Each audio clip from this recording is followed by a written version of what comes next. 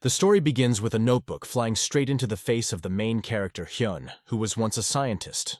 His attempts to learn Muram's history seemed of no interest to anyone in this world, or so the influential person he reported to thought so. This person was telling Hyun that no one cared about his opinion, and all the Crown Prince wanted were good predictions about the situation in Rome.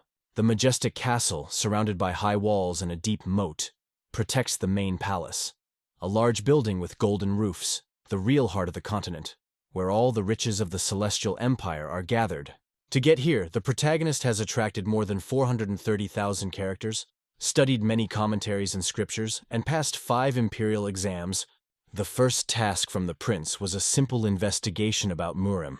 Despite the setbacks, he confidently moved forward, rewriting his works and trying to prove his excellence to everyone. 3 days later, he returned with a new job, but it was again ignored. 3 days later, the situation was repeated. His work was again ignored. And 3 days later, the story repeated itself again as before. Hyun was already tired of constantly walking here and there, feeling exhausted. He couldn't figure out what exactly to do, feeling like he was up against an insurmountable wall. However, now he couldn't rely on the stupid books from the Crown Prince's library. The only thing he could rely on was his own knowledge. In front of him appeared an incredibly beautiful building, a treasure house of books and calligraphy. The only place he could count on now. A moment later, he was inside, full of hope. He walked over to the bookshelf, trying to find what he needed. Suddenly, a voice was heard next to him.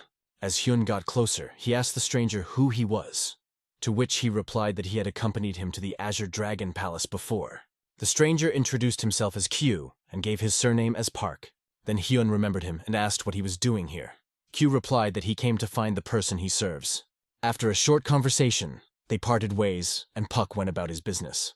But Hyun suddenly asked him to stop. He asked Puck what story about Muram he would most like to hear, and Prince Puck replied that sword battles between masters, because the prince once admired the stories of one of Muram's masters. Hyun jotted it down in his notebook, deciding to take note of the information. Park bowed before Hyun and apologized. He said he had to go, and with that they said goodbye. When Hyun left the building, it was already evening outside. From the very beginning, he felt something was wrong. The Azure Dragon House where he worked was located next to the Ministry of Internal Affairs, and only 2 scientists worked there. He and Mr. Saul.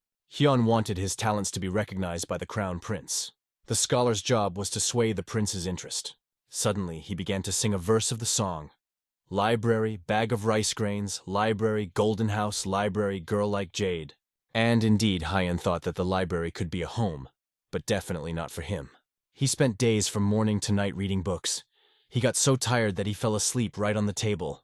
He held his head because it was as if it was ready to explode from exhaustion.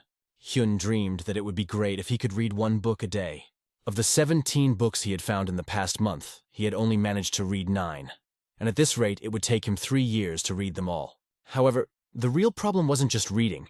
He just couldn't understand what these books were about. And the more he thought about it, the worse it got. He had to remake these stories so that they would appeal to the Crown Prince.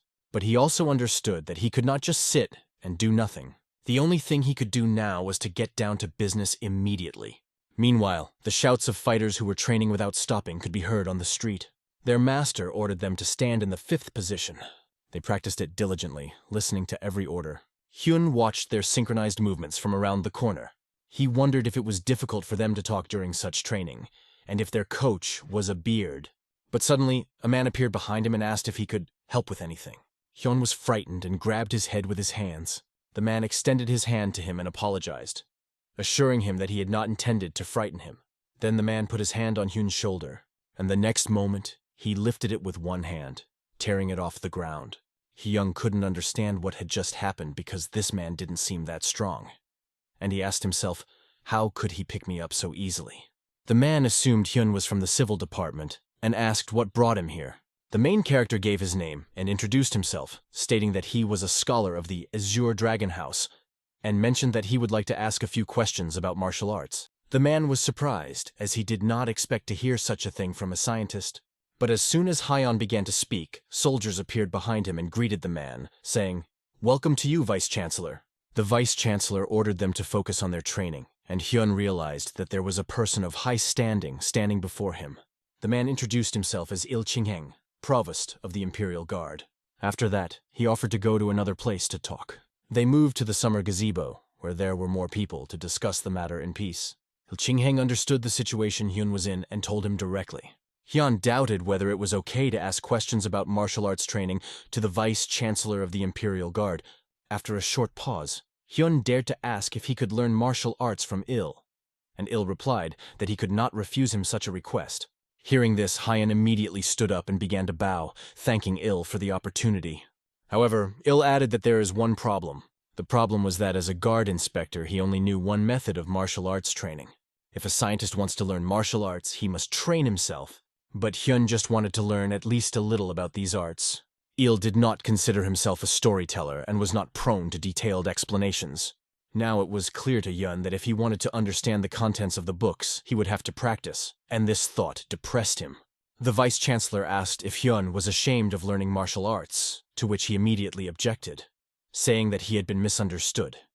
Because how could one be ashamed when the Vice-Chancellor himself would teach him? Il gets up and says he'll be here in the morning, adding that Hyun can come from tomorrow and not worry about the others. Hyun bowed again and thanked him, saying that he would do as he was told. After the conversation, Il thought that this scholar would probably get tired soon and give up martial arts training, because studying without any understanding of the process is like trying to jump over your head. Left alone, Hyun thought about their conversation and the fact that he would now have to learn martial arts. He thought that just immersing himself in books would be a better solution. However, he understood that he was not suitable for the role of a learned crown prince. Firmly determined to win the prince's recognition and get another assignment, even if it means learning martial arts. The Belvedere of literary depth opened its doors again for the main character. He dived into the books again, looking for answers to his questions. But his head could not withstand the infinity of these volumes, and from fatigue he felt himself losing concentration. It seemed that just turning the pages was not enough, and now he would have to dive even deeper. He picked up a book on the cover of which was written an account of Muram's origins, given to aristocrats related to Murang. Opening it, Hyun saw a large amount of new information for him. The book looked completely fresh. The preface spoke of the boundless mercy of His Majesty the Emperor who sat on the dragon throne, and that a special mission had been entrusted to the learned house of the White Tiger. Hyun realized that the scholar of the White Tiger House must have lived many years ago, and his legacy still affects this world. He wondered if there was anyone else who, like the Crown Prince, was researching these topics. Flipping through the book further, he tried to find something really important and useful for himself. A year passed, and Vice-Chancellors Il and Jin decided to start with the first 12 forms of the White Strike technique. In front of them, the main character trained relentlessly, honing these techniques. Il asked his colleague how he assessed the young man's skills. He replied that he had an excellent stance and technique.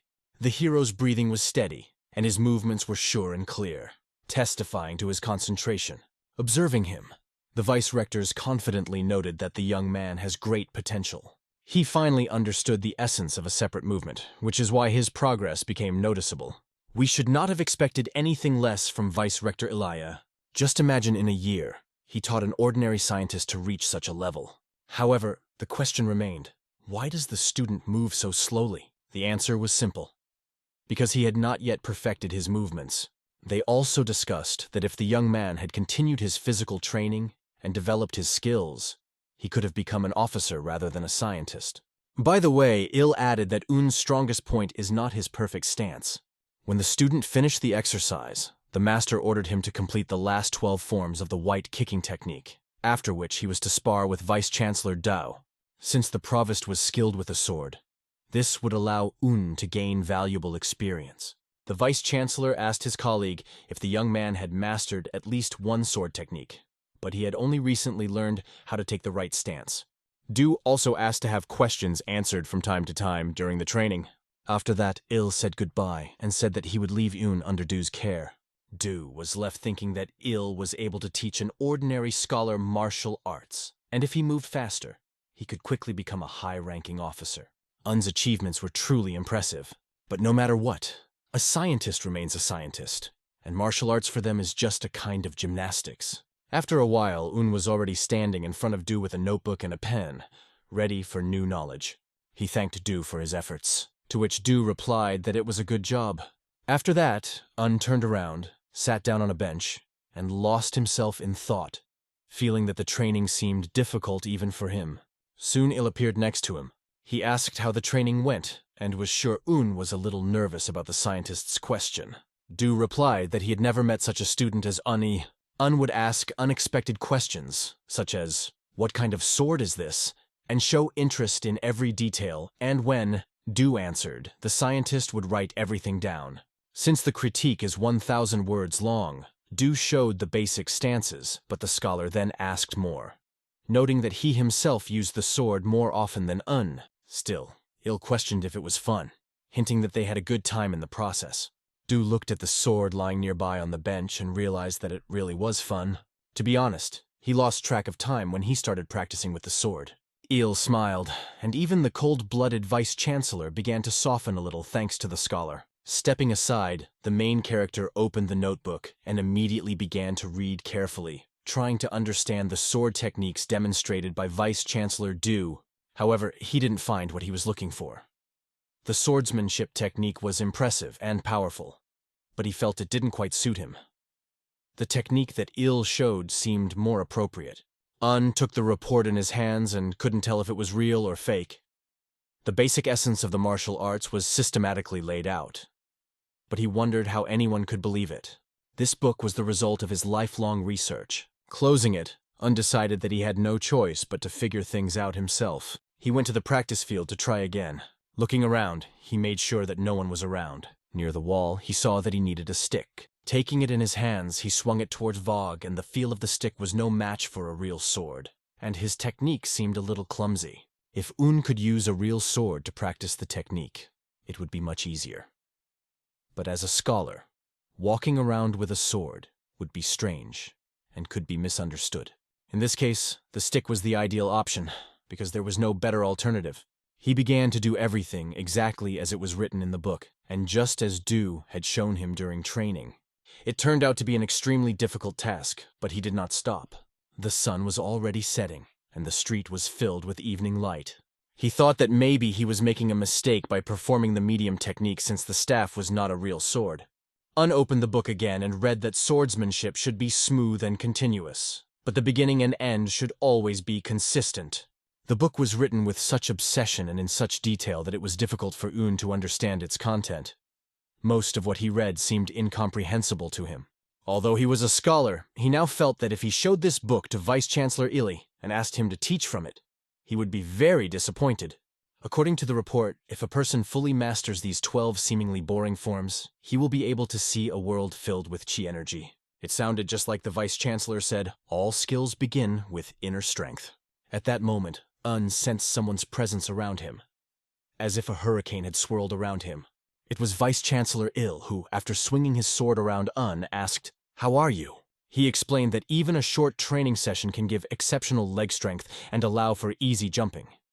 But no matter how strong the arms are, no sword strike in the air will leave a mark like what true masters leave on the ground. This is just the beginning.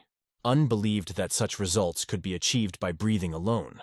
But Il explained that breathing was only one of the many components of mastering the inner power. He concluded that breathing can be seen as a natural exchange of chi within the body that interacts with the universe, becoming one with nature. Continuing, he explained that chi is a form of energy that flows through the entire world. It is the beginning of the universe and the very essence of existence.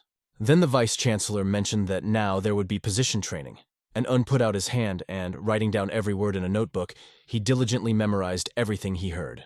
It's been 6 months since he started training the techniques from reports. Even an experienced soldier needs to repeat a position 10,000 times to even slightly master the correct movements, and 100,000 times to understand the essence of it. Now the question arose, how long does it take a scientist? Probably a lifetime. Una still has a lot to overcome. He must fully concentrate on training. 4 whole years had passed. The 2 vice-chancellors were once again watching the movements of Un, who was now practicing with his sword. They thought he had mastered the basics, even though he still looked like a toddler learning to walk. Du mentioned to his colleague that Un's questions would change for the better later. He had only asked about martial arts before, but now his interest was more in the secret records he studied in the belvedere of literary depths. All this was probably intended for his own reports, which he painstakingly wrote. Both vice-chancellors seemed to have been satisfied with the results of their efforts. Each of them contributed greatly to Un's training. Vice Rector Il announced that he had business and would leave them for a while. Vice Chancellor Du was left alone on the training field. At that moment, they both felt the presence of another's energy penetrating the space. Du grabbed his sword, not knowing who it was. He thought that anyone who dared to appear in the Forbidden City must be either brave or insane. Blue energy began to appear on Un's hand. It grew bigger and more powerful by the moment. Could this really be Sword Cry? The Provost thought, referring to the sound a sword makes when a true master wields his weapon. They immediately turned to Un. He stopped for a moment, not understanding what was happening. The Provost asked him if that meant he was secretly learning other sword techniques. Un lowered his sword, not knowing what to say. He realized that he was in a big mess, and now he had to somehow get out. After a while, Il held the book in his hands and asked Un how long he had been practicing these techniques. The answer was, a little less than 5 years. Un secretly practiced independently during these 5 years. It turned out that he was much more reckless than Il thought. Un explained to the Vice Chancellor that these techniques seemed quite uniform, but the positions were very neat and precise. According to the book, the world should be filled with chi energy after learning this sword technique. The Vice Chancellor believed that this form of training was meant to strengthen the internal chi. Fortunately, these were the right techniques to help make training easier. The Vice Chancellor asked the name of this technique described in the book. Unfortunately, the author did not come up with anything original, and the technique was simply called Sword Technique Report. It wasn't a very apt title, especially given that the author was a scholar from House White Tiger. That is why the Vice Rector suggested that the book should be called Learning to Wield a Sword Using the White Tiger Technique. After a while, Un stood on the practice field and thought that the name was perfect. He felt much better after he told the truth, and the master even gave him a wooden sword. In order to correctly understand the text of the martial arts sources, Un now had to practice and come to his own conclusions. He closed his eyes and decided to try. It didn't matter to him how many attempts it took, 2, 4, 10, or even 100. The main thing was to concentrate on the 12-form sword technique. It was autumn in the yard, and everything around was colored in red tones. Un stood in the rack, honing his skills. In the same place, he continued to train in the winter. He could no longer remember how much time he spent each day swinging the wooden sword as he did 5 years ago. During this time, the water in the Forbidden City changed several times, as if reflecting its internal changes. The energy around him grew stronger every day. Sparring techniques that were initially incomprehensible to him now made sense, and he could picture the whole picture in his head. When there were no more books left in the library to read, Sayichion, the ruler of the Azure Dragon House, invited storytellers who had personally seen Murang masters in action. Listening to their stories, Un was able to recreate the swordsmanship techniques of these masters in his imagination. The Vice Chancellor also explained to him the difference between a training sword and a real sword, something that hadn't crossed his mind before. Time passed incredibly quickly. 7 years had already passed since his training in the White Tiger technique. A thought shot through his mind like an arrow. White Tiger's technique training is 12 different voices leading to the same goal. The 12th form is always called the true first form. The first form is accompanied by soft steps and a light rustle. The 4th form is like a slight smile on the face, and the 9th confuses with its graceful beauty. With the 12th form, Un became the only one with the White Tiger sword technique. The findings on swordsmanship combined everything he had read in the library, from the first simple sword to the ostentatious, and even the professional swords the storytellers were talking about. In all this, there was no logic, no evidence, no reason. Everything seemed senseless, both the separation of techniques and the way of the sword. But this is what heaven and earth mean, full of chi energy, as if leaning towards infinity. He had reached such a level that even the wooden swords he trained with could not withstand his strength. They flew into small pieces during training. At times, he wondered if it was all a dream, and wondered if it was a dream what the feelings that filled his heart meant. These emotions were so strong that even a tear rolled from his eye, but he quickly calmed himself down, saying, "Pull yourself together, man. A scientist with tears is a shame." It was already late outside, and evening was slowly coming. But thoughts about the broken wooden sword did not leave him, and he did not know what to say to the Vice-Chancellor. On the way, he met the Vice-Chancellor, who greeted him with the words, "Good morning, Un has completely lost track of when it is day and when it is night." Later, in the Azure Dragon House, the scientist continued to write something down on paper. A guy approached him and asked him to tell all the news about the duels of the masters. It seemed like this guy could talk for days on end. It has been 7 years since the scholar began to collect and record the stories of master duels received from witnesses, and now he wants to finish it as soon as possible. He was looking forward to getting back to his sword training. All in all, the boy's long story ended with Shaolin deciding not to intervene in the power struggle, but to intervene to stop the ongoing factional fighting. Because of this, the two factions decided to meet in a duel where 9 students from each faction competed against each other. After that, the boy asked if he should talk about each student, to which the scientist held out his hand and replied that it was enough, offering to talk about something more important. Then the guy decided to skip all the details and talk about the main match.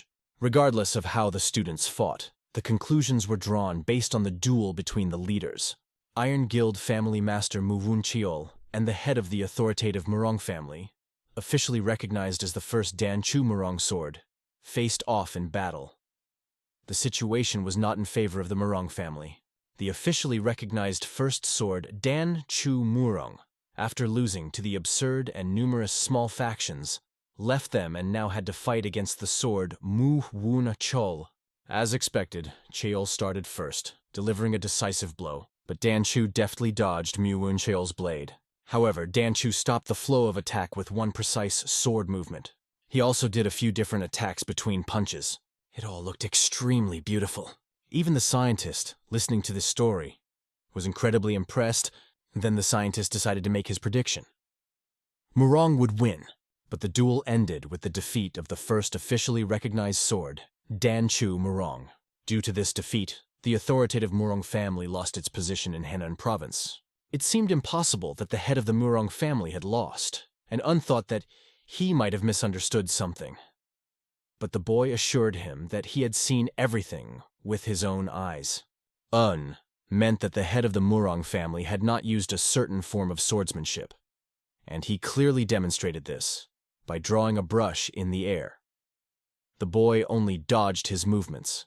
The boy did not know what form of swordsmanship this was, but the officially recognized blade did not use it in battle. Un could not understand how the first sword could lose. How could this even happen? Belvedere of literary depth? Un continued to sit there, alone now.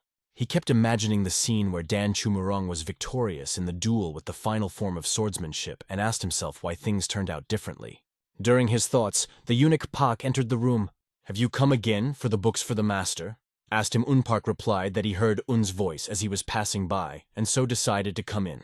"I know you're very worried, but don't be so depressed," Puck asked. He began to explain that the decision about this was made by senior officials after deep consideration, and also noted that Scholar Un was very close to the Vice-Chancellor. However, Park started saying something that was incomprehensible to Un, and he couldn't figure out what happened to Vice-Chancellor Il. Pak then realized that the scientist had not yet heard news about it. Il found himself in a dire situation, to say the least. Probably in even worse conditions than Un could have imagined. He was imprisoned. Upon hearing this, Un immediately ran to his teacher. He ran to the bars and looked through them at Elia, trying to understand what had happened. The Vice-Chancellor said that Unu did not belong here and asked him to leave. But Un couldn't help but come. Couldn't leave the teacher who was arrested without any good reason. Un pointed out that fortunately there were no strict rules against visiting prisoners. But Il replied that he must not be completely in his right mind. After all, it is impossible to simply come to a prisoner who is accused of treason. All actions are tracked. "Do you think this is done on purpose to expose a conspiracy?" said the university. But the Vice-Chancellor asked him to come back as he understood everything. If they were spotted, Un would also be in trouble. However, Un replied that he had nothing left to lose. These words deeply affected the Vice-Rector, penetrating his heart. His present imprisonment was the result of a bloody conspiracy, and what could be more unjust than that? The Vice-Chancellor found it difficult to find the words to respond to this student's determination. The student, standing on the other side of the bars, asked, "Why is everything like this?" The Vice-Chancellor quietly replied, "I too once thought that being a warrior was more than just having strength." However, slowly abandoning his poor father, he left Junhu and was accepted into the army. Ever since he became angry at the people of Junhu harming others for little gain, he decided to become the provost of martial arts. Even though the position was a sinecure, he continued to believe it was important and never forgot his father's advice. With great power comes great responsibility. At this story of the Vice-Chancellor, Un could not hold back his tears and listened as he continued to say that God had not allowed his path to lead to his death, and that it was fate. When Un called him Vice-Chancellor, he asked to be called just brother. The Vice-Chancellor asked Un to think about one fact. They met more than 10 years ago, and such bonds are not typical for ordinary life. Un just nodded his head with tears in his eyes. The Vice-Chancellor continued by pointing out that Un was now his younger brother and asked him not to cry and to relax. But the scientist wanted to find a way to prove his innocence. However, the Vice-Chancellor understood that either way would be unlikely. If he showed his true skills, escaping from this prison would be as easy for him as cutting a pie. He could easily escape from here, but he didn't want people bleeding, knowing how much intrigue he'd seen in the Forbidden City. After thinking, Il replied that even if the scientist is right, sometimes you need to be able to back down. The provost asked the younger brother to fulfill his last request to give what he would give him to his family. It was a small ring that Il had asked to be given to his family. He also offered to conduct a final training session for both of them. The Vice-Chancellor said it was a shame they wouldn't see the White Tiger swordsmanship anymore and asked Un to show it to him one last time.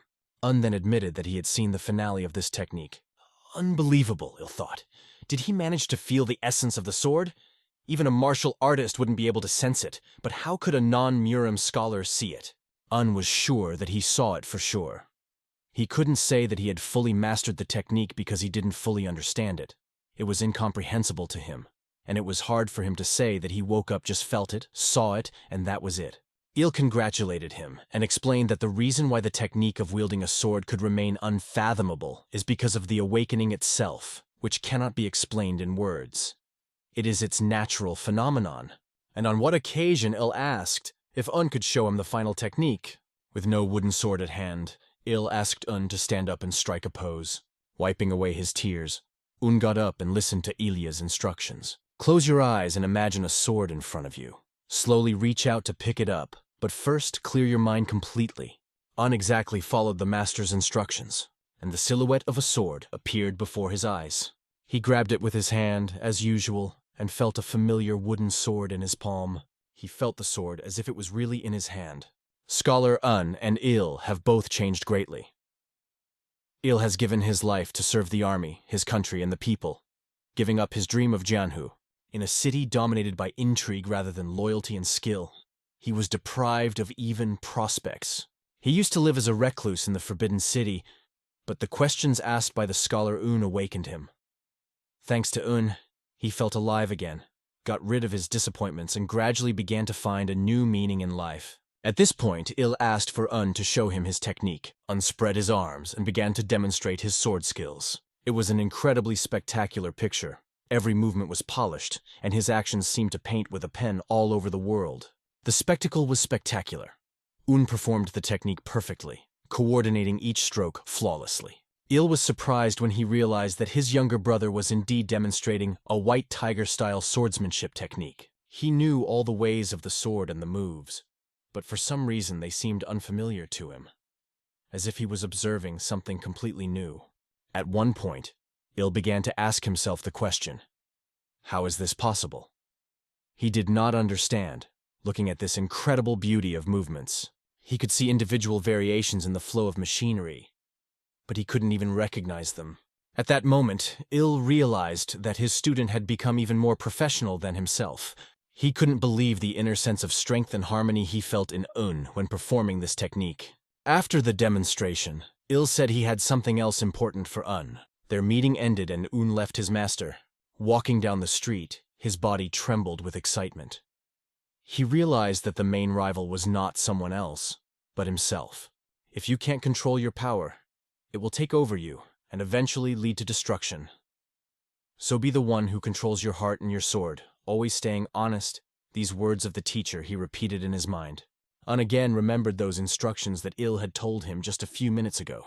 Avoid the influence of the evil Jianhu. As much as possible, just train your sword skills. Un was determined never to forget those words. And he will never forget that Il was for him not only a master but also a brother. Il was left sitting alone in the cell, feeling tired after imparting all his skills. He thought that Hyun had managed to create his own technique by combining all the skills he had acquired. Il hoped that Un would use these skills wisely and for the right purposes. It gradually dawned on him that the Azure Dragon Palace was indeed a place worthy of a dragon. As Un continued to walk, his name was suddenly called out. It was Vice-Chancellor Kwang Cheol-hoon. The protagonist wondered what brought him here, and he replied that he was just passing by. However, Kwon asked why Un doesn't show up at the training ground anymore. Un replied that he had nothing more to do there, because there was no one to greet. Kwon noted that many people laughed at him.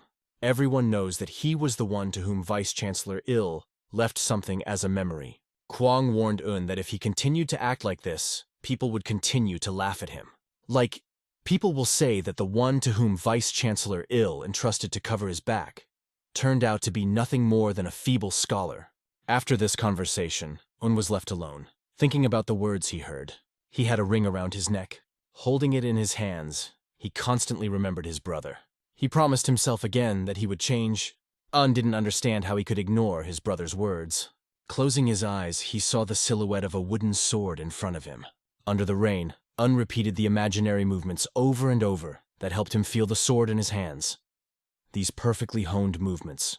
He imagined himself holding the sword, and his every step was clear and sure.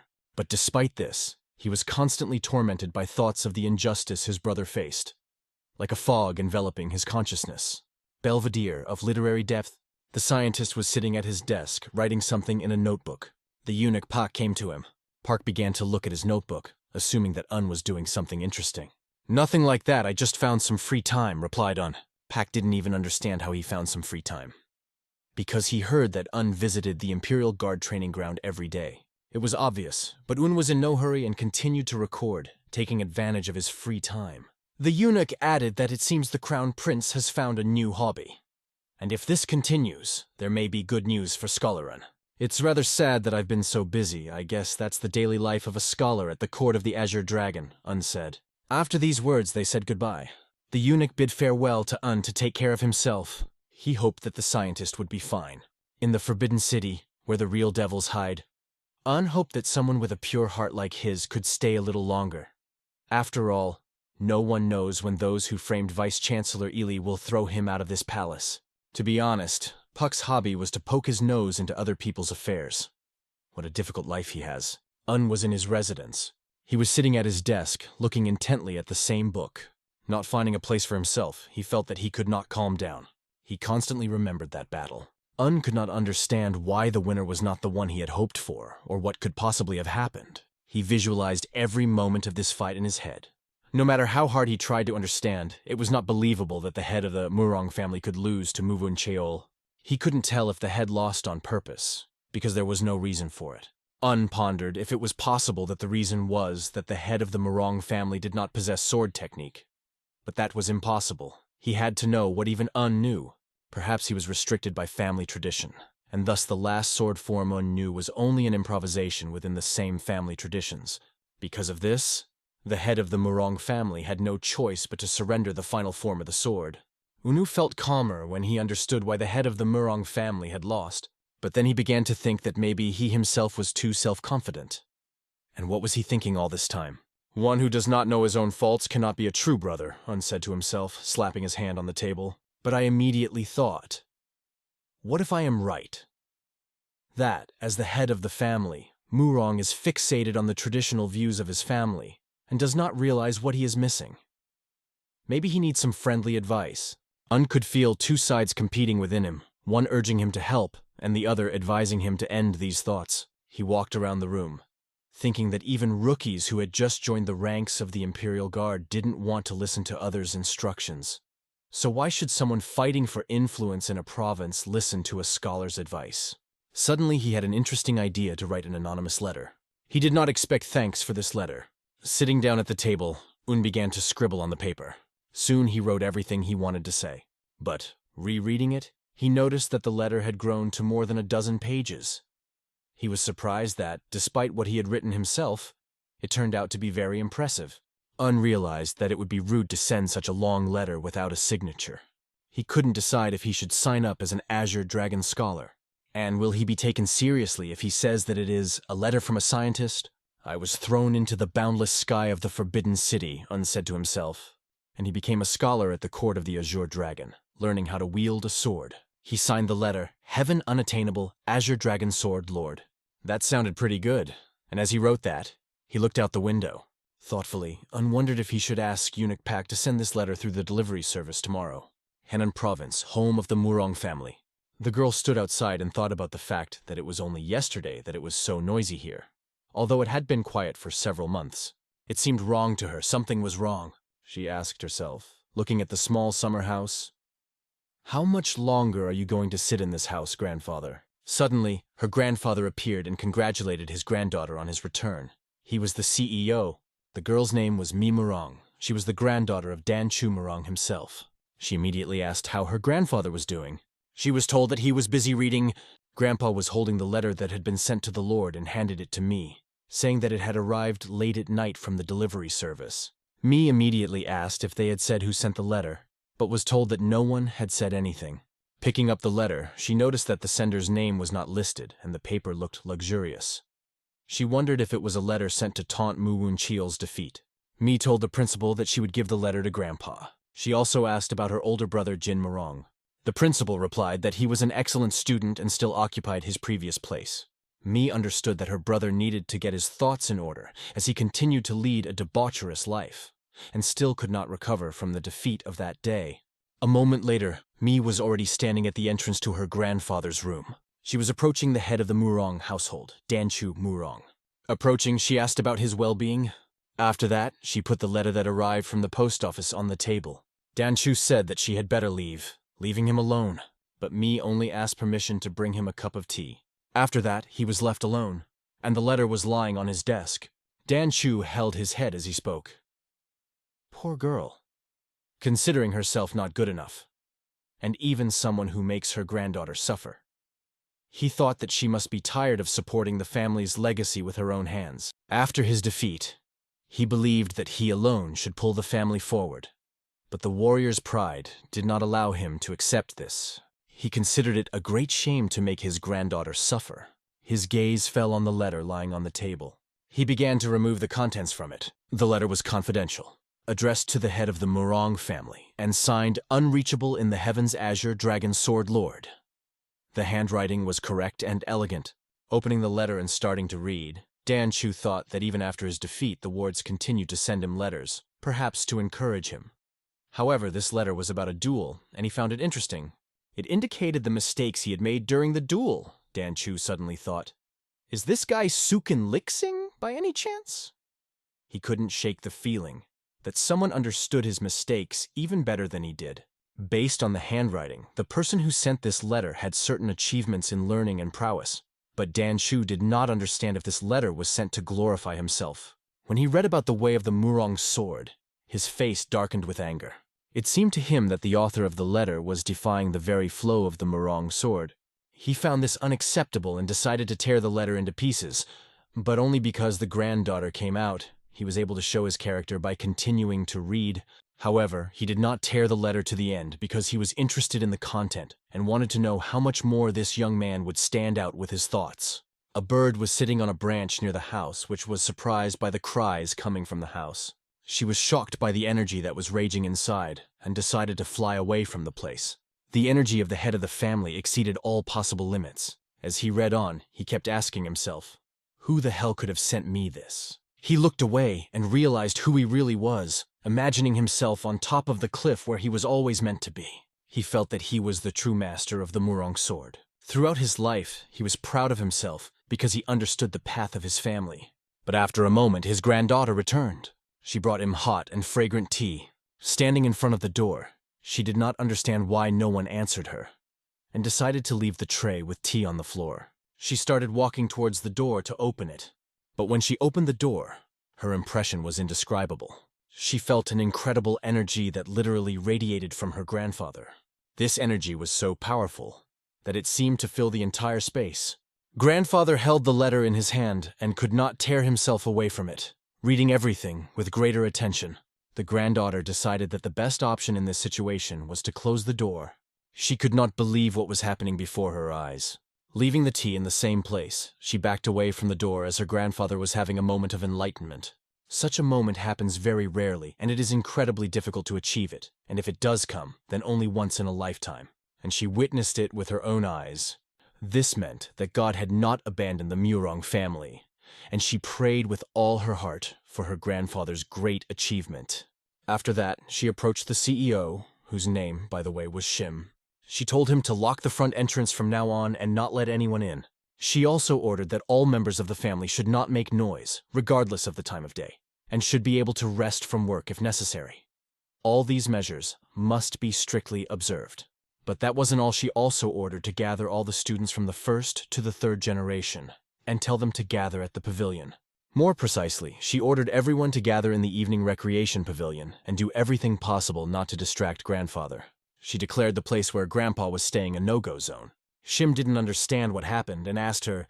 To this, she replied that the white streak was a sign of great changes and good luck. At that moment, the grandfather was sitting in a meditative position, enveloped in blue energy. He slowly inhaled and exhaled, not forcing the air, as if absorbing it in harmony with the environment. The heaven-unreachable Azure Dragon Sword Lord Dan had heard of many extraordinary heroes with special skills in Jianhu, but now this unfamiliar name really gave off a sense of greatness. With the new path of the sword open to him, Dan's heart was beating as wildly as it had when he first picked up the sword. He felt the same awe and excitement as when he first discovered the world of martial arts. He could not stand still, feeling a new power inside him. But, despite this, he realized that there are always higher peaks to reach, and that beyond the heavens, there are still heavens. Grandfather came out of the door, and in front of his house people were kneeling, bowing to him. He did not expect to see such a scene. In the foreground sat his granddaughter Mi, who congratulated him on his great achievement. After her words, everyone else repeated the same words. Grandfather started to go down the stairs towards them. He agreed with them, as it was indeed a great achievement. Approaching his granddaughter, he assumed that she had suffered a lot because of him. But now he asked her not to worry, as he was ready to take care of everything. He had more than one granddaughter, and the youngest, whose name was Sang, began to hug her grandfather. Grandfather said that she also did well in her task. After that, Dan turned to manager Shim. He ordered a letter to be sent to the Steel family, informing them that the great Murang family was officially challenging them to a duel, under the condition that if they lose, the Murang Grand family will close its gates and leave the affairs of Henan province forever. Mi immediately asked her grandfather not to go so far, but he objected and said that their opponent is the feudal chief of the province. And is it not worth making such a bet? Then they will not be able to refuse the challenge without a good reason. Only when they put the fate of their family on the line. The head of the Steel family will become a laughing stock if he refuses, thought the grandfather. The granddaughter realized that the grandfather had thought everything through. But he had a question for his granddaughter. How much time has already passed? The granddaughter replied that it had been 3 whole days since the grandfather retired to practice. Then Grandpa asked about Jean. She replied that he was still wandering without finding his way. Grandpa understood that it wasn't entirely Jean's fault, but he couldn't help but feel disappointed because he had high hopes for him. After that, the grandfather told the granddaughter that they should go and ordered the other students to rest. Then he turned again to manager Shim. They moved aside for a private conversation. Grandfather told him to choose a few reliable people and find the sender of the letter that arrived a few days ago. He understood that it would not be easy, but he still wanted them to find him. Grandfather also ordered it to be done in secret so as not to spread rumors, and reminded that the fate of their family depended on the outcome of this case.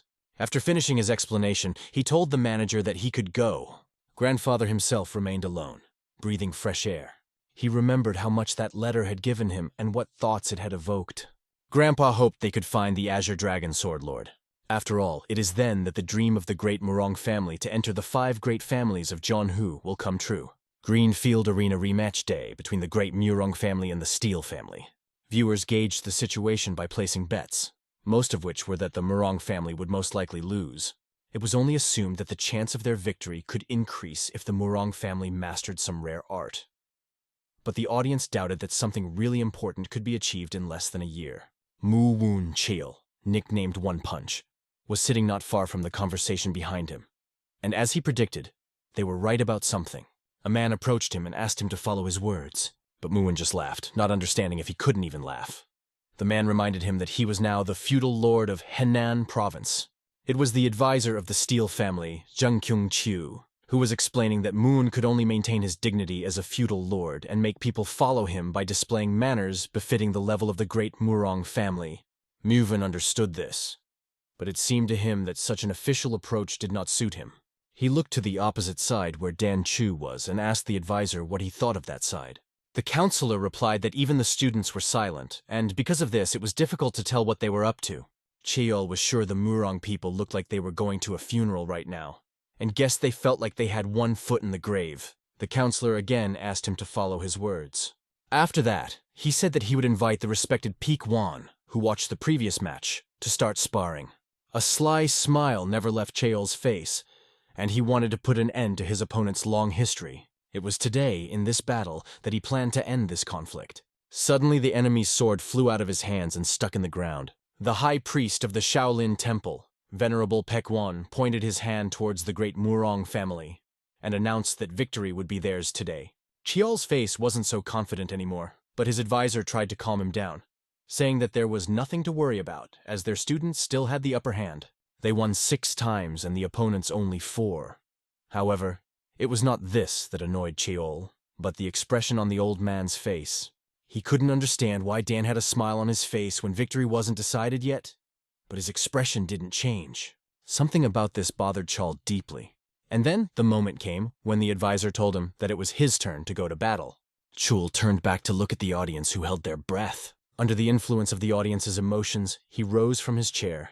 Watching his opponent draw his sword, Cheol noticed an incredible relaxation in his actions. No one had told him that Dan had been training in solitude and perfecting his martial arts. If he had known, he would not have agreed to this rematch. However, now it is here, and there is no way to refuse. The long-awaited battle was about to begin. One strike decided that there was no need to play tricks. Now it was all up to his long blade. He was ready to bet everything on his skill and weapons. They stood on the battlefield facing each other, each holding his sword in his hands. Before the fight, the monk expressed his hope that both rivals would give a beautiful and fair fight as the heads of their families, and asked not to go too far, reminding that this was a sparring match. He also noted that this fight was highly anticipated in Shaolin. One Punch asked his opponent if he was well rested before the fight. Dan bowed to his opponent as a sign of respect. Following Dan's movement, Cheol also bowed, although he felt a certain surprise.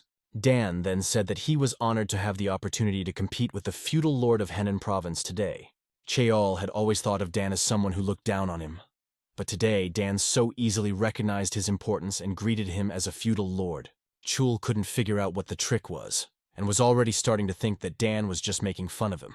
But at the same moment, Gale noticed a sincere smile on Dan's face. He realized that the fight would not be as easy as he expected. Cheol decided to tell his rival that he wanted to see the potential of the large Murang family because last time, it didn't live up to his expectations. But Dan, it seems, did not succumb to provocation. Finally, it was time to start the battle. Both raised their swords and crossed them at the start of the battle. A resounding sound rang out, and sparks flew in different directions from where the swords collided.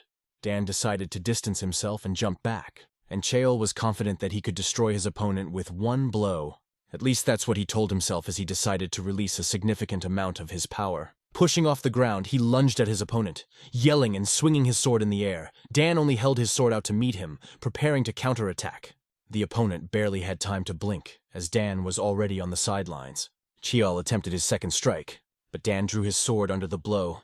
The attack was so powerful that Dan almost lost his balance. However, the blue energy around Dan was increasing. Cheol swung his sword again, but his efforts seemed to be in vain. His opponent was already standing a few steps away. Apparently, he was wrong to think that Dan was suffering alone all this time. And one couldn't help but notice that Dan's swordsmanship had greatly improved. Cheol couldn't figure out how to proceed, but he was not going to admit defeat, and hoped that the match would drag on for a long time. His fighting spirit remained high. Spectators watching this were amazed. They couldn't even imagine that Dan would show this level of fighting. This fight was radically different from the previous one, turning all expectations upside down.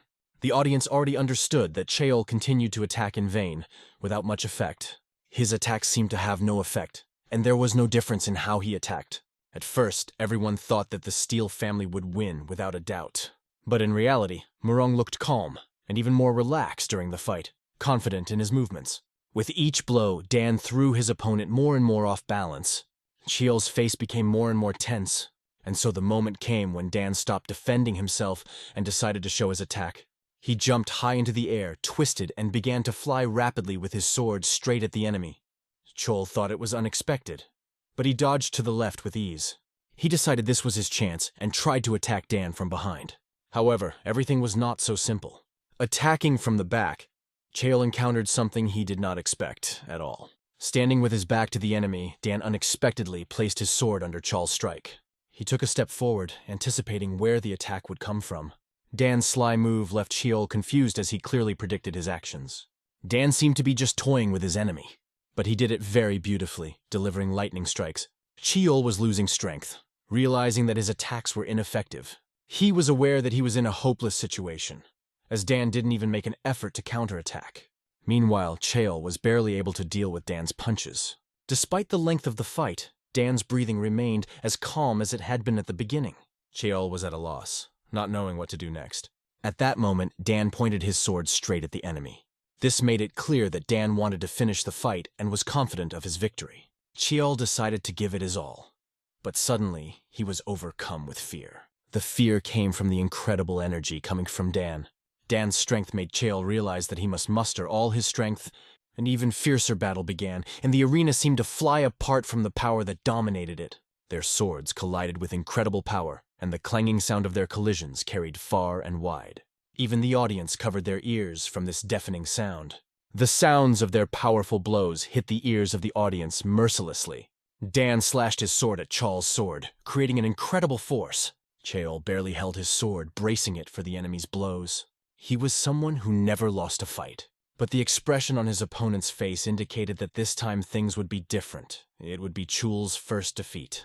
At this moment, Chol found himself in a state of anti-hypophobia, of fear of imminent defeat, although it seemed to him that it was impossible. But judging by the course of the battle, defeat was inevitable. He, One-Punch Muwun Chol, decided to put everything he had on the line. Incredible strength was visible in his sword swing.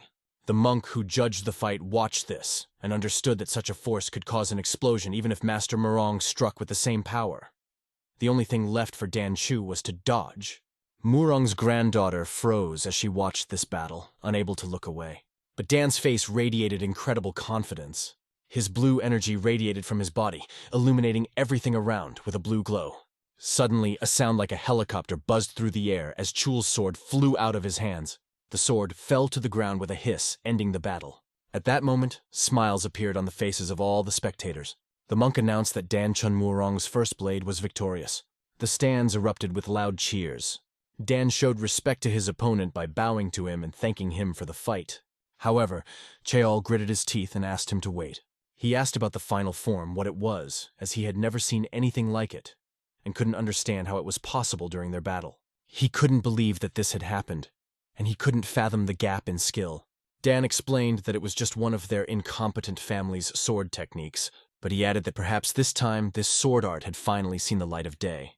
The audience cheered the first blade, Dan Chung Murang, with loud applause, honoring the head of Henan Province. Sitting down in the arena, One-Punch realized the dissonance he felt earlier. He began to understand why Dan had defended himself at first, and why he had finally won a match where Chol was sure of his victory. Why this intense fear of defeat had crept into his mind. Chol realized that there was no way he could have won this match from the start, because Dan had achieved this level of skill by being alone.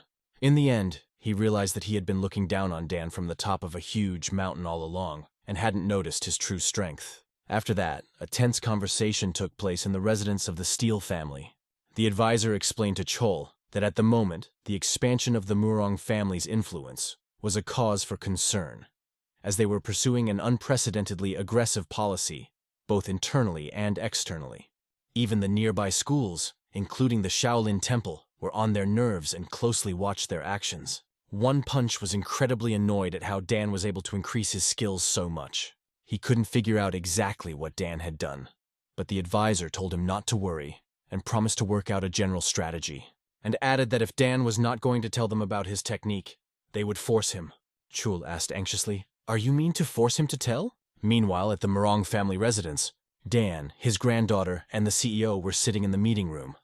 The director had already announced that a letter had arrived from Hebei province. However, they couldn't say for sure if the sender lived in that province, because he could have deliberately sent the letter from there to confuse the tracks. Dan ordered the manager to tell the students in Beijing to put in more effort. At the same time, Mi thought about this letter incessantly, since she'd also read it. But she had not been able to achieve enlightenment like her grandfather, and she was amazed at how clearly and precisely everything was described. She believed that maybe it was because her level had not yet reached her grandfather's level. Suddenly, a voice rang out from behind the door, addressing the owner.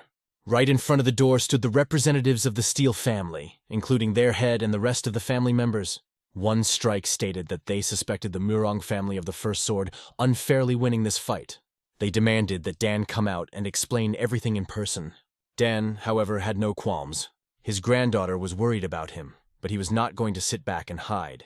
He compared the situation to how a bird, spreading its wings, is not afraid of a sandstorm that might come its way.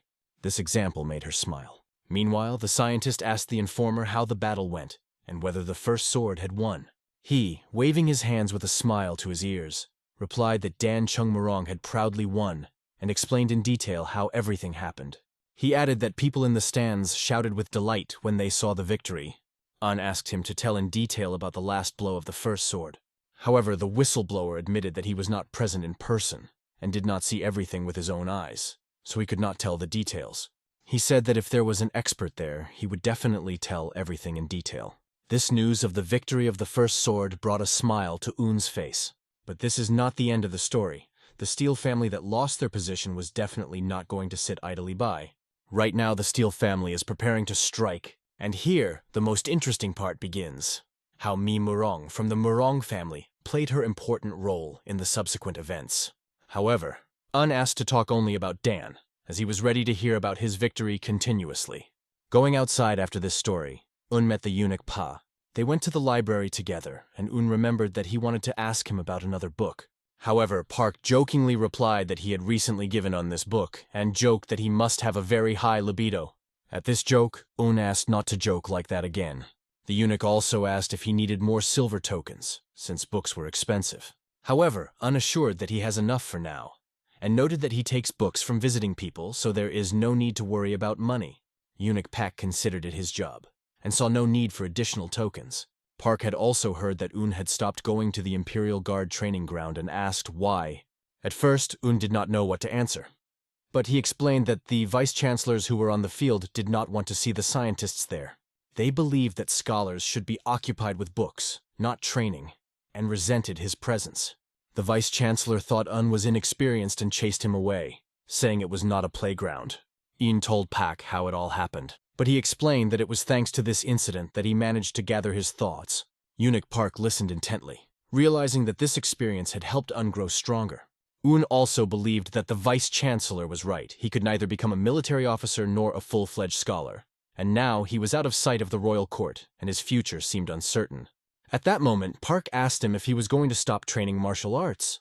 Un replied that he was doing something else now. He practices the art of the sword without holding a real sword, and thinks about new approaches. After hearing this, Puck asked curiously, "And what kind of thoughts are these?" Ian explained. Mastery of the sword is not in strength.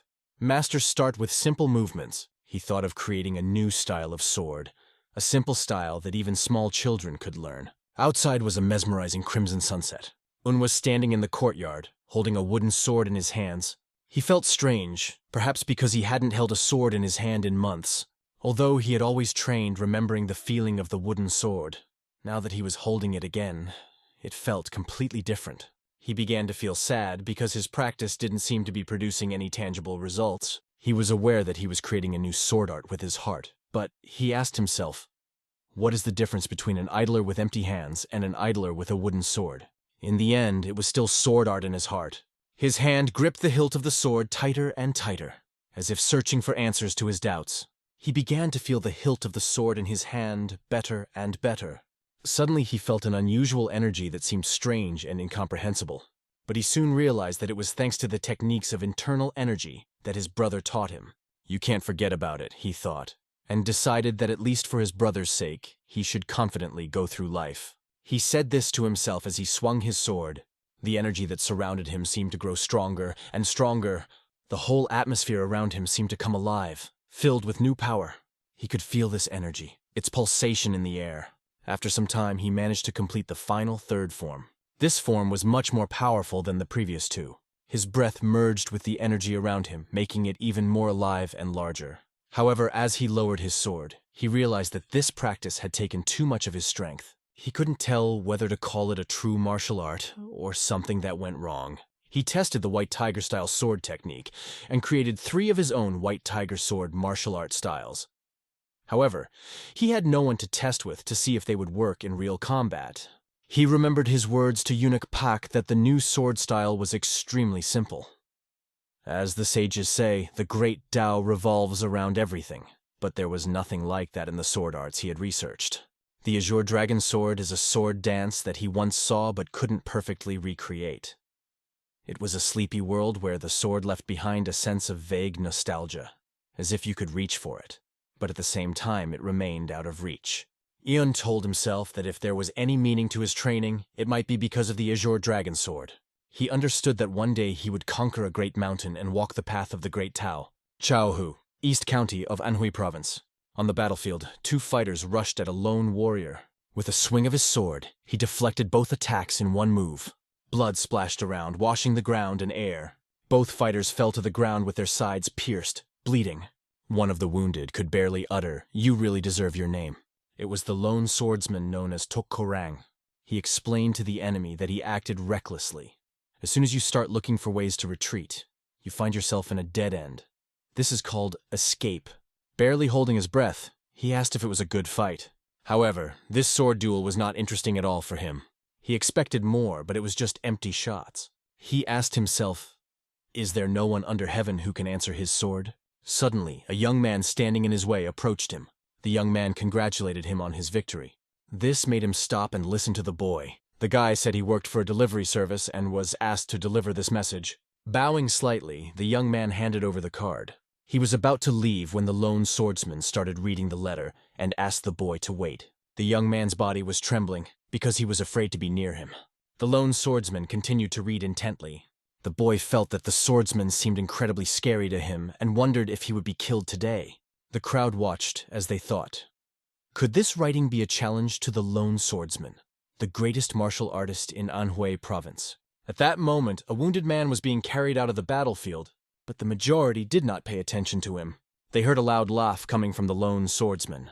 The messenger began to fear that the swordsman would cut off his head if he did not like what was written in the letter.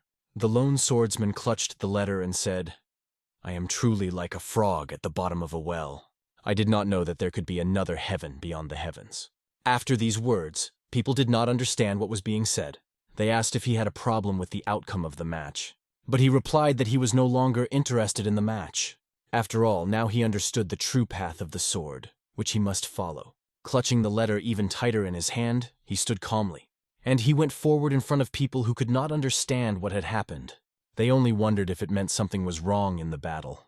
The messenger was finally able to exhale, thinking that he was lucky to be alive. Since then, no one in Anhui Province had seen the lone swordsman Tokkorang again. He later earned the nickname Invincible after winning 3 matches and reappeared in Murima, West Lake, Shihu District, Hangzhou Zhejiang Province. The man was sitting at the table. His gaze was directed to the window. Suddenly someone else appeared next to him. The young man with a fan blowing his face was the great Hojin warrior known as the Flowering Blade from the Hua group. He greeted Taoist Chong, a representative of the Wudan group. Zhang invited him to sit down and noted that there was a great view of West Lake.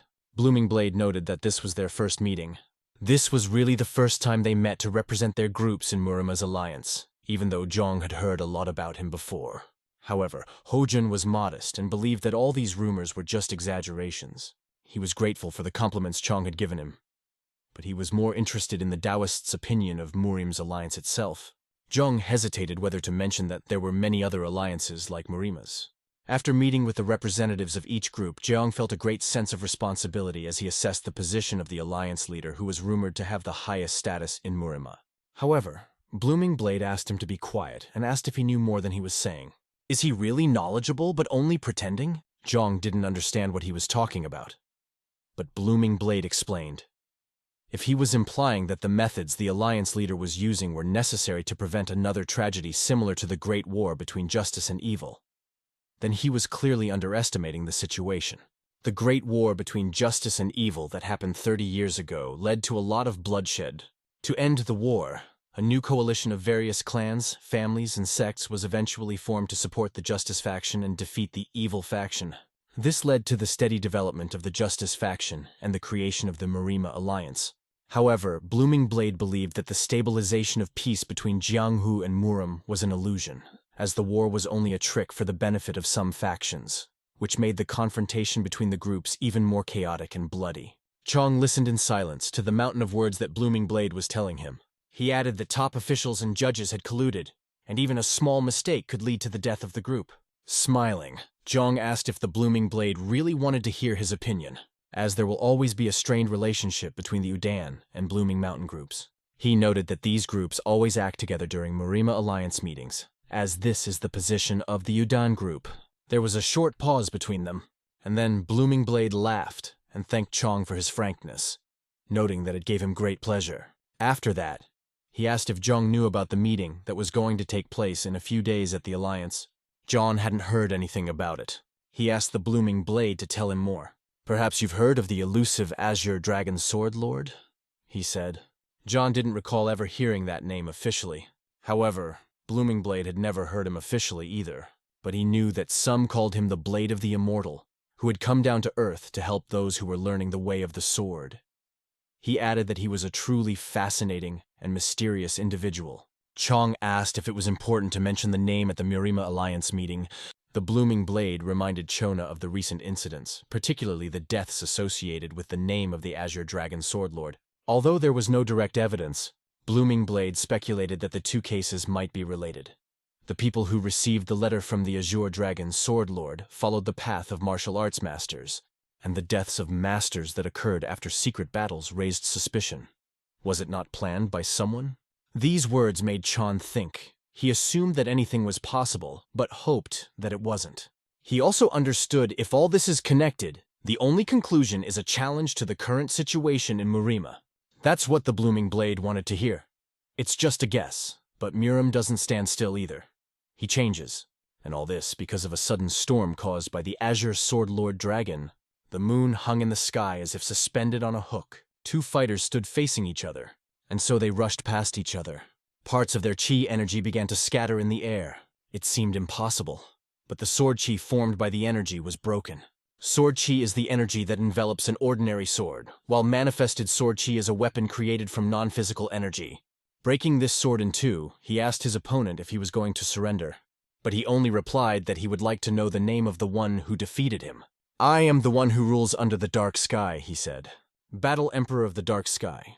He replied to the warrior emperor that, although he had lost the battle, he did not intend to follow his order. And even after the emperor has removed him, he is not going to recognize his authority. The divine emperor asked if it was because of the 5 celestials, but the divine emperor replied that he doubted that they were stronger than him. However, he explained that he recognized the authority of the Azure Dragon Sword Lord. He then asked if the emperor had heard the name of the Sword Lord. Although he had never met him, he was sure that he was stronger than the martial emperor. He began to tell what his friend had told him about the new Sword Lord, who, after reading a letter sent by the Azure Dragon, had discovered a new way of the sword. It is because of this that he cannot recognize the martial emperor. The emperor asked if he would follow if the Azure Dragon Sword Lord also decided to follow. The answer was unequivocal, definitely. At this point, the martial emperor let him go. The girl accompanying the emperor asked why he revealed his name. The emperor explained that this warrior was a true martial artist with enormous potential. He stands out from the crowd, and it's about time he came back. However, the girl pointed out that the battle was not yet over, to which he menacingly replied that he was not going to repeat himself twice, and he made it his goal to meet the Azure Dragon Sword Lord. The girl was interested in why he, hearing this name for the first time, behaved so strangely. "Because it is not yet time to return," he answered and went on. At this time, a decree from His Majesty arrived in the Forbidden City. Una was told news that stunned him. He has been relieved of his duties effective today. The old man remarked that he was sorry, and the scientist could not understand whether it was the will of heaven.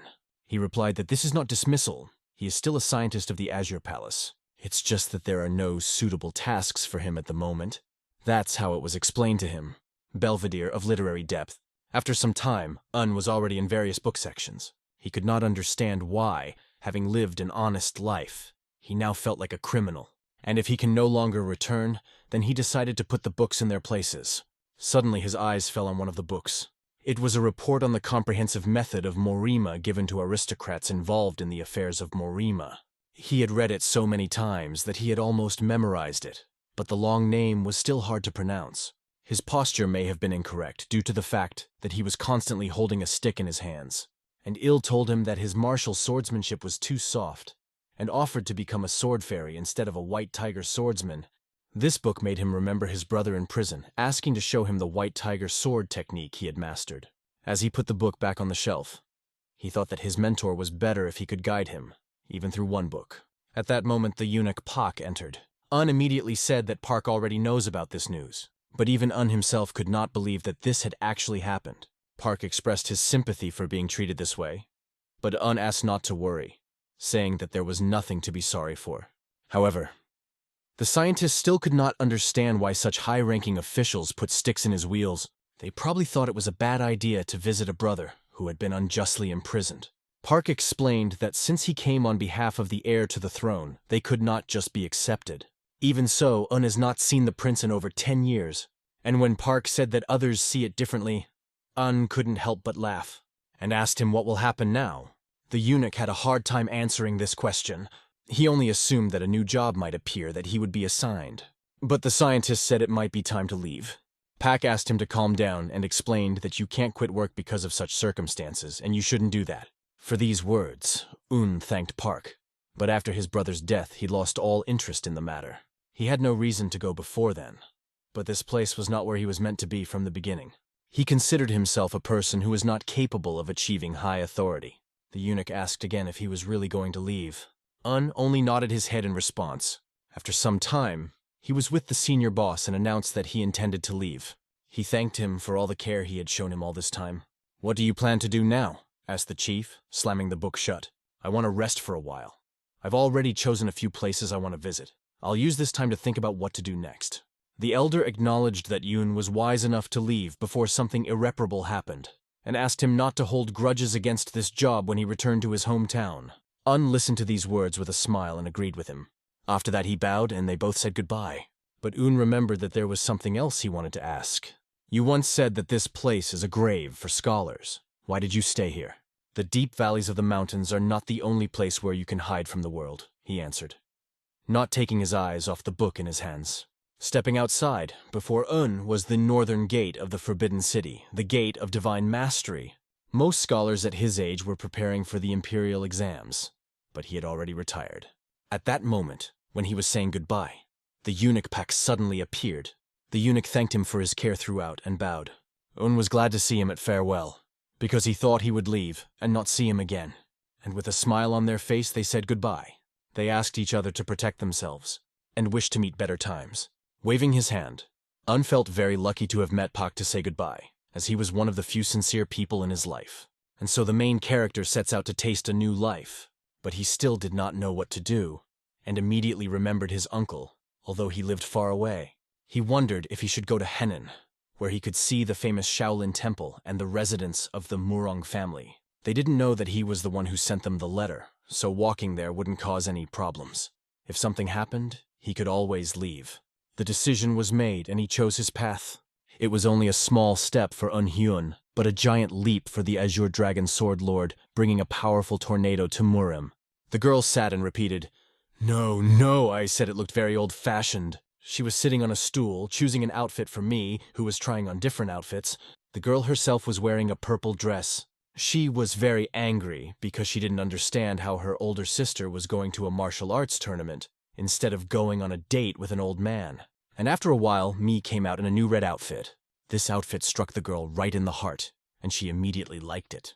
She told her sister that if she smiled in this outfit, any man would fall in love with her, and asked her to smile not just for one, but for everyone at once.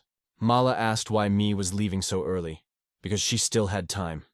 Sister replied that she was planning to go for a walk and get ready. Little jokingly replied, "It seems that you are as busy as I am." Mai asked, "Do you have a job too?" And the girl proudly raised her head and answered, "Of course there is." She considered it her duty to take care of many people in their family, and was sure that without her help, nothing would go smoothly. These words caused a smile from the older sister. Patting her on the head, she said, "I can count on you."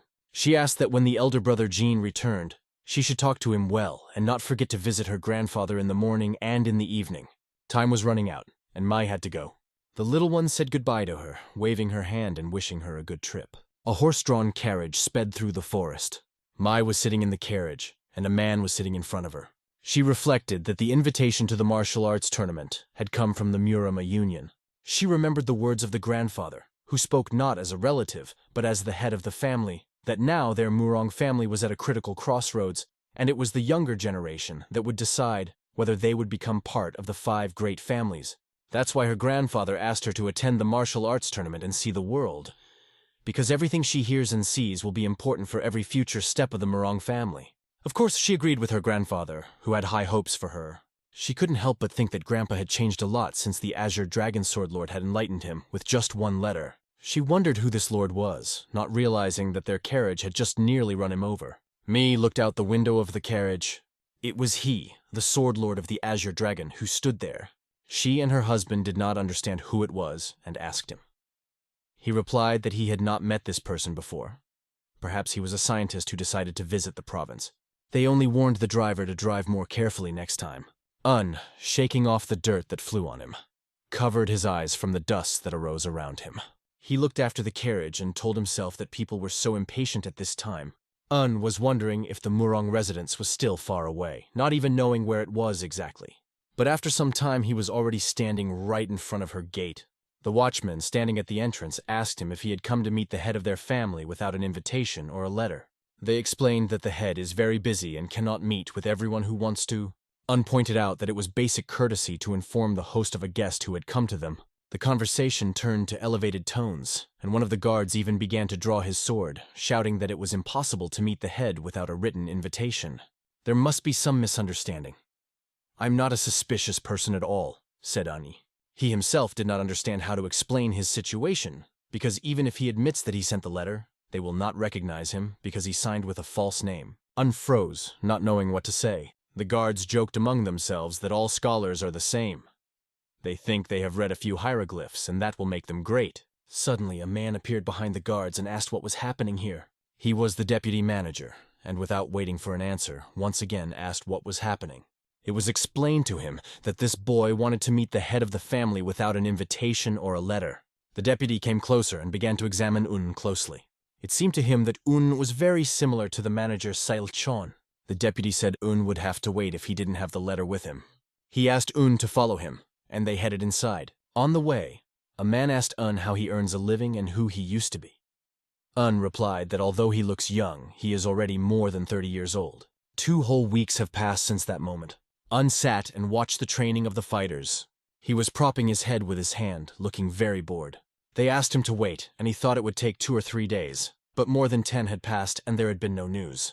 The deputy manager ordered the worker to take Un to a place where he could stay temporarily. But there were already many people there. Normally a maximum of 2 or 3 martial artists would stay in a large room, but when Un said he was a scholar, he was given a small private room. The problem was that the meeting with the head of the family wasn't on a first-come, first-served basis. Yuan had to come up with something to get his attention, but he didn't have anything special to show for it. He thought about sending one of the letters he had written earlier, but at the same time he thought that it was not worth going so far, and it seemed that no one knew about his letter. So he decided to keep quiet, thinking it was the right decision, and sometimes even thought of just leaving. Watching the fighters train, Un noticed that they were in the wrong positions, and it seemed to him that it would be difficult for them to become official disciples, let alone soldiers. Un came to the training ground for one reason only. He felt comfortable watching others train.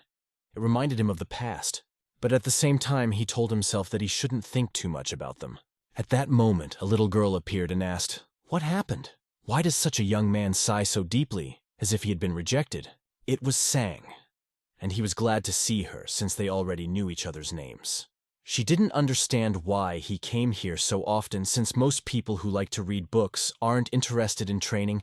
This girl often came to talk to him when he was sitting here for a long time, usually asking a few random questions and then leaving saying she was busy. They had too much of an age gap for her to call him Appa. but it was probably better than her calling him a Yoshi. The conversation turned to the number of books he had read, to which Un replied that he had read about 10,000. She joked that reading so many books must give him a headache. She was surprised and admitted that her head started to hurt after a few minutes of reading. But he explained that over time it becomes a habit, and reading can even be enjoyable. However, you couldn't tell from her that she had much interest in it.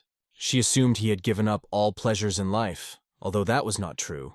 She asked if he could do anything besides study, calling him Appa, at which point he replied that he was training with a sword. This immediately aroused her great interest, and she wanted to see it with her own eyes. "Maybe we can do that next time I get a chance?" he asked. "So you say so, but as a result you don't show it?" Sang started teasing him. She was like a little thorn, she looked happy. But maybe she was really lonely, because there were no other children here, and the adults did not pay attention to her. Perhaps that is why she kept coming to Un. After thinking it over, he decided to agree to her request. He said he would bring the sword and asked her to wait a little. Walking over to the rack of swords, he began to examine them, choosing a suitable one. At that moment, one sword that he particularly liked caught his eye. He decided to take a wooden training sword, thinking that taking other people's weapons from the training ground would be unacceptable. But with a wooden sword, probably nothing bad would happen. However, as soon as his hand reached for the sword, all the students started asking what he was doing. He turned around and didn't know what to say. The disciples, as if mad, continued to question him in a rude tone about what he was doing. Of course, Un apologized to them, explaining that he wanted to borrow a wooden sword for a while. But the disciples thought it was a joke and asked him not to make them laugh and put the sword back, probably thinking he just wanted to take it away. They began to mock him, calling him a bookworm and asking if he had ever held a sword in his hands. Even though it was Un's fault, it seemed like they were chasing him too much. Sang then intervened, telling them to shut up, as this had gone too far. She said it was just a wooden sword and they didn't even use it. One of the students began to joke that this scientist was asking the girl to help him. However, another asked if they knew who this girl was. He asked not to turn in her direction again, but Sang continued to yell at them, asking how they could call themselves men if they ganged up on each other. Un turned to her. With a gesture of his hand, he showed her that it was not necessary. After that, he put the sword back. He apologized again for touching the sword without permission. Un knew that if he gave them backlash, it would only fuel their desire to continue. Sang was very angry, but Un went to her and calmed her down. Un said that next time he would definitely show her what he promised. But Sang didn't agree that everything was fine, and felt she had to speak up when someone was being treated unfairly. She added that if her Ani was here, she wouldn't let them rest even when bad guys come in. Her sister always proudly chases away such a Josie. Gritting her teeth, she said, "I despise the likes of you!" Un didn't even know what to say to her. After these words, she turned and ran in the other direction. Later, Un was sitting at lunch with a man who was telling him a very familiar story about Henan province. They underestimated the Murang family and thought that if they were pressured by the crowd, the family would easily submit, but these scoundrels were eventually captured. Lady Mi Murang said she would rather die than be humiliated. She really was impressive. And this is not some weak family those scoundrels could even imagine. Her words, "Better to die than to be humiliated," touched On. But the man said that Lady Murang's next words were even more impressive. He remembered her words. "Our Murang family is determined to give their lives if necessary because of one word from the Steele family, but the consequences will be significant." However, the same representatives of the families came in a crowd and made a big mess, saying that it looked like they were being bullied. After that, there was not a single family left in Henan province that dared to raise a hand against Murang. The people who had previously looked down on Lady Mi, saying that she was just a woman, disappeared. Of course, after that, the head of the family could no longer boast of his name in Henan province. After this story, Un understood what had happened. He thanked the man for sharing this story. Un realized that Sang was Lady Mi Murang's younger sister. Since he was also in a situation where many people made fun of him, she compared her sister's determination to his. Now he understood why Sang had been so angry. After a while, Un returned to his room. He sat on the bed, not letting the thoughts out of his head. He still believed he had done the right thing, but he couldn't figure out why it still bothered him, or if he should have just fought them like Sang suggested. At the same moment, it seemed to him that after a little training, he would feel better. It had been 2 weeks since he arrived here, and he hadn't trained for about a month. He picked up the ring that his brother had given him. He thought that it must be time to go, because he had wasted too much time on the vain desire to meet the head of the family. After that, he accelerated and fell on the bed, flying on top of it. He wondered how the rest of the people in the Forbidden City were doing. His head was filled with various thoughts. At that moment, a man entered his room holding another, and it seemed that it was evil. It seemed to be a man of high rank, for he immediately expressed his displeasure that there was anyone here. But it was explained to him that in this condition he could not go to his bedroom, so he would stay here to sleep. Un could smell the strong smell of alcohol coming from this man.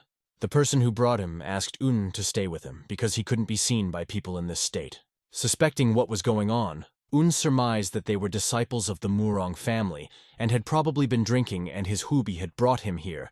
Un agreed, allowing them to stay as there was another bed in the room. It was difficult to put the man to sleep because he asked to bring him more alcohol. He let out loud screams, and he didn't quite know what to answer. Later the good left, and they were left alone. Un turned his head to the wall and decided to try to sleep. The man said, "Sorry for making a scene while you were sleeping." When Un answered, he repeated the same words, but louder several times. He continued to mumble something, and it made Un stand up. When Un stood up, the man apologized. "Everything is fine, I understand. Please be quieter," answered Un. "Are you telling me to shut up and stay out?" asked the man. Un pointed out to him that he was very drunk and suggested that he calm down, explaining that tomorrow he had to get up early and go on the road. The man began to speak slurred, and Unu felt that he was being too rude to a person he had met for the first time. "Didn't you come here to beg for something? Don't make a saint out of yourself," he said. Un replied that one should look at oneself first before judging others, and asked how he could call himself a disciple of the Murang family. After that, the drunkard started calling Un a bastard. Un calmly answered and explained that as a disciple of this family, he should behave responsibly. But he said that he was not interested in the sword or anything else. The man asked where his alcohol was. Un asked what he had just said, and he repeated that he was not interested in anything. This really infuriated Un because he couldn't understand how a man with a sword could say such a thing. He explained to the man who he was and said that he knew what martial artists think about when they pick up a sword. Un emphasized that he is a student of such a prestigious family, and, despite this, allows himself such words. It seemed that he really lost his mind due to alcohol. He felt that no one had the right to teach him, and asked if Un was going to teach him how to use the sword as well. "If you want, I see no reason to refuse," answered Un calmly. It was completely unexpected for a drunk man. He took it as a challenge and offered to go outside. Un was not going to refuse this offer, even though he should have gone to bed by now. After some time, they were standing outside the yard. The drunken man had a wooden sword in his hands. Hubie didn't know what to do, whether to leave them or intervene in some way, because he was asked to bring a wooden sword to fight Un. Un couldn't ignore it, because he understood that, even though he was drunk, the disciple had spoken too rudely about the sword. Even though it was Un's first match, he wasn't going to lose just like that. The disciple thought that Un was looking down on him because he was a little drunk, and thought that he had chosen the wrong opponent, after which he said, "Now come on, enlighten me." Un again reminded him of his manners. He said that if a student wants to be taught, he should behave with dignity. These words touched the drunkard, and he stated that he had originally planned to give Un a pardon, but now he would not, and asked him not to regret the outcome of this fight. Immediately, the student made a movement with his sword, waving it. "Let's start!" he exclaimed. Like a star in the sky, energy shone around Un, emitting a mesmerizing blue light. He didn't even notice when Un was behind him, and his attack went into the void. What just happened, he thought, unable to believe his eyes. He couldn't understand anything, because he was sure that he was aiming clearly at Un's hand. However, he decided not to give up and tried to repeat the attack. This time he was convinced that he would do everything more precisely. His sword flew straight to Un's hand. It seemed like it would hit accurately, but suddenly everything seemed to slow down, and in his eyes Un's hand disappeared from reach. Then, in general, the entire body of the enemy smoothly moved to the side, and again the student found himself in the same position as before, without any success. He asked himself the same question: what just happened? Then it occurred to his not very developed mind that an ordinary scientist would never accept such a challenge. He understood that the enemy had a hidden trump card. At this moment he completely sobered up, and decided that he would now approach the situation seriously. Immediately, considering the seriousness of the enemy, he rushed at him using all his strength. But Un's sword continued to move clearly along the trajectory without changing its speed. This time, without even leaving his place, Un dodged with ease, hooking the opponent's legs. He rolled on the ground again, asking himself, what just happened? It seemed to him that the enemy was so accurate and fast that he was able to repel the attack twice and hit him on the legs. Un only asked, "Are you really not going to try?" The student swallowed dry saliva, not understanding how everything was happening. He couldn't understand, because Un seemed like an ordinary scholar, open from all sides. Any swing of the sword could hit him. Besides, he seemed slow to react. Then why is he able to block my sword? The student could not understand. He decided to try again, this time using his professional swordsmanship skills. He rushed at Un with a completely different speed. It seemed as though he was capable of destroying anyone in his path, but once again, Un stood motionless.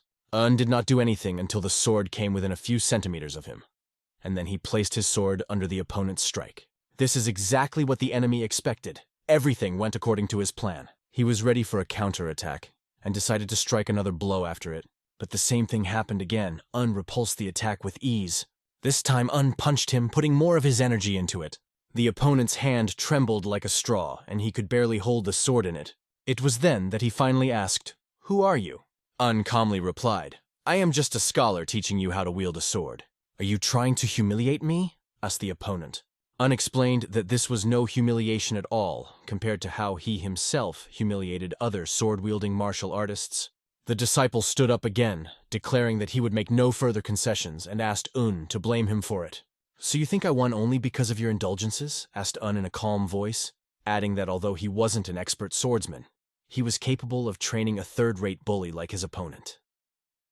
Tom was advised not to worry and to continue the fight. The opponent gritted his teeth even harder in anger. He decided to start his attack again. Un's face showed that he was not making any effort. He parried the attack easily by simply changing the position of his sword. As the student screamed from the strain, Un saw that perhaps he was not a third-rate bully, but a young man who was serious about learning the art of the sword. He was on par with an Imperial Guard in terms of strength.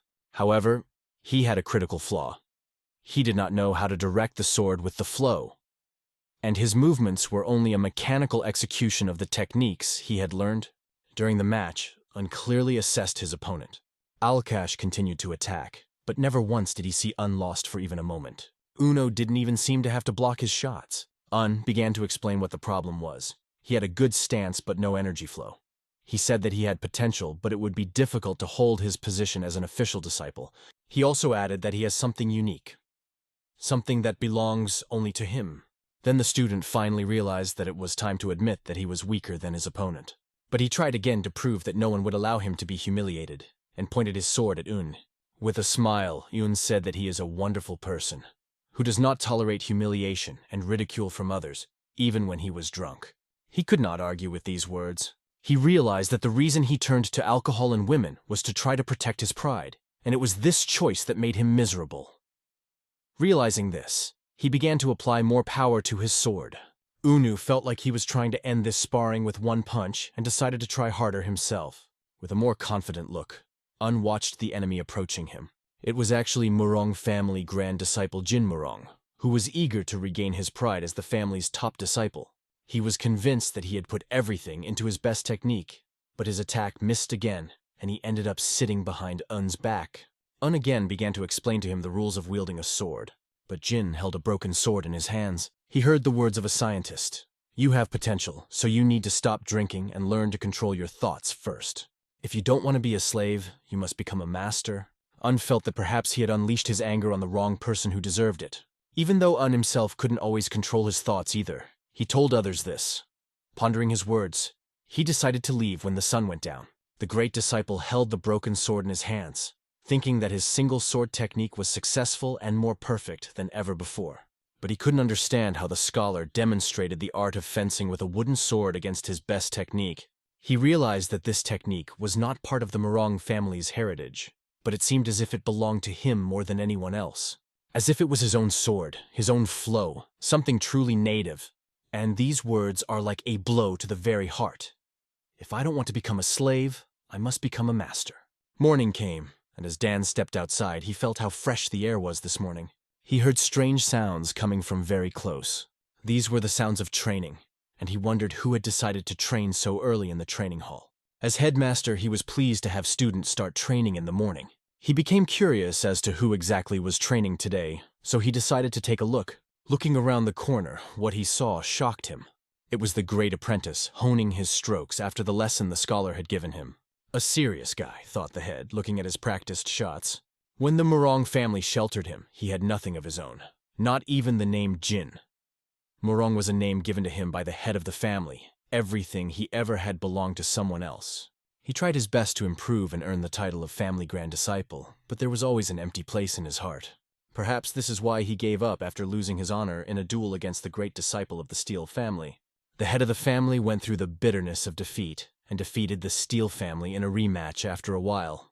While the great disciple could not succeed and continued to search for a way out, he remained trapped in a shell of futility. But yesterday the scientist brought him out of that trap. Now, he was confident that he could achieve his own goals. The head watched as he honed his skills before he was a one-sided child who simply followed the established path of the sword. But now he was swinging his sword in a way he couldn't even imagine before. Although his technique was still crude, the tip of the sword seemed alive. The head had no idea what had been the impetus. But he understood that the great disciple had finally admitted his mistake. And that pleased him. It seemed that the time of wandering had not been wasted, and now the whole world would know that the Murang family had more than one Tangchun first sword.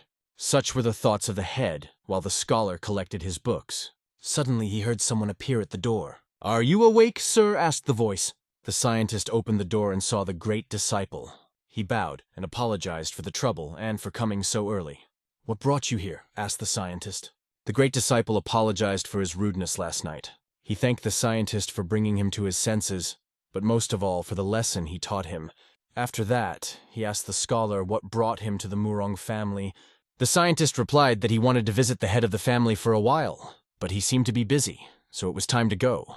The great disciple asked if they knew each other, to which the scholar replied that he had simply heard many rumors and stories about the great Murang family. So he had come. The great disciple thought and asked for some time, promising to do his best to arrange a meeting with the head of the family. Although the scientist explained that he did not have a specific case for the chapter, therefore it is not necessary. The great disciple folded his hands in front of Un and asked how their family could feel confident if they didn't pay attention to their guests, asking them not to refuse his offer. He asked to wait a little and left. The problem that the scientist could not solve in 2 weeks could be solved thanks to the words of one of the students. Perhaps this is why people are so eager to establish connections. However, Ung still continued to think that he shouldn't have come here in the first place.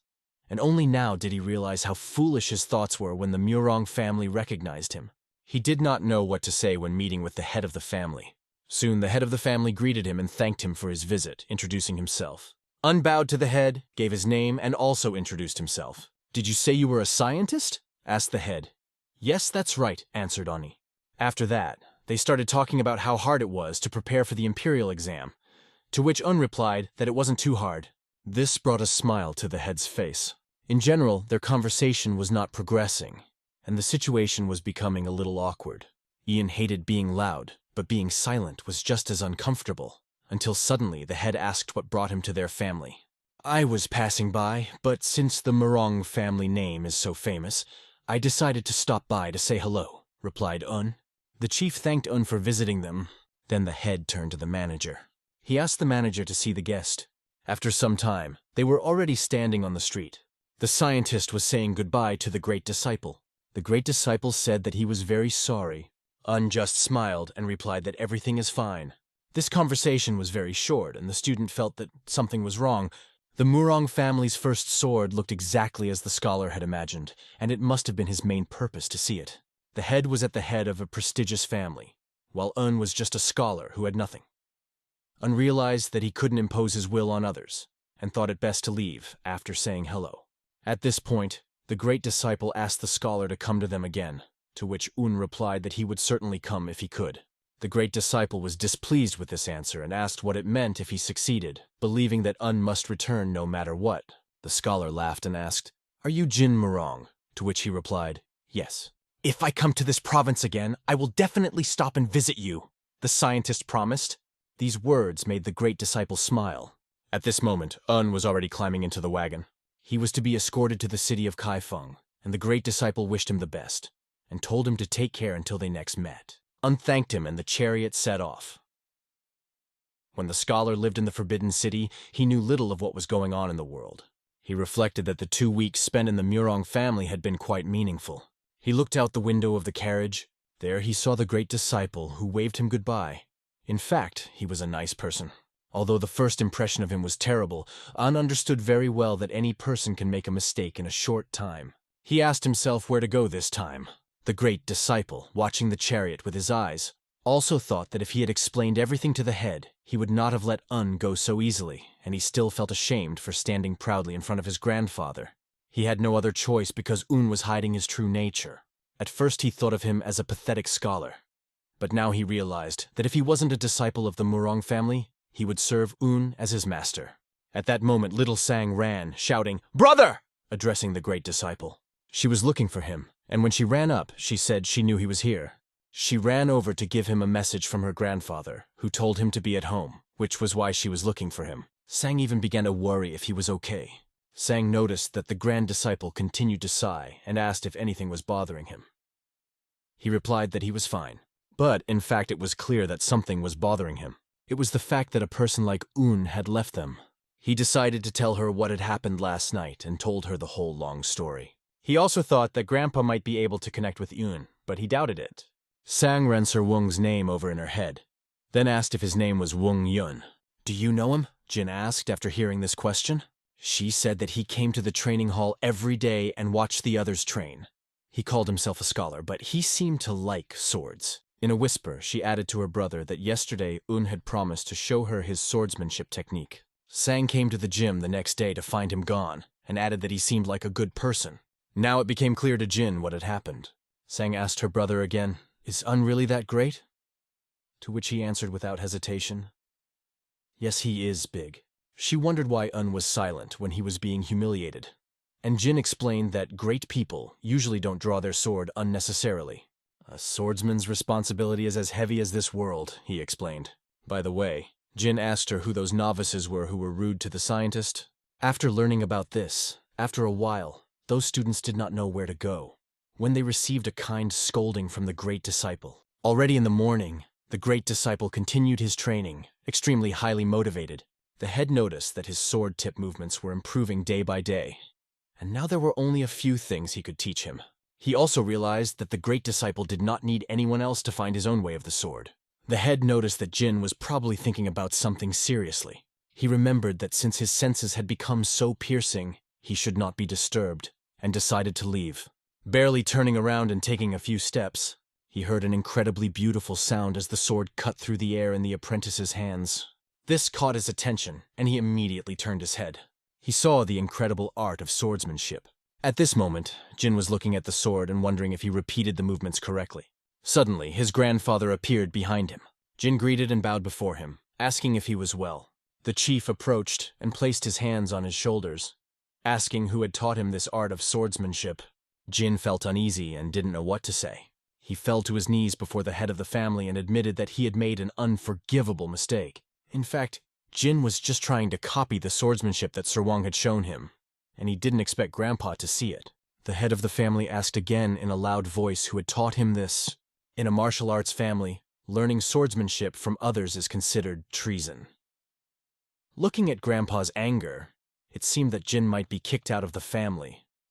Standing on his knees, Jin explained that he had learned it from Sir Ung, who had been staying a few days ago their residence. But the head of the family did not even know that Un was staying in their residence. Jin went on to explain that Sir Un calls himself a scholar, but he seems to be an incredible craftsman. The head remembered that one of the guests was indeed a scientist. He immediately understood who it was about. The head immediately asked where Un was now and where he had gone. Jin explained that Un was escorted to Kaifeng City, but he didn't know where he went next. The head thought about how to track him. He ordered the chief steward to be called at once, but then said that it did not matter, he would go himself. Jin was afraid that his grandfather would blame him for learning the technique, and asked the head to blame him instead of Un. Jin added that Un was only showing off his swordsmanship. Grandfather exhaled, asked Jin to get up, and explained that there had been a misunderstanding. He said that the reason he wants to find Un is important. It does not consist in bringing charges against him. "Grandpa, who is this man?" Jin asked. "Perhaps he was the Azure Swordmaster," the head suggested, though his age and past made him doubt it. The head told Jin that perhaps Un was the disciple of one of his acquaintances that he was looking for. Grandfather did not even expect that such a person was sitting right in front of him. Moreover, he was not even treated with respect, and the head thought that Un must have had a bad first impression of their family. Jin had never seen such a reaction from his grandfather, and the mystery of who Sir Wong really was grew even bigger. The head again ordered Jin to stand up and explained that there was something important that he should know about. That day, the Murang family began to search for a scholar, and Dan personally inspected Kaifeng City with other disciples. But all they learned was that Un, who had stayed in Kaifeng for the day, had left the city early in the morning. Eventually, after Jin's assurances, Murang had to return, for he had promised. Dan surrendered in search of the Azure Dragon Swordmaster's apprentice. At that time, Un continued his journey, walking further. He didn't even know where he was or whether he was going the right way to Hangzhou. However, he was more or less familiar with the place, and had heard that a coach passed through it every day, headed exactly where he was going, from a nearby village. He wondered if he had missed her, or if he had lost his way altogether. He understood almost nothing, but he liked this place because of the silence. He decided to enjoy the view, making it part of his journey. Step by step, he continued to walk until suddenly a strange feeling came over him. It seemed that someone was following him, so he stopped. This road was no different from the others. So why did this feeling tell him not to go any further? He asked himself. Suddenly he heard a strange sound nearby. He asked loudly, "Who was that?"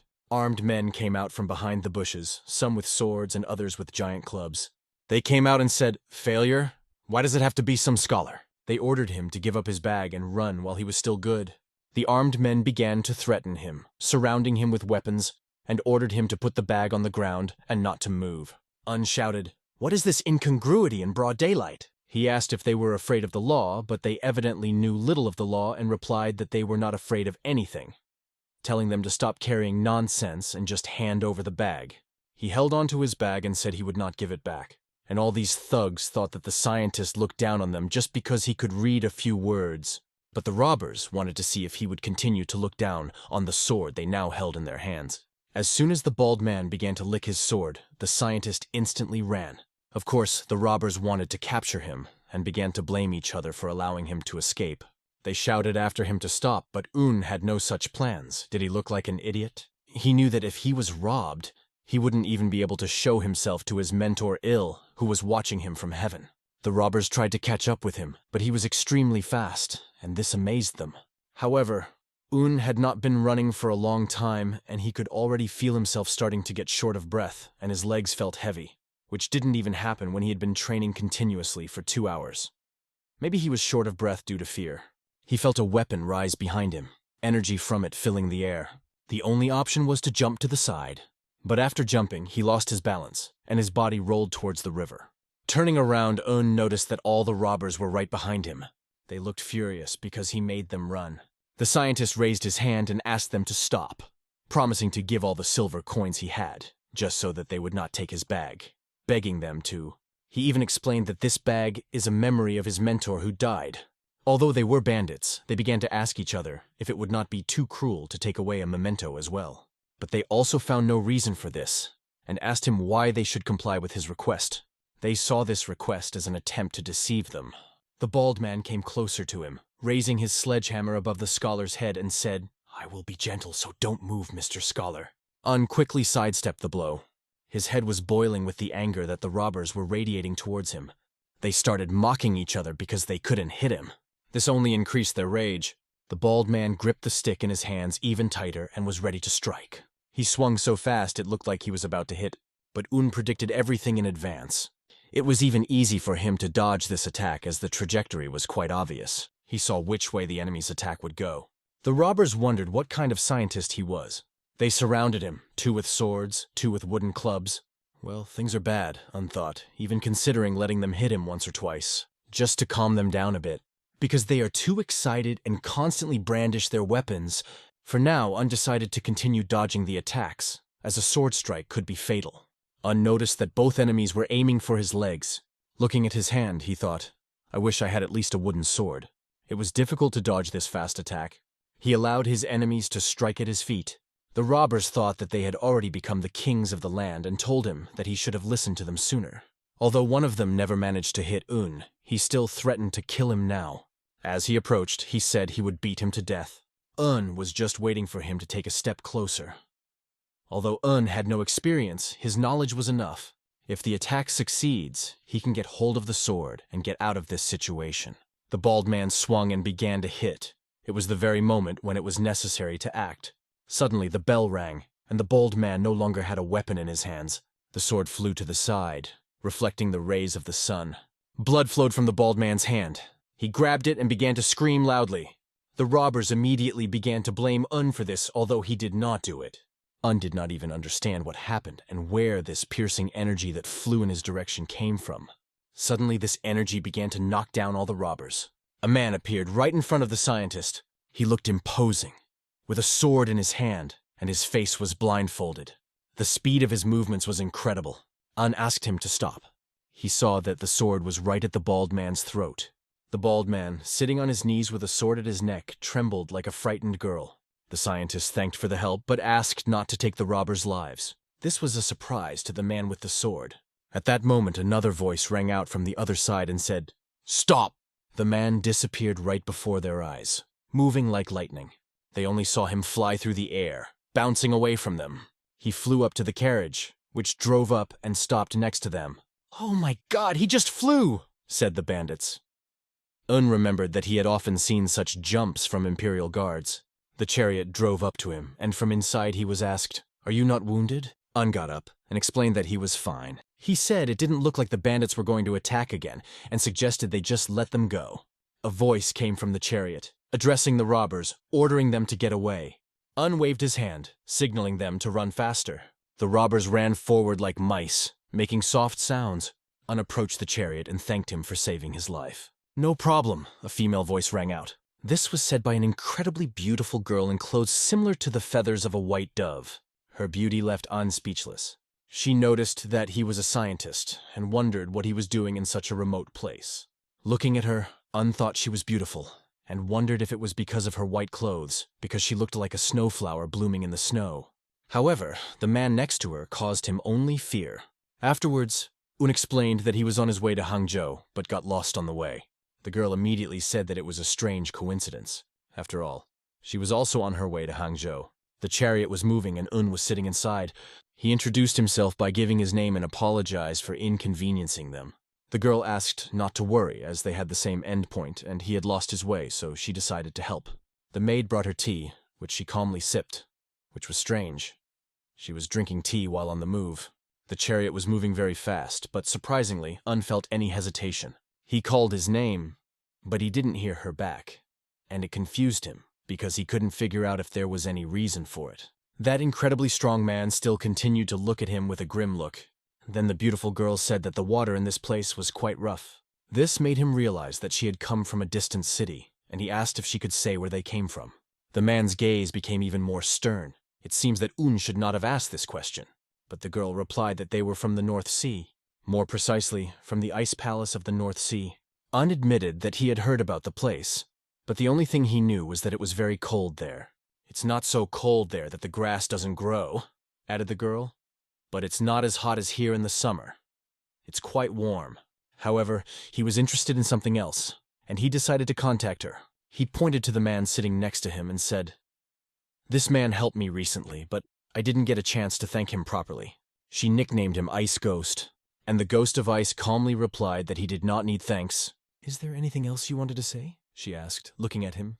"To be honest, during my work as a scientist, I had to learn martial arts." He noticed that his swordsmanship was quite unusual. "Can I ask to see it again?" he asked with interest. She explained that the Ice Ghost only draws his sword in life and death situations, and added that it was best not to continue talking about it. The Ice Ghost's gaze became even more piercing. After some time they arrived, and he calmly got out of the wagon. The village that appeared before them looked extremely quiet, and despite its size, it was quite large for a small village. He once again thanked the girl for helping him in his time of need, and she replied that his words helped them a lot.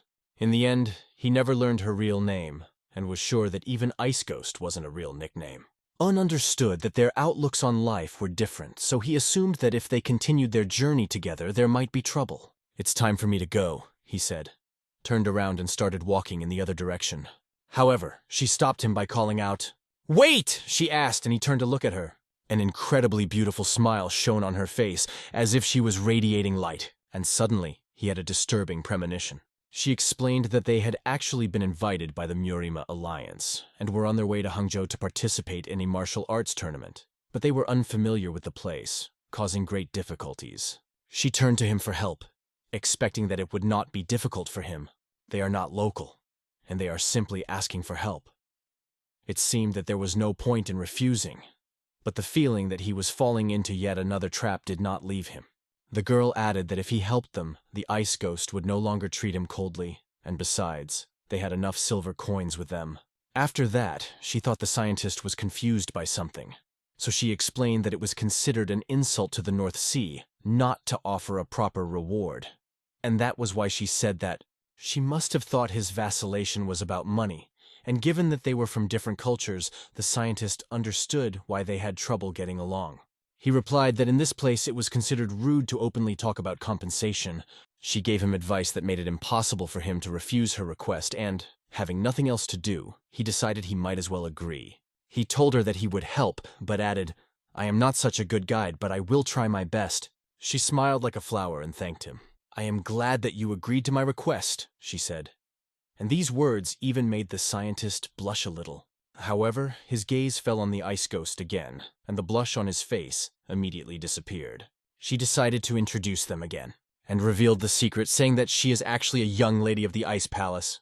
The scientist was even more surprised to hear this, but she explained that there were many young ladies in the North Sea Ice Palace, and she was one of them. She allowed him to talk to her without shame.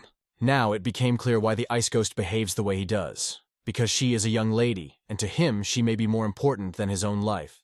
The lady looked forward to their return to the carriage again, and invited him to enter. Soon robbers appeared on their way again. Today, probably, these robbers had the worst day of their lives. As soon as the ice ghost stepped out of the carriage, the situation changed. He immediately showed the robbers their place, leaving them no chance. The scientist, sitting next to the charioteer, remembered her words. When the ghost of ice draws his sword, the opponent must die. He explained this to the robbers, adding that only thanks to him will they remain alive today. However, the robbers could not realize this, believing that the numerical advantage was on their side, unthought that they had better escape as soon as possible. He did not understand how people with such weak abilities could become bandits. The ice ghost dealt with them incredibly quickly. Even if there were strong opponents in front of him, he would probably deal with them just as easily. His eyes radiated icy coldness. A single look froze the hearts of enemies and sent shivers through their bodies. As the ice ghost swung in for the final blow, Un stopped him, saying that was enough. The ice ghost turned at the words, "It's time to go. They must move on before more enemies arrive." However, the ice ghost replied that he was not afraid of the number of enemies. Although the scientist understood this, he explained that one cannot deviate from the schedule. Finally, these words made him sheath his sword. The ice ghost got back into the carriage. They set off again, continuing their journey, and the robbers, with tears in their eyes, hid in the bushes. During the trip, the scientist jotted down new observations in his notebook, including one of the stands of the ice ghost. And this activity brought him a lot of joy. Bandits seemed to appear on every road they passed. It was because of the luxury of the young lady's carriage that attracted attention. The ice ghost turned to the lady, wanting to tell her something important about the scientist. This scientist, named Hyun, "I have a bad feeling about him," he said. But, after her question, it became clear that this was due to the fact that the scientist stopped him from murder. The ice ghost explained that Hyun knew the exact moment he was about to deliver the killing blow. Even last time it couldn't be a mere coincidence, he believed. It was hard to believe that Un was just pretending to be a scientist. She meant that he was a little different, but still believed that he was a real scientist. She reassured the ice ghost, explaining that they still needed someone to show them the way. This is a place where literature, art, reputation, and morals are valued above martial arts, and so the scholar is important to them. After her words, the ice ghost asked if she planned to take him to the martial arts tournament. She thought that was the reason for taking him with her, and they were really lucky to meet him on the way. Also, he is a scholar, which is good for them. However, she said, he was completely useless as a guide. Regardless, the ice ghost said he would follow him. After that, she asked how the Snow Shadow Squad was doing. The ghost replied that it was watching them from afar, as she had ordered, avoiding conflict. The lady asked the ghost to convey to everyone the words that the scholar Un had told them. She reminded that they should not forget that they are on someone else's territory. They were on their way to the headquarters of the Murima Union, where the Dragon and Phoenix Conference in Hangzhou was about to take place. And finally, they arrived, a city with a long history, rich resources, and incredible scenery, including 10 views of the West Lake and convenient transportation through the Grand Canal. This city is considered the cultural and economic center of Jiangnan. Although they often lost their way and were attacked by bandits, they somehow managed to reach here in 7 days. Looking out the window, the lady was struck by the beauty of this city. Of course, it's because of the Dragon and Phoenix Conference. Usually, there are many people here. But due to the approach of the conference, there are even more than usual, the man explained, leading them to the room. He led them upstairs to the best room in the hotel. But as soon as they arrived, the scientist announced that he had to leave. The lady immediately began to thank him for a safe journey. However, she couldn't help but invite him to watch the Dragon and Phoenix Conference with them. "I will only cause you inconvenience," said the scientist, although it was clear on his face that he really wanted it. She assured him that it wasn't, and explained that they needed the help of the scholars if they didn't want to be rude during their battles with the students of the famous families. "In that case, I agree," Un said, and she thanked him again for agreeing to her request. She invited him to go with them, but he refused. He explained that it would be inconvenient for him to stay with them, and added that he would try to book accommodation elsewhere. She respected his decision, and they said goodbye until tomorrow. The ice ghost offered to follow him, but she replied that there was no need. To begin with, she ordered to explore the surroundings. It was already night outside. The young lady was standing by the window, with Pingsol staring into the darkness. "Yes, this is the place of the Murima Union," she said enthusiastically. Her thoughts were occupied by the dark sky martial emperor. "I wonder how the one who reigns under the dark sky will shake the Murrim Union." Meanwhile, the scientist decided to practice with a sword. He found the perfect spot where he was comfortable, and there wasn't a soul around. His training was quite intense, and the silence that reigned around only added romance to the training atmosphere. He noticed that it was getting very dark, realizing that he had lost track of time. Missing training like this. Un decided to find light on the shores of the West Lake. He went in that direction. On the way, he tried to figure out if the man he saw was Jin Murang, from the Murang family. He tried to calm himself down, thinking that maybe he had lost his mind. After that, he began to remember the moment with the robbers. But the most important words for him were the mentor's words, which he remembered. He who knows how to control his emotions can control his sword. He wondered, would he have the same problems if he had at least a wooden sword in his hands? But when he approached the lake, all thoughts left him, enchanted by the beauty of the water surface. The island within the lake and the lake that surrounded the island created a picture where the 3 bodies of water reflected the light of the moon. The location was perfect for taking in the scenery. However, after a little admiring the view, he went to the hotel. The view was even more beautiful from there. Sitting down at the table, he ordered a light dinner and a drink. The wind was so pleasant that he couldn't help but smile. The beauty of the western lake was incomparable and could be compared to the mythical beauty. The sight of the lake was mesmerizing and even intoxicating. But suddenly a loud cry disturbed his peace, breaking his mood to read poetry. He instantly turned his head in the direction of the noise.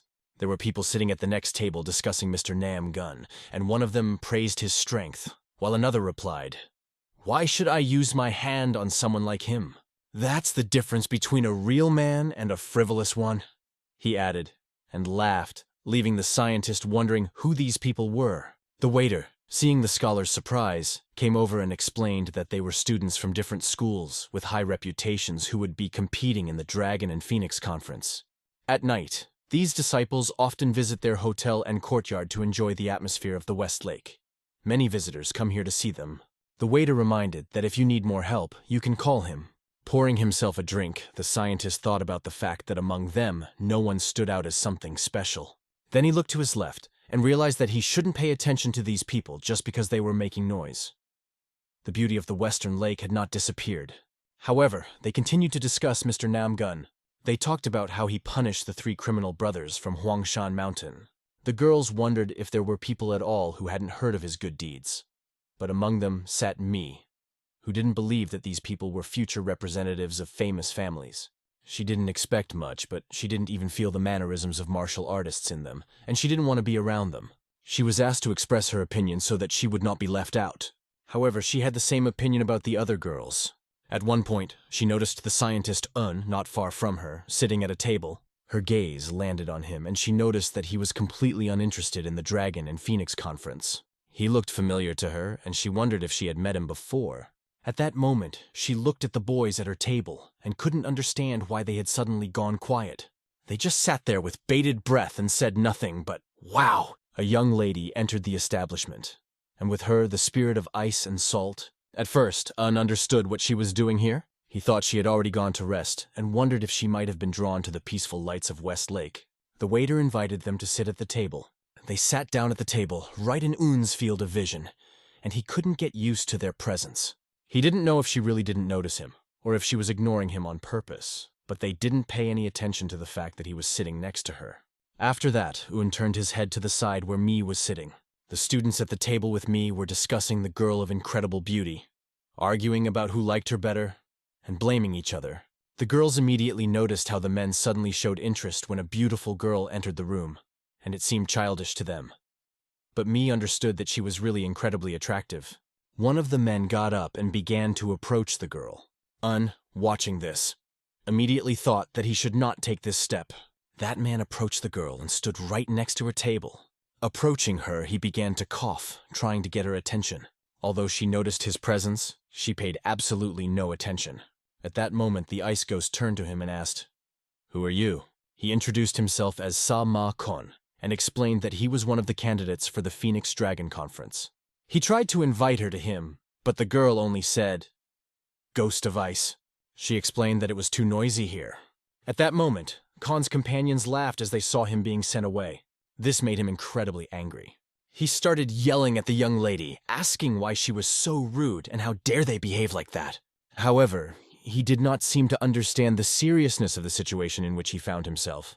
The eerie look of the ice ghost spoke for itself, hinting that it was time for him to go. The heroic expression on the boy's face instantly changed to a cowardly one. His companions encouraged him, telling him not to be afraid. He looked back at his friends and wondered who he would be in their eyes if he just left now. Believing himself to be the future pride of Manhwa, he decided not to back down and shouted, "How dare you, Ice Ghost! How dare you point your sword at a student of Manhwa School!" he exclaimed, reaching for his sword. The Ice Ghost seemed ready to burst out laughing as he watched this. However, the apprentice had already begun to draw his sword from its sheath. With the bell, the Ice Ghost's sword also began to bear. At that moment, the scientist sitting at his desk stood up and turned to the ghost. This made him pause for a moment. The scientist understood that the situation could lead to trouble, because just a moment before, the Ice Ghost's gaze was filled with a murderous aura. He could see the aura in everyone who was in this facility. At that moment, everyone started paying attention to him, staring, and it made him uncomfortable. People began to discuss who he was and from what moment he appeared here, but their attention was distracted by the appearance of two more characters, a boy and a girl who came in hugging and joking with each other. She called him an asshole, and he assured her not to worry, promising that he wouldn't get drunk until her clothes were gone. He had already suggested that she go to a quieter place, but then he noticed Khan in front of him. It was his younger brother, and he asked, "What are you doing here?" Everyone present immediately stood up, and shouting his name, Warrior of the Blooming Plum Sword, bowed before him. However, he only waved his hand and asked them to relax. He wondered what they were all doing here. The young lady, of course, paid attention to him. He began to understand the absurdity of this situation. "Do you hate me already?" said the girl with a smile. "Isn't our relationship like a flower floating in the wind? The air nearby is filled with your fragrance, so don't say such cruel words," he asked in a gentle tone. "Seriously? Are you so gallant?" said the girl in a thin voice. It seemed that they were saying goodbye in this way. She said she had to go and started to leave. Observing this, the scholar realized that both of these men were from Manhwa, and he wondered, could a sword warrior be stronger than an ice ghost? The sword warrior approached his younger brother and told him that this place was more suitable for women, asking him to put away his sword. He tried to explain the situation, but the sword warrior once again insisted on his point. He also asked, "Why are you standing there with such a frightened expression on your face?" It was only the sword warrior's energy that made him realize that he needed to put the sword away immediately. He obeyed as he saw the incredible aura emanating from the sword warrior. However, the smile never left his face when the situation was finally under control. "Sorry for the trouble, my lady," he addressed the young girl. Looking at her, he guessed that she had come from the North Sea Ice Palace to attend the Phoenix Dragon Conference. She remained silent, but he continued, "I guess I'm right? After that, he introduced himself, giving his name as Yong Ho-jung from Manhwa School. If you would join Murima's alliance, he said, we would make you comfortable and resolve this misunderstanding. But she protested. That is not true at all. She explained that she just wanted to admire the view of Westlake. Would you give me the honor of watching the beauty of Westlake with you? There are many legends about this place, he said. A slight smile lit up her face. She replied that they would get to know each other officially later in Muram's union. However, that piercing look of the ice ghost appeared again. They turned and started to leave. On her way out, she glanced at the scientist who continued to watch her. The scientist stood, not even understanding what to say to him. After the girl left, the ice ghost's gaze pierced his eyes. Everyone began to wonder why the people from the North Sea were interested in the Phoenix Dragon Conference. This left many topics for discussion.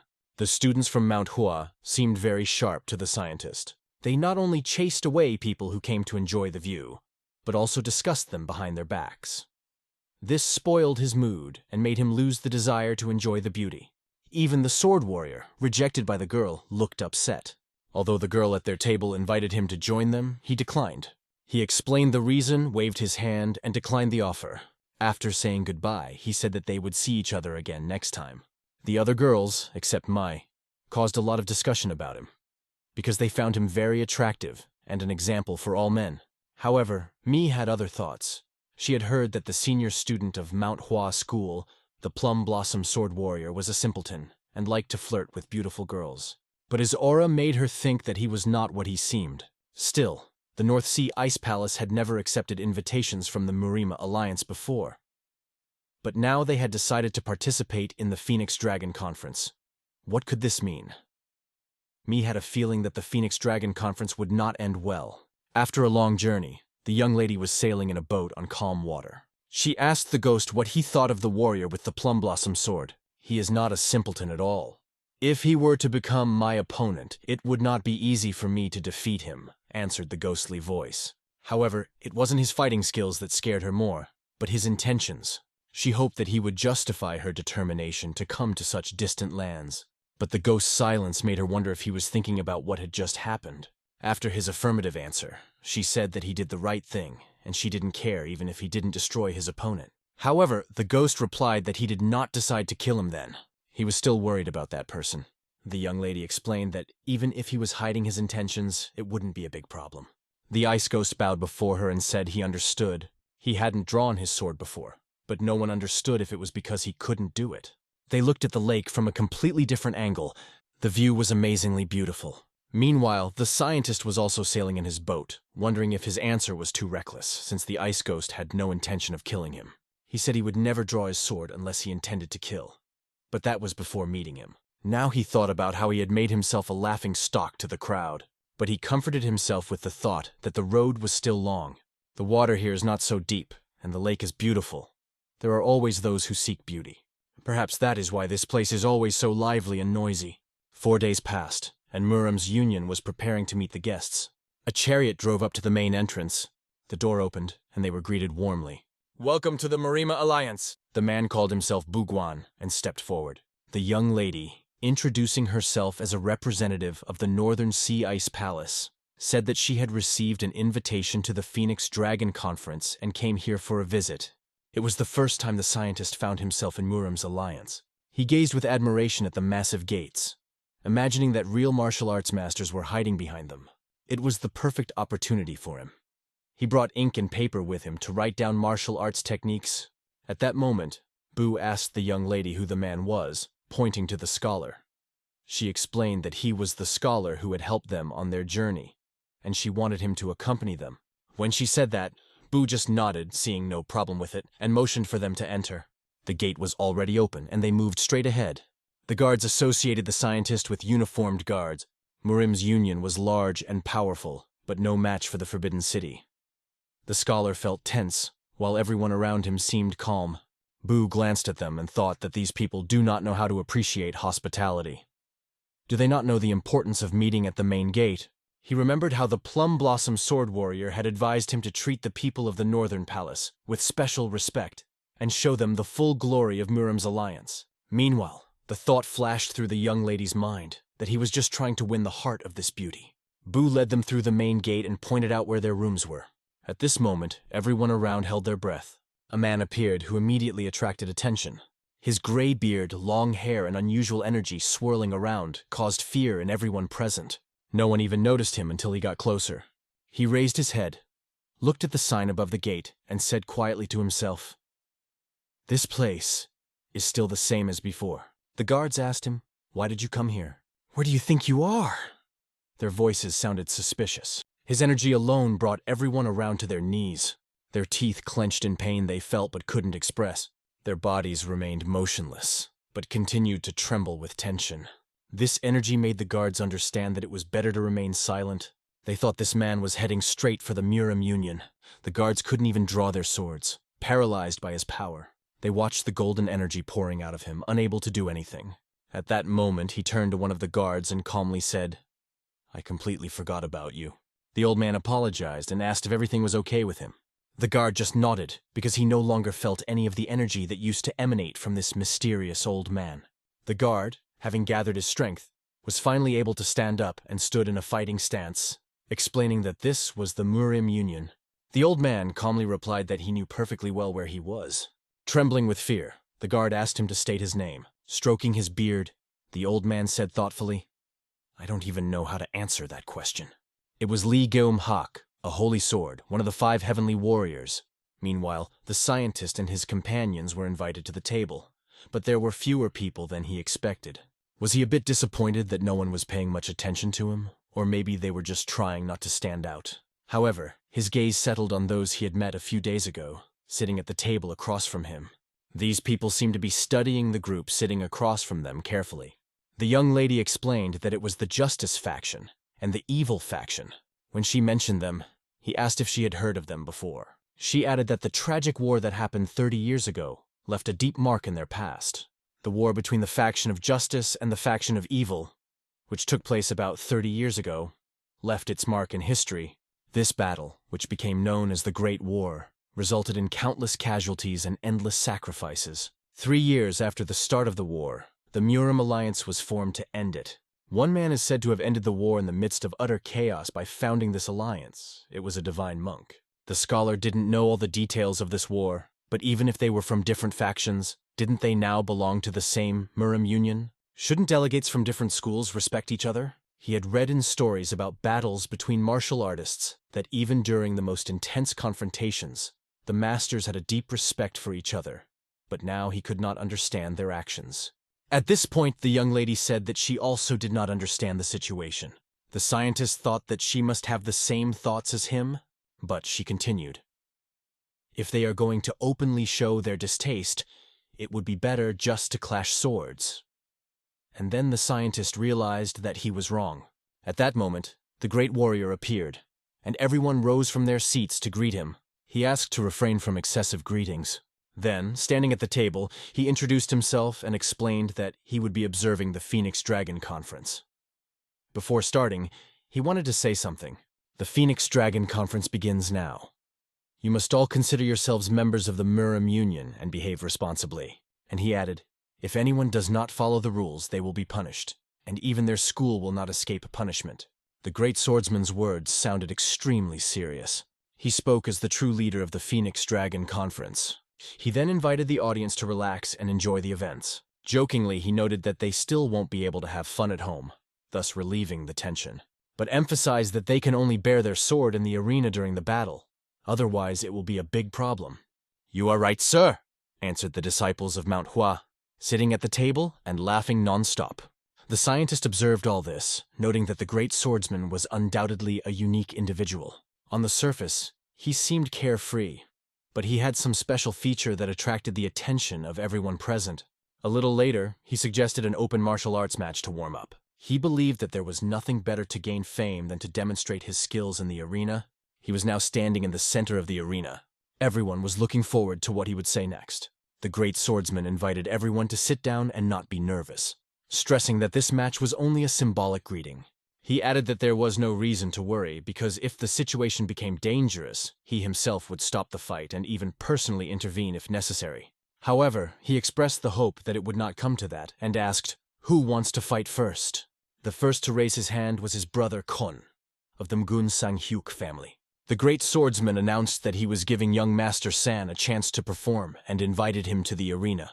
San walked out confidently, holding his sword, and introduced himself to the crowd. "Who dares to stand against me?" he asked, fixing his gaze on one of the fighters in the crowd. It was a young man with a scar on his face who accepted the challenge without hesitation. And so they stood facing each other, holding their swords at the ready. Dam Wuzhong of the evil faction looked straight into the eyes of his opponent. His face was full of confidence. Both warriors simultaneously drew their weapons and rushed at each other. At this moment, Bu explained that the divine monk was not there at the moment and asked him to wait for a while. These words surprised the holy sword, as the monk had become divine during his absence. As he sipped the tea, he complimented its taste, calling it exquisite tea. Meanwhile, Bu was lost in his own thoughts.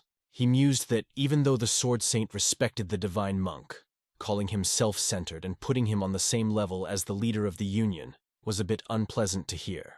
The holy sword informed that the divine monk had asked them to lead a guest to the Stealing Dragon Pavilion, to which Bu only replied, "Fine."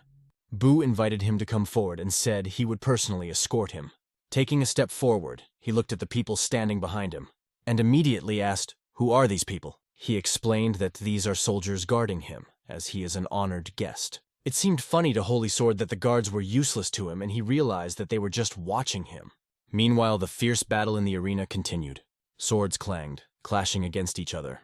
Their movements seemed so effortless, as if they were holding sticks rather than swords. The scientist watched the battle with amazement, since it had been going on for a long time and was still not nearing its end. The Plum Blossom Sword Warrior said it was just a welcome fight, so their movements were bright but without much strain. This disappointed the scientist, as he had hoped to see something more exciting. But there was something he could not understand. "Why do all martial arts seem the same?" he asked aloud. "And what did you think?" the young lady asked with a smile. She explained that all martial artists strive to become stronger, so they choose the best path, and naturally their results become similar. But in the end, it's just a matter of who will master the strongest martial art and build up more inner strength, she added. After hearing this, the scholar asked, "Don't the Justice faction and the Evil faction have different ways of achieving martial arts?" "You are right," she replied. "But not everyone who is called the Evil faction is truly evil." This was a completely unexpected discovery for him. She went on to explain that during the Great War they collaborated with the Mountain Bandits, and because of that they were considered evil. However, the Murima Union no longer officially uses the terms Justice faction and Evil faction. However, these words are still used informally. Her explanation made it clear that she was well versed in the history of the Murim Union. The scientist, however, could not agree with the idea that the strength of martial artists depends only on the martial art they choose. He began to explain that martial arts were only one factor, and he was right about that. She agreed, and added that not only martial arts should be considered, but also authority, wealth, family background, and knowledge. In fact, he meant something different than what he expressed. In response, she said with a smile that she knew what he meant, and just wanted to tease him a little because of his seriousness. She then added that in reality, everyone is trying their best to outdo others. This was a fact they could not deny, and this fact was obvious right in front of them in the arena. The battle testified to it. Everyone wanted to be better than others. The guards also took a serious part in the battles, but after the end of the battle, they became allies again. Master Il was a great martial artist, but instead of competing with others, he helped his student train without asking for anything in return. It was really interesting to see people try their best to outdo others. And now the scientist became interested in what martial arts meant to the people of Murim, whom he respected so much. After him, Hanpa from the South Sea School entered the arena. Standing across from him was Pai from the Namgun family. There is no gender difference in sparring, but Pa understood that the comments would be the same whether he won or lost. In both victory and defeat, it always caused discussion. She didn't share these thoughts and considered it a fair duel, pointing her sword at him. In response, he said that he would be a worthy opponent for her. With a swing of his sword, he motioned for her to begin. She asked if he was sure of his decision and if he would not regret it. And so they met in battle. It happened very quickly. The scientist watching them enthusiastically said, "Oh, wow." It really looked incredible. The way they wielded their swords resembled a battle dance. It was as if two high-flying birds were circling opposite each other. Their movements were accompanied by sounds similar to the screams of an eagle. It was a really impressive sight from the outside. It was a fair fight between two fighters who were not ready to back down even a step. It was very different from the previous fights, which were spectacular, but predictable and calculated. It was a true swordsman's duel, and the scientist admitted as he watched with interest. He analyzed every movement and noticed that if the young man had relaxed even a little at that moment, then the victory would undoubtedly go to Namgun. Naeumgun's swordsmanship was incredible, and her technique was exquisite and refined. On the other hand, the young man lacked a bit of knowledge in his swordsmanship. It was quick and sharp, but too fixated on those aspects, losing its depth and authenticity. The worst part was that his sword lacked the will to win. At first, his technique was good enough to compete with Namgun. The scientist estimated that this fight would end in about 12 punches, analyzing each step forward just by watching the fight. At this time, the Holy Sword was advancing, but he was haunted by the thought of the so-called guards who were around him. He noticed that the younger generation looked well-trained. However, he suddenly stopped. This caught the attention of Bu, who was walking ahead. He asked the Sword Saint, "What happened?" "Does anything make you uncomfortable?" he clarified suspiciously. Holy Sword asked if the duel was still going on, to which Bu replied, "Yes." He turned his attention to the battle taking place in the arena. Bu explained that it was members of the Dragon Phoenix Conference competing. The Sword Saint didn't even seem to have heard of this event until now. Bu explained that this is a meeting where young students from reputable schools compete in their skills. He asked the Sword Saint if he wanted to watch the duel. Bu also added that it would be a great honor for the participants if the Holy Sword saw their battle. However, the Holy Sword replied that he was not interested. He only had to see them from afar. Bu asked the Holy Sword to continue following him. To the sound of swords in the arena, they continued on their way. Meanwhile, the battle in the arena became more and more fierce, the tension rising with each passing moment. The young man realized that he had underestimated her only because she was a woman, and now he realized that he had to be much more careful. Her sword strikes were quick and precise, and they contained incredible power. Without a doubt, the Namgun family was famous for its high level of swordsmanship. Understanding all this, the young man realized that he was in serious trouble. He tried to gather all his strength and invest them completely in your decisive blow. However, something did not go as he planned. The girl's attack prevented him from completing his plan. He had to dodge, but he succeeded. A glow appeared near his hands. It instantly accelerated the movement of the sword towards the girl. But when the sword was already at her neck, she made a leap and found herself facing him with her legs in the air. After performing an impressive somersault, she finished off by driving her sword straight into his head. He was only inches away from impaling her, but the girl ended the match with a question. "Do you still want to continue?" He answered, giving up and sitting on his knees. "I don't think so." The boy, watching from the side, just smiled and pointed a finger at him, declaring that he had lost even after a quick roll across the floor. Everyone around turned their attention to him and those words that were truly mocking, causing loud shouts and laughter. Their behavior was inappropriate. This began to greatly annoy the scientist who was standing nearby. Meanwhile, they continued to laugh at the boy who was defeated by the girl. They even called his coup a donkey, mocking his movements. Even Namgun chimed in, shouting that it wasn't a donkey coup at all. However, the scientist began to understand why they were simply jealous that this duel had attracted the attention of a large number of people. It looked very childish. But at that moment, his thoughts were interrupted by a feeling of incredibly strong energy. She made him turn his head back and think about what it could be. There were no clear signs, and he could not understand exactly what he was feeling. Maybe it's a premonition, he thought. However, the obvious hostility that filled his body did not give him peace. At this moment, the Holy Sword was standing at a great distance from the arena, but was still watching what was happening. Bu motioned for him to come closer. He believed that if they stood so far away, no one would even know that the Holy Sword had arrived, let alone greet him. Bu thought about how to tell the others about this meeting. Meanwhile, Holy Sword reasoned that no one around had even sensed his hostile intentions. Like the other masters, they looked great, but they lacked determination. He thought that warriors with talent should have felt the chills and already grabbed their weapons. Maybe he just expected too much from them. But at the same moment, he felt something. This made him turn his head quickly. A scientist was standing before him, who was enveloped in a blue veil. This energy surprised the Saint's sword. A blade from this energy flew straight at him, and everything around shone with golden light. The Holy Sword was indignant that the scholar dared to point his sword at him. And at the same moment, the energy became so strong that everyone around began to fly away from its power. "What kind of grandfather is this?" said the scientist about himself, not understanding what was happening.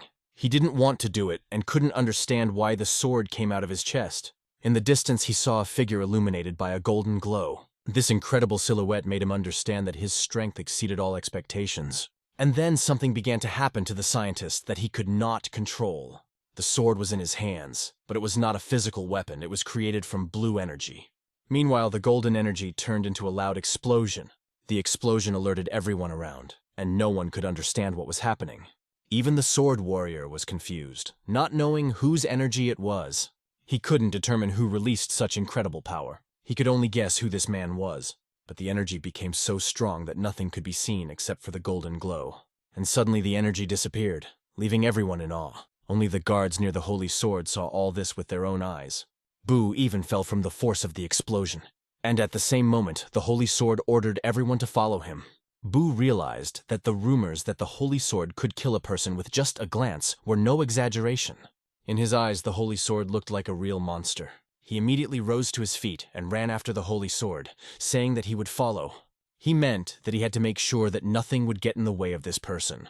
The sword warrior stood in the arena and saw the people around him turn the other way. He lowered his head and addressed the audience.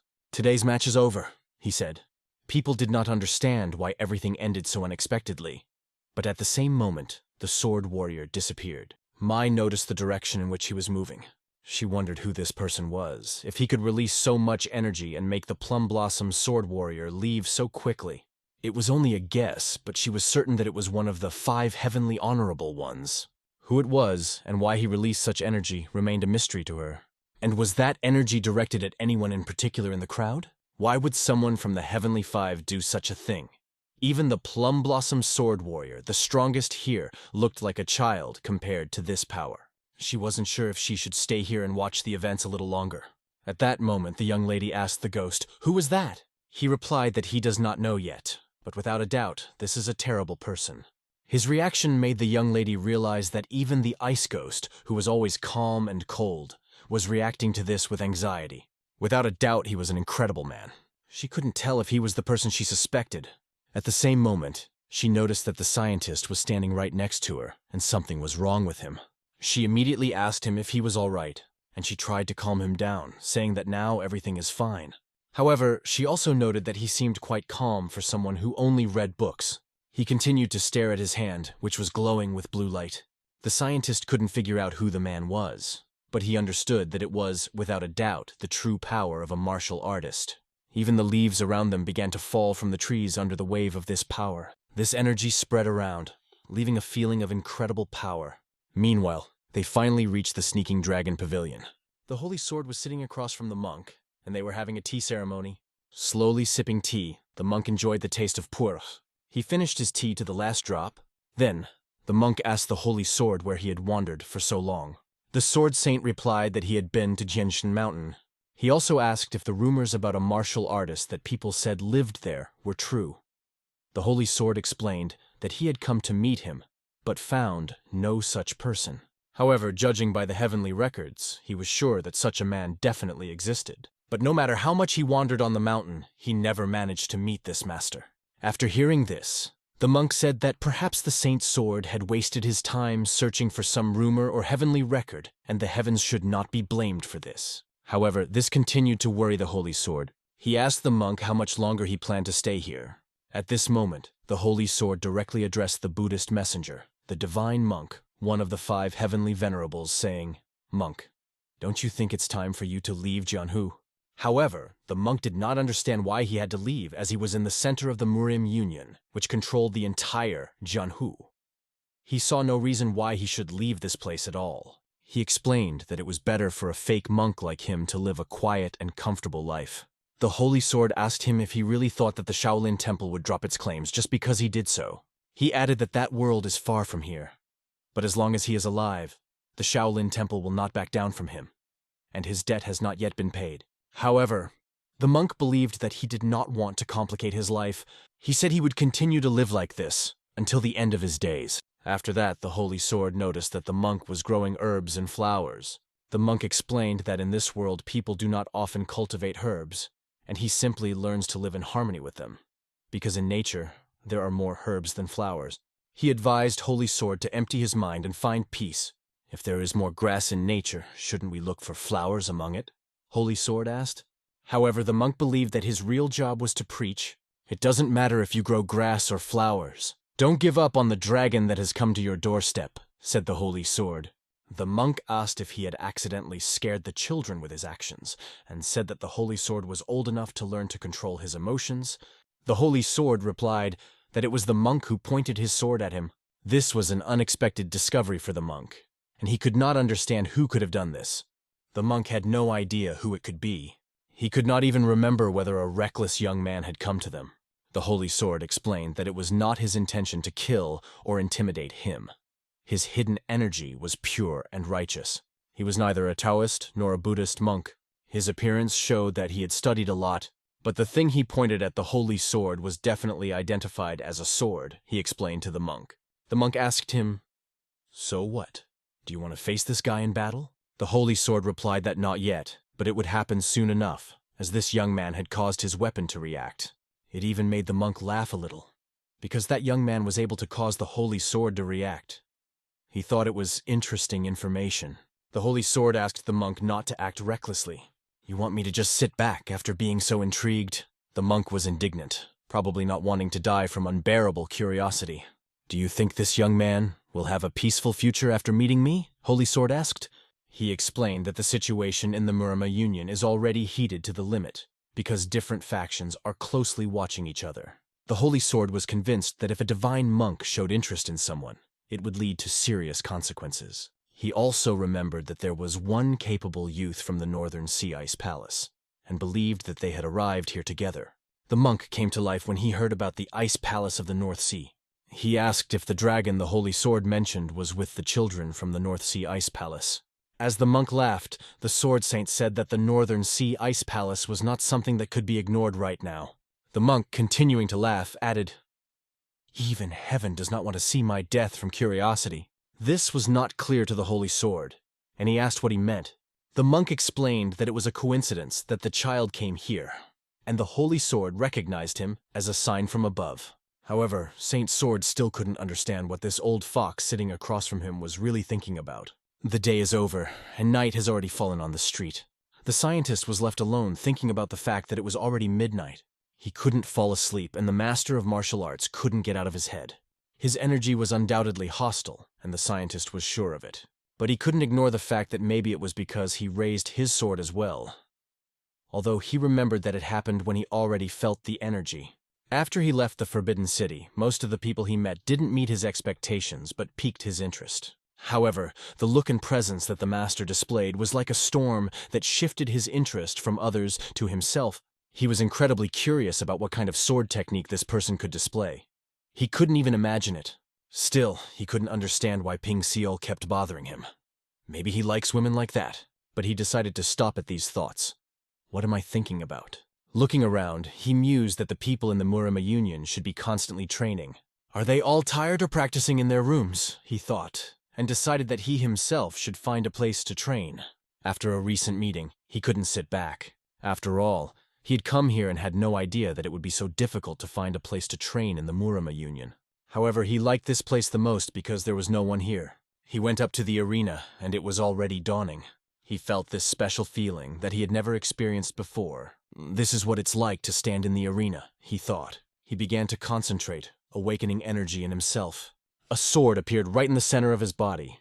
The sword released from his body and hovered right in front of his head. At that moment, he felt someone's presence to his left. It was the same young man who was fighting when the Holy Sword appeared. The scientist immediately recognized the young man when he began to approach. Approaching the arena, he stopped in front of her. Un thought maybe he should get out of here. He began to descend from the arena. However, coming closer, he greeted saying, "Good morning!" Han also greeted, gave his name, and recognized the scholar as he was with the people of the North Sea Ice Palace.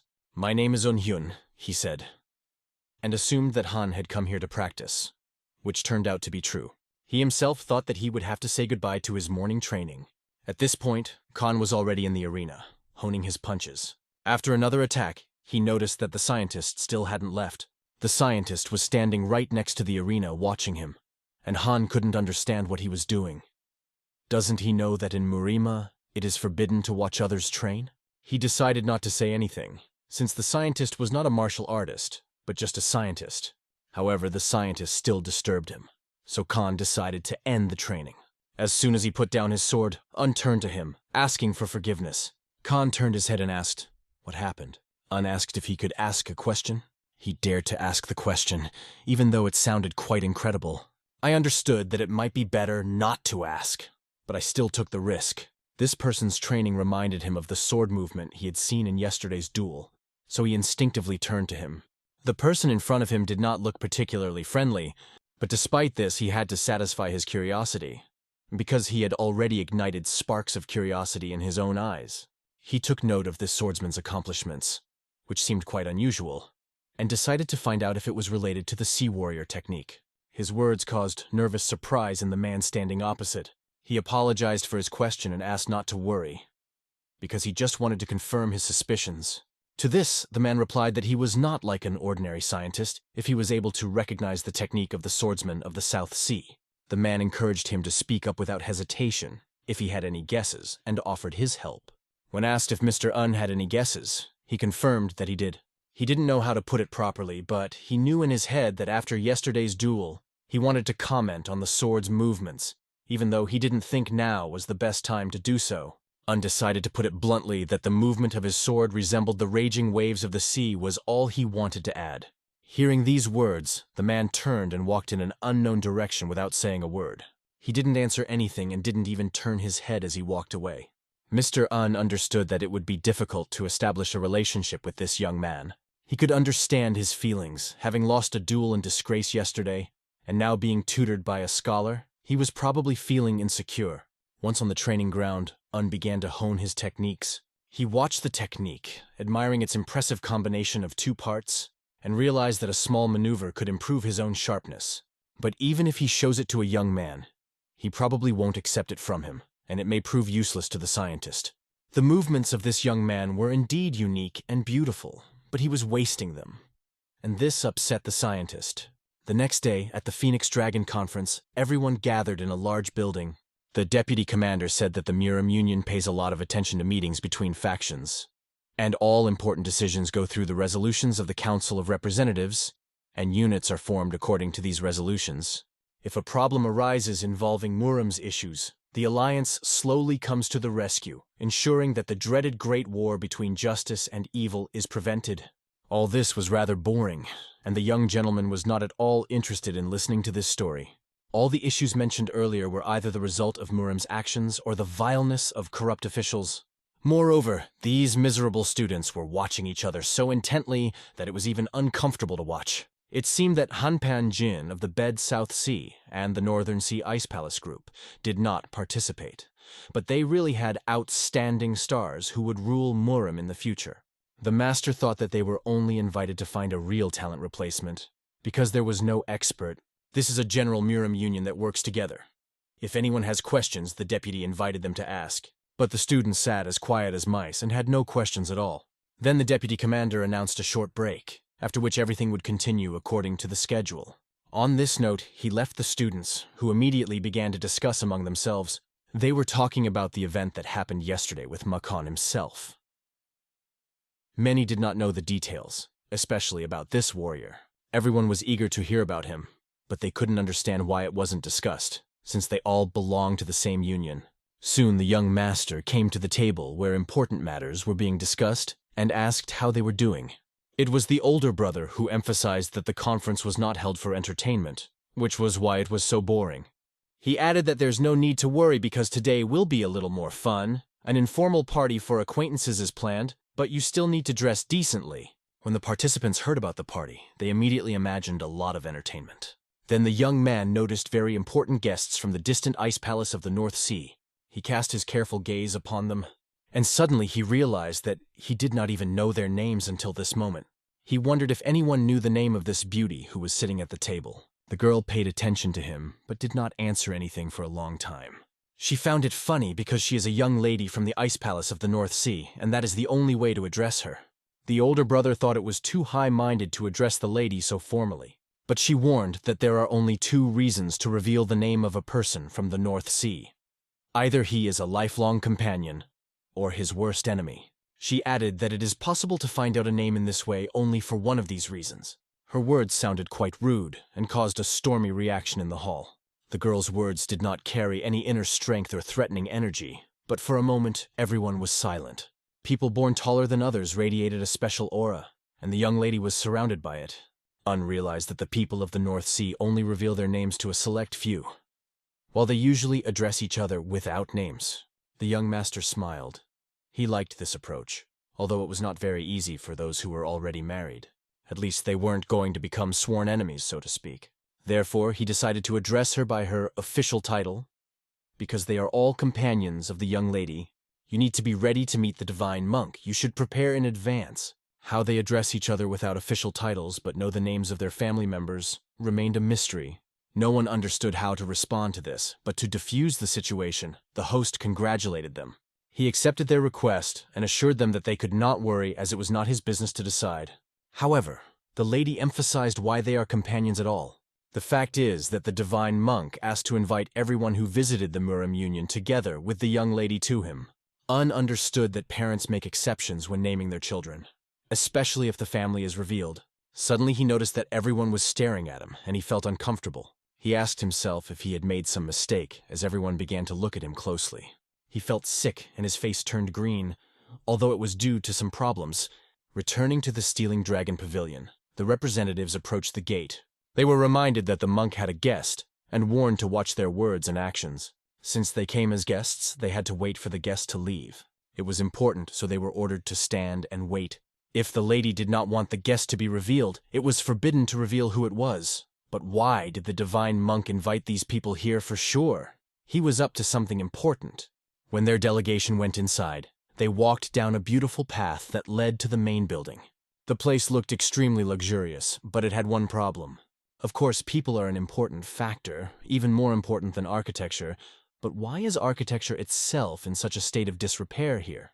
The emperor's residence in the Forbidden City was grand and under constant guard. So why did the residence of the divine monk, the true leader of the union, look so shabby? These thoughts did not give him peace. Soon they came to the table where the patriarch was sitting. When they looked closely, they could not believe their eyes. But it really was so. This person was familiar to them. They had already met him once in their lives. They had seen him yesterday and well remembered that they had encountered him. A man who looked like a monk asked them why they were standing still, as if frozen.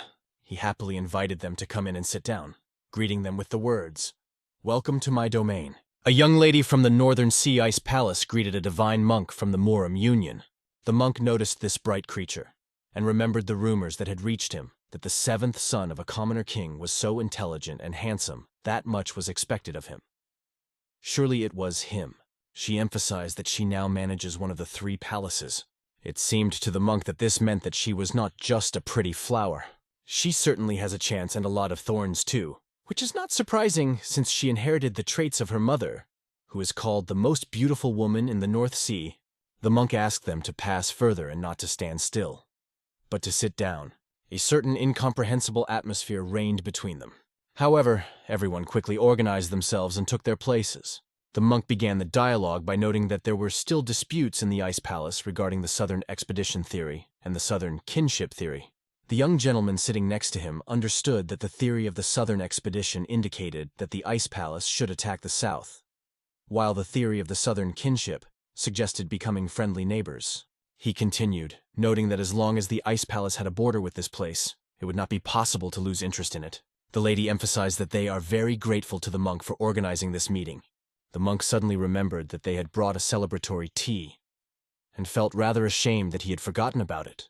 He called his servant, and casually addressed the young man who was standing behind the lady. At first, Un did not even understand what was being said to him, and began to worry. But the monk was not going to mess with him. If he said, "Come here, then you must go." The young man was not related to these people, so he did not understand why he was being asked questions. However, judging by the monk's red face, he had no choice. He approached the monk and, at his command, began to listen to his instructions. Un fully understood what exactly they wanted from him, but the monk ordered him to go and make a cup of tea. Un understood what an unpleasant situation he got into, because he is not a local here and does not know how to make normal tea. It was obvious that he was confused, but the monk didn't like it. Didn't he want to make them tea? The old man began to complain, saying that this young man was ignoring him, and it made him feel sorry. Where is this world going? Probably soon it will completely collapse. Un had no choice left, so with an angry sigh, he was forced to follow the old man's order. The monk continued to joke that he would have to go around and come in from the back, and most importantly, remember to boil the water. He also added that the water had run out and enough should be brought to last everyone. This meant that the boy would have to exert himself even more to find and bring water. It was simply unbelievable.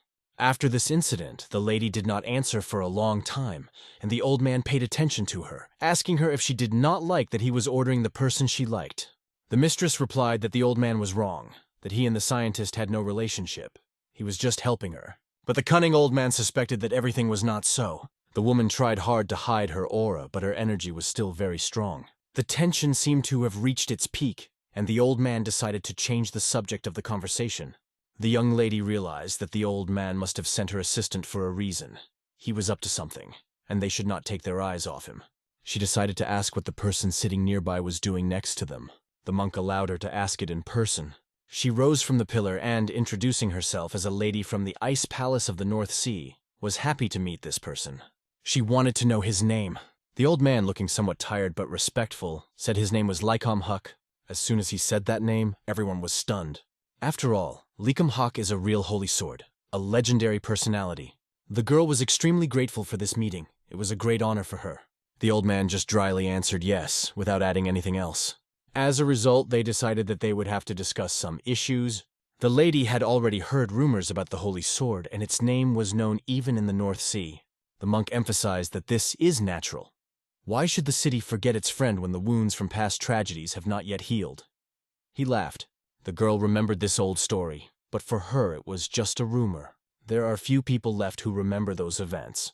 But as long as these people are alive, references to the events of the past will not be forgotten, added the monk, emphasizing the importance of the past. His friend had grown up since then, although before, when he was in those parts, he had been young and a real rebel. And until these events are not forgotten, the North Sea Ice Palace cannot make a decision easily. However, the new generation wants new evidence, the young lady said. There was a pause between them, and the wind blew the summer leaves around the district. She wondered if the North Sea would have the strength to demonstrate its superiority. The mysterious lady pointed out that very soon everyone will see it. The monk suspected something interesting, although not completely clear to him. The holy sword was so old that it didn't seem to bother him at all. If a monk heard the word evidence, then there will be evidence. But what can be proved by saying that peace and harmony are better than bloodshed? This is the real stupidity of people who know no bounds. The lady, it seems, did not consider these words foolish, because the fate of the North Sea depended on it. The holy sword looked at his tea and realized that the place and the people did not change, and the lady was trying to protect her honor and strength by avoiding bloodshed. As before, when the holy sword arrived in the North Sea at the request of an eccentric monk, he saw a huge battlefield, infinite in scale, where the bloodshed did not stop. The battle had no end and the blood flowed unceasingly. Then the holy sword, holding his noble weapon, said that if they needed proof, let them fight him. Back then, it was rumored that in the southern lands known as Murang, there lived an invincible martial artist named the Five Heavenly Honorable Ones, and his martial arts were legendary. All the proponents of the Southern Expedition theory were killed by his sword. However, the people he killed were inhabitants of the North Sea, and even so, they had to forgive him, or else their pride would be humbled. Even using the full power of the Ice Palace, they had to protect their honor, and the commander ordered his soldiers to do so immediately. At that moment, the holy sword was greatly weakened and felt that it would be extremely difficult for him to defeat all these warriors. He even thought that it could be his death. However, suddenly a figure appeared in front of him. It was a woman who had come to finish the battle. She appeared for a reason. Her goal was to put an end to this fight. Back in the present, the monk felt that if they wanted proof, he can provide them. But what exactly do they want to prove? An incredible aura began to radiate from the place where the monk was sitting. Red power filled the air, showing that it was better not to contact him. Meanwhile, our hero Hyun, who was dealing with tea, was angry with the monk for forcing him to mess with this matter, as if in a cauldron. This incredibly powerful energy was felt by the naked eye, but the holy sword emphasized that he wanted to follow the laws of the North Sea, which meant using the commandments of the North Sea. The very point of using commandments is that the one who has the will must demonstrate his power. She laughed, noting that they could really start with the Phoenix Conference and that such a thing would decide the future of the North Sea. And now, starting today, dragons and phoenixes will be considered the future alliance in Murima. People who lived in the past will soon disappear. The young lady understood that for the sake of victory over her enemies, the North Sea is ready to withstand even a snowstorm. There was a certain truth in her words, and the monk sank into thought. Judging by this, it was necessary to understand and give a decent answer. It seemed to the monk that she just wanted someone to solve her problem for her. Even if he was threatened for it, he wouldn't agree. But the lady had something else in mind. The monk was stubborn and upset that, with only an old house, so much was expected of him. But since he was a monk and had once left the temple, he had no choice but to do what this woman suggested, so he agreed. The young lady, along with her colleagues, was shocked by his decision. However, the monk gave them the proof they so longed for. It was a real surprise. No one expected such generosity from a monk. However, the monk warned that his friend, like himself, could not do anything without the appropriate conditions. He suggested that the new generation does not want it either, talking about change. The lady asked permission to express her opinion in place of these two elders. She promised that she would take her time and give a final answer on the last day of the Dragon Conference, assuring that their answer would not disappoint. But there is another factor that depends on whether she will receive proof, and it concerns the person she is talking about.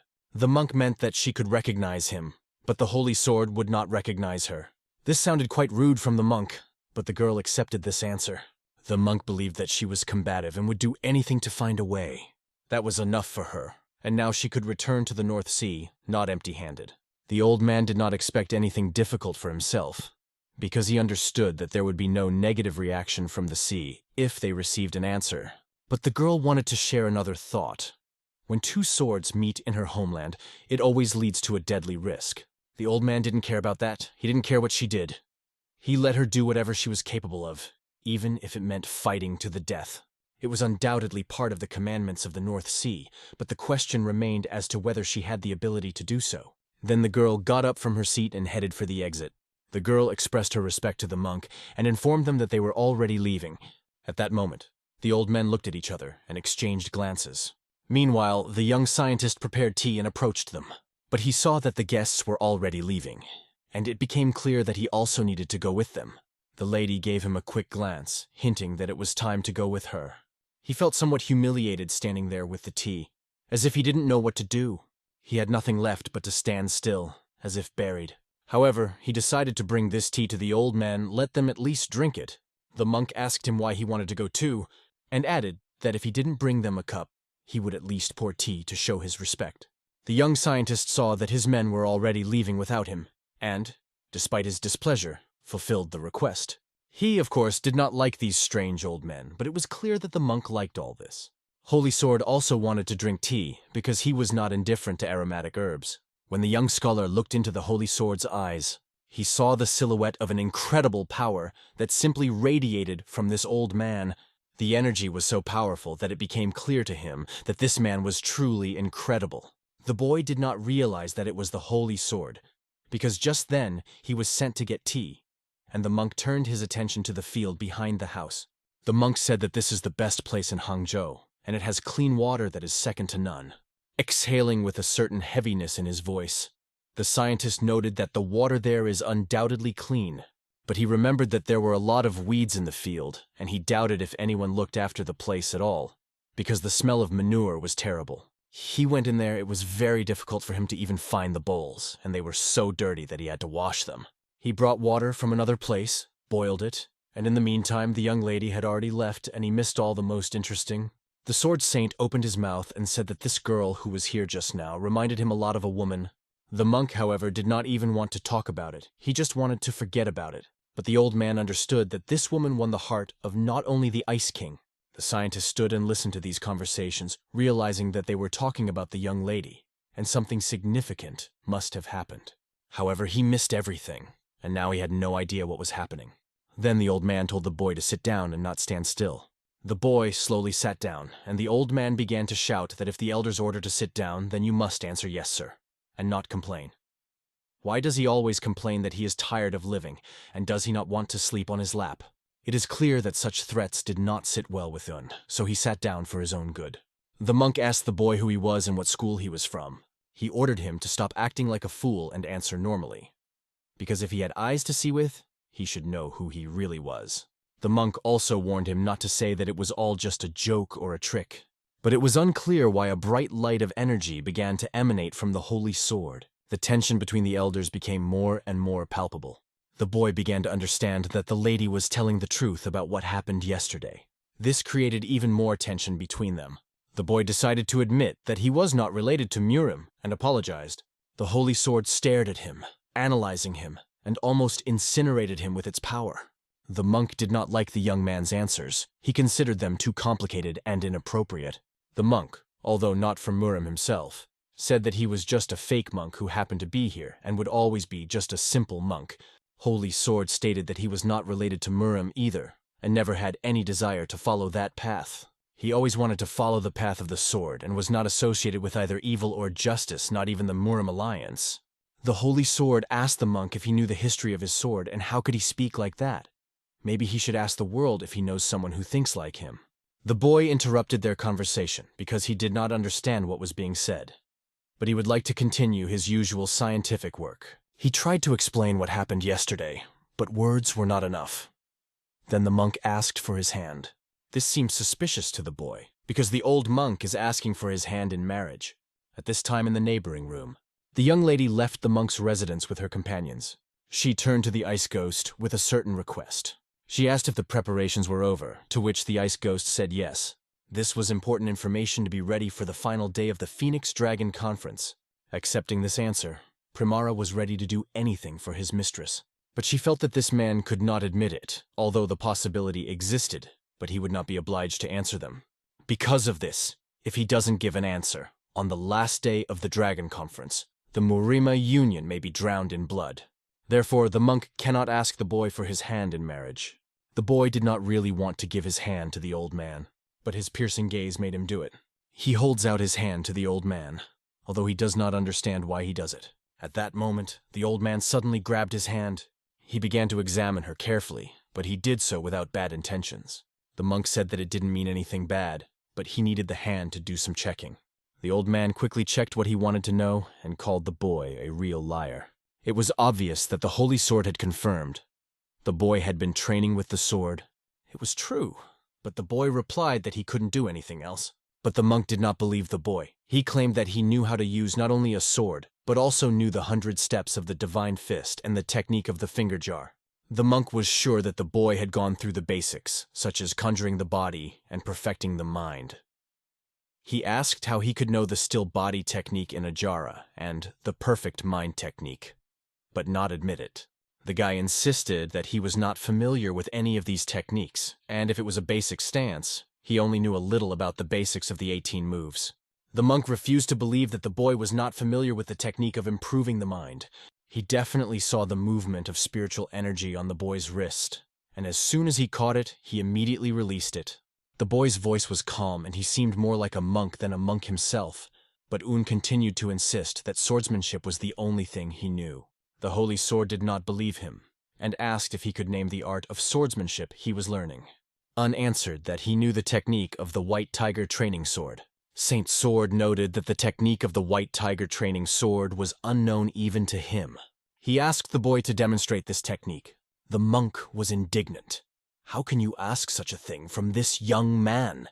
He called him a real scoundrel and added that it could lead to the destruction of the house. The monk emphasized that it is not for nothing that people accuse old men of being fanatical about the sword. Because of this, they fight without thinking about others and behave excessively according to their age. But the young master did not object and was ready to show his skills, which surprised the monk. Dov Un thought it didn't matter, and he didn't need a special sword to show off. After that, there was a short pause between them. The Holy Sword began to laugh so loudly and harshly that it was unbearable. His laughter echoed throughout the perimeter and sounded quite strange. The boy did not understand why he was laughing, as the laughter seemed suspicious. But then the Holy Sword said that it was true. Un was right. It didn't matter if the sword was there or not. He just wanted to see his sword, but decided now was not the time. The old man would never forget his answer. Young Master Un didn't understand what had happened at all, but it looked like a misunderstanding. The monk hoped that this young man was the only person obsessed with swords, and thought that there was no need to behave so strangely in this house. Un was annoyed by the elders. They had already tired him out, and he wanted to leave. But he was stopped and was not allowed to leave so easily. Then the holy sword turned to the monk to finally give him what he asked for. Previously he came from an unknown place, asked to remove this object, and now he began to demand it. He told the boy that he would see a wooden box in the corner and asked him to bring it. Once again, Un found himself on the run. The old man again sent him to fetch something, and he also joked that he would not break anything. When the boy left, the monk asked the holy sword if he really wanted this young man to take that item, since he already had enough things with him. But the holy sword was certain that this was what was needed, and keeping this item was not easy. The monk partially agreed with this. After a while, Un returned with a wooden box. The holy sword opened it and saw something shining from within. He checked its contents and told the boy to take the item with him. The guy asked what it was and started to open the box. The monk watched his reaction closely. When Un opened the box, he saw a beautiful sword wrapped in an inexplicable cloth. He began to unwind it, unable to contain his curiosity. Finally, unspooling the sword, he saw a beautiful object that looked stunning. The holy sword asked him to draw this sword. As Un's hand began to draw the sword, he felt an incredible power radiating from him. Holding this sword in his hands, Un felt goosebumps running down his skin. He hadn't seen many swords in his life, but judging by the beauty of the aura around the blade, he could definitely tell that it was no ordinary sword. The sword saint said that this sword was called the West Sun. In order to obtain it, the holy sword sacrificed many things. Un understood why the old man would give him such a prestigious sword. But for the old man, it was a symbol of their meeting, and a memory of the answer he would never forget. The boy did not understand why this man would give him such a valuable sword for no apparent reason, but it seems that the old man was not joking at all. There was an uncomfortable feeling between them. Un exhaled all the negativity that had accumulated in him. He hid the sword back because he felt he couldn't take it. He apologized to the old man, explaining that he could not just take this sword. The monk, in turn, asked the boy not to refuse and to take the sword, because they can quickly change their minds. Not everyone has a chance to get such a sword in their hands. However, Un believed that there was no good reason to accept this gift, and he did not deserve it. In his opinion, this is a very dangerous object that can injure someone because it is very sharp. A simple wooden sword is enough for him. The holy sword heard his answer about the wooden sword, but he emphasized that he had already given this sword to him, and his decision had not changed. The boy insisted on returning the sword to its place. He did not want to take it. After thanking them, he just wanted to leave, leaving everything behind. But he was stopped again and his attention was drawn. The sword saint asked to retrieve the cylindrical sharp blade from his memory.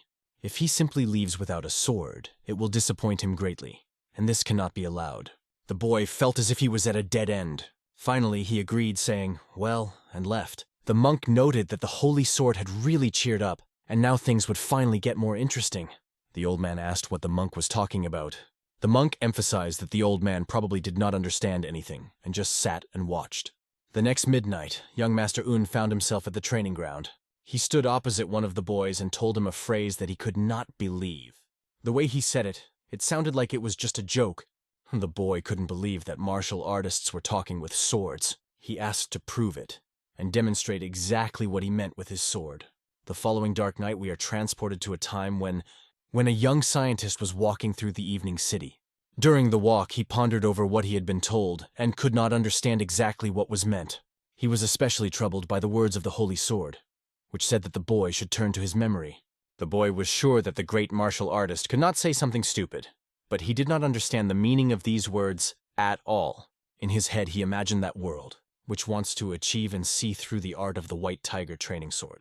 But since this sword has no value in memory or retention, he thought he could learn something new if he continued his training today. Arriving at the place of training, the scientist saw that boy. Last time the young master came much earlier, and this guy trained as if he hadn't slept at all. This guy's enthusiasm is unstoppable. He never misses a workout. It was obvious. But during this duel, he used an attack that definitely indicated that something was up. Watching him, the young master noticed that the boy was too distracted by extraneous thoughts, because of which he did not fully explain himself and did not concentrate on his sword. His movements were good, but not perfect. Scientist unanalyzed his every move. noting that he was impatient and focused on speed, as if chasing the wind instead of paying attention to proper technique. Undecided to tell him that being fast doesn't mean being in a hurry.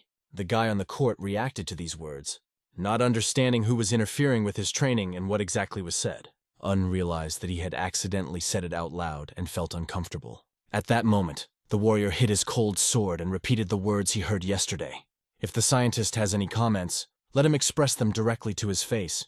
Gathering courage, Un said that his sword art was too focused on speed. There is always a calm before the storm, and even a great wave stops when it rises very high. The boy on the training ground calmly but carefully reacted to these words. Then he asked the martial artist who talks to his sword, can he prove his words in practice with the help of a sword? It was smart, because someone who teaches someone should be able to show their skills. The young scientist confidently answered that he could prove it, and did not notice the girl on the side, who quietly watched everything that was happening. This lady was felt at a distance, and the scientist noticed her presence. She came not just because she was in excellent shape, greeted young Master Park Jin, who in turn was glad to see Lady Murang new. Not too glad, but still. And now the scientist learned her name is Lady Murang. She also happily met the young master, and introduced herself as a representative of the Murang family. The guy realized that he was right in his guesses, and also introduced himself as Hyun, saying that he was happy to meet. The girl asked what he was doing here so early in the morning. To this, the boy who was training replied that he was just trying to learn from this scientist, because he couldn't do it on his own. Regardless of the circumstances, swordsmen from the South Sea will never turn down an opportunity to learn something new. If they forgive the young warrior, he will calmly go about his business. The atmosphere between them became even more tense, and the feeling was strange. The scientist thought that maybe this guy hated him. The lady asked not to worry about what the young Master Park Jin said, since he must not have seen them since last night. Maybe it happened during the opening match, and it happened again. The lady also realized that it was child's play.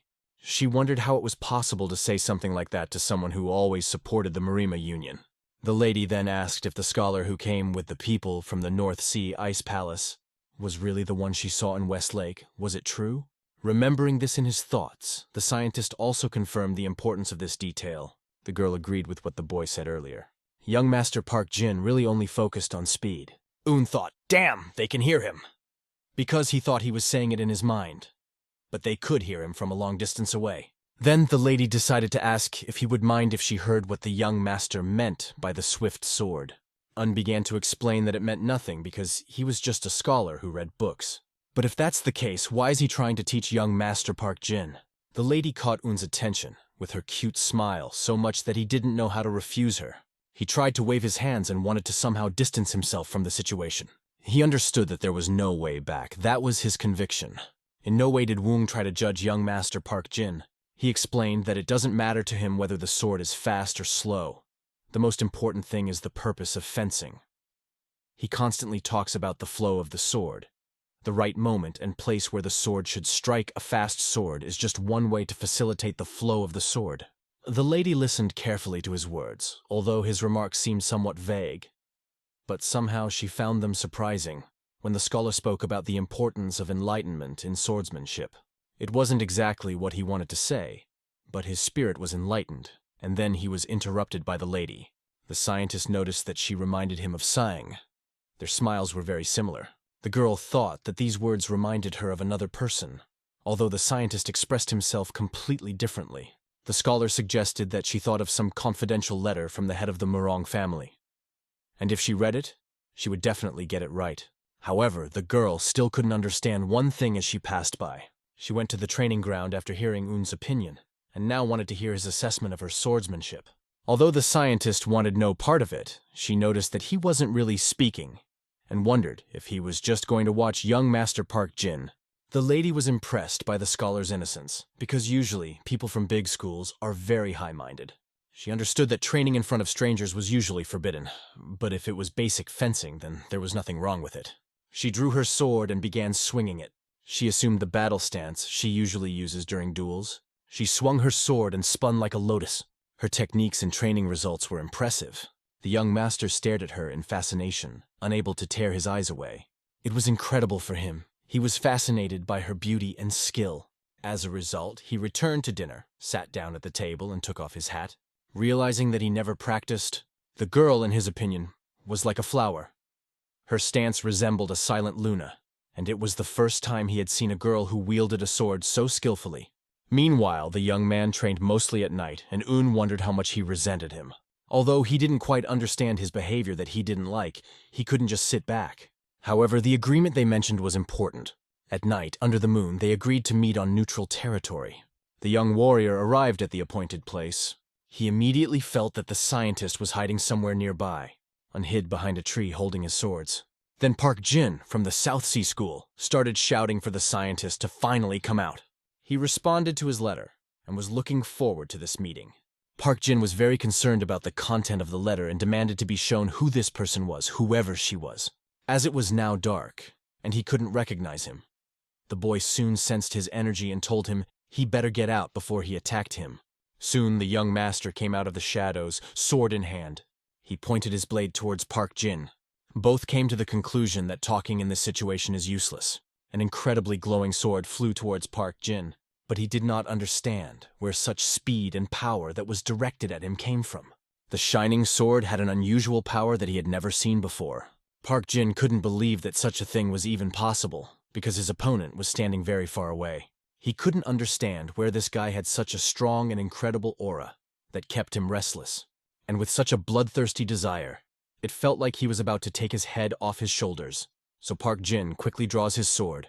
If this person is able to show such an intense aura, then perhaps this is the Saint's sword. He was interested.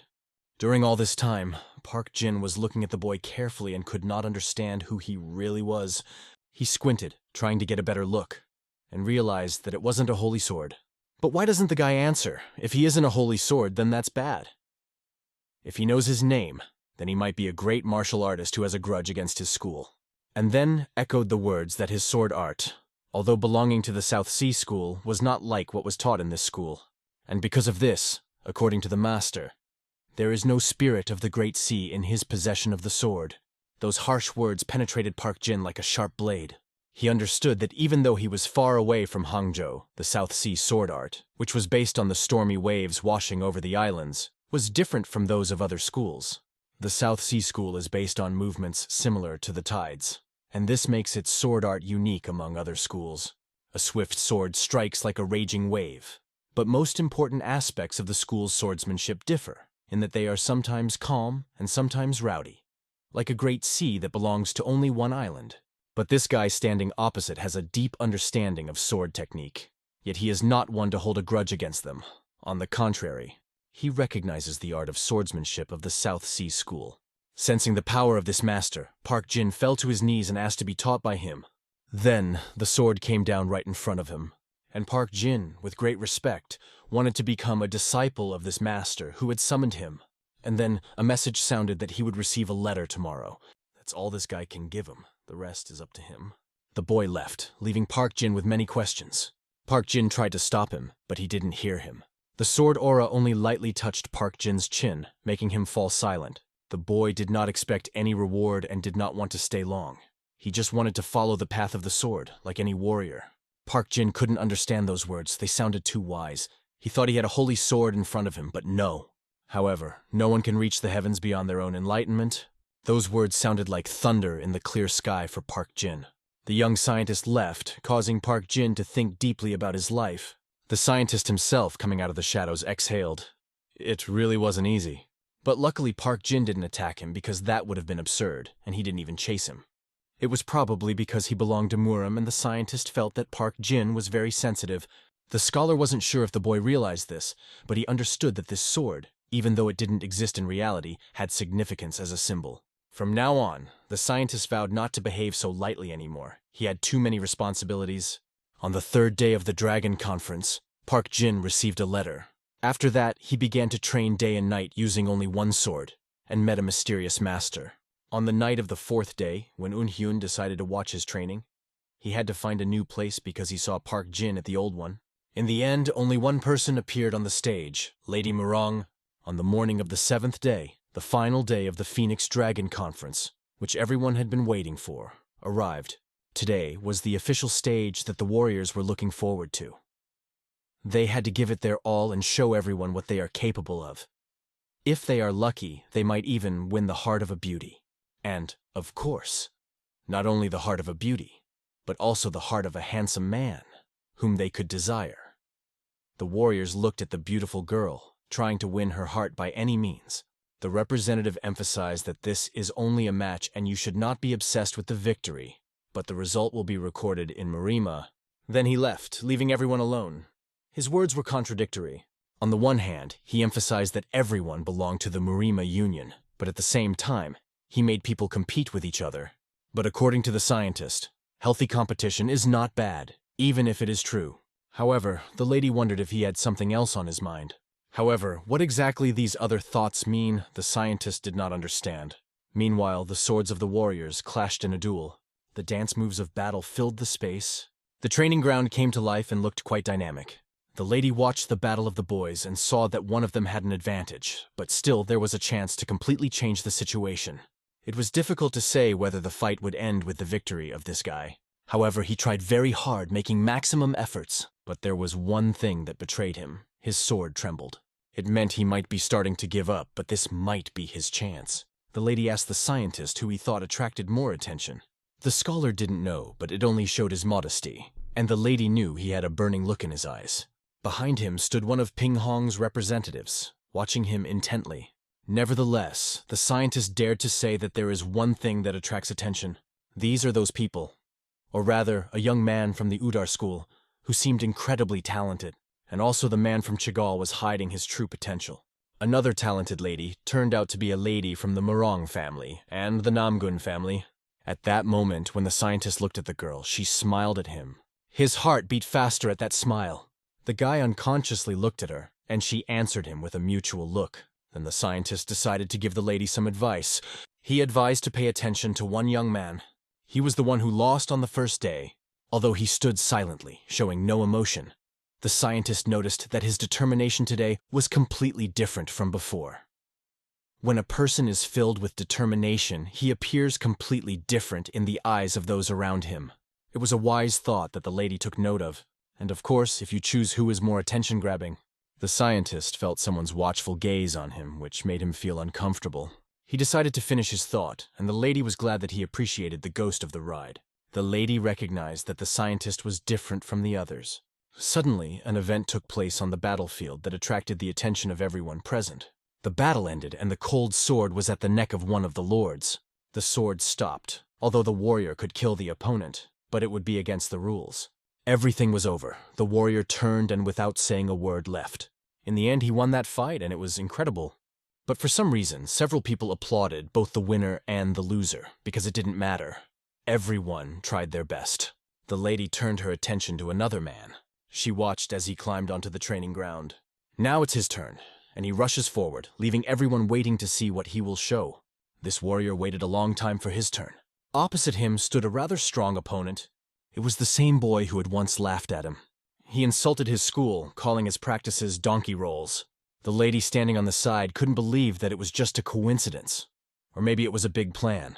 She was sure that this fight was not just a competition, but a planned incident. The scientist also assumed that this could be fate. However, the people standing nearby could not understand what he meant by fate. As befits, the warrior from the South Sea showed respect and eagerly awaited the start of the duel with his opponent's sword. However, a boy named Rem or Chagall, he wasn't sure who he had in front of him. He didn't know what his opponent expected from him.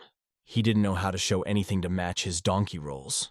Some of the audience laughed, but Park Jin remained serious and angry. He hoped that the Chehal family's sword would be as sharp as his tongue. The boy from the Chagall family said that he hoped that his opponent's mind was at least that of a donkey if he dodged his sword even once.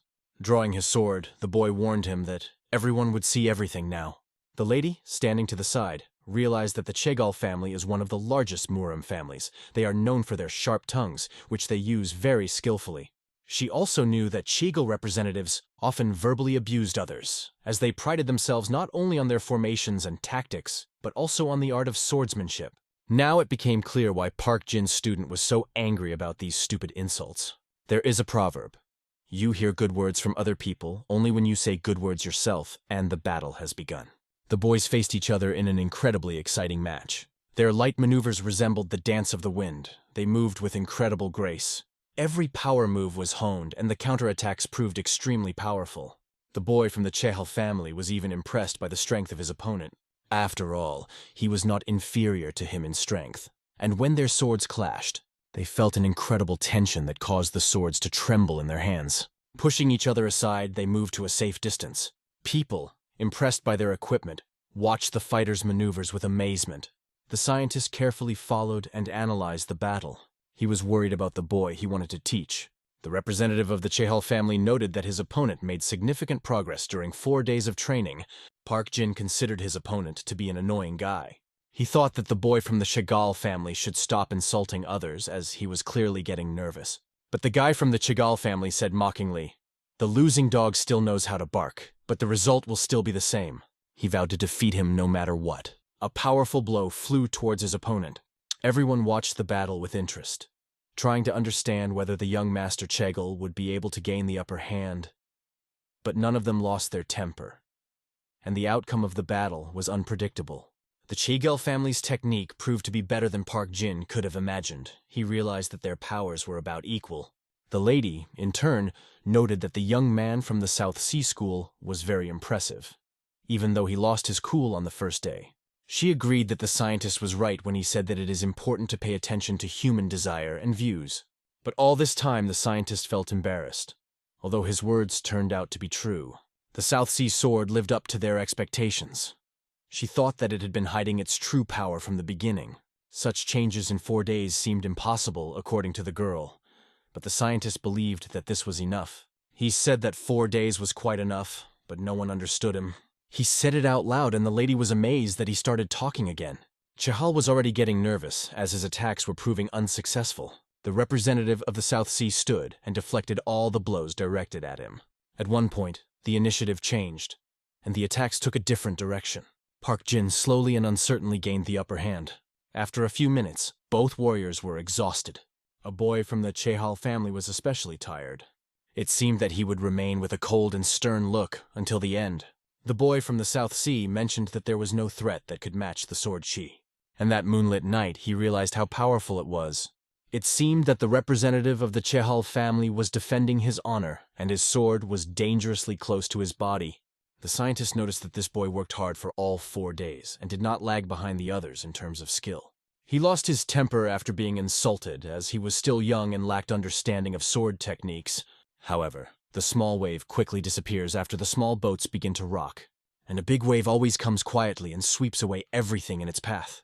The scholar felt the spirit of the great South Sea blossoming in his sword. It was visible and palpable that this match would end soon. Soon, the boy stopped his sword near the face of a rival from the Chehal family. He took revenge for all the insults, and now he was on his knees in front of him. People were shocked by such an incredible result, because it seemed impossible. The boy told his opponent that he hoped Chagall's sword would be sharper than his tongue next time.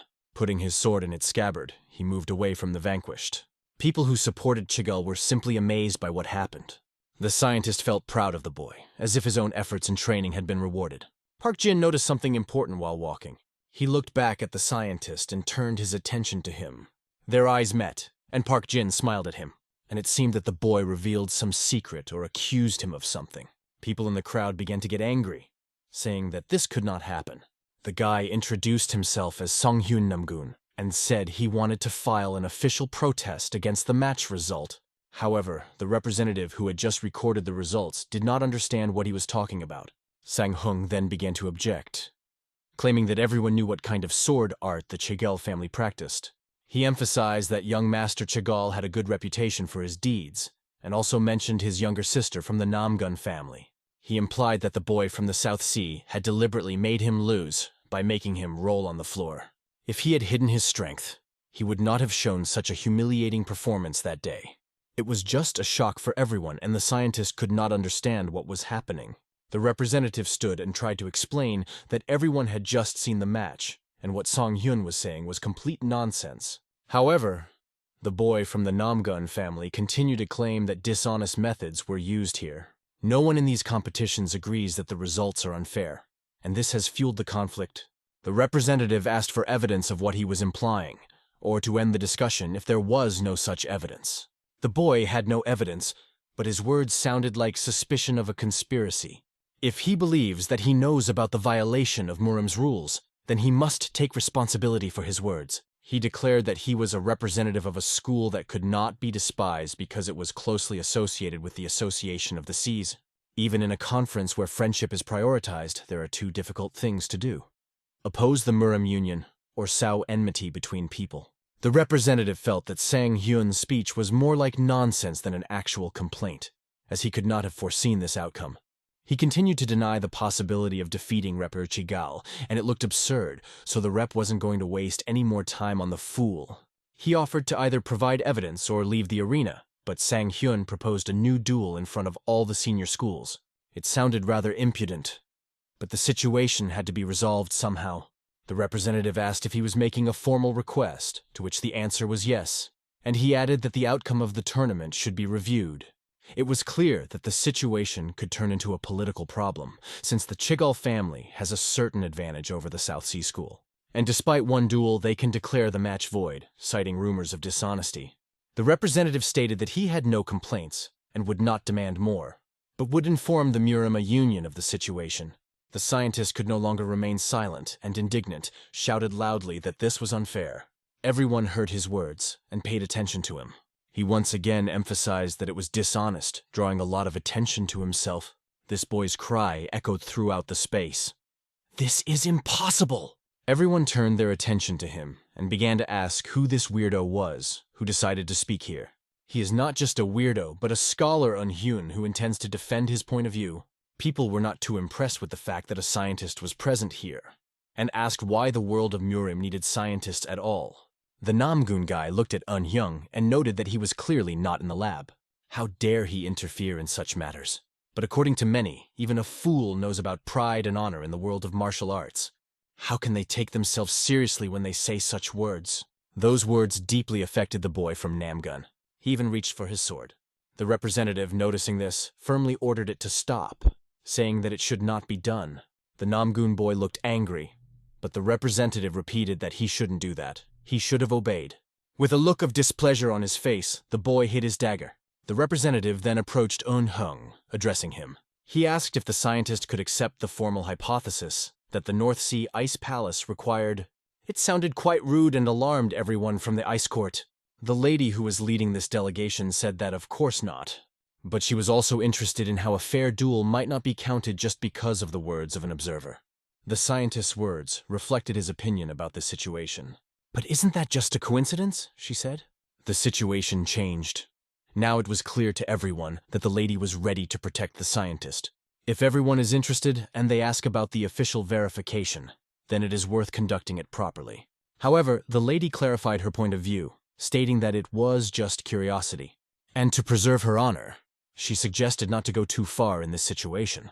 In his thoughts, the scientist could not understand that nothing would change, because he was not even invited here.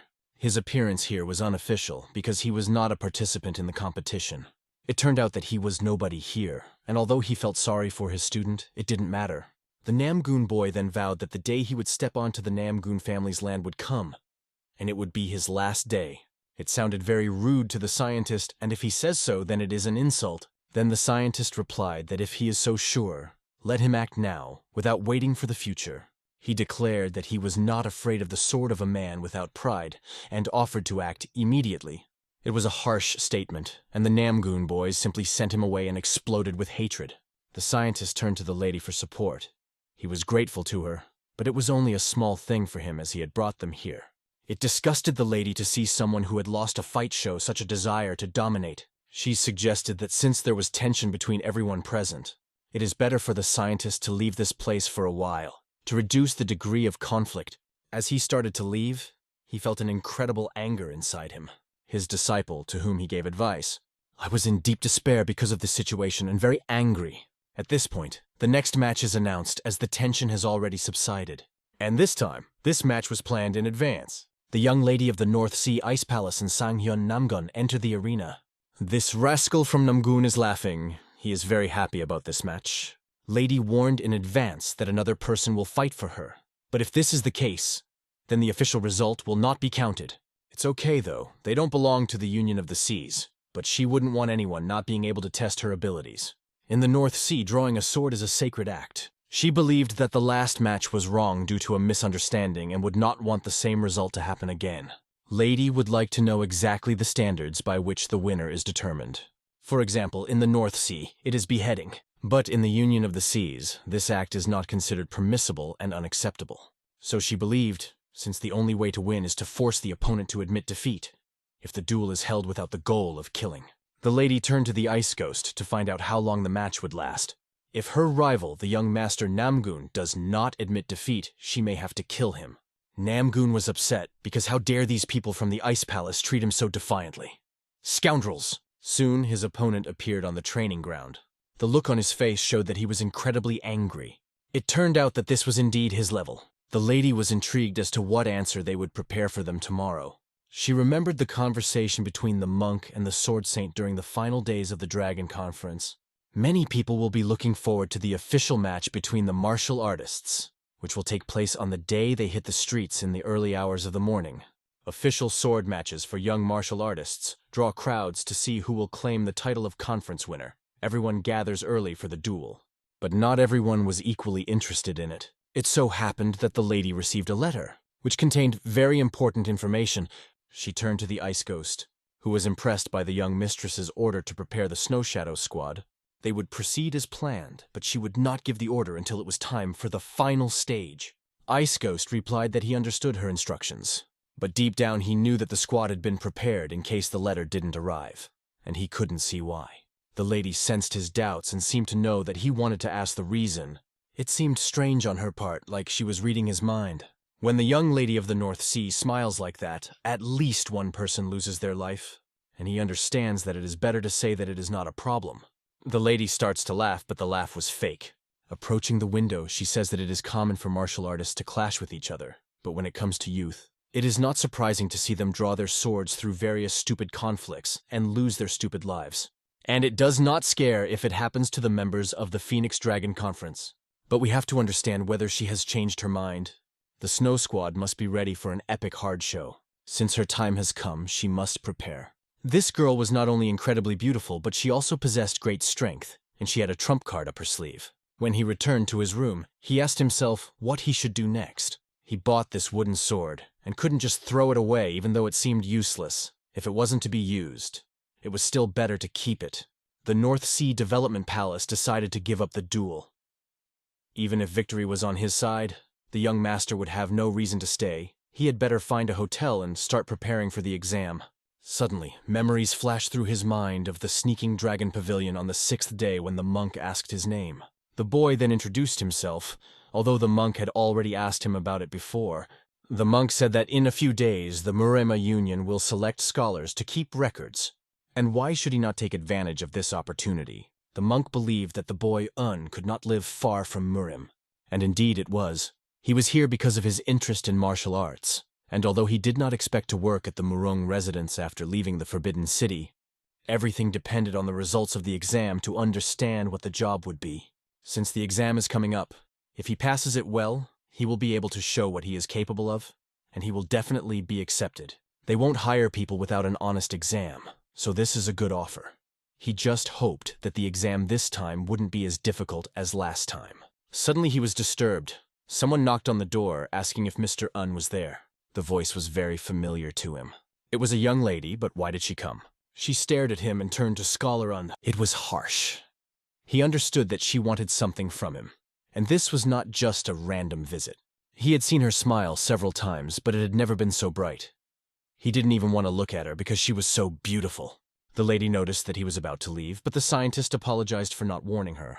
She noted that the conference was already over, and she didn't seem to need him anymore. But why does he think so? She would like to ask one more thing.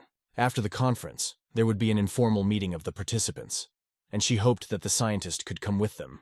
The offer sounded good, so he agreed, hoping it wouldn't be a difficult task. The girl thanked him in a strange way, and was incredibly smiling and beautiful. The scientist was shocked to the core, because he was not used to women and their beauty. She said she would wait for him, and they would see each other later. Probably if he is late, or if they are late. She asked him to find a place for them on the promenade on the northern shore of the western lake. It sounded a little strange, but he decided to agree. He locked the door. Then it will be in the northwest of the lake. Does she want him to come and look for her? Soon, at an informal meeting in the Great Hall, loud sounds of laughter and discussion could be heard, all bragging about their skill. The scientist felt insecure with such conversations. It was a familiar scene. Nothing had changed in the young people who would become Muram's future. But the young lady is really late. Why does she do that? Sitting nearby was Lady Murang, as well as a lady from the Namgun family. He looked at them all and noticed another important person. Han Park Jin was also there, and luckily he wasn't alone. Not everyone was as rude as expected, and the young lady and her entourage still haven't appeared. Maybe it's really worth going to look for them. And then the scientist goes down the stairs and goes to look for her. He reaches the lake and thinks about working in the Muram Union. Maybe it's not such a bad idea. He can enjoy the scenery of the western lake as much as he wants. But suddenly, an ice ghost appears behind him. He didn't expect to see him there. The ghost informs that a young lady wants to meet him. This was quite surprising, as the ice ghost was always polite. But now he rudely replies that the young lady is waiting for him on the north side of the western lake. So from the beginning, they wanted him to come to her there. And when he was going to this place, he saw a squad of soldiers. They were martial artists, and their presence made a strong impression. There were too many of them to say it was just a company of friends. Since even scientists do not pass here alone, perhaps they are school students. But why do these guys have such a strong aura? Soon these people burst into motion in the building and attract the attention of those present. They run inside and start pushing. After they pushed one guy, they started tying his hands. They are told that they should not behave like that, and they say that there are no free seats. So it is better for them to go eat outside. The man who was probably their leader did not understand the words about the lack of free seats. Looking around, they saw that there were actually enough free seats. But young people did not understand the situation. Do they know who these people are? But the leader of these robbers, it seems, is not obliged to know them at all. He punches this guy, knocking him to the side. The guy flies away to an incredible distance, as if from a powerful blow. These people will just go eat. They don't care about anything else. The students and representatives of this informal gathering of Murima do not understand what is happening. But the rudeness of these robbers clearly went beyond what was allowed. Someone could not stand it and turned to them, asking who they were. Then the leader of these robbers noticed this brave boy with a long tongue. It was quite rude and completely unacceptable for high-ranking members. But the leader began to approach this boy, and he warned everyone that if they continued to call them bastards, he would rip out their tongues. The Namgun family representative commented that this is very brave. Do they understand that they are talking to a student from the Hua school? But the leader didn't care if it was Hua's school or some kind of garbage in general. It didn't matter to him. Tall children could not bear such offensive words. Meanwhile, the young scientist was walking by the lake and did not see what was happening. At last, he found a lady standing on a hill. She looked incredibly beautiful, as if she was part of a beautiful painting. As he approached her, she turned to Scholar Un. She asked if he also thought the place was beautiful enough, though there was no doubt. But now, in her opinion, it is not necessary to meet, the lady noted.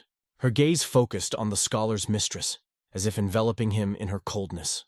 He could not hide his embarrassment, because her look made him more and more embarrassed. His nerves began to fail, and he lost his self-control as he felt sweat begin to pour down his body. And the girl, only slowly, almost inaudibly moving her lips, said, "Even if we go there now, we will only be disappointed, because only corpses remained in that place." This confused him, and not understanding her words, he asked again, "What?" At this point, the lady turns her back on the master scientist and says that he cheated on her, and it had to happen, because if it didn't happen, he would have continued to cheat on her until the very end. She added that only he could prevent the terrible outcome, but to do so he would have to overcome one important test. Snow ice will stand in his way, and he will have to go through it. The scientist stood in front of snow ice and felt a familiar sensation. It turns out that the martial artists he had seen before were her subordinates. He didn't understand why they all kept him alive and were telling him this. But the lady did not expect that he would still pretend that he did not know anything. "Aren't you ashamed, as the owner of the setting sun, to say such a thing?" she added. The scientist realized that the descending sun was the sword he had seen in the Stalking Dragon's pavilion. He thought that there had been some misunderstanding because the scholar swore that he had returned that sword of the descending sun, but the lady said that only 2 people in this land can pronounce the name of this sword. Her words stunned him when he heard the former owner was the Holy Sword, and he was the new owner. And today the North Sea will take away the sun that has set. It turns out that the guy who gave him the sword was the Holy Sword himself. And now everything fell into place. When he had impressed all the martial artists with just his aura from a long distance, and the reason why the sword was given to such a respected young lady. He thought about it, but the girl started to laugh, noting that in this situation he was no different from the scientist she once knew. He really surprised her. She also added that he never realized that he had cheated on her, and most of all, he didn't know anything. But that didn't change the fact that the life of the martial arts masters in the tavern now depended on him alone. The scientist was shocked by this turn of events. At that moment, the girl approaches him. The lady greets the wielder of the descending sun sword, accepting him as her rival. She admitted that she had been waiting for a fight against this legendary sword for a long time. The scientist was in despair because he does not have a sword and does not know how to fight. But he understands that if he cares about the lives of others, he will have to accept the challenge of Snow Ice. He wondered how he was going to face all of this and just stand by and not interfere. The wind of change blew over the field, as if hinting that a new phase in his life was beginning. The determined look of the girl showed that she was ready to carry out all the orders of the young lady. The scientist could not explain that they had misunderstood everything, and that the problem could be solved with words. He tossed the scroll from his shoulder and began to unfold the cloth, displaying his weapon. When the rag fell, everyone saw the brilliant aura emanating from the sword. The lady noted that the descending sun sword had changed a lot. The scientist kept repeating that he did not have this sword. He gave it up and was confident in his wooden weapon for battle. However, Snow Ice's incredible aura began to stir around him. The girl, Snowy Ice, was terribly angry. The lady barely noticed the storm of emotions, realizing that she was not joking. She informed him that the Snow Ice was a secret weapon that had been trained in the North Sea. And even if the scientist possessed the descending sun, he had better not disrespect it. At that moment, the scientist realized that it was not a mistake. Snow Ice is so strong that even the Ice Ghost is no match for her, and the girl told him that out of respect she would start first. She rushes into the fight, quickly starting to act. Her movements are so fast that she instantly moves around the perimeter around the young scientist. Her lightning attacks made the situation even more heated with every passing second. The boy realizes that he has no other choice but to defend himself to at least save his life. He expertly deflects an incredibly powerful blow from the Snow Ice side. The energy that fills the space clouds his mind, giving him no time to think. But Snow Ice continues to spin in the air without stopping his attacks. She stops at a distance of 2 meters from the young scientist, ready for new actions. Her movements indicate that she really is going to kill him, and the boy has no illusions about that. This wasn't just the sparring he was used to. This was a duel to the death, and him missing her previous move was a fatal mistake. Without a doubt, the lady can see that the scholar has the incredible potential of the owner of the descending sun, because he managed to block Snow Ice's attack with a wooden sword, something she could not even imagine. However, everyone is sure that the boy will not last long. Snow Ice is one of the 12 swordsmen of the North Sea, trained specifically for battles against the Holy Sword. The scientist thinks it's just crazy to train a young girl to fight with a holy sword. This is true madness, which in his head seems more and more incomprehensible. The lady declares that now everything is clear. He deceived her, and now he will be punished, deprived of his life for this crime. Snowy Ice, without hesitation, launches another attack. Realizing that he will not be able to escape, the boy pulls out his wooden sword and is ready to fight. Snow Ice covers the arena with its aura, hitting everything around. Her attacks continue to hit the boy's defenses, breaking his barriers. Something flew past her face, and she knew it was something unusual. Her doubts recede for a moment, but she still hasn't hit the nail on the head. Snow Ice, filled with demonic energy, wants to finish the fight as soon as possible and kill him. The scientist exhaled heavily, feeling a burden on his heart, because he still does not understand how to correct this misunderstanding. He understands that he may not be able to anymore, but he can say 2 things for sure. First of all, he never tried to deceive the young lady, and he never deceived anyone at all. And my friend, the girl who calls herself Snow Ice, not strong enough to match the holy sword, and now he turns his gaze to her. An incredible light of pure aura fills the space around them. The scientist realizes that although this girl is strong, she's actually just creating an imaginary sword, and doesn't control him completely, so he needs to buy time. The lady tensed up from such a statement, because she did not expect such a development of events. Snowy Ice, in turn, is going to finish this match. She bursts with lightning speed that could blind anyone who was not prepared. The young master fires the energy of his sword as he prepares to move just as fast. With a quick movement, he dodges a slashing blow and sweeps like the wind, deflecting all her attacks. Lady watches this and cannot believe what she sees. How could such a quiet scientist dodge attacks with a wooden sword so easily? She tensed up, seeing how flawlessly he handled each blow. It blocks all snow ice attacks with incredible speed and accuracy. His movements are endless like a river. His sword flows like water, repelling the snow ice sword. The lady had never seen such flawless swordsmanship. The young master realizes that Snow Ice's sword actually poses no threat to him. From the very beginning, this fight was not dangerous for him. He remains calm and in full control of the situation. Then a bright light emanating from his sword causes shock and fear in everyone present. How could such a simple wooden sword create such a strong aura and perform movements that seemed magical? And when the boy makes this incredible move, his energy changes. A red flame appears in his eyes, showing the true martial art of the White Tiger Sword Heavy Sword of the third technique. And the bloodshed is the witness. A fierce fight suddenly breaks out at the meeting. Blood begins to appear on the bodies of the highest disciples participating in the battle. An ice ghost rushes into battle, stops in front of one of the leaders, and shouts for everyone to stop. Some participants are only now noticing his presence. They knew exactly who he really was, but were surprised by his actions. A ghost approaches the opponents and asks what's going on here. They say that they came here right after they heard about his arrival at the Dragon Conference, and then they happened to meet their brothers to enjoy time together in the refectory. Rough opponents decided to fight at dawn, which caused a small conflict.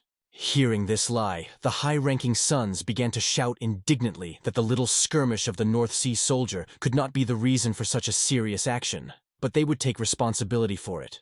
Responsibility can mean different things to everyone, and the Ice Ghost has yet to figure out who is really to blame in this situation.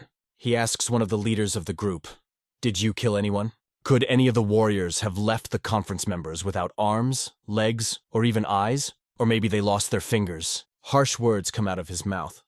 No one can understand. But the tension in the room grows. Nothing of the sort happened, so it was really just a minor skirmish, and it was time for him to go. The members of the conference try to stop him, warning of possible problems if he turns a blind eye to this incident. How could these barbarians afford such a thing? The Ice Ghost heard these words and realized that the members of the conference were real ruffians. He lets them do whatever they want. A warrior from the North Sea won't run or hide. If they want revenge, let them do it now. Best to end it here and now. If they have the courage, the tension between them reaches an incredible level. Every moment can become explosive. The girl jumped forward, stood in the middle, and began to calm everyone down to avoid further escalation. Before continuing, they should heal their wounds and not take the fight to an end. It's the right move, regardless of who's at fault. "It is better to calm down, if only for the sake of the young mistress from Manhua," said the young man from Dan's school. "The conference members give the scoundrels a chance to leave, but they will definitely take revenge for the humiliation."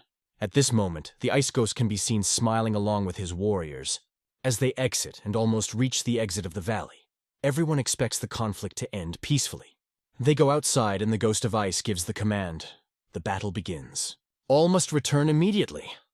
Those who stand in their way must be destroyed. The soldiers of this organization are happy to perform this task. For them it is real entertainment. The members of the conference are furious at this disrespect for them. The fact that they allowed this to happen does not give him peace. The man who before could not say a word to the scoundrels now behaves confidently, like a bull in the arena. One guy approaches the girl, thanking her for the wise decision she saved everyone from a bad situation. The girl looks confident, but from her behavior it is clear that she is looking for someone. She makes an important statement. She worries about someone who doesn't know martial arts and wants to find one. One of the young owners replies that everything will be fine with him because it is him. The boy smiles and adds, "Scholar Un would never hurt someone of his own free will." Meanwhile, our hero uses an incredibly powerful technique. An explosive roar is heard where his sword fell. The blizzard that arose from the impact begins to subside after a few moments. It is noticeable that the lady is starting to worry about her ward. The scientist surpasses her in martial arts and strength, which is alarming. The girl coughs after being hit, looking exhausted and weak. She kneels before the young master and admits her defeat. He points out that her swordsmanship is at a high level, but he wouldn't do it for real. The fight was great for her, though, and she starts coughing again. Her cough grows stronger, indicating severe injuries. The lady approaches the scientist, and he regretfully apologizes for the damage caused. She moves closer, not knowing how to start the conversation. Meanwhile, the boy does not leave the thought of helping his enemy. Lady can't stand it and asks him to stop. The battle is over, and there is no point in talking about it anymore. She is ready to end the conflict. She wants the owner of the fallen sun to be reborn, completing this cycle. She believes that if Snow Ice dies at his hand, she will have no regrets. However, the young master has no intention of doing this and urges him to forget about it. He admits that he doesn't know what the previous owner wanted, but he is sure that he is not a murderer and does not possess the setting sun. But when he mentioned the divine monarch, an important detail surfaced. What did he mean? He thought, and the scientist understood everything. The thing the two were trying to convey to him was about war and how the setting sun was connected to the holy sword. The divine monk wanted him to solve the situation at hand, and only for that reason. He was framed, and the holy sword did not allow him to possess the setting sun, the lady thinks. He wonders why he doesn't answer the question, even though he gave the sword. But the boy returned it, and seems to refuse to take it again. For the lady, the fact that he owns the setting sun remains unchanged. But there was no sword in the hands of the scientist, and he does not fully understand the situation, because the perception of this event changes. For the lady, it doesn't matter if he has a down sun. The main thing is that the holy sword recognized him as its owner, and the divine monk approved this decision. The boy recalls the same decisive dialogue, when the holy sword emphasized that he should receive this sword, and even if they recognized him, perhaps he himself did not recognize them. Now standing in front of Snow Ice, the lady watches her with only a wooden sword despite all her holy sword training. But the young master looked at his wooden sword and does not understand why she criticizes him. The lady informs him that the North Sea will keep a close eye on him, his martial arts, his character, and even his enemies and friends. After all, now he is the owner of the setting sun, she assures, and urges him to finish the fight quickly, like a true master of martial arts, the one who came to the North Sea 30 years ago. The scholar does not want to be a martial artist, in the sense that others see it. He likes the sword itself and believes that he can achieve the great Tao of the sword without killing. The woman does not fully understand him. He is very different from all the masters she knows. How can a person have such an unusual approach? He's not going to take Snow Ice's life, and he doesn't even want to hurt her. But then why would he do it all? Did he hear that they were suddenly surrounded by numerous people? However, the girl decides that if the guy made such a decision, she is grateful to him for it. The plan they had worked so hard to create proved useless, and at that moment, a multitude of warriors appeared from all sides. They surround the young master, and the question arises, what is really happening? And even the Ghost of Ice came to this important event. Come to think of it, they warned that the lives of the conference attendees were in danger if the Ice Ghost appeared here. So they stopped their plan, and are now waiting for the order for the next step. The ghost, realizing this, accepted the situation as it was. Suddenly, the soldiers began to disperse in different directions. The lady said that these people are here to ensure her safety. If something goes wrong, they will at least buy some time, even if they can't hurt you. But if the fight is over, it will lose its meaning. Fortunately, the young conference participants were saved. The Snow Lady, although defeated, understands that she should rise. She feels shame because of her defeat. If the boy gave her life and another chance, she thinks the North Sea should thank him. She takes his hand, comes closer, and looks into his eyes. Martial Emperor of the Dark Sky and ruler of the Azure Dragon, she says. Guy thinks, damn, what is this woman trying to tell me anyway? He does not understand what is happening at all. Only one question remained. How did she know these names? But the lady said that these two could turn out to be the same person, so the Marina Union should focus on those names. And only one person is behind all this. He is absolute. If a guy wants to know more about him, he has no choice but to come to the North Sea. The girl came very close to him, and suddenly she hugged him, which quite confused the young scientist. The strange gesture caused him real surprise, but the lady didn't do it just for hugs. She seemed to say some kind of spell. The scientist was stunned by what happened.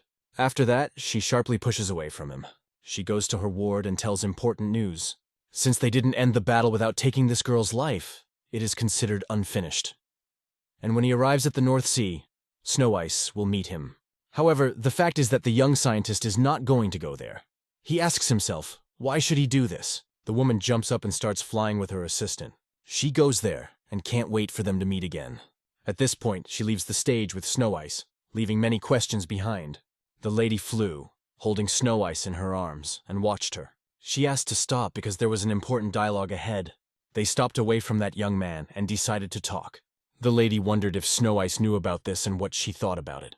In general, she did not recognize him as the owner of the setting sun, but he is one of those she would like to face in battle. She reported that from the moment they met and saw that sword, her thoughts began to change. It was shocking news for the lady, as well as for the entire North Sea, for he is the owner of the setting sun, but managed to defeat a man he did not even know. He perfectly resisted all his blows, made him kneel before her after the decisive blow. After that, the girl felt very ashamed. However, nothing bad happened, and it will be a good lesson for the southern faction, who have become too relaxed in their peace theories. Only one question remains.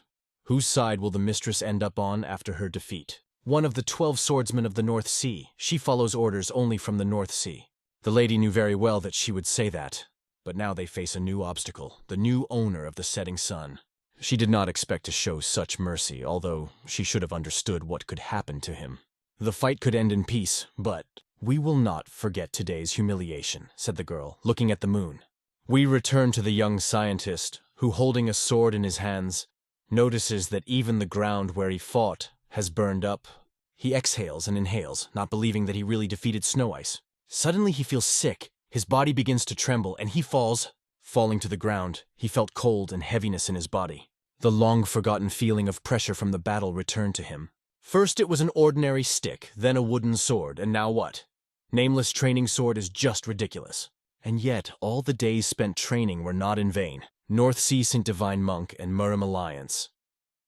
He thought he would appear as an ordinary person not connected to such things, but today he had to fight for his life.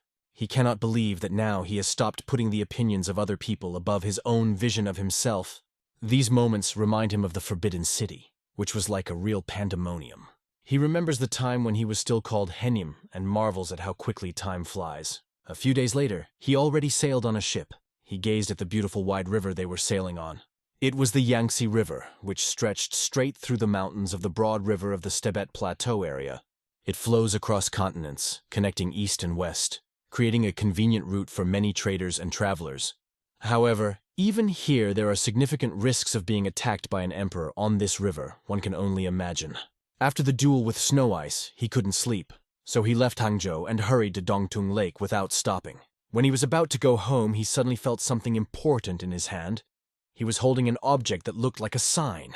This sign belonged to his mentor, Il Jong-hyun, whom he only remembered for this subject. But the mentor is long gone. From the moment he left this place, thoughts began to appear in his head about the position he could get in the Union of the Seas. To be honest, this kind of chance only comes once in a lifetime. The people on the ship, who were resting, looked at the young scientist rather strangely because he was constantly sighing deeply. They invited him to come and drink with them so that he would not be so thoughtful. When he asked if they wanted to have a drink together, they immediately said yes and invited him to join. They still had a long way to go, a lot of time to spend, so they decided that there was no reason not to have a drink together. The scientist was tempted by one cup, deciding that one wouldn't hurt. After being poured a large cup of alcohol, he immediately drank it in one gulp. The men pointed out that he was a heavy drinker and seemed to handle booze better than most. When asked if he came from the north, the boy did not understand why they asked this. He wondered why he was so concerned because this had happened to him several times before. This wasn't the last exam he could pass, and there was no reason to worry. One of the men told him that he had every chance of passing the exam, even if someone failed it several times. A man who failed the exams at the district and regional levels 3 times, and had been trying to pass them for 9 years, admitted that he himself understood. Not everyone can do it. He began to get angry when people mentioned his past failures, but the young scientist was not cheerful. It was difficult for him to explain that this was not the point. He did not consider himself in such a situation as some other scientists who failed. Then they gave him a small bowl. More alcohol was poured into her, and one of the men introduced himself, saying he was taking a diploma exam. They said that they all had experience in the imperial exams, and invited him to join so that he could relax as they were going through the same thing. At that moment, the young scientist looked aside and noticed an important detail. This detail turned out to be a girl who was surprisingly beautiful. "And what does a martial arts master do on this ship?" he asked. They noticed the boy's look and emphasized that he was surprised to see people from Murang on the ship. "Did the young scientist fall in love with the lady who laughed and was so beautiful?" they asked jokingly.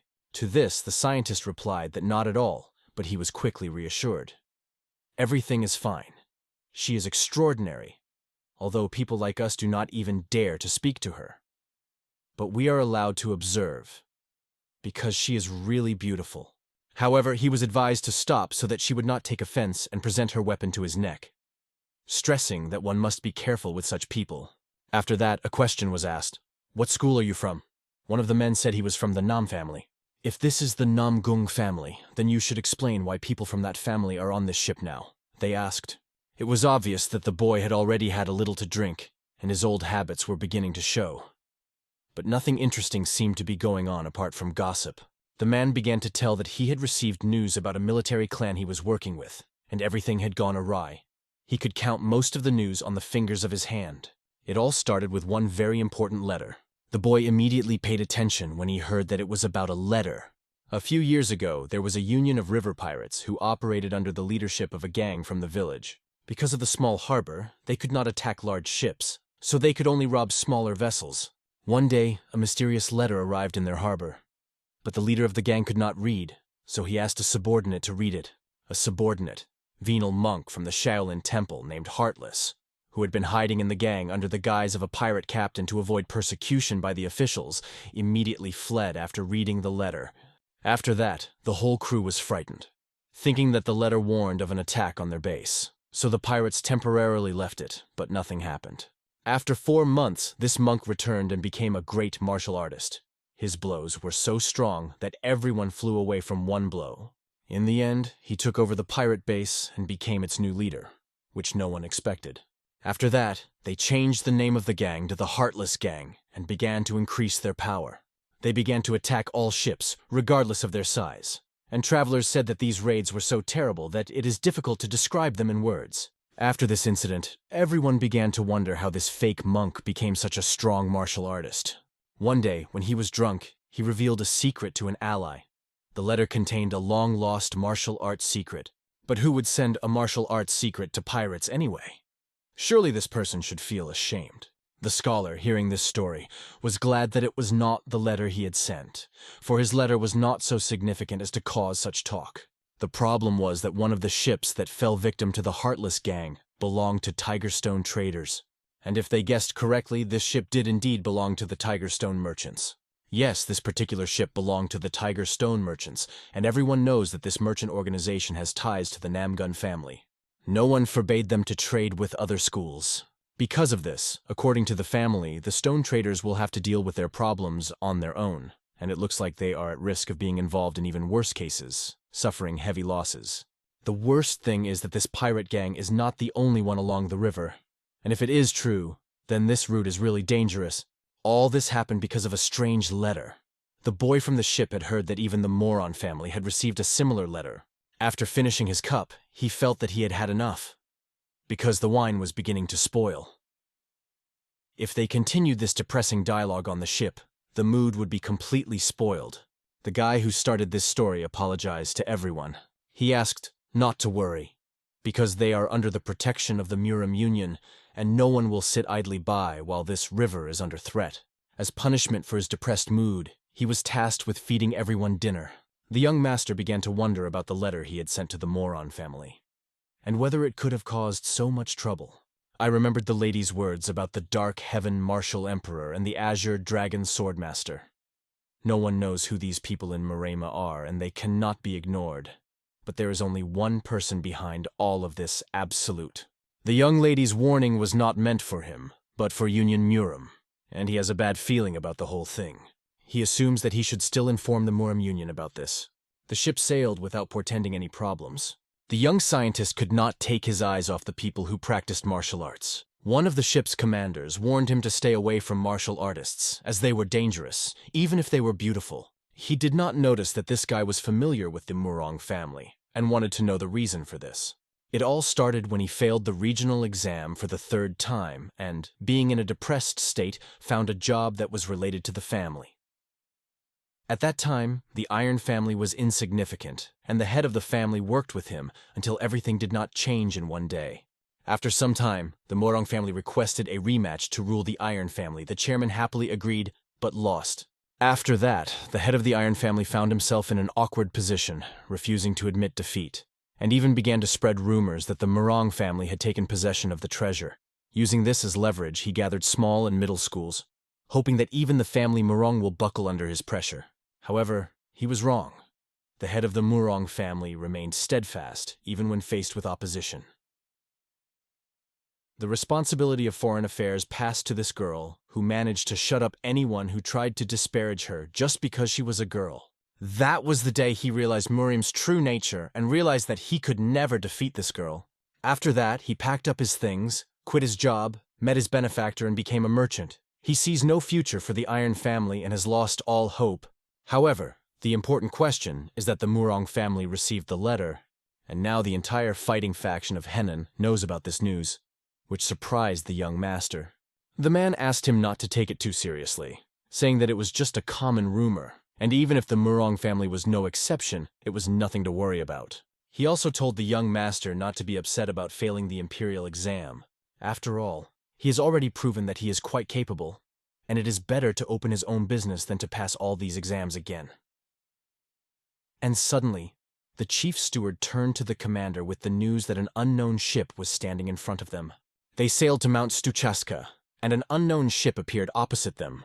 This caused quite a commotion, and everyone was frightened by the incident. To the question, "What is happening?" the deputy commander replied that by the screams, it was possible to understand that something unusual was approaching. Soon they noticed that the ships had come even closer, and something strange was happening on their sides. A large number of warriors could be seen on these ships, and it seemed that they were preparing for something. The worst part was that there were no identifying flags on the ships. Important conversations were taking place on board. The pirates wondered if this ship was really so strange, but the commander did not want to spoil his mood and asked, "What is strange here?" The problem was that martial artists had been spotted on the ship, and that was already bad news.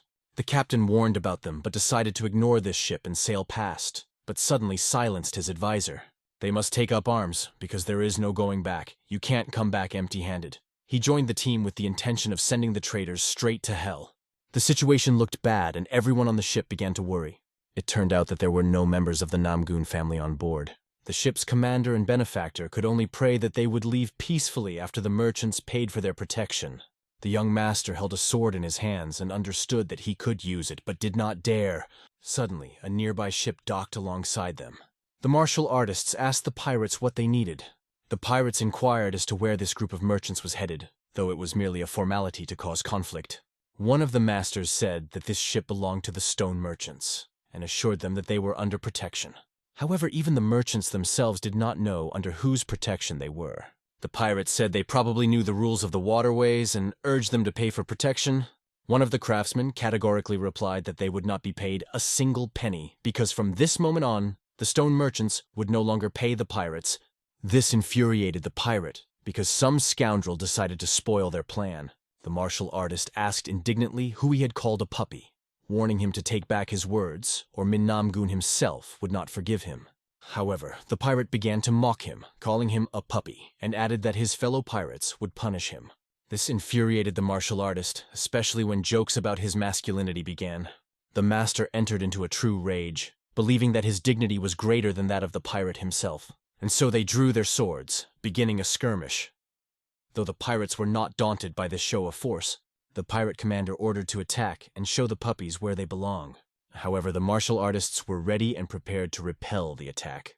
The leader of the ship, on which the young master was, decided to hide because he was already too old for such battles. The scientist tried to help him, but the old man was so drunk that he could not even get up. Soon the pirates surrounded their ship and began to approach them. The pirates shouted that it was better to give them all their things, and then they would stay alive. The young master understood that this was absurd, because his crew could not even stand straight. And these pirates wanted to kill them because of some treasures. He unrolls his paper sword and realizes that there are only two enemies in front of him. These scoundrels are nothing compared to Snow Ice, the previous enemy he defeated. The pirates, seeing the guy with the wooden sword, thought he was out of his mind. We return to the other side of the ship, where the pirates' blood begins to flood the sides. Martial arts masters demonstrated their sword skills. They did not give any chance to those who attacked them. Their main task was to watch the back and not allow anyone to enter from the back. They trusted each other because they were from the same family. The worst thing for them was that the blood of the pirates got on their clothes, and they thought they would have to throw them away now. The daughter of the leader of the Tigerstone merchants, Seo and Lee, told her colleagues that she became polluted because of the cursed pirates. The young master did not pay attention to this and saw how the scoundrel attacked him. He destroys the enemy with a masterful movement of his sword. The Namgun family ruthlessly destroyed the pirates on board, but despite their numbers, these pirates were no match for them. It was unfortunate that they lost some of the cargo, but getting rid of the Heartless gang was worth the loss. Suddenly, the leader of the pirates rushes into the battle, trying to attack the impudent young man. He was convinced that he could easily destroy this guy and continue to brag about his strength. The girl noticed that the pirates were losing their advantage. She turned her attention to the other side of the ship. There, one of the crew, a young scientist, stood with a wooden sword in front of two armed pirates. His actions were more like madness. He seriously believed that he could fight with a wooden sword. The girl couldn't let him die because she would have nightmares if she did. She decided to step in and show him where he belonged so he wouldn't lose his life in such a ridiculous situation. The scientist braced himself for battle, holding his wooden sword, and was ready for a duel. The pirates thought he was completely crazy because threatening them with a wooden sword is simply ridiculous. They wondered why he decided to order them anything at all, if he was nobody to them. They took it as superiority because he had an ordinary stick in his hands. The pirates better suggested that he disappear until they killed him, and then, unexpectedly, while they were still talking, the girl comes to the rescue and pierces one of the pirates, who feels incredible pain. The same fate befell the next pirate. Her fighting skills were impeccable. By this, she saved the young owner. She looked at him and smiled. She rejoiced at his courage, but at the same time hinted that one should not jump above one's own head. But he didn't have time to say anything as she quickly moved on. The young master understood what he was getting at, and perhaps she did not quite understand everything correctly. Soon the pirates suffered a crushing defeat and retreated. The Namgun family just watched as the pirates collected their wounded colleagues. They won, making the pirates feel the power of their swordsmanship. Now the pirates should not threaten them again, and after a while their ship departed. The scientist did not understand why the Namgun family was so proud of themselves, because there were many wounded. This is Marima's world. People who are so proud. The merchant ship did not arrive empty-handed in the harbor near Huya. They managed to take the prisoners with them, whom they tied and led on a rope. When asked what would happen to them, the answer was, most likely they will be handed over to the authorities and they will be severely punished for their crimes, but they were luckier than those who died and drowned in the river. It was a matter of luck or bad luck. A young lady intervened in the conversation and expressed her opinion. These pirates got what they deserved. She remembered that it was the same scientist she had seen earlier on the ship. He congratulated his savior because this woman had recently saved them. But the girl raised her head high and remembered that she had never once heard thanks from this scientist. He felt a little uncomfortable, but expressed great gratitude for her help. The young lady informed him that she was from the Tigerstone Trading Organization, and added that he should not worry, she was just joking. If that's the case, then she's not from the Namgun family. Although she has studied swordsmanship for several years, she is not yet a member of the family. She asked the scientist where he was going, to which he replied that he planned to stop by Dongtun Lake, even though his friends were here. Her words seemed a coincidence, because she was also going there and they would probably meet again. She left, leaving behind many questions. One of the men noted that the Chamber of Commerce had started at Dunton Lake, and that had sparked interest in its connection to the home. It was obvious that the young master knew nothing about the home head of the Tigerstone Company, one of the top 5. However, the daughter has a fiancé, so he does not advise the young master to even try to flirt with her. But the scientist had no intention of flirting, and the man decided to joke that they would buy him drinks to comfort his broken heart. It felt more like bullying than support. Next, we moved to Murang's residence. The young lady returned from the Dragon and Phoenix conference. The heads of the family greeted her joyfully, since the journey was far, and invited her to sit down. Her father asked her what her impression of the Murang Union was. The girl replied that she did not notice anything special, but this trip was wonderful. She gathered a lot of information about Murang and other schools. She had just finished her report and had it ready for discussion. The father opened the report and noticed that she had done well in the task, and asked if she had found a suitable groom. He wondered if anyone had caught her eye. The young lady began to go over in her head who could make a strong impression on her. However, Namgun's family, her relatives, seemed to her to be haughty and unpromising people. She remembered other people she had met. However, her father did not ask about any ordinary things. He heard that she liked one of the men. She was embarrassed by this phrase, and even blushed because in truth, she really liked someone. The girl felt uncomfortable with such words, but still dismissed any thoughts about candidates for her hand. Grandfather, stroking his beard and exhaling, said, "What a pity." However, suddenly one very interesting guy came to her mind. It was the owner Un, but why? Soon the grandfather announced that they had received good news. Jin has returned and is now heading towards them. This was great news, and the girl was happy about it. In fact, she was very happy to see him and thought that was the point. She congratulated her brother. Her brother explained that the responsibility had now shifted to her and he was ashamed of himself. From that moment, she decided to allocate him the Department of Foreign Affairs. However, he did not want any position. He was more interested in the art of swordsmanship. Therefore, he expressed a desire to be in charge of training. Soon someone entered the room and called out if the young miss had arrived yet. She ran into the room and started hugging her grandfather. Mrs. Sang behaved quite defiantly, but she became annoyed with her sister because she did not even come to see her after her return. It was because she wanted to give her a present. After understanding the situation, the girl was happy to receive any gift. Grandpa asked if she wondered why Jin had taken up the sword again. When her grandfather said that it was all because of that student, that man, she couldn't believe it. Although they weren't sure that it was him, but he got the sword technique through the explanation letter. When the little girl saw her brother, she could not say anything. It seemed to her that he was angry with her. Her brother often mentioned Mistress Un, but no one knew how they knew him. Grandfather also remembered how he left, and remembered who he was with at that moment. Everything changed very quickly, and when the man changed his appearance, it became obvious that they did not recognize him immediately. Even at first glance, they thought that he was just an ordinary scientist. Here the girl realized that no one in the room knew the real name of this man. The young lady guessed that his name was Unhen, and then the girl realized that it was about the person she met. She began to behave strangely, which even surprised the old man. The fact is that the girl met this Master Un at a conference. Her father started yelling that if she knew where he was, she needed to find him urgently. But after the conference, he could go to the South Sea School. Maybe Hampajin knows where this man went. Then one of them told grandfather to send someone to the South Sea School immediately to get information. But they did not know that they meant a completely different person. And the situation would have been different if that man had gone to the Murang Union. Everyone doubted this, because if a person wanted to enter Tianfu, why would he just hand over his martial arts and leave empty-handed? However, Murang believes that he could be forging connections and claims to be the unattainable wielder of the Azure Dragon Sword. In this case, it means that he is unattainable in heaven. It must be time for the Murang family to make a decision about their future. The girl suggested that it was time for the Murang family to think about their future. The wielder of the Azure Dragon Sword must first break out of isolation, as the fate of their family is decided in Tianhu, a place where gratitude and grudges prevail over all else.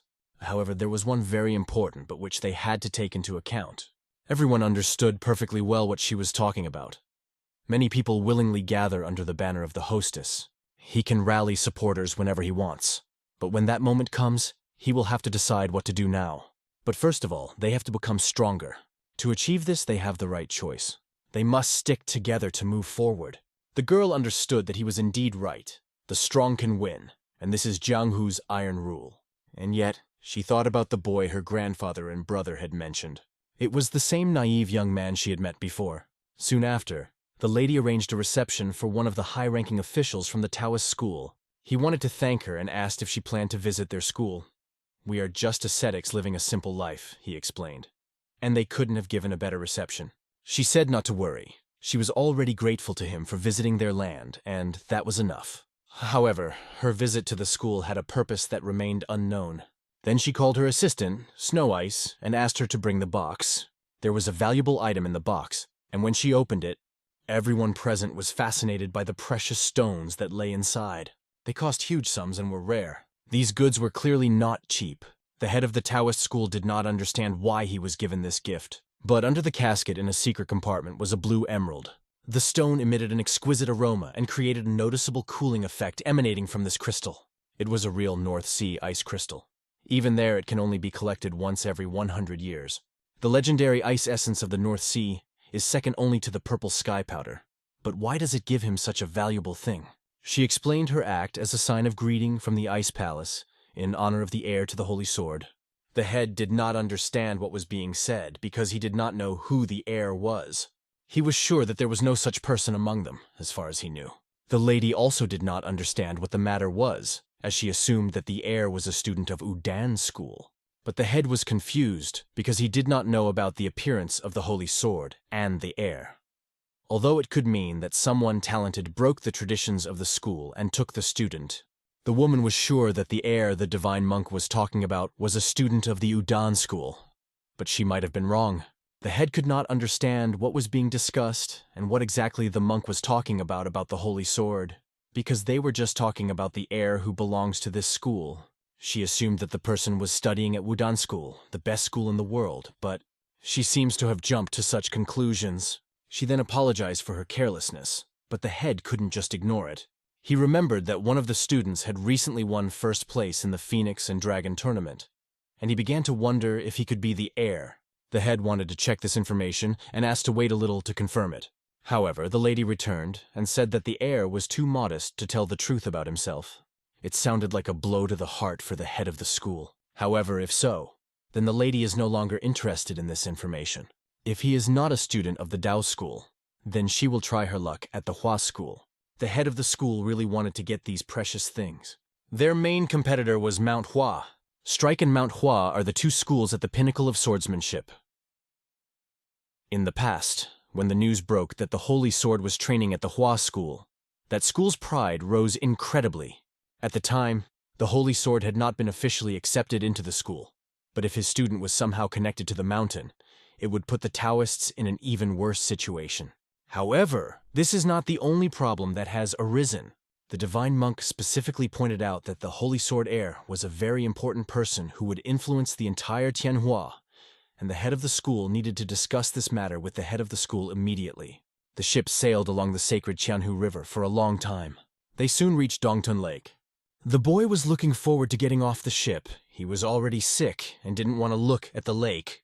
In terms of beauty, he could not compare this lake with the western one, because it was so big that it could be confused with the sea. The girl approached him, trying to impress him with the view from the top of the Yuan Tower. It was something incredible, and many poets praised her.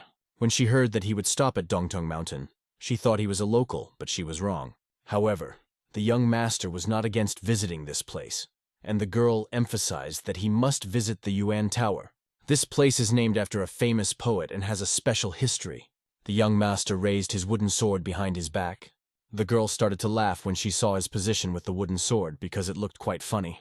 Wiping away her tears of laughter, she couldn't help but see this pitiful trick. However, she didn't say anything sinister and only said that she loved Yuan Tower and came there often. They were due to arrive at the venue soon and she needed to pack. The young master did not understand what was wrong with this woman, but his friend suggested that maybe she was just mocking him. Maybe it's all because he looks like a wimp. We are moving to a house on the outskirts of Yuzan. The scholar arrived at this house of Ilan. He was holding a medallion that his previous teacher had given him. After leaving the Forbidden City, he met many people, but none of them were as dignified and honest as Ilhan. The young owner had been putting off this meeting with his family for a long time, but today it finally happened. The servant opened the door for him. They said that the lady would come soon. The scientist did not arrive empty-handed. He hadn't seen any good men yet, and this house looked old and a little run down. The house did not look like the residence of a former military official of Korea, like the home of a first nobleman, and the question arose as to how the government could treat Hyun. The hostess came, saw that it was once connected with her late husband. It was obvious that she began to tremble at the mere mention of him. Tears began to drip onto the table from her eyes. The guy apologized for not coming for so long. The woman apologized for crying in front of him and asked what connected him to her husband. The young master admitted that he was unworthy to call her husband his mentor. The woman may have understood that he was Scholar Unheng, but how did she know him? A few years ago, a man came to her who was passionate about the same business as her husband and was fired from his position. He told her about him. The scientist apologized for delaying the trip for so long, but the woman asked him not to be so polite and just sit down. She really appreciated that he took this step and came here from the capital. But to be honest, she guessed that maybe he was having a hard time right now after he left the palace and resigned. The guy denied that everything was wrong, and her daughter burst into the room. She had long told her mother not to let any strangers into the house. It was clear that her daughter was quite rude to strangers. She didn't show off and sharply asked who he was, since only a woman has the right to be here, and demanded that he leave immediately.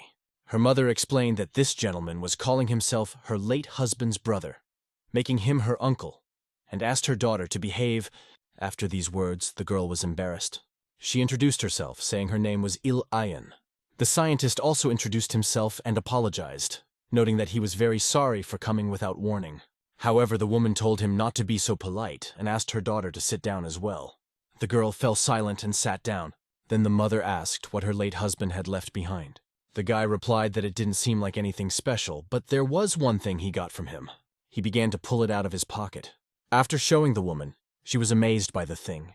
Even the young lady paid attention to it. She didn't want to show disbelief, but she was embarrassed to ask. But she asked him to give her back the ring. The young owner apologized. It's the only gift he has left from her father, and he values it so much that he can't return it. Still, he thanked them for letting him stay the night. The girls were left alone to discuss all this. Then the mother turned to her daughter. She asked if she wanted to talk about something, but the girl refused. She didn't understand who this man was and why he came here with his father's ring, because this ring was supposed to be given to the man who would become her fiancé. And she knew that too. And of all people, there should be this man. But she didn't understand why her mother understood how she felt, but wasn't she judging him too soon? Besides, he hasn't proposed to her yet. But the girl stood up and told her mother that when this man wanted to marry her, she would immediately give her to him. She went on to ask if her father really felt the same way, and how could they ever let someone who had avoided them all these years decide her fate? She strongly disagreed with that. Moreover, her father is dead, and she no longer has to follow his orders. However, her mother would not allow her to say so, insisting that her father truly loved them. She said that one should think before speaking, but the girl was in pain. Sensing the fate of this moment, the girl turned and ran away. The mother was embarrassed by her daughter's behavior, but could not stop her. She ran outside, not understanding what was happening. That stupid scholar looked like he'd failed an imperial exam. Even worse, he was completely shameless, because he seemed to her to be too impudent a man. She thought it was all because of her father if it wasn't for him. She hadn't said anything terrible to her mother at the time, but now, returning to her room, she approached the casket. Paying no attention to anything, she climbed onto the chair. Rising, she looked at the same object in the casket. She reached out to open it. Placing it on the table, she began to carefully examine the contents. When she saw the object, nostalgic memories came back to her. There was a scroll containing a very valuable object for her. She was deep in thought and remembered what kind of object it was. Her father knew how happy she would be to receive this ring from him. She thought he would find her a good groom. She was young and naive then, eagerly awaiting his return. She tried to forget him to start a new life, but he left this world, and all because of what happened between them. The next day, in the same place, Mother realized that maybe Master Un didn't know the purpose of this ring, and what would Lady Hyun do then? But she wasn't going to let this man decide her fate. She also asked her mother not to interfere in her personal life. She would figure it out herself. Mother only reacted silently to her statement. Soon the long-awaited host appeared. He apologized for being late and asked how they slept. Madame Yen immediately remarked to him that he was late and didn't even know the purpose of the ring. She asked if he was even ashamed to call himself a scholar if he couldn't even arrive on time. That was quite rude. He excused himself by saying that he overslept because he was very tired after the trip. He thought he would feel more energetic after his sword training. Then his mother invited him to sit down, which he was very grateful for. Soon they had dinner, and the young master went about his business. He pondered the whole situation as the lady followed him. She asked him if he was lost, as he looked like he couldn't find the kitchen as he looked around. The boy called her his niece, but the girl forbade him to call himself that. She did not believe that he was her uncle. The young master apologized, but thought that she might not be used to being called her niece by someone her own age. However, the girl started shouting at him again, not wanting him to call her even Nuna. But what should he call her now? The girl did not understand why he behaved so politely everywhere. Judging by his insistence, she was sure that he knew about the purpose of the ring. She turned away from him and simply asked to be called Miss, although it was better that he didn't speak to her at all, to which the scientist agreed. Everything that had to do with the scientist annoyed her, but she decided that she would last a few more days and asked where he was going. The young master just wanted to know if there was anything he could do to help them. The girl thought a little. She offered him to cut down the trees. It was a joke on her part, because she knew it was a pretty dirty job. She was sure that the scientist should not and could not do this. However, the young master, although he had never done this, was convinced that he would manage. The scientist promised to do his best and set out to do the work. The girl thought that the scientist was only capable of reading books, and he was unworthy of pruning trees and would not be able to do it, so she wanted to look at his suffering with pleasure. However, the scientist found her behavior cute and saw her as a younger sister. He changed clothes, took a sharp sword. An incredibly large garden opened before him, and it is not surprising that Miss Yen and her daughter-in-law did not cut trees. He started working. The first cut was easy. It looked like the job would be easier than expected, but the tip he cut off was quite dangerous, and he had to be careful with the protruding parts. Now he had to cut off part of the trunk. He swung with all his might to cut off the ends. Accidentally missing, he caught the gate with his sword and cut it in half. Looking at his sword, he realized that something was clearly wrong. However, as he held it in his hands, he realized that it was a real sword, and it couldn't just be waved around uncontrollably. The scholar focused all his strength on the sword, preparing for a serious blow. His aura activated, radiating incredible energy. With extreme precision and skill, he began to cut the branches, trying to control his strength. His movements were so fluid that it looked like a passing action, yet each strike was precise. But it was all too slow, and he had to concentrate on each cut, making the process take forever.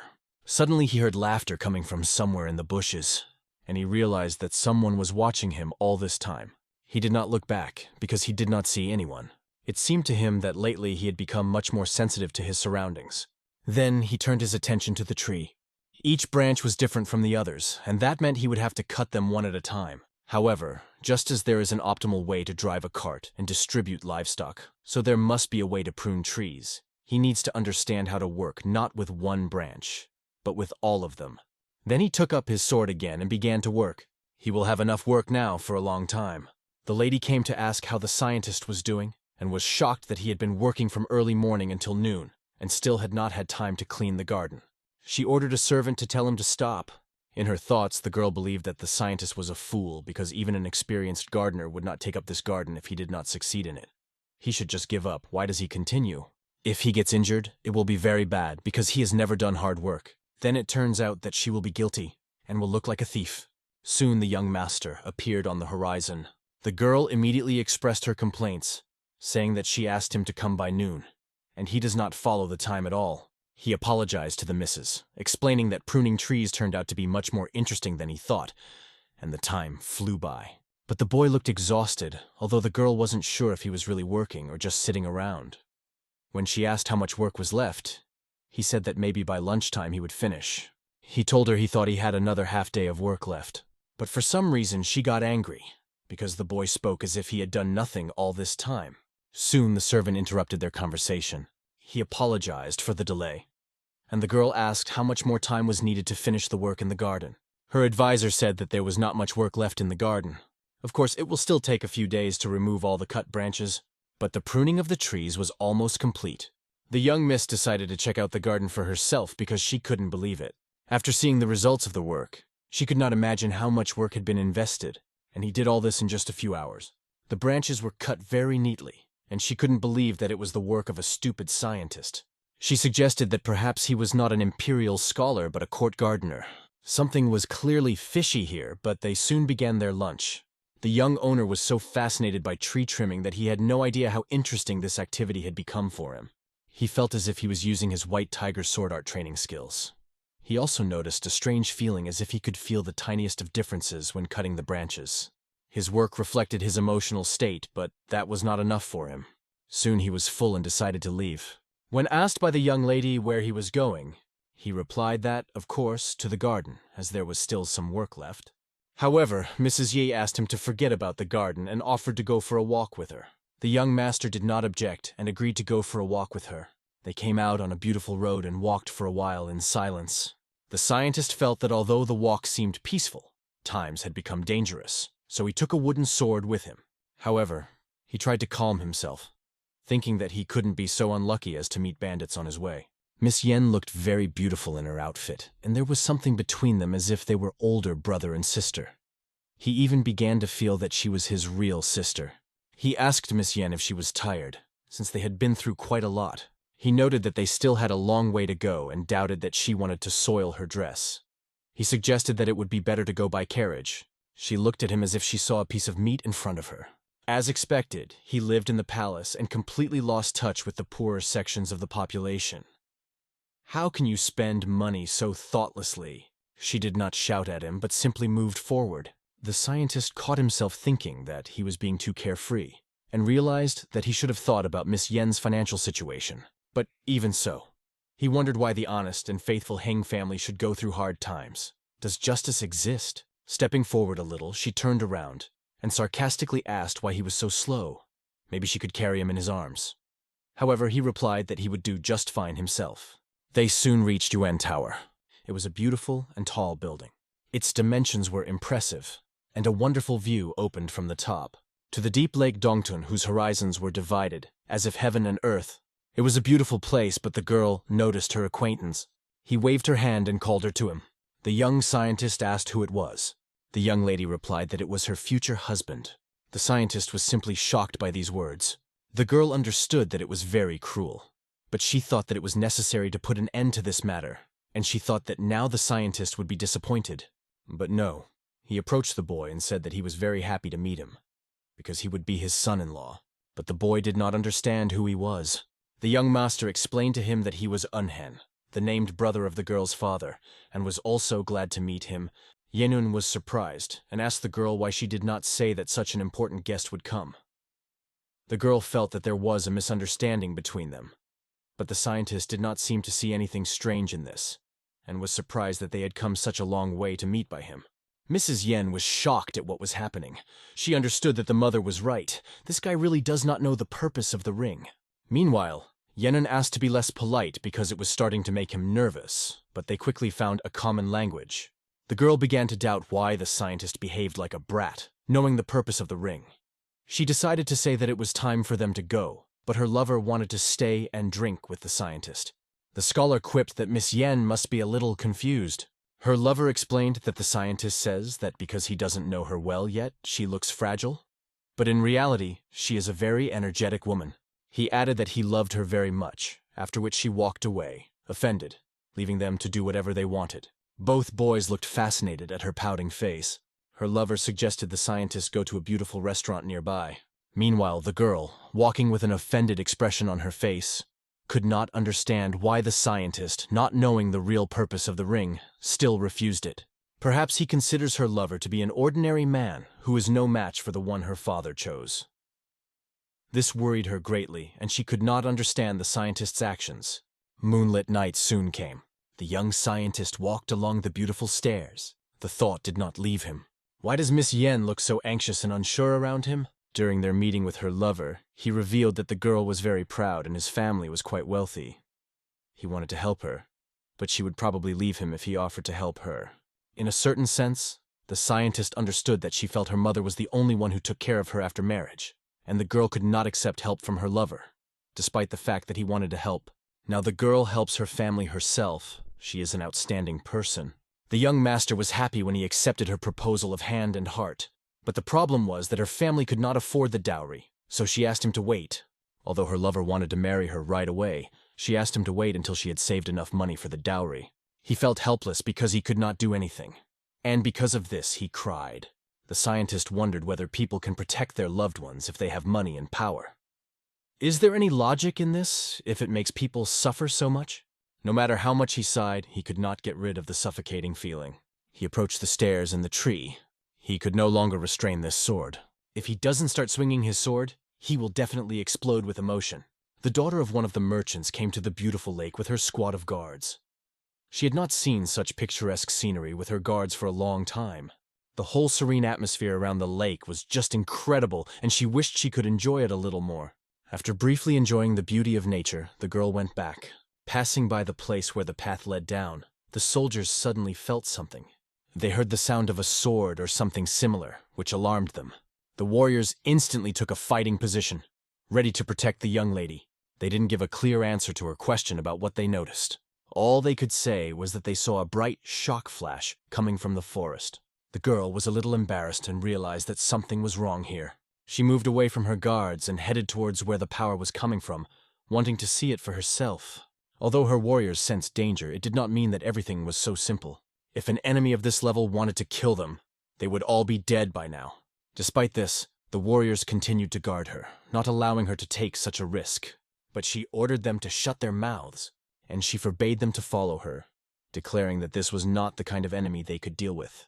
The young master had been practicing with his sword. Now he was one with the weapon, as if he had merged with it. He couldn't remember how many times he had trained with this sword. Every time he swung his sword, he lost touch with reality. His worry and sadness faded away as he trained with the sword, giving him a sense of calm. The girl came to see it, and was amazed by the incredible power she saw. Every time the young master swung his sword, the ground beneath his feet seemed to disappear, giving way under the pressure of his power. He was the embodiment of a mythical beast that sought to devour this world, as if trying to extract all the sadness from it. He had no right to stay here, and she knew she had to go. If she is careless, his punches may accidentally land on her. Despite this, she decided to hide behind a tree and watch. She had never seen such powerful swordsmanship. Not even her Namgun family, famous for their sword techniques, could boast of such skills. The girl caught herself thinking that she had finally found the one. We are moving to the city of Changsha, Huan Province, the headquarters of the Tiger Stone Merchant Group. The girl enters Li Huam's office and addresses her father.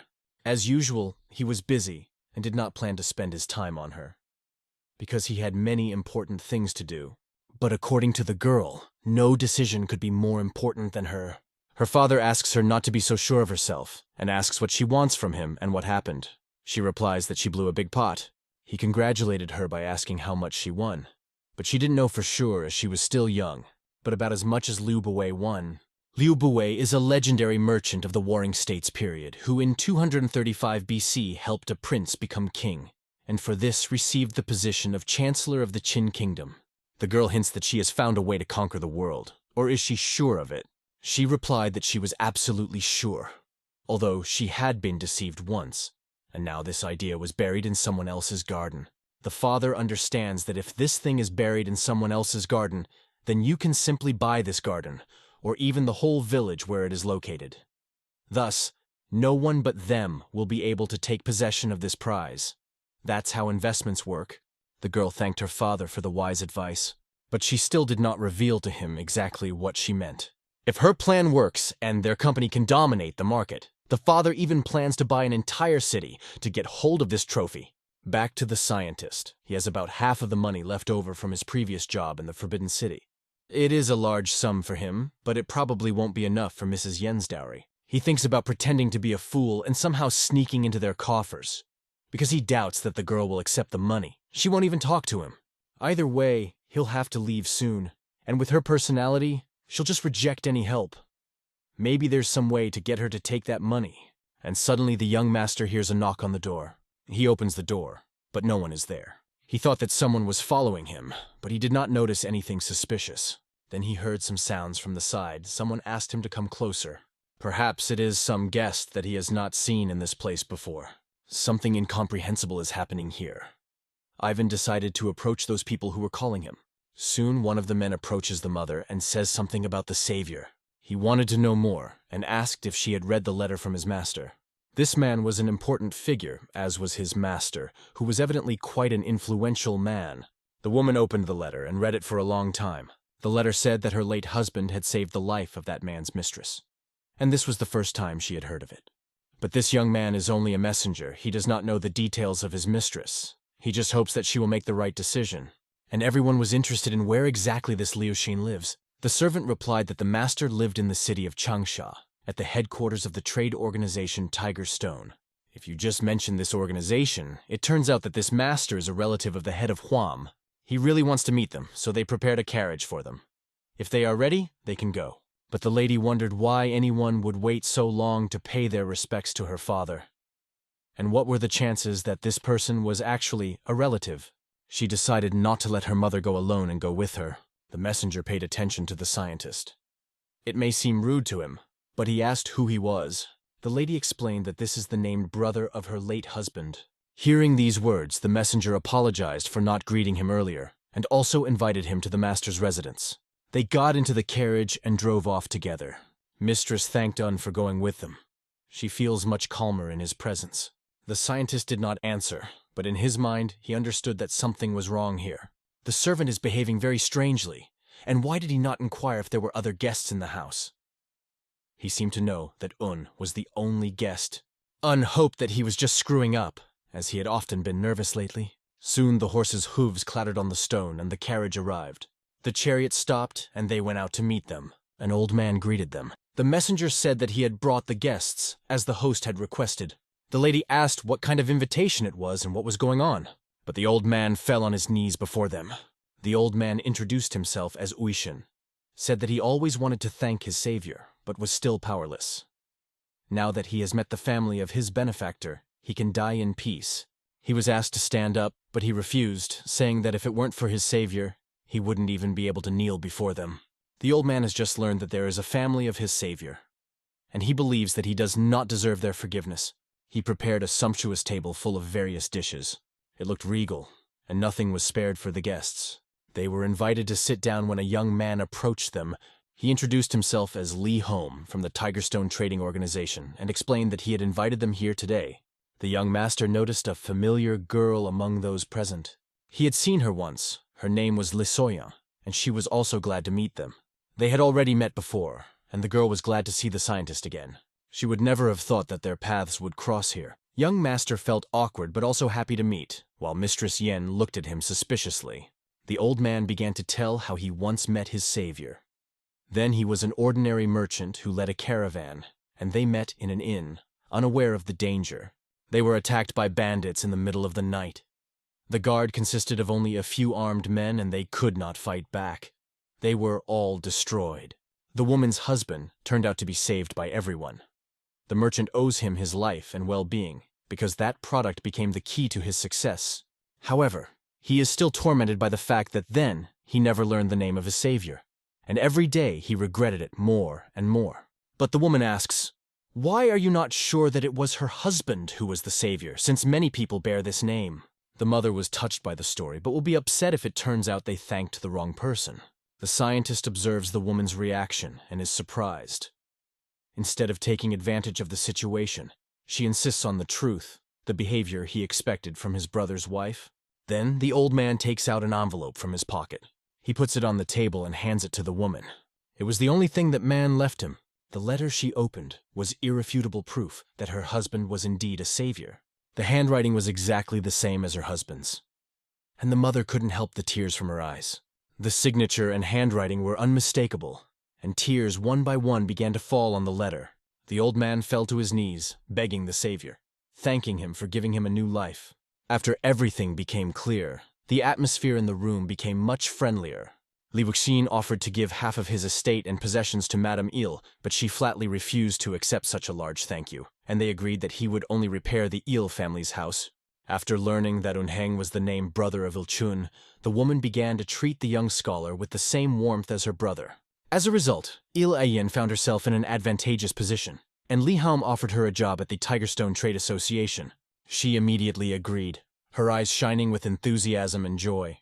The carriage started back home. The same delegation traveled in it, and they were all satisfied with the result. Madame Il's condition was improving, but the young master did not contribute to this in any way. He did nothing to thank his brother for his kindness. He thought more and more. But the longer he thought, the more he hesitated. The next day, restoration work began to prove the power of the Tigerstone. Many skilled workers appeared, and all the materials were delivered quickly. Just yesterday, this house looked neglected and old, but today it is full of energy. Il-ayin just started work and sent a message to her mother that she needs to work hard, and from now on she will be a permanent employee. Hyun watched Il's family being happy. And while he was happy for them, he also felt useless because he was only an observer from start to finish. Soon, the old house was completely restored. It was an incredible job. The scientist was amazed. The setting and design did not change, but the building seemed to come alive. The hostess did not know how to thank the merchant. They all owe him their well-being. The scientist, being present next to the lady, asked how she was doing. He caught himself thinking that he had accidentally called her Nuna, which he hadn't intended. She, in turn, replied that everything was fine, and thanked him for his care and support. The young master noticed that she was no longer angry with him, and this brought him relief. Suddenly, the lunar yen appeared on the horizon, and the event became iconic. The The young master greeted her, addressing her as Mrs. She was upset that he called her Mrs. because she used to call him brother, and wanted him to call her by her first name. The young housewife who watched this scene was shocked by the unexpected turn of events, especially when she walked into the garden. She couldn't help but notice how wonderful the house looked now. But why are the old bushes still here? Everyone began to wonder what kind of fool had been put in charge of renovating the garden. Someone tried to explain that everyone needed to calm down, especially Noonie, but the situation was getting more and more tense. She couldn't let someone working for Tigerstone do such a sloppy job, but actually, the workers were going to renovate the garden. But Madame Ile stopped them, as she had many memories of the place. Due to this, the bushes remained intact, and the trees that the scientist cut down also remained in their places. Mrs. Yan, or Nuna, was amazed that the scientist himself trimmed the trees. The daughter stood aside and could not tell her mother how important this garden was to her, because of the memories of her father. This place had a special meaning. She did not want the scientist's efforts to be in vain, and hoped that her mother would change her mind after all. She believed that her mother would be able to change her mind, but still she hesitated. Yen noticed that the garden was pleasing to the eye and began to wonder where the scientist got such experience in gardening. The flowers looked simply incredibly beautiful, but she was most surprised by the fact that the scientist was so successful in trimming trees. The daughter decided to go back and was not even going to wait for Mrs. Yen. Mrs. Yen asked Yu Chornoy to come closer and look carefully at the garden. She asked if he really cut the trees himself. In Black confirmed that it was his work. The lady drew her attention to one important detail. She asked why one of the flowers on the tree had faded. Mr. Wu admitted that he made a mistake while trimming the branches, which caused the tree to suffer. When she asked about the nature of the mistake, he explained that trees should grow better after pruning, but he had cut one of the branches incorrectly. This was his first attempt, and he had not yet fully understood how to properly prune trees. At this moment, Moon-Yen made a strange face, as if trying to hide her emotions. He could see her expression, but he couldn't understand what she was feeling. The girl asked what he did with the cut branches, and he replied that he burned them. But it really upset her, and he couldn't understand why she reacted like that. She explained that it was no longer important and suggested that they go back. Soon, they returned to the house, where the mother was sitting among the guests. The merchant emphasized that her daughter was very talented, and the mother did not hide her joy from the praise. He also mentioned that he had heard that his daughter was getting married soon. After that, he asked who her fiancé was. The girl remained silent, looking into the eyes of the young master scientist, whose gaze was focused on her. Everyone understood that the scientist tried to help with the house from the bottom of his heart, but now he felt frustrated, although there was nothing he could do. Before she could say a word about her lover, Mistress Yen announced that it was young Master Li from the Yue Yang family. Everyone in the city already knew perfectly well about their love story. His reputation as a capable young man was widespread among the locals. Even the merchant was familiar with him. Therefore, he was sure that this young man would become a good husband and a wonderful son-in-law. The girl's mother did not react. They just sat in silence. The daughter did not yet dare to tell her mother about her relationship, and dragged it for a long time. And now it became known from someone else's mouth. Then the master merchant turned to Master Uno. He asked if Uno had any plans, and if not, he could ask him to help him with one thing. The young master, hearing this news, was stunned. Without waiting for the task, he decided to apologize. The merchant and his daughter exchanged glances. At this moment, Master Un announced that he was going to leave this house and go to Muram's court in Hangzhou. He asked if they were familiar with this association of Muram. They already offered him a job during his last visit, and he no longer wants to impose himself on Il's family. Although Madame explained that he does not interfere at all and they are pleased to see him.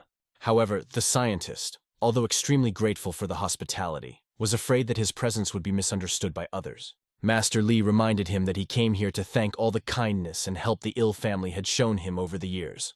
It was because of this that he decided to come to Muram's union and accept their job offer. He felt that this way he would be able to pay tribute to all the years of support. Everyone understands his point of view, but the old man remarks, why doesn't he think again, since their organization also wants to hire him? However, the scientist made his decision after much thought. He will return here when he can earn enough and support himself independently. The merchant offers him an even higher wage, but if he doesn't want to be persuaded, they won't do it. Instead, he can go on a ship that will ensure his journey. The scientist was not against this proposal, but felt some discomfort. However, he knew that the merchant might be offended if he refused. Therefore, I decided that it would be better to accept this offer as a sign of gratitude. Soon the carriage was on its way, and the horses moved slowly forward. The old man, riding in the cart, noticed that not everything went as well as he expected. The girl expressed her fear that their investment might simply disappear and asked what they would do now. The merchant thoughtfully replied that they couldn't just let it go while they held it. He implied that the ship would never reach the Murang Union. Investments are like romance. They require a lot of patience and wise decisions. If we insist too much, the target will turn away from us. But on the other hand, endurance may prove stronger than iron chains. If they let Eunheng go, they will no longer be able to hide from his gaze. They decided to let Hyun go from here, but to keep him under constant surveillance so that he wouldn't be out of sight. The best way to keep him is to establish family ties that will ensure their influence over him. The lady is not against this idea. She is ready to agree, moreover. She even dreams of having a child from him, which would be the ideal result for her. After these words, for even the father was amazed, realizing that Eunheng is really an unusual person. Although he still has doubts if Eunhyung is really special, he doesn't doubt his daughter's feelings, which she has been through a lot. The girl asked her father a counter-argument. What, in his opinion, is the real strength of the Namgun family? He doesn't know for sure, but most people believe that the heads of the 4 great families rank below the heads of the Duan and Hua mountain schools. However, they are actually equal in influence. In the end, one important question remained. What kind of power will they wield when their family becomes one of the 4 most powerful martial arts in the world? Within a decade, they would become a dominant war clan. And within 30 years, they would reach the level of one of the 3 largest trading companies in the world. After half a century, the Tiger Stone will be at the head of all war factions and trade organizations, conquering the peaks. The only question that remains is whether the girl is confident in Eunhen's power. However, she had no doubts about it. But his father still did not believe that his sword and abilities had reached such a level. Then, the daughter started talking about the fact that something important will happen with the first snows. Her father should see how the flowers bloom in the garden of that house. And only then will they understand the true meaning of Eunheng's living sword. 2 months later, a ship carrying an important person moored in Yun Harbor, the young master went on a journey to achieve his goal. A lady was following him, but her behavior was somehow strange, as if she was hiding something. The scientist approached the ship. Thinking that it was his ship, the girl asked if they had to get to Hongzhou, even though the route was across the Yangtze River.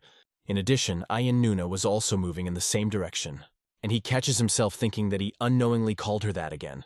The young lady understood that when Eunhen told her mother about her departure, she cried, and the girl felt guilty for not fulfilling her promise to her father. She did not agree to an arranged marriage because her heart had already chosen young Mr. Lee, and she did not regret it, although the situation was ambiguous.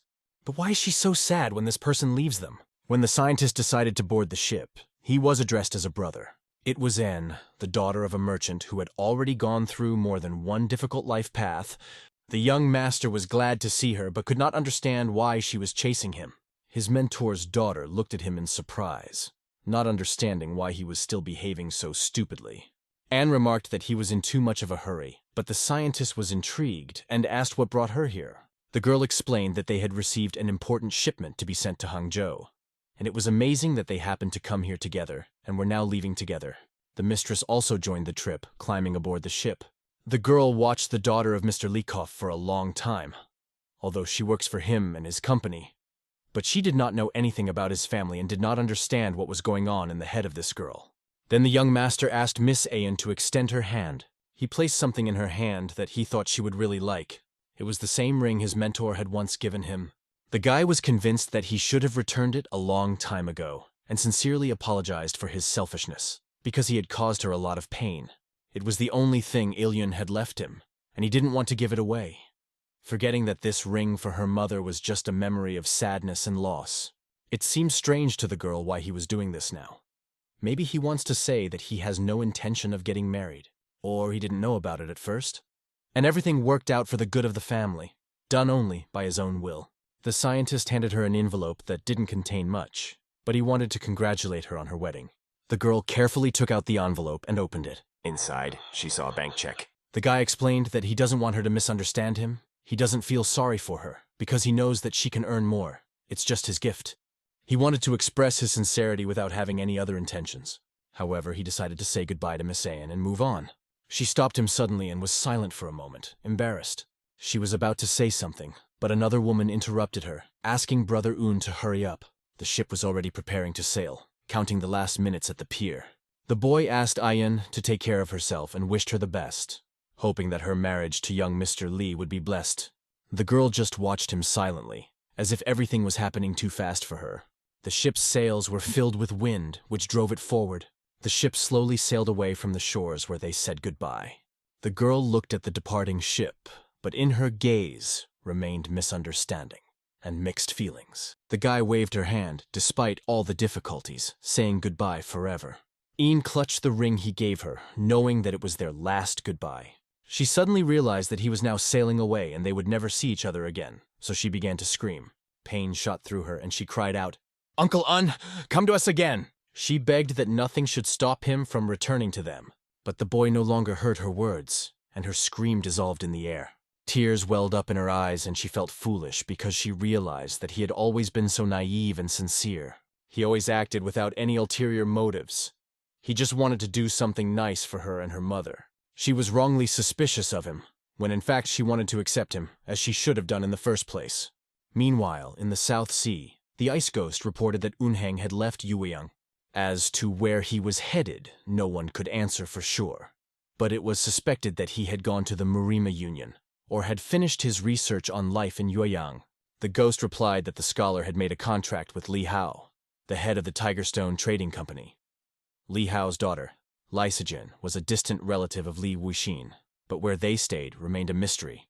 No one knew why they needed to cooperate with the Tigerstone merchants. Ms. Lady was disappointed with her Snow Shadow squad that lost Eunhen. He decided to play it safe, since she had warned him, but it was extremely difficult to get reliable information. The lady wondered if he had spotted a spy at least once.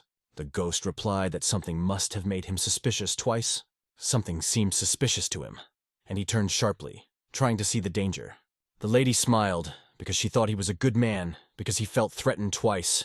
However, what is the situation in the Murang Union? There was a meeting about the heir to the sword. Representatives from all over Murang gathered to discuss the matter, but could not come to any conclusions. The divine monk was also there, but he did not participate in the discussion. Perhaps only the heir to the sword will be able to change the course of events. It won't be long before chaos engulfs everything around. By the way, what was the pirate group doing on the Yangtze River? Most likely they were preparing for some actions. However, it sounded rather strange to the lady. Even if the pirates act together, they are still weaker than the Murang Union, especially surrounded by enemies on all sides. It became more and more interesting when the Yangtze Confederation fell. Could it even be the Murima Union itself? She couldn't wait to see what happened next. She asked about the Emperor of the Dark Heavens, and Ghost searched for him for a long time but could not find him. It is unclear why he suddenly disappeared. It was a rather strange situation, and the lady drank a cup of tea as she watched the events unfold. She expressed her opinion that even one tea leaf can change the taste of water forever, and the world became extremely unpredictable with the appearance of this guy. At Hangzhou Harbor, they disembarked the ship, treading carefully on land after a long journey. The scientist and Nuna said goodbye, wishing each other to protect themselves on new paths. This was Un's first journey, and he wanted it to be over sooner than he had hoped. The fact that Nuna had treated him so well now made him feel guilty. Nuna was left with the question, was she necessary at all? Did the scientist find her attractive, or perhaps he simply ignored her? Why is it so hard to fall in love with someone? She knew that one day she would regret not having such skills, but she remembered the words of her father, who always said that a relationship is like an investment. It requires patience and wisdom. And following Un with a glance, it seemed to her that her father was right. At that time, the scientist went to the notice board and saw that the exam for the recruitment of secretaries would take place in 3 days. The secretary exam results were posted in front of the main gate of the Murima Union. He found his name in the list of successful candidates. An Sujai approached him and said that he did not see any other outcome. After all, it was the scientist who wrote a detailed report on the first question, and despite the lack of time for preparation, made every effort. Together with him came Pyo No Du and Jo Du Sik. A few days ago, he had taken the secretary exam for the Murima Union, and although the fighting tournament was being held at the same time, there were a lot of participants, and he felt that he had almost no chance of success. But at least he was glad that all the friends who came to him also passed this exam. Murima's Union, the pavilion of the stealth dragon, where events raged. The monk opened his book and said, "This young man again?" He suspected that Un was smart, but he did not expect that he would be able to pass the exam so easily. At that moment, the monk raised his head and looked at the birds sitting on the branches. He asked them, "What will you eat today?" and then decided that he would feed them himself. Throwing seeds at them, he called them impatient, adding that they do not respect elders at all. The birds descended to the ground, eagerly pecking at the food. He enjoyed the moment and thought he was happy when he did it. As nature's cycle dictated, the seeds they were now eating would one day grow into new plants, and these thoughts reassured him. But at that moment a noise was heard outside the gate. The gate opened and 3 figures entered. He invited them in and said he would feed them whatever they liked, and then he turned his head to the left, where the notebook was lying. After some time, all the important figures gathered in the main hall of the Murima Union. The Taoist Chongjing addressed the disciples from Manhua, asking them if they really knew nothing.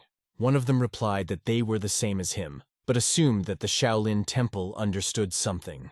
Chongjin then turned to Reverend Ho and asked if the divine monk had announced who would be the successor to the Holy Sword. Venerable Ho, a representative of the Shaolin Temple, replied that even a humble monk did not know anything about it.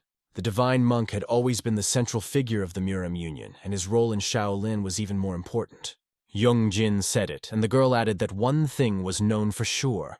It was Seol Ryongtan who said that a successor existed, and what's more, he probably belonged to their orthodox faction. At this point, Mook intervened, stating that it was outrageous to make such important decisions without informing others, and how could they exclude non-standard schools from the discussion? He was asked to calm down, explaining that they were all Murim members here. The problem has nothing to do with orthodox or non-orthodox factions. Ryong Jaegal, a representative of the Jaegal family, asked why a divine monk should hide the identity of his successor. At first, Mook did not understand what he was getting at, and questioned him. But the answer was simple. The monk wants to reveal the fact of the existence of the successor, but not his personality, so that he does not fall under pressure. It was further explained that this meant, with a high probability, that he was not yet a member of the Murang Union. Sol added that most likely they had made some sort of deal.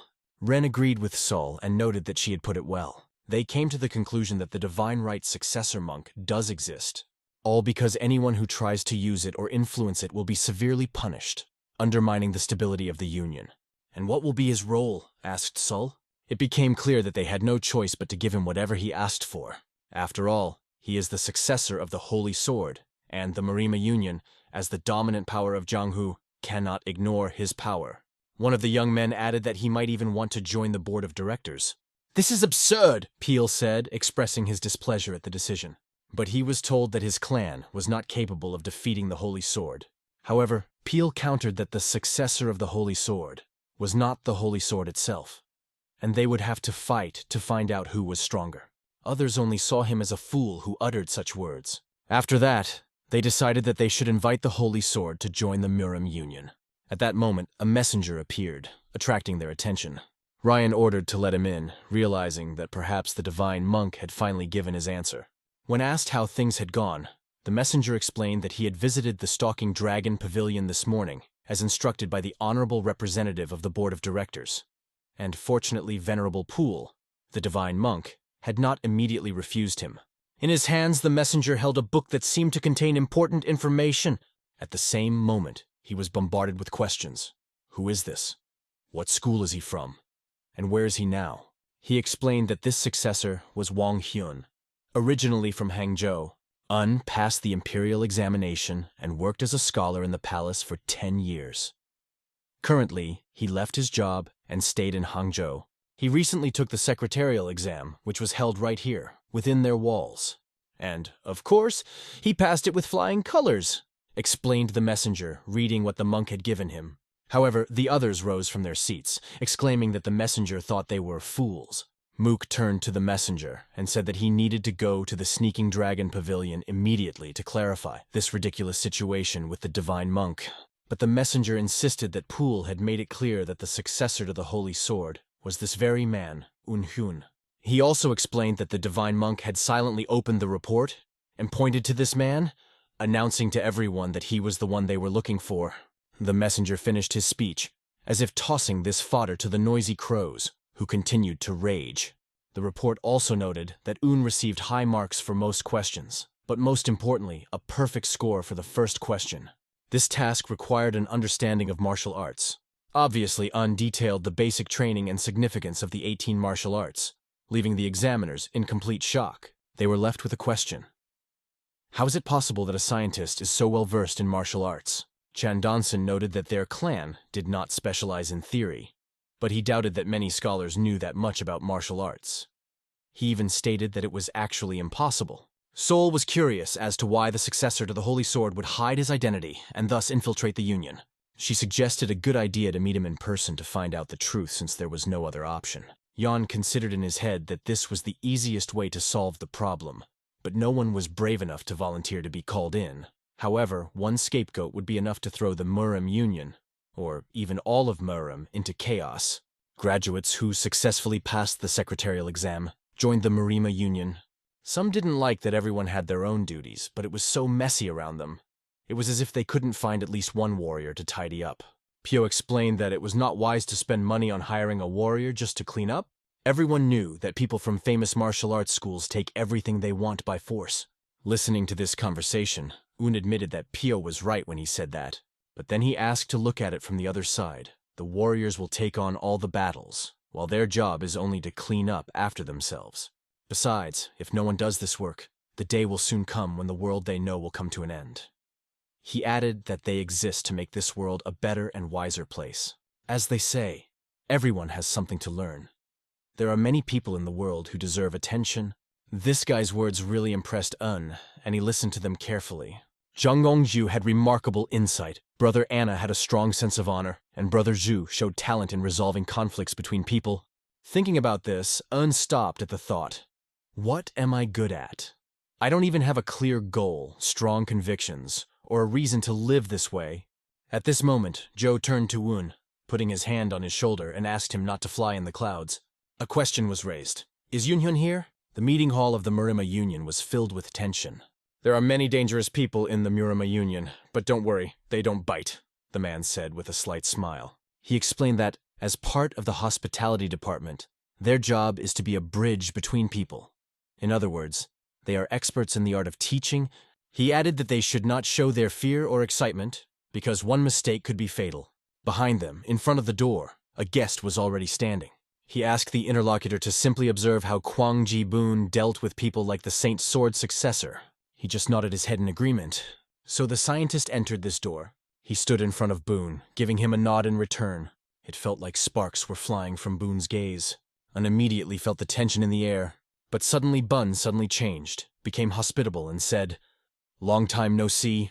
Un even asked not to speak to him so politely, since he is just an ordinary secretary. After that, there was an offer to drink a cup of tea, to which Un responded with a grateful thank you. Boon demonstrated a real master class in communication with the successor of the Holy Sword. The boy thought that if Boon was acting like this, no wonder he didn't have any worries. Because of this, they wanted to know if the Murima Union had approached you as the heir to the Holy Sword.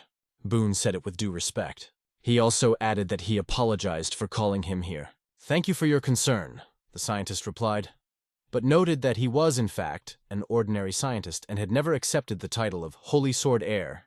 He added that in any case, you should not address him in any particular way. Un asked also not to call him Mr., but simply Secretary Un. Boon was afraid of this, thinking that who would dare to address the heir to the Holy Sword as an ordinary secretary? It seemed to him that the scientist was only complicating the situation, and told himself that this boy was as eccentric as the other great Murang experts. Boon, together with his student, unanimously called him Secretary Un. The disciple then turned to Un, trying to explain that when the Holy Sword appointed him as its heir, he also became the greatest swordsman of the next generation. He asked to stop insisting that he is only an ordinary scientist, because it should be remembered how dangerous and problematic it will be for the ordinary people if the one who will become one of Murang's pillars continues to call himself an ordinary scientist. After these words, Boon almost fell through the ground, thinking that they had come to an end because this fool had recklessly come out and started talking bad things. He kept in his mind that all martial arts masters were people with great pride. So the Holy Sword heir could not be an exception. Un calmly said that he understood their words. However, he added that he had no desire to interfere in Marim's affairs, Everyone thinks I'm stubborn and unreasonable, but this decision was made after much thought, he said. I will not allow my opinion to be arbitrarily ignored, added Un. Maybe the Holy Sword praised me, but only because he thinks I have potential, not because I'm strong. I know my place and I'm happy with it. Moreover, why should I live as others dictate? It's definitely not for me, he concluded. These words fully reflected his attitude to the situation. He added that he would only embarrass himself if he tried to take on too much responsibility. After a while, Boone and his student ran together, discussing the conversation and arguing. Boone scolded him. If you want to die, go and do it yourself. Why are you dragging me to the bottom with you? Soon Boone was standing and reporting the information. Of course, she surprised them a lot. It was said that Mr. Un said that he was satisfied with the position of ordinary secretary. Muck could not stand it, and decided that he was just joking with them. So he declared that he would find him himself. Saul said curiously, "And what do you plan to do next? Do you want to defeat him in a duel and banish Murray from the Union, or bring him here and invite him to join us?" she asked. Realizing that neither option was realistic, she explained to him that he should take control of his emotions and look at the situation more soberly. "And what's wrong with the current situation?" asked another. He explained that he had been offered any position and had chosen to be a secretary, so why not give him what he wanted? The Taoist asked, how can they allow the Holy Sword heir to be a mere secretary? Yan asked him another question. Isn't it bad to hire the best who passed the secretarial exam for this position? He reiterated that they had no choice but to give him what he asked for. Sol tried to understand more, asking, why is the Holy Sword heir satisfied with the position of secretary? Maybe he wants to create a noble image? Ryan noted that their original goal was to lure him into the Murang Union, and since that was successful, he could be allowed to do as he pleased by offering to watch over him. He added that they would not allow him to escape from them, no matter the circumstances. After that, he ordered the hospitality department to keep a close eye on him and keep an eye on him. After these words, the meeting ended and everyone left. Boone finally breathed a sigh of relief and said to himself, "Phew, it's finally over." The more he thought about it, the more impressive Mr. Un seemed to him. With just one statement, he rendered a group of these dangerous people powerless. Boone also thought that he must have witnessed the birth of the world's most powerful scientist. Murama Union Canteen. The secretaries left full after the meal, but thought it was not as tasty without the wine. However, someone was secretly watching them. Un coughed, and attention was immediately drawn to him. When asked what happened, he said maybe something stuck in his throat, said he was going to get a drink of water, and asked them to go on without him. In fact, Un understood that he needed to be left alone. Someone was already waiting for him. "How are you feeling?" asked Unni. It was an appeal to the divine monk, who stood before him and answered, "In general, it's great. Why don't you become an elder?"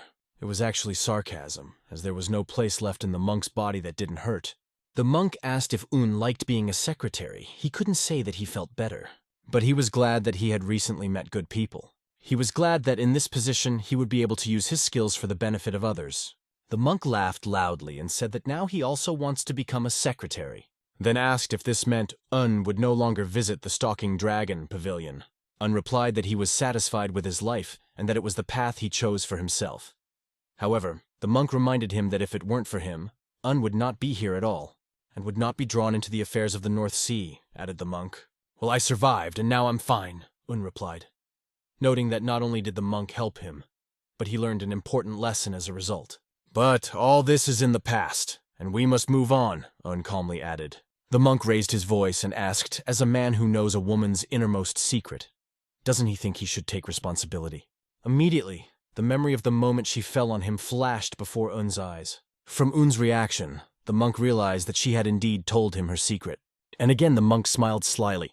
He laughed as he said, "If you're so good with girls, you have a chance to marry the most beautiful woman in the North Sea. But if you fail, you'll probably be torn to pieces." Then the monk continued to joke, adding, "If you want to go to the North Sea, then just say." But Un was more interested in a place where he could train early in the morning. The monk offered him an arena. After that, Un thanked the monk for agreeing to look for even more secluded places. The monk was surprised that Un thanked him, as if the training ground had made him happier than the beauty of the North Sea. He then reminded Un that he was late and could be penalized. Un instantly turned and ran. From this conversation, the monk concluded that Un was now more inspired and seemed to be ahead of his life's path. This decision was a decisive step for integration into the new reality. However, not everything went according to plan. If he doesn't want to be absorbed by a monster called the Murima family, he should proceed with caution. Murima Union, Majestic Pavilion. Sol was sitting at the table, looking out of the window. Suddenly, the door to her room opened. John entered her, taking a few steps forward. She asked him what he wanted since it was the first time he had spoken to her. "What's so strange about a man admiring a beautiful snowflower from the Tang family?" he asked, turning on his charm. He then ordered himself the same tea that Miss Tang was drinking, and offered to pour her a cup. She wondered if he was just in a good mood or if something had happened. "A small change can cause big changes in the world," he said. She thought he was in love, and said it was good because it was a lot quieter now without him. "Love?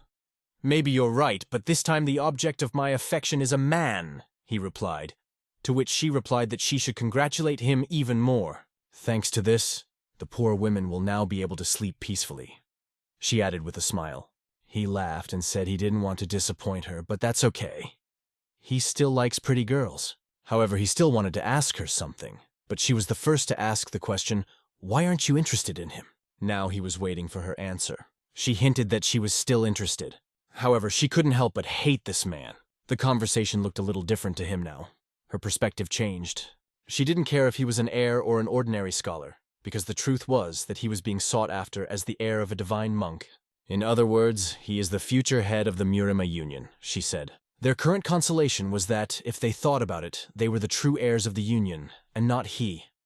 After all, the divine monk had been like a father to them, whom they had listened to and respected for a long time. But one day, he brought a stranger and declared him his heir. Even so, John thought she was going too far. However, the current Muram alliance is divided into two camps, one following the divine monk and the other opposing him. She was interested to know which side John was on, but he asked in response, "What about you?" "First, I need to make sure that this person has enough courage to take the place of both a holy sword and a divine monk," she replied. Because of this, she prepared the perfect man to test him. A thought crossed Jonah's mind as to who the man might be. At this point, she offered to end the conversation, as she got too deep into the atmosphere and said a lot of unnecessary things. She thanked him for deciding to open up, even if he didn't really like the person he was talking to. "Isn't it rude to order a drink and still not take a sip?" she asked. "Truthfully, I don't really like drinking it, especially what was prepared by the Tang family," he replied. "But it's a different matter if it was a poison prepared by you personally," Jan added with a smile. However, she said that would never happen. After that, she left him alone with his thoughts. He pondered her mention of the perfect candidate, as the only people capable of handling a holy sword and a divine monk were the other 5 respected. A month passes, the main hall of the Murima Union. Everyone took their place, and they discussed the plan they had developed. When there were no objections, it was decided to expand the Murima Union by building a new branch. Sol raised her hand with a suggestion of her own. She suggested banishing the heir to the Holy Sword. She even called him the illegitimate heir to the Holy Sword and suggested that he be expelled from the Muram Union. When everyone left, Sul remained in the hall. But she was not alone. John was also with her. They returned to the same conversation as before about the expulsion of the scientist Muram from the Union. John questioned whether her purpose was to provoke the divine monk. She asked him how he really felt about the idea. John replied that it was too early to do anything, and most of the other ambassadors agreed with him. But she noted that this time the divine monk would not sit idly by. Although it was not easy to shake, Sul was sure that this was the thing that could do it. She emphasized that this would help them neutralize the Holy Sword heir's power. They hoped that they could get rid of him with a light movement. They decided to wait, and Ion noticed that the heir would fall in love with anyone. If such a banality could bring him back, Jan couldn't wait for it to take effect, he thought. Sol assured him that she would not disappoint. Probably because one of her greatest joys in life was destroying other people's precious toys. Her words made him smile. Union of Murima, office of the Jaegel family. Ryan sat at the table, recalling Sol's words. She talked about avoiding an heir, and that there was no place for an illegitimate holy sword heir in the Muram Union. He thought that they should leave things as they were because creating problems was an unnecessary maneuver now. Be it Divine Monk Pul, who has supported the Muram alliance for decades, or the young heir Un, who has gained the approval of both the Divine Monk and the Holy Sword. But in any case, it won't be easy to cut them out of the big picture even if she succeeds. So what is the Tang family planning? Ryan stopped at the thought that if she just wanted to undermine his power, then it was nonsense. He reached for the book where all of Secretary Hyun's personal information was written. Ryan began to read about his past, which seemed unusual to him. After that, he found a transcript of his essay. The answers were good, and he obviously knows how to handle words. The best way to test his strength is to have him fight someone. But if they had a public duel, it would attract the attention of the entire Murang Union, Ryan understood. If one of the members lost, his reputation would be ruined. However, even so, Un's answers did not seem firm enough to him. Of course, with a master's skills and powerful strength, he can easily destroy most techniques with just the basics. It sounds good in words, but in reality there aren't that many basic moves. And no matter how well the Holy Sword heir combines basic moves, he has never fought with high-class techniques. This will certainly show his strength, but will not improve his technique. At that moment, Ryan remembered hearing the heir train every morning outside the Stalking Dragon Pavilion. Was he looking down on the Murang Union? There aren't many people around this place, but their numbers are not zero. The heir doesn't mind other schools watching his fighting skills. During these thoughts, a guard entered the room. Ryan asked him to call one of the servants to make another cup of tea, and then get Secretary Un's documents from the administration department. He emphasized that he wanted to see the original of the examination form, not a copy. The day is over, and here comes the next morning training session. The older brother was angry with the younger because he looked sleepless. Mook, a representative of the Mafia Society, pointed out to them that they were moving too slowly, and because of this they could not catch up with him, which made him even angrier. They tried to explain that it was he who woke them up. Later it became clear that he was going to sneak into the pavilion. Behind his back, they began to discuss whether there were any beauties living there, and why he wanted to go there. He turned and asked them to be quiet, and they replied that they would shut up if he explained why he was heading to the Stalking Dragon Pavilion. "To try our luck?" he replied, adding that they would understand everything when they got there. And he himself thought about whether those rascals from Orthodox schools were really busy with intrigues, considering themselves true masters of martial arts, while he believed in the power of his sword. He was convinced that true knowledge about someone can only be gained in a sword fight. At that moment, his younger brother asked him if he was going to fight anyone. He didn't know what to say, because if he said he wanted to fight one of the new secretaries, he would be considered crazy. Moreover, the fact that he was the heir Holy Sword kept secret, so he decided to remain silent. They noticed strange behavior on his part and did not understand why he suddenly stopped. After a while, they were already standing on the lawn behind the Prowling Dragon Pavilion. The younger brother was here for the first time, as he did not even suspect the existence of this place. An ordinary person like him would never come near this place, because this is the Stalking Dragon Pavilion. Even Mook admitted that he had never been here. At that moment, the younger brother told the older brother to wait, remembering the strange rumors that had recently reached him. It was rumored that the son of a divine monk had joined the Murang Union after becoming a monk. Some even said that he was the true son of the Saint Sword. The younger brother added that he had heard of a man who wandered here in the pre-dawn hours in hopes of meeting a divine monk. Mook noted that some of the information had leaked out, but the fact that this person had started behaving suspiciously in the Murang Union didn't seem like anything serious to Mook, and he decided to move on. He thought that if this man trained in a public place in the Union, he would respect him. But on the contrary, he was hiding, exposing his past through rumors, and so they came to the place where Un did his training. He didn't have a sword in his hands, but he executed the movements expertly. Surprised, the younger brother said to the older one, "Wow, there really is someone here?" The elder immediately ordered him to shut up. They stood watching Un, waiting.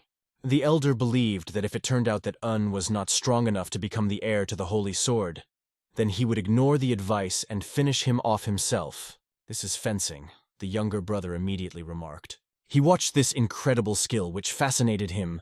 They also noticed that Un doesn't apply force. His technique seems very soft. Mook asked the younger, "Do you understand what exactly you see?" "Isn't it obvious?" replied the younger. "Besides, it's slow and pretty simple." He assumed they were a newbie, but Mook explained to him that if you only focus on what you see, you'll never get better.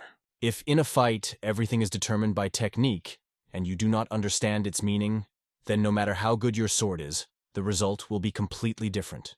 You will not be able to penetrate through the technique and avoid blows, added Mook. However, if you grasp its meaning, you will be invincible. He advised both of them not to rely only on their eyes, because you can become a real master of martial arts only when you begin to understand gestures. Mook continued to watch and noticed that while Un's movements were soft, they were unyielding, silent and slow, but continuous, like a great river flow, the depth and weight of which cannot be reached in a day or two. Although Un still didn't like Mook, He now thought that he hadn't done anything wrong. Meanwhile, the original examination form was brought to Ryan. It seemed that he spent the whole night in the vault to find it, because the exam was held a month ago and the form was hidden deep among other documents. Ryan poured himself some tea to slowly study the form. First, he decided to check whether the original and the copy were identical. Although he couldn't be called a calligraphy master, Yoon's handwriting was on a decent level. Based on his years of experience reading books and writing texts, Ryan could confidently say that Yoon really deserved to get the top score in the secretarial exam. It was somewhat of a surprise for him. However, he could not understand why he was still haunted by a bad feeling.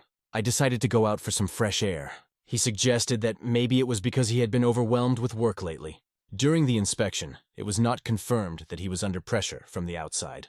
But all the same, he constantly felt anxious, as if something important were slipping out of control. Ryan asked himself again and again why he couldn't quell the growing anxiety. It can't go on like this, he decided, and took the original form again. He sat down at the table and began to carefully read the text. He rotated the form in different positions, carefully examining it from all sides. But, as he assumed, he did not find anything suspicious there. Obviously, there was nothing strange in the form. However, the feeling of anxiety did not disappear. On the contrary, it even increased. This was exhausting him, so he reached for the cup of tea to take a few sips. Sip after sip, he tried to calm down. But suddenly he noticed something strange. He put the cup down so sharply that the tea almost spilled out of it. It dawned on him. "My God, it's a sword print," he said aloud. Meanwhile, the brothers continued to watch. They stood for a long time, while it was already dawning on the street. The younger brother couldn't understand why Mook had decided to come here and doubted that he had come just to watch this sword dance. He wondered when the elder was going to return. But at that moment, Mook's reaction began to surprise the younger brother. He began to tremble. "What happened, big brother?" he asked. He just gritted his teeth and stared angrily, angered by the fact that even though Yoon was not holding a sword, one could clearly feel the tension of his movements, and even predict the next move. However, he understood that if this imaginary sword was aimed at him, he would not be able to block it. The problem was not the content of the text on the first page. At first, the handwriting was even and neat, but the closer to the last page, it became less neat and more lively. Ryan was unable to find the imprint of the martial artist's sword in this handwriting. However, his hands were shaking as he looked at these records. It was just a mark left by a pen. Now it became clear why he felt anxious when reading this form. And why didn't the feeling of danger leave him? As if from an unreachable place, this man's sword was watching him and everyone from above. They gradually solved this mystery, although it stressed them a lot. The sun had already begun to appear outside, and the birds were waking up. At this moment, Un was just about to finish his training. Again, he didn't notice how quickly time passed. Closing his eyes, he asked himself, "What should I do?" Because during the training, he realized that Master Mook and the warriors of the Mafia Society were here. Now that the training was over, he didn't know how to behave. He was promised a place where no one goes, and there were as many as 3 people. At first he thought they were animals, but then he realized that at least one person was watching him. In any case, all relations should begin with a polite greeting. So he turned and bowed to them. Mook immediately responded with a bow, which greatly surprised the younger brother. After that, Mook asked his brother to bow down as well, and so the 3 of them bowed before Yoon. Yoon had heard that the hot-tempered swordsman Mook was impatient and had a difficult character. But at that moment, he thought that he must be a good person. There was an awkward pause between them. Un didn't understand if he could just leave and why they had come at all. It didn't seem like a normal conversation. Un saw no point in being polite to people who didn't even have a basic understanding of politeness. He bowed to them once more. But this time it was a farewell bow. 10 days after the official approval of the expansion of units at the Murang Union Council, the organization became the strongest, rising above all factions and schools. The mere thought of the boundless riches, glory, and power that the Union could gain kindled an insatiable greed in the hearts of the council members. Ryan, feeling the tension in the hall, decided to change the topic and suggested moving on to the next question of the discussion. Ryan voiced an unexpected proposal to the Tang clan. Expel the Holy Sword heir from the Union. Before she took the floor, Ryan asked if anyone wanted to speak. Sol confidently raised her hand to speak, and all eyes turned to her. She noted that this person has been in the Union for several days, but no one knows about his actions after arrival. She continued by implying that he had not really done anything or benefited the Union in any way. Ryan thought that her argument was unconvincing, but unfortunately he couldn't refute her words as the Holy Sword heir had to show himself. She added that today their Marima Union has officially become the strongest organization. So it's time to get rid of the useless, and old people. The young man listening to her understood that she aimed not only at the divine monk and his heir, but also at himself. Sol continued, expressing her sincere hope that all the representatives present would make the right decision. The faces of those present showed that they were hesitating, not knowing what decision to make in this situation. Sol noticed this, and it pleased her because she believed that in this case she had a chance. She didn't care if her proposal was accepted, and she didn't care about the fate of the Holy Sword heir. She only wanted to sow doubts about the divine monk, because if they grow, even the strongest column can fall. She wondered what results they all really expected from this situation. Suddenly, one of the council members raised his hand, drawing attention to himself. Mook asked why they should be the first to provoke the Holy Sword heir. Judging by the expression on Sol's face, she did not expect such a question at all. Mook continued by stating that there is nothing wrong with their current decision, and should stick with it as decided at the last meeting. Sol was sure that Mook was her biggest supporter, and couldn't understand why he was acting so erratically. At this point, Ryan supported Mook's argument, agreeing with him. Sol couldn't understand why even Ryan would stand in her way of achieving her goal. Ryan continued, noting that time was of the essence for them, and they shouldn't cause more trouble, so they should keep the heir at a distance, not too close, but not too far. He really didn't want to let the Holy Sword heir leave the Murang Union. If they get rid of him now, they will not only lose the authority of the divine monk, but also let uncontrolled power into their tended garden, causing the balance of power in Marima to be disturbed. However, Sol couldn't read Ryan's mind and didn't understand what was going on between the two men. It seemed to her that Chigal was also aware of the danger posed by the heir to the Holy Sword. Finally, Ryan announced that if the two heirs rejected the Tang clan's offer, then it would be rejected. Sol sat in silence, thinking that this was not the end and she still had a chance. After that, it was announced that the meeting was adjourned and everyone was wished a good day. Sol was tormented by numerous questions about what made them make such a decision. Although she wasn't happy with the result, it didn't matter because everything else was going according to her plan, and soon the scientist would face her test. At that moment, the scientist was outside, completely immersed in his training. He trained, giving his all and not being distracted by anything else. Breathing in the air to his full chest, he felt the power of nature around him. But suddenly he felt a flow of energy behind him. It was the energy of the stranger standing behind him. Who is this? He thought, realizing that it wasn't Mook or Yahello, because the energy was completely different. The stranger asked, "Why did you stop?" and offered to continue training. The scientist reflected that although this person is smiling, nothing good is hidden behind his smile. He also noted that he knew the faces and names of everyone in the Murang Union, but this man was not among them. The stranger turned to him again. "What is it? You don't want to continue?" "I'm afraid it's not what you think," the scientist replied, explaining that he simply didn't want to show disrespect by showing his lack of talent. The stranger laughed and asked why the scientist addressed him in such a respectful tone. The scientist explained that he felt a powerful energy in him. The stranger only laughed even louder when he heard the words about unusual energy. Un's face showed that he was not funny at all, especially after this man asked, "How dare someone like you judge me?" And then he added, "Aren't you afraid that you might die right now?" Un calmly replied, "Even the heavens do not punish people for minor sins such as predicting the weather. So why should I be afraid?" These words made the stranger think. In addition, it could be seen that the energy around him suddenly disappeared. "Not only is your tongue well hung, but you do not lack courage," said the man, looking at Una carefully. Then he asked, "Won't you join me?" Un replied that he had unfinished business, so he could not go. But the man was convinced that no one had the right to refuse him, and added, "If you come with me, you will have nothing to fear."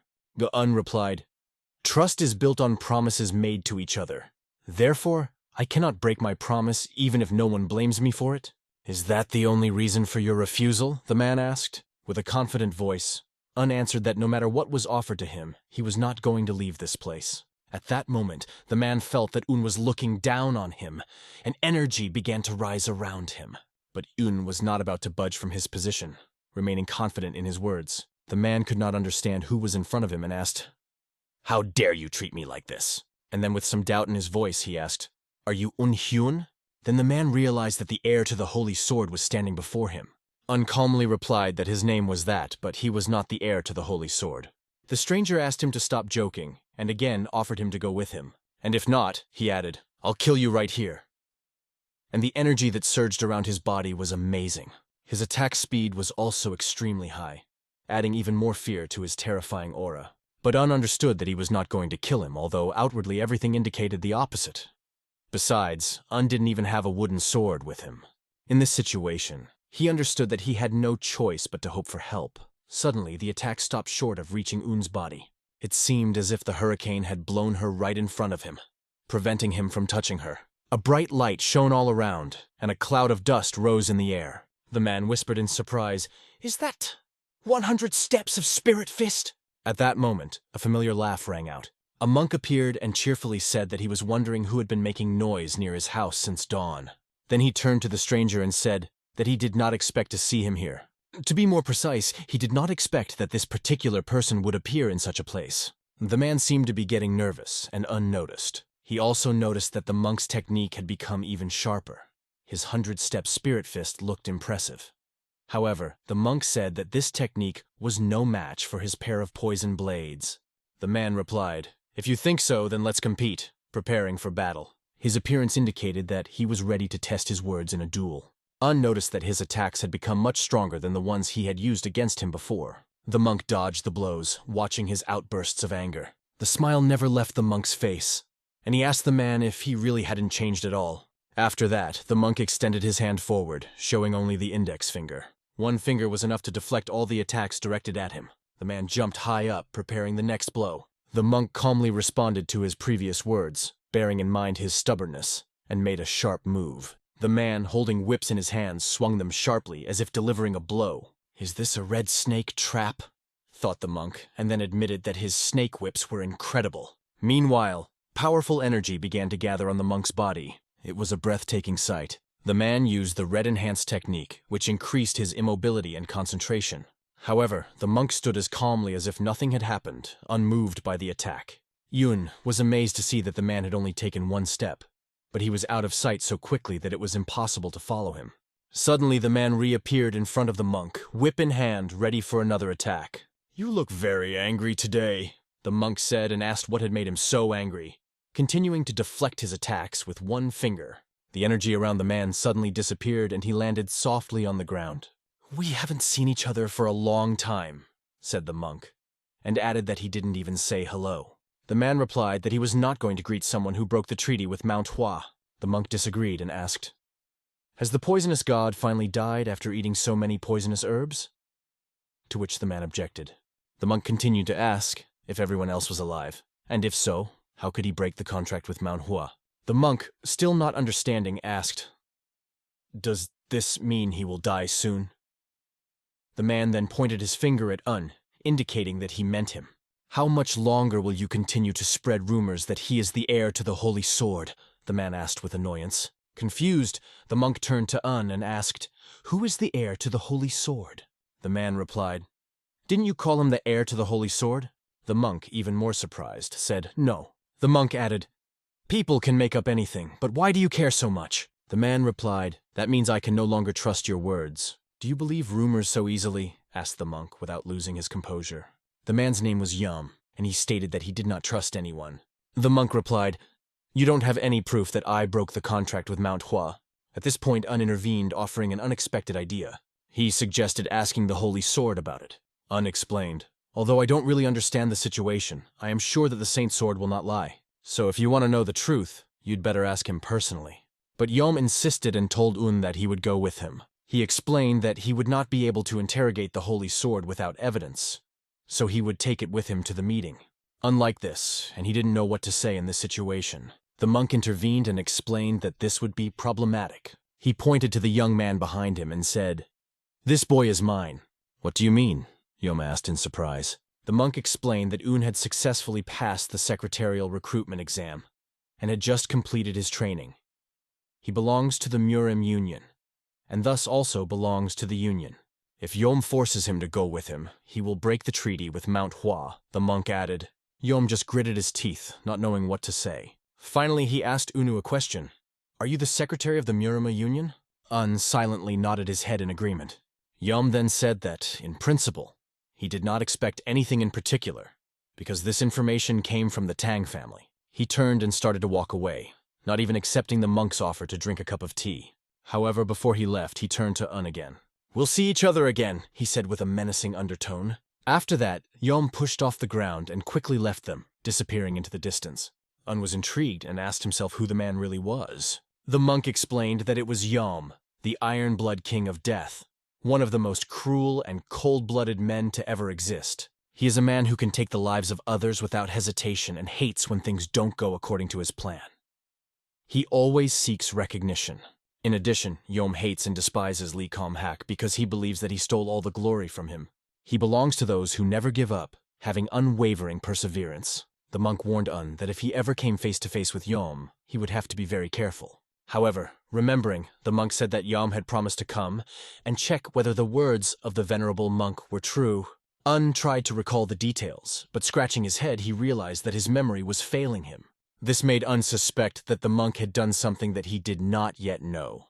The monk only sighed and said that these persecutors were very annoying and that he had already explained everything to them. He also couldn't figure out what else needed to be done to put an end to the Saint Sword heir rumors that were spreading out of nowhere. Because of these rumors, Muram's union began to panic, and he was questioned about the identity of the culprit.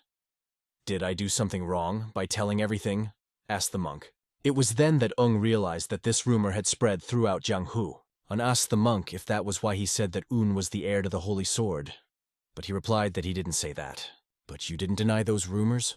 Un remarked, asking another question. The monk did not understand why it was Unu and said that in fact he was not lying. It was very nice to see how these arrogant brats tried to do something in a panic, added the monk, recalling those moments. Un didn't like it very much, but he understood that he couldn't come to everyone individually and explain. Then who is the person who started this rumor? Asked Un. The monk replied, if something does not suit you, you can go and check on the North Sea. Then Un clearly remembered the silhouettes of those people and thought, didn't the owner of the ice palace call him the master of the setting sun? The monk began to remind Una, I told you that women always create problems. Even the Buddha would not be able to solve the conflicts between women and men. Un had no idea how to get out of this situation.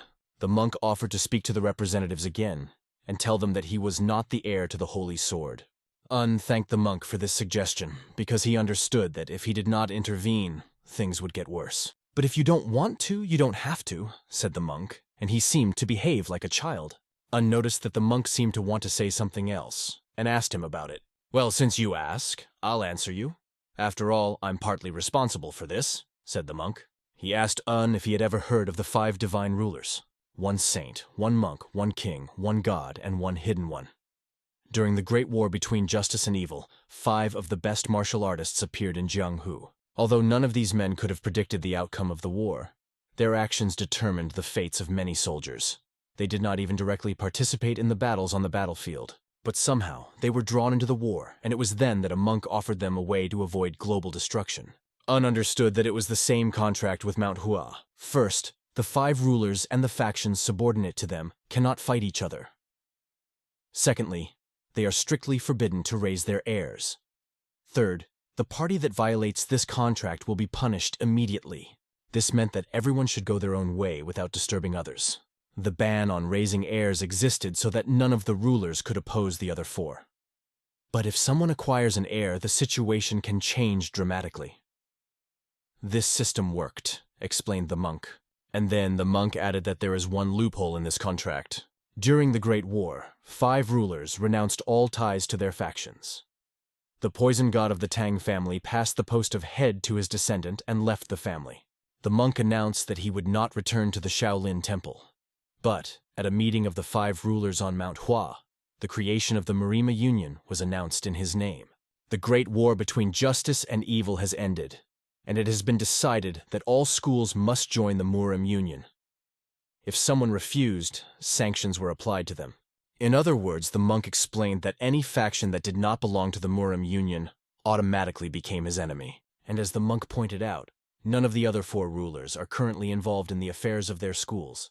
And the Murama Union has a rule that any school that doesn't belong to the Union is its enemy. Then Un understood everything.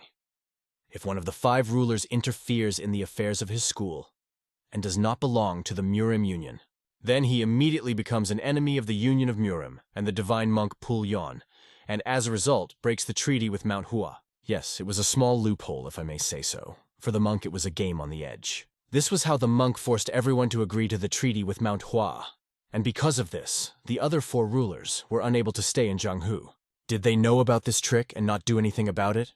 Asked Un. They knew, but their pride did not allow them to take back their words. And 2 against 3 could not win, replied the monk. It wasn't forced, it's just the way Muram's world works, he added. The monk sought to end the great war between them, and after that, he left the Stalking Dragon Pavilion and left as they did. Un understood many things now, but the fact that the Iron Blood King had been tricked remained the same. It was not difficult for the Muram Union to end the great war between justice and evil. The 4 rulers retreated, the balance was upset, and everyone was tired of the long war. However, the Union shed a lot of blood to achieve its goal. The monk added that although the Great War had ended thanks to the Muram Union, Yom had changed a lot, and said that he himself did not have much left to live. That was why he tried to get Un's support, but he couldn't understand why young people like Un were pointing fingers at the old. Have you read many books and none of them taught you the rules of propriety? He asked. And this sword? Why didn't you accept it from the infirm old man? Added the monk. He noted that everyone is working for Un's benefit, and Un is only complaining about rumors. But the monk was not an infirm old man, and the sword was not a simple gift. Then the monk told Un that he did not want anything from him, and also never asked him for anything. He raised his head to the sky, looking at the endless blue. I just wanted you to understand how things are arranged here, said the monk. The monk said that he would not demand anything from Un, and added, if you want to stay here, stay. If you want to leave, you can do so at any time, and no one will stop you. In short, he gave Un complete freedom to do what he saw fit. Then, can I return to my native province, open a school there, and cut all ties with Muram? Asked Un. The monk laughed, realizing that if Un opened a school, Lee Comhawk would come to visit him, and all the factions would not sit idly by. Probably, the representatives of the Ice Palace from the North Sea will be the first to appear. Probably Unu should start his own faction and call it, let's say, School Faction. Even if neither the monk nor Lee Comhawk intervened, it would not be possible to break ties with Muram just like that. Why did you come to Murama Union in the first place? Why didn't you return to your home province? Why did you become secretary? The monk asked, looking at Un. Un explained that he wanted to do something, so he accepted the offer of the trade organization Tiger Stone. But he could just open a school in his native province. Now Un does not understand why he decided to join the Muram Union. The monk pointed a finger at his chest. You have deep in your blood a passionate longing for the sword, said the monk. He then added that Un looks a lot like Lee Comhawk. Both of them aspire to reach the pinnacle of swordsmanship and yearn to fight a worthy opponent. The monk pointed out the only difference between them. Lee knows exactly what he wants, and Un doesn't. So I already belong to Muram? Asked Un. The monk answered this question not quite clearly, leaving him without final clarity. However, he said Un is moving in the right direction. The monk asked him to listen carefully and explained that man is between heaven and earth. He urged not to follow the false advice of others, and to think about what Un really wants. If you pay attention to other people's words, you can later understand that you did not live the life you wanted. That is why, the monk emphasized, you need to listen to your heart. Do not follow another's path. Choose your own path, the monk added. After that, he asked Un if he shouldn't carry a sword with him and offered to give him the sword. Un understood that all his problems started because of this sword, so he replied that he did not want to take it. The monk wished him luck and suggested that he at least wear a wooden sword. After that, the monk said goodbye to him. Un felt a familiar sense of resentment because the divine monk had simply left without solving any of his problems. He began to ask himself the question of how to live life correctly from a human point of view. However, Un later realized that the monk did not ask him direct questions. He wanted Un to find out for himself what kind of person he wanted to be. Meanwhile, it was officially decided to expand the branches of the Murama Union, which made all the members of the organization very busy. Building new ones, expanding the old ones, appointing new leaders, secretaries, and soldiers. Fortunately, Hyun, Ansu, Jodu Sik, and Pyong Odu remained in Hangzhou continuing their work. They talked among themselves, raising various topics, discussing current affairs and news. There were plenty of topics for conversation, and everyone contributed their thoughts. Wong overheard the two of them talking about the Namgun family recently having a run-in with pirates. He asked in surprise about this, explaining his surprise by the fact that he was not aware of these events. However, he didn't remember ever meeting them when he was traveling down the river. In the conversation, they came to the conclusion that the trade group Tiger Stone has something to do with it. Long story short, the ship of the trade organization Tiger Stone was attacked by ruthless pirates, and the Nam Gong family fought them off. Although this family just beat up a few pirates, if they stepped up, other schools that receive income from this river will not sit idly by either. For one of the participants in the conversation, it was obvious. He remarked that if the Namgung family destroyed the pirates on the river, their status would rise, and the other schools would find out and probably try to take control of the family. Others immediately wondered how this guy knew so much. He replied, "Do not all men in power behave in the same way?" Meanwhile, in the camp of the captain of ruthless pirates, the captain, whose name was Yi Mushim, got up from his chair and looked back. One of his men approached him, bowed low, and announced that they had prepared an ambush. However, he had one more question that he was preparing to ask. An aide named Zhang Sam-che asked if they should definitely follow this plan considering the situation. The captain laughed and assured him not to worry. He pointed to a narrow road that narrowed and said it was probably the best place for an ambush. However, Zhang, nicknamed Scar, pointed out that they were no ordinary annual pirates. The captain reassured him by explaining that the other senior aides would be in charge of the ambush, and his job would be to attack the Namgun family members and stay back at the right moment. Thoughts swirled in Scar's mind that he might be on his way to his death, and he asked if those in ambush would be able to block the Namgong family's retreat. The captain replied that not only he would be on the battlefield but also Yi Mu-shim himself, the master of ruthless merit. In addition, the main force of the Namgong family will be occupied by the Imperial Heaven Squad, and all they have to do is buy time. Recently, Mushim has changed a lot, developing a new strategy after receiving a strange letter from the Imperial Heavenly Palace. Sitting in front of the captain, Scar pondered whether he should escape tonight. However, one thought did not leave him, which did not give him peace. He asked himself, "Suddenly we will win?" After some time, they set off on their horses. They were representatives of the Namgun family. Their captain turned to one of them and asked if he was following him. Nam Gong Sangmin was at a loss, not knowing what to say to the captain's question. Then, nevertheless, he expressed his doubts that this path seemed suspicious to him. He believed that there might well be an ambush at the point where the road narrows. However, the captain did not believe that the enemy could move here so unceremoniously. "And what to do if we are driven into a trap?" Sangmin asked. The captain turned and pointed at his army. 25 outstanding soldiers and 100 people from other schools could not be cornered. Anyway, he asked Songmin what he planned to do. Sun replied that he wanted to do some reconnaissance. The captain gave him permission and asked him to inspect the area. Sangming put 2 fingers in his mouth and whistled loudly. Several horsemen followed him. Enthusiastically, San jumped forward to survey the gorge. The captain observed the young man's fervor and mused that the young people of the Namgong family certainly had zeal. He also thought that the weather today was very favorable for bloodshed. The pirates had already seen the people approaching. Scar realized that the captain had not lied to him when he said that the Namgun family would be passing through today. Scar ordered everyone to be ready and not to go into battle alone, since, as discussed earlier, their job was only to delay the enemy. He also ordered everyone to avoid death. Looking closely, Scar noticed that there were only 6 enemies. And where are the rest of the troops, he thought, and was informed that they were riding behind. Scar realized that if these 6 were scouting, then the main army was somewhere behind. But he didn't know what to do next. If they stand still, they can cut off their retreat. Sangming and his men drove slowly by. Scar ordered his men to prepare, noticing that the Nam Gong family's warriors had a complete lack of sense of danger and focus. The archers had already taken aim, drawing their bows. At this point, Scar pointed his finger at the enemies and ordered the attack to begin. There was the sound of arrows flying quickly through the leaves. Sangming only had time to turn his head and saw the arrowheads hurtling straight at him. The arrows hit Sandmin and his companions, as well as their horses, knocking them off their feet. When the horses fell, the pirates rushed out of their shelters on the slopes, armed to the teeth, and charged. The captain heard various sounds, creating a loud noise right in front of him in the narrow gorge. He gritted his teeth as the sound sounded damn familiar, the sound of swords clanging.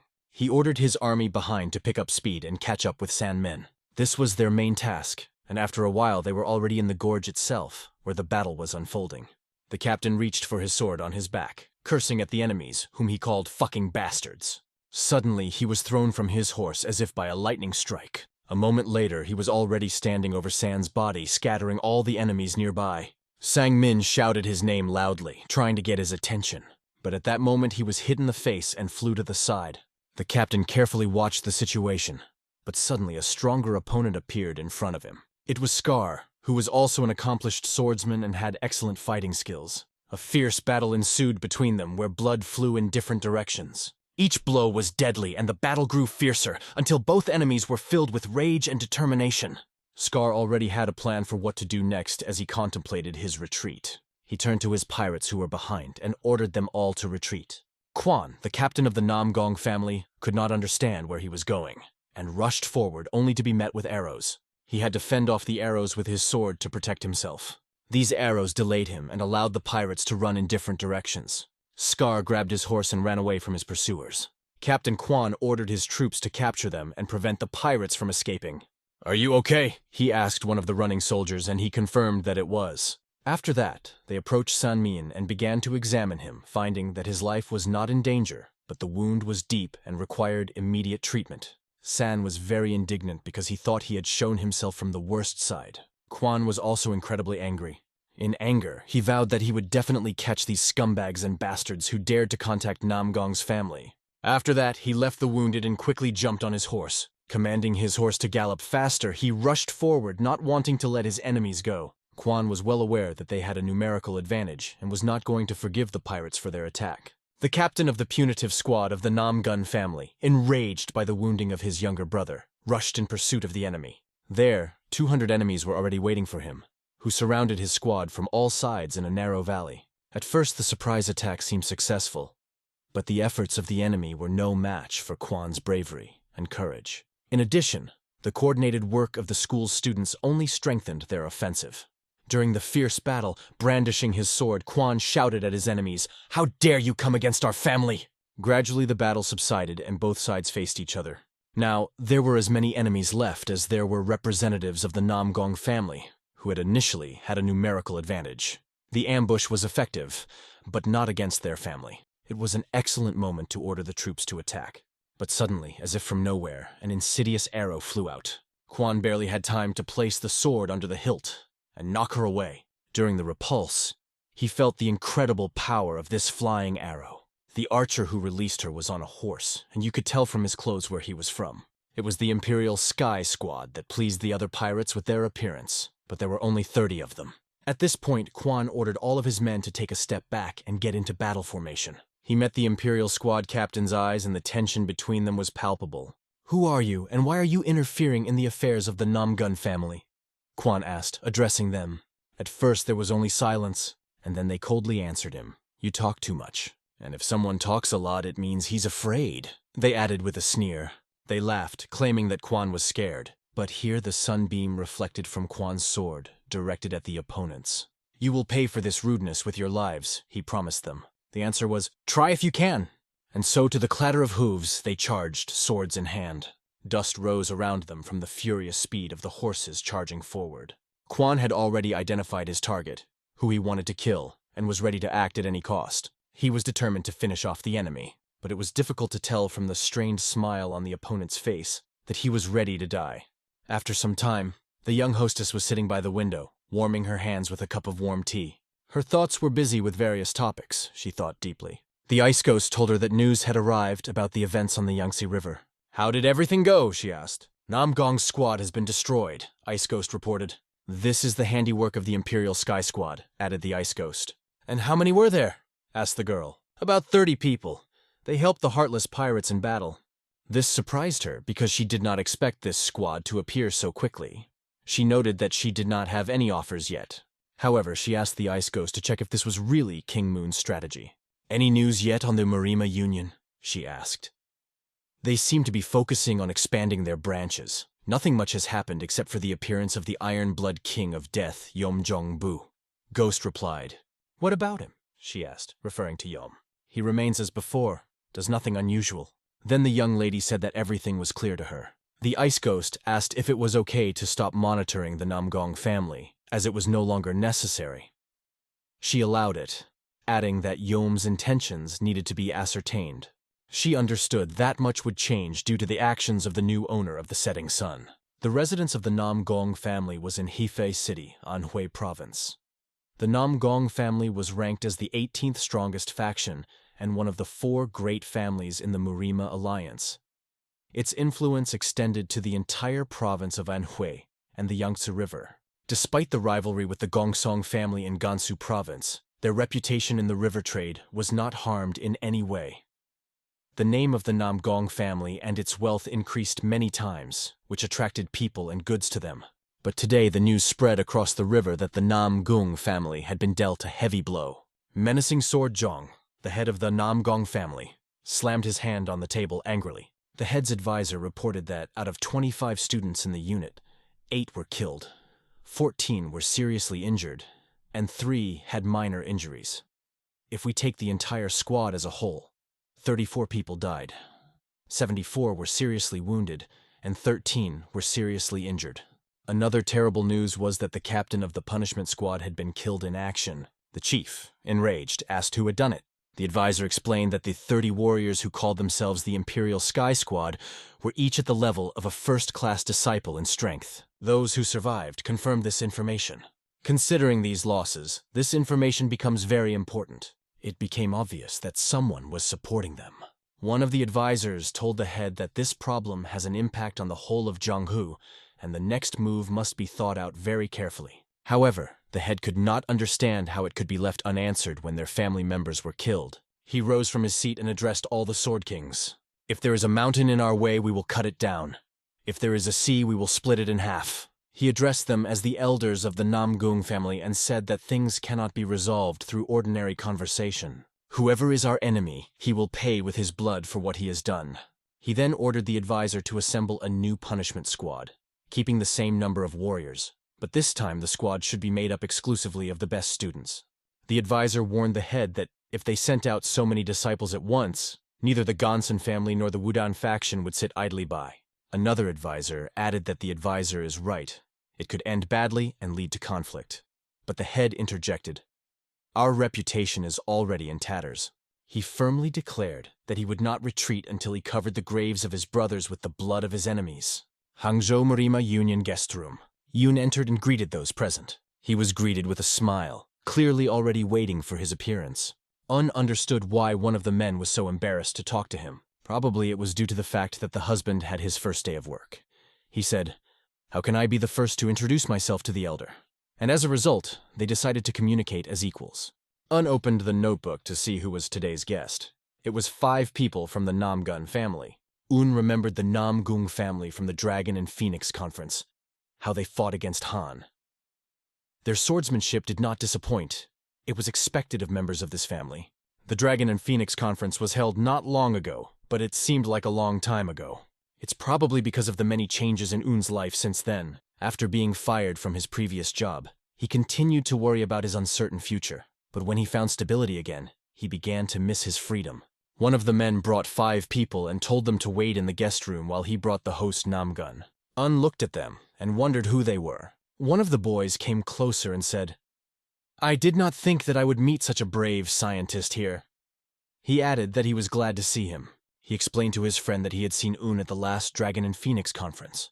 After that, he approached Un and said, "It is quite expected that the book lover has become the secretary of the Murang Union." Then he asked him where the haughty princess of the North Sea had gone. Un understood that he should not argue, even though he tried to provoke him. Another man asked him to stop, explaining that they didn't come here to play games. When the preparations for the retreat were complete, he asked to spend it. He explained his departure by saying that he was not feeling well. He was told he could do whatever he wanted. He turned his head and thanked them. He approached Un, bent over his table and asked to see him. The teacher started shouting at him, but the student calmly asked the teacher not to worry. He said he was not going to point his sword at a mere scholar. "With the slightest drop of poison, this weakling will drop dead in an instant," he added, pointing at Un. Another man approached and offered to lead him, but he replied that he did not ask for it. Turning his head, he asked again, "Didn't you hear me?" The man began to tremble with fear and could not even utter a word. At that moment, Un got up from his chair. In a cold voice, looking directly into the student's eyes, he said, "I will guide you. A moment later, they were on their way to his room. Un opened the door and asked him to enter. When he saw the student off, Un said he was leaving, but the student asked him to wait. I remembered I left my luggage in the guest room. Could you fetch it for me? Un replied that he would ask others to carry the luggage, but the student coldly repeated his question, implying that it was Un who should do it. Should I repeat? Of course, Un replied that he would do anything, and he himself began to wonder who this young man looked so much like. His behavior resembled one of the 5 divine rulers, the Iron Blood King of Death. But at the same time, he behaved in a childish way, which seemed very strange. After a while, the secretary stood with things in his hands. He turned to the young man with the words, "I brought you what you asked for." Ha! You did as you were told! And if I order you to eat the sword, will you do it too? Said the young man mockingly. It looked completely stupid, almost absurd. The secretary fell on his knees and asked for forgiveness for everything. The young man said he would meet his Hyun and asked the secretary to show him around. He was told that Mr. Namgun Hyun had already gone to the office. Then the young man asked the secretary to take him directly to the office. The servant offered to conduct it himself, but the expression on this young man's face said it all. Refusal was unacceptable, so Un got up and said again that he would do everything. He also asked to take away what was prepared for Hyun, as that thing is in the luggage. Is that right? The servant thought, watching their interaction. They both looked like they were about to burst like an overripe watermelon. After a while, they walked down the street, and the secretary was carrying things in his hands, following the young man. Other secretaries met him on the way. Un greeted them with a smile, but suddenly he felt a sword stuck in the ground near his leg. He wasn't looking down, so he didn't see the sword. This made him stumble and think, what a joke from the man in yellow. The other secretaries, seeing this, warned him that he was about to fall. Un barely managed to stay on his feet and turned to the boy. He wanted to tell him everything he was thinking, but held back. "You're lucky that you didn't embarrass yourself in front of everyone," said the young man mockingly. "Besides, it would be incredibly rude to hit a warrior's sword. You could lose your head because of it," he added with a cheeky grin. Un took a deep breath, trying to calm himself, and remained silent. The young man just stood there and waited for Un to say something in response. Then another servant asked permission and took the luggage from Un's hands. "How can you behave so unceremoniously?" he said impudently, turning to the servant. But he ignored his words and reached for things. "I appeal to you," repeated the insolence, and began to attack the servant. Un saw it, because everything was happening right in front of his eyes. Nakaba received a powerful blow directly to the stomach. The blow was so strong that he was thrown back. Un hit him with his hand and held it in the enemy's direction, pretending to have a sword in it. Nahaba did not understand what it was, because he only saw the movement of the hand. He knew the secretary was unarmed, and in another situation that might have been an excuse to kill them both if he had struck himself. But looking at his hand, he could tell that Un had not only stopped his attack instantly, but had also pushed him back. "What does this mean?" Un asked him. He raised his voice, asking how he could treat an innocent person like that, and then call himself a warrior. Nakaba just clenched his teeth, angry, and did not know what to answer. The secretary continued, "You don't represent anything. How can someone like you be a student at a prestigious school?" The disciple drew his sword and asked the secretary to repeat what he had just said. He demanded to repeat exactly what had been said about him. The other secretaries, standing behind Un, asked him why he was doing this and why he was provoking. Un calmly pointed out to the apprentice that he knew how to use a sword, but did not understand when to draw it, and that he was still behaving like an inexperienced apprentice. He also added that the student is not aware of his actions and mocks those who are lower than him in status and power. "Only a worthless person is capable of such a thing," concluded Un. The disciple raised his sword and said angrily, "This worthless man will die now." Others present were nervous for Un, fearing for his safety. However, Un easily dodged the blow, forcing the sword to pass. This only angered the student even more. They shouted at him from behind to stop. At that moment, Hyun appeared and jumped right in front of him. Hyun shouted at the student, asking what he was doing here, and ordered the sword to be removed immediately. He pointed out that this was the Murima Union, not a place to swing a sword. The student, enraged, replied that Un had insulted their Namgun family. After that, the student felt the full force of the teacher's slap on his face. He only asked the teacher, "Why did you hit me?" The teacher explained that this was a punishment for disobedience because the student did not obey his order. He ordered the disciple to leave immediately and repent for his deed. Nakaba could not answer the teacher, hid his sword, and quietly left. Hyun then approached Un and apologized for his student, promising that this would not happen again. Wong also apologized to Hyun, admitting that he had gone too far. The student stood behind his teacher and could not understand why he was apologizing to the regular secretary. Namgong's family are proud sword kings. But he bowed his head to a mere scholar, the student thought, wondering who this secretary really was. The teacher understood that his student now does not understand the reasons for such an act, but he was sure that one day the apprentice would realize who he was really swinging his sword at. This unassuming secretary is a holy sword adopter who has yet to show his true power. After that, they said goodbye, and the teacher said it was time to go. He ordered his disciple to follow him. The student, turning his head, once again looked at the secretary.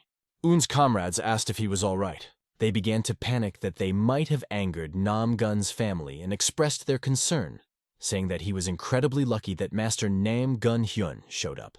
The other came up with a laugh and noted that he thought Un was very quiet, but this time he exceeded all his expectations. Un tried to figure out if Namgun Hyun would have reacted the same way if another secretary had been in his place. Forget about it and move on, another secretary suggested. Ryan watched all of this and thought that according to his imagination, Un's blood should have been spilled then. At the very least, he should have been charged with a misdemeanor. But it certainly wasn't supposed to end like that.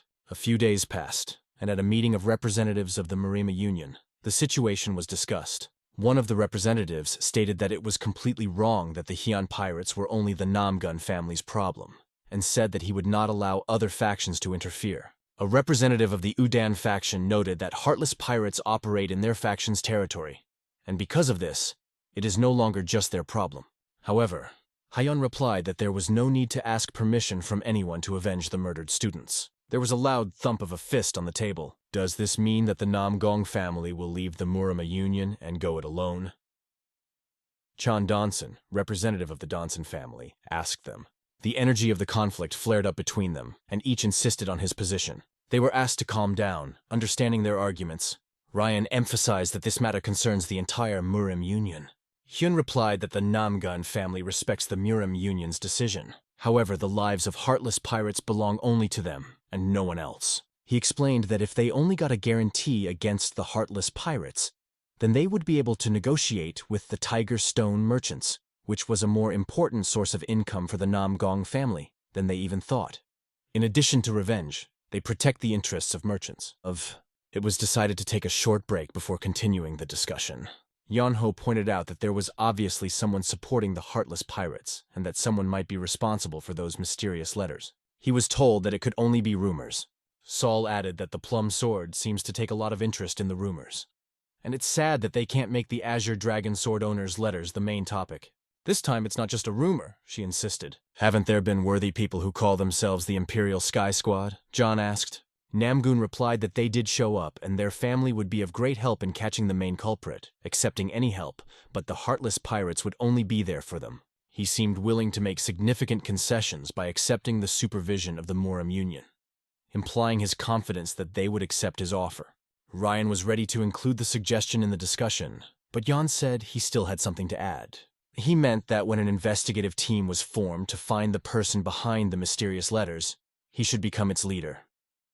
So he asked if there would be any objection if he himself selected the people for this group. The first question that arose in Ryan's mind was why exactly he would select people and who he wanted to select. The second question was voiced. I'm afraid I'm not smart enough, so I want to take a smart man, said Jan with a hint. He was referring to the top scorer in this year's secretarial exam. John told the audience that this particular person should go with him. He also added that he didn't want to leave him alone while they watched over the heartless pirates. Thinking it over, Ryan admitted that Jan was right, as they couldn't leave the Divine Monk and Holy Sword Adopter alone in the Murima Alliance. Sol interjected, and said that she also wanted to join the investigative team that would be looking for whoever was behind the mysterious letters. Do you mind? She asked Jonah, looking straight into his eyes. John was a little confused, but of course he couldn't say that he was against it. After a while, he was already looking out the window of the carriage. Sol sat directly across from him. She wondered what he was thinking about. Sol explained what she meant, which was that all the other 18 factions of the Murima Union were focused on keeping an eye on the Namgun family, and she asked why he insisted on creating an investigative team at such an important time, and also why he took Yoon Hyun in particular. Well, why did you join us? Yeon asked with a counter-question, thinking that she could be doing other things. She replied that only fools deal with the affairs of the Yangtze River, as she saw no point in fighting for the sake of fighting. For John, The investigation was much more interesting and important. You are an unwelcome guest, but why do I think you support him? Is it your personal attitude or the position of Manhwa School? She asked, referring to the secretary. In response, John just threw up his hands and said that he had bewitched him. He even forgot if he had said it before, but he admitted that Un was interested in him. Let it be so, said the girl, holding her hand to her forehead. But she had one more question. Why is our first point of arrival the Shaolin Temple? Because I'm interested in him, John answered shortly. But this only strengthened her suspicion that he did not want to reveal the truth to her. Saul folded her arms and said he could do whatever he wanted, but added that she couldn't keep her secrets forever. She tried to guess if his plan had something to do with the divine monk, and if that was why he included the Holy Sword Receiver in the group. At that moment, the receptionist was riding in a separate carriage, reading a book. He noticed that while the carriage was not luxurious, it was guarded, with 2 faction representatives accompanying him, demonstrating the power of the Murang Union. He wondered if these people were really great masters. Of course, they are not stronger than a divine monk or a holy sword, but still quite powerful. He also asked himself why he was included in the investigation team, without explaining exactly what was being investigated. Of all places, they head to the Shaolin Temple. What was the divine monk up to this time? After all, the Shaolin Temple is one of the most important organizations in Murang, which is said to be the birthplace of all the world's most famous martial arts. The host thought it was worth taking this opportunity to see the martial arts of this temple while looking at his sword. At this moment, it was already known elsewhere that the receiver of the Holy Sword was on his way to the Shaolin Temple. The Namgong family had concentrated all their forces on the Yangtze River, and King Moon was currently the center of attention. But the story was cut short, as the chief interrupted, declaring that he would go to Shaolin himself. The masked girl told him that King Moon had already asked him to accompany him. However, he believed that he could deal with all the affairs on the river himself. The girl reminded him that the merchants had also asked him for help. He then asked how the investigation was progressing on the owner of the Azure Dragon sword, which still had no results. But at that moment, he received information that the lone guest, Dak Ko-ran, had reappeared. A few years ago, after the supposed owner of the Azure Dragon sword became known, it disappeared without a trace. However, he was recently seen in Shandong province, where he challenged the leader of the Great Void School to a duel. And what happened next? He asked the one who brought the information. The leader of the school was felled by the lone guest with one blow. After that, word began to spread that lone guest Doc had reached an outstanding level in the martial arts. It seems that they were related to the owner of the Azure Dragon sword. After hearing this, he gave permission to go. B approached the martial arts emperor and addressed him. He told her that he would carry out what was agreed with the merchants. But right now the owner of the Azure Dragon sword was more important than the affairs of the river. Everyone knows that one person is powerless against the world flow. But sometimes someone appears who knows how to change it. At that moment, a strong energy began to emanate from the emperor, and he said, "The most terrifying thing in the world is the power of one person. Come to think of it, what is the importance of those merchants when both the Murima Union and the imperial family are afraid of the sender of the letters?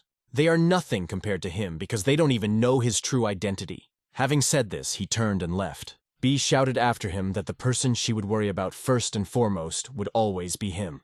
He was always that person. Tigre came in Trade Group office. Lee Home, head of the Tiger Stone Trading Group, was faced with a difficult decision.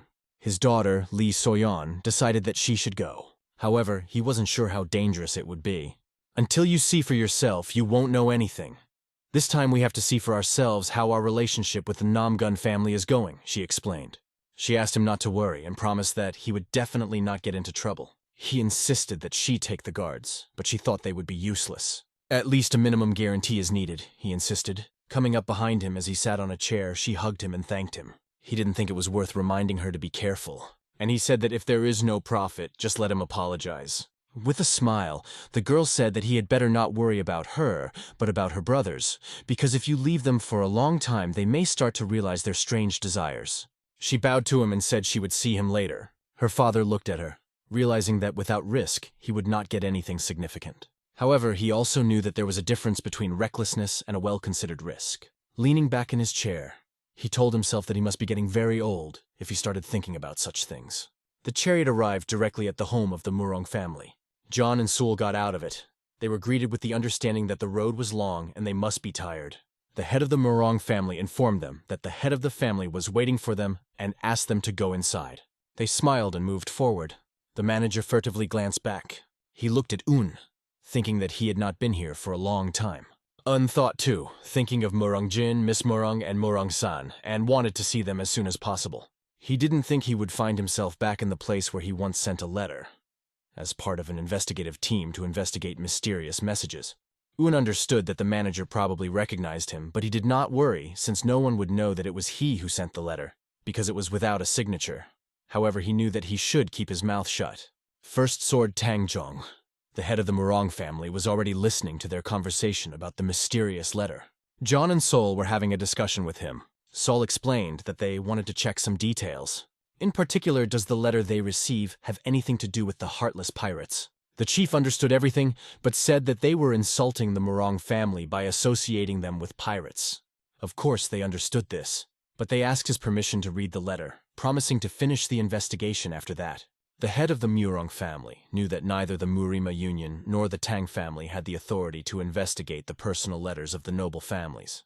He warned them that if the Tang family did not back down, his family would not be able to stay away. Un, standing behind them, was amazed at their incredible energy. Yan interjected, assuring them that they were not going to interfere in their family's affairs in any way, and the cooperation of the chapter would be enough to clear all suspicions of the Murima Union. "What exactly do you want to know?"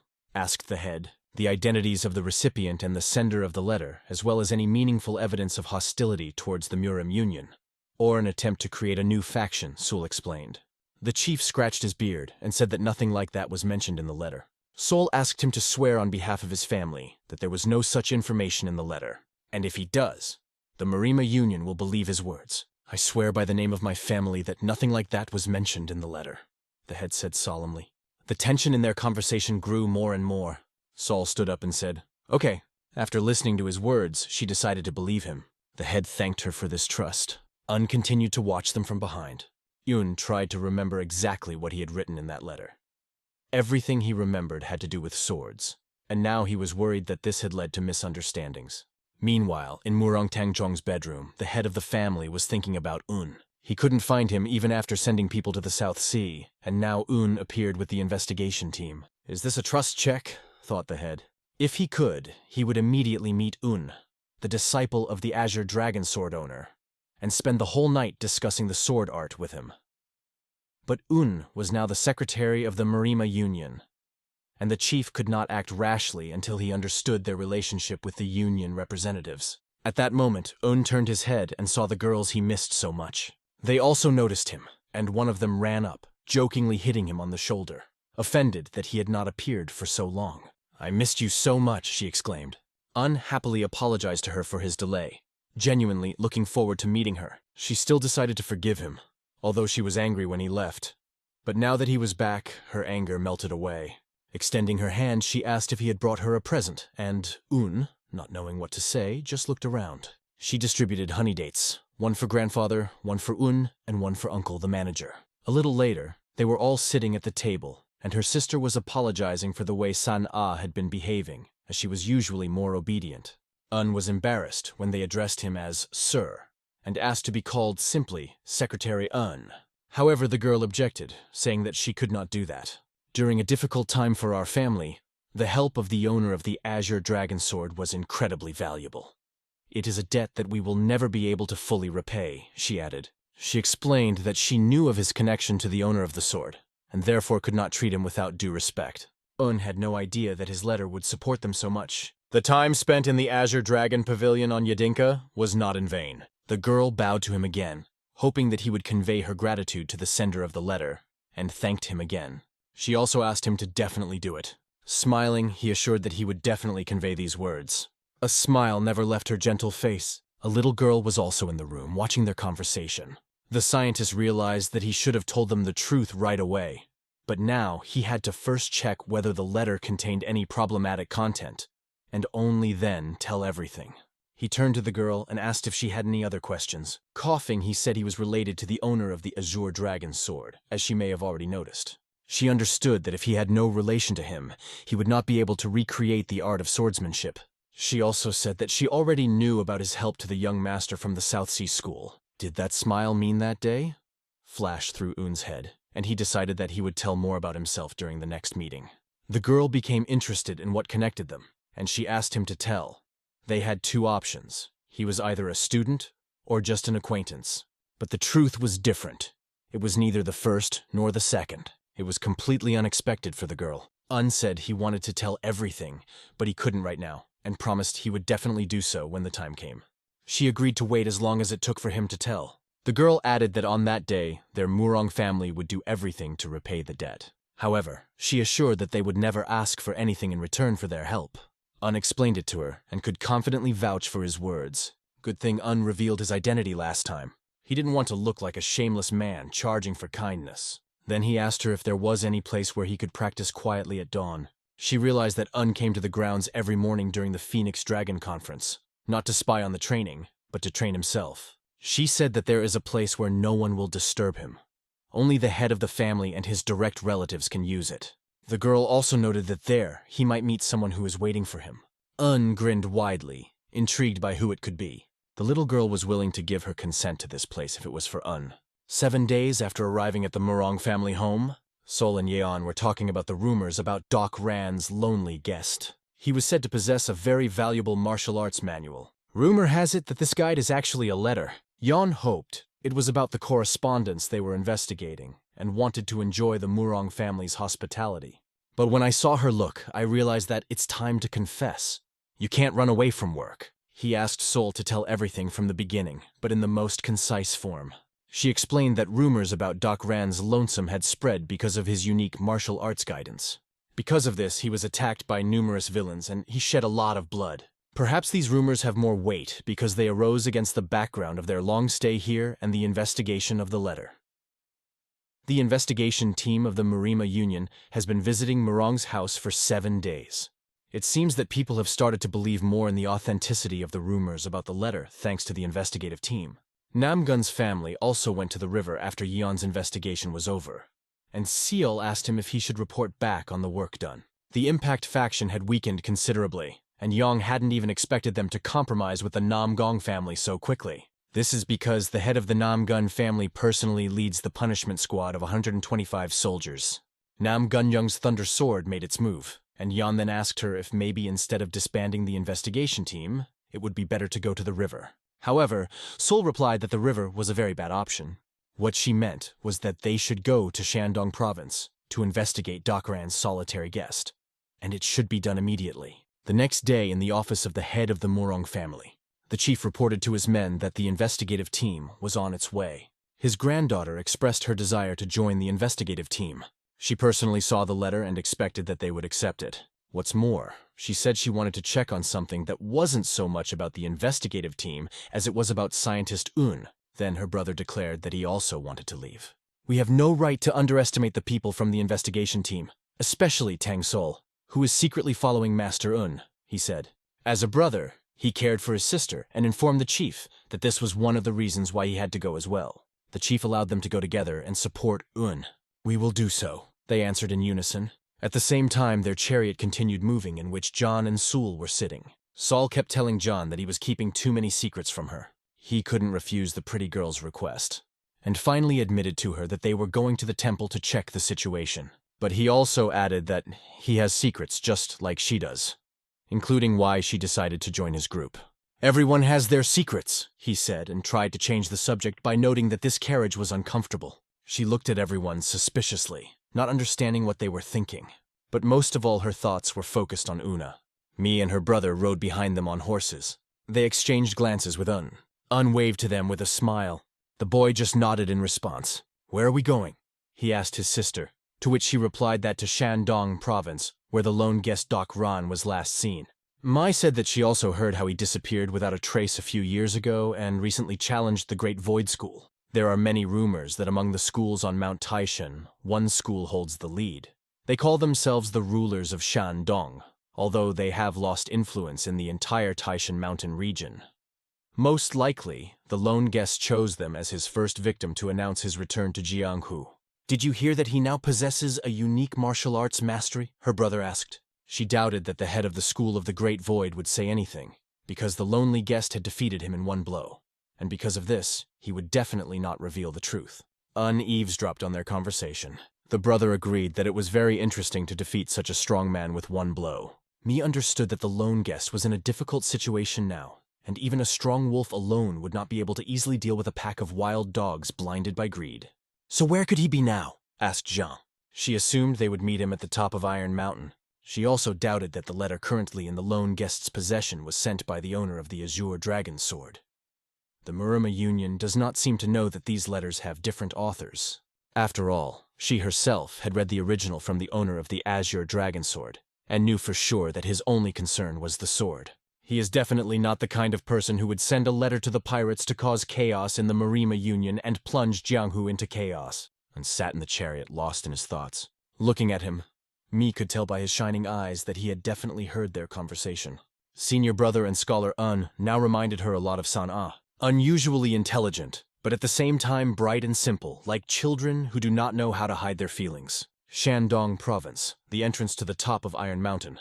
Their chariot had already arrived. John continued to talk about how he didn't even want to walk, followed by Sul, who said that the lone guest was last seen yesterday. If they want to meet him, they must hurry. She turned to the security captain. She said to go to the nearest reinforcements and be ready to act at any moment in case of an emergency. She ordered the secretary to go with them, but behind them were Jin and Mai, who declared that they were also walking together.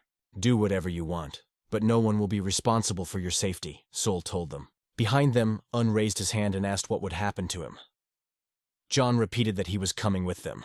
You don't want to? Sul asked menacingly, and he explained that this was not the case. Actually, the problem was that he didn't know anything about Qinggong. This raised certain questions in John and Sul's minds. Then, in an already irritated voice, she asked again, What did you just say? She started to get annoyed that John's secretary didn't know or know anything, and she didn't want to be involved in his childish mischief, so she asked him to do what he wanted. Un was under his charge, and she magically jumped off, leaving them behind. Fire lit up in Un's eyes, for it was a master's Qinggong that he had never seen before. What will you do? Yeon asked, to which Un replied that he was waiting for someone to help him. John wondered who could help him.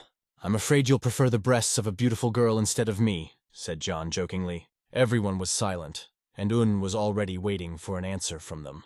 Un turned his head and looked into Mi's eyes, who also didn't know what to say. Then John said he could help them.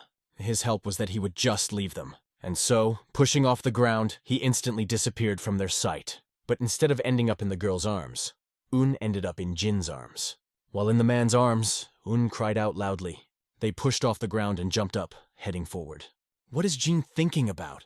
Un asked himself, being in his arms. Mai flew behind them, realizing that it would be strange if the secretary knew Qinggong, so maybe he was hiding his abilities. However, his emotions looked so natural. In general, the girl carefully followed his every move. Flying closer to Jin, she asked, Where's my state? Jin didn't have a clear understanding. He only guessed that she might have walked forward to Yoon, who was ahead of them. Yeon told them that Snowflower from the Tang Sol family probably had other things to do. His foot landed on a stone.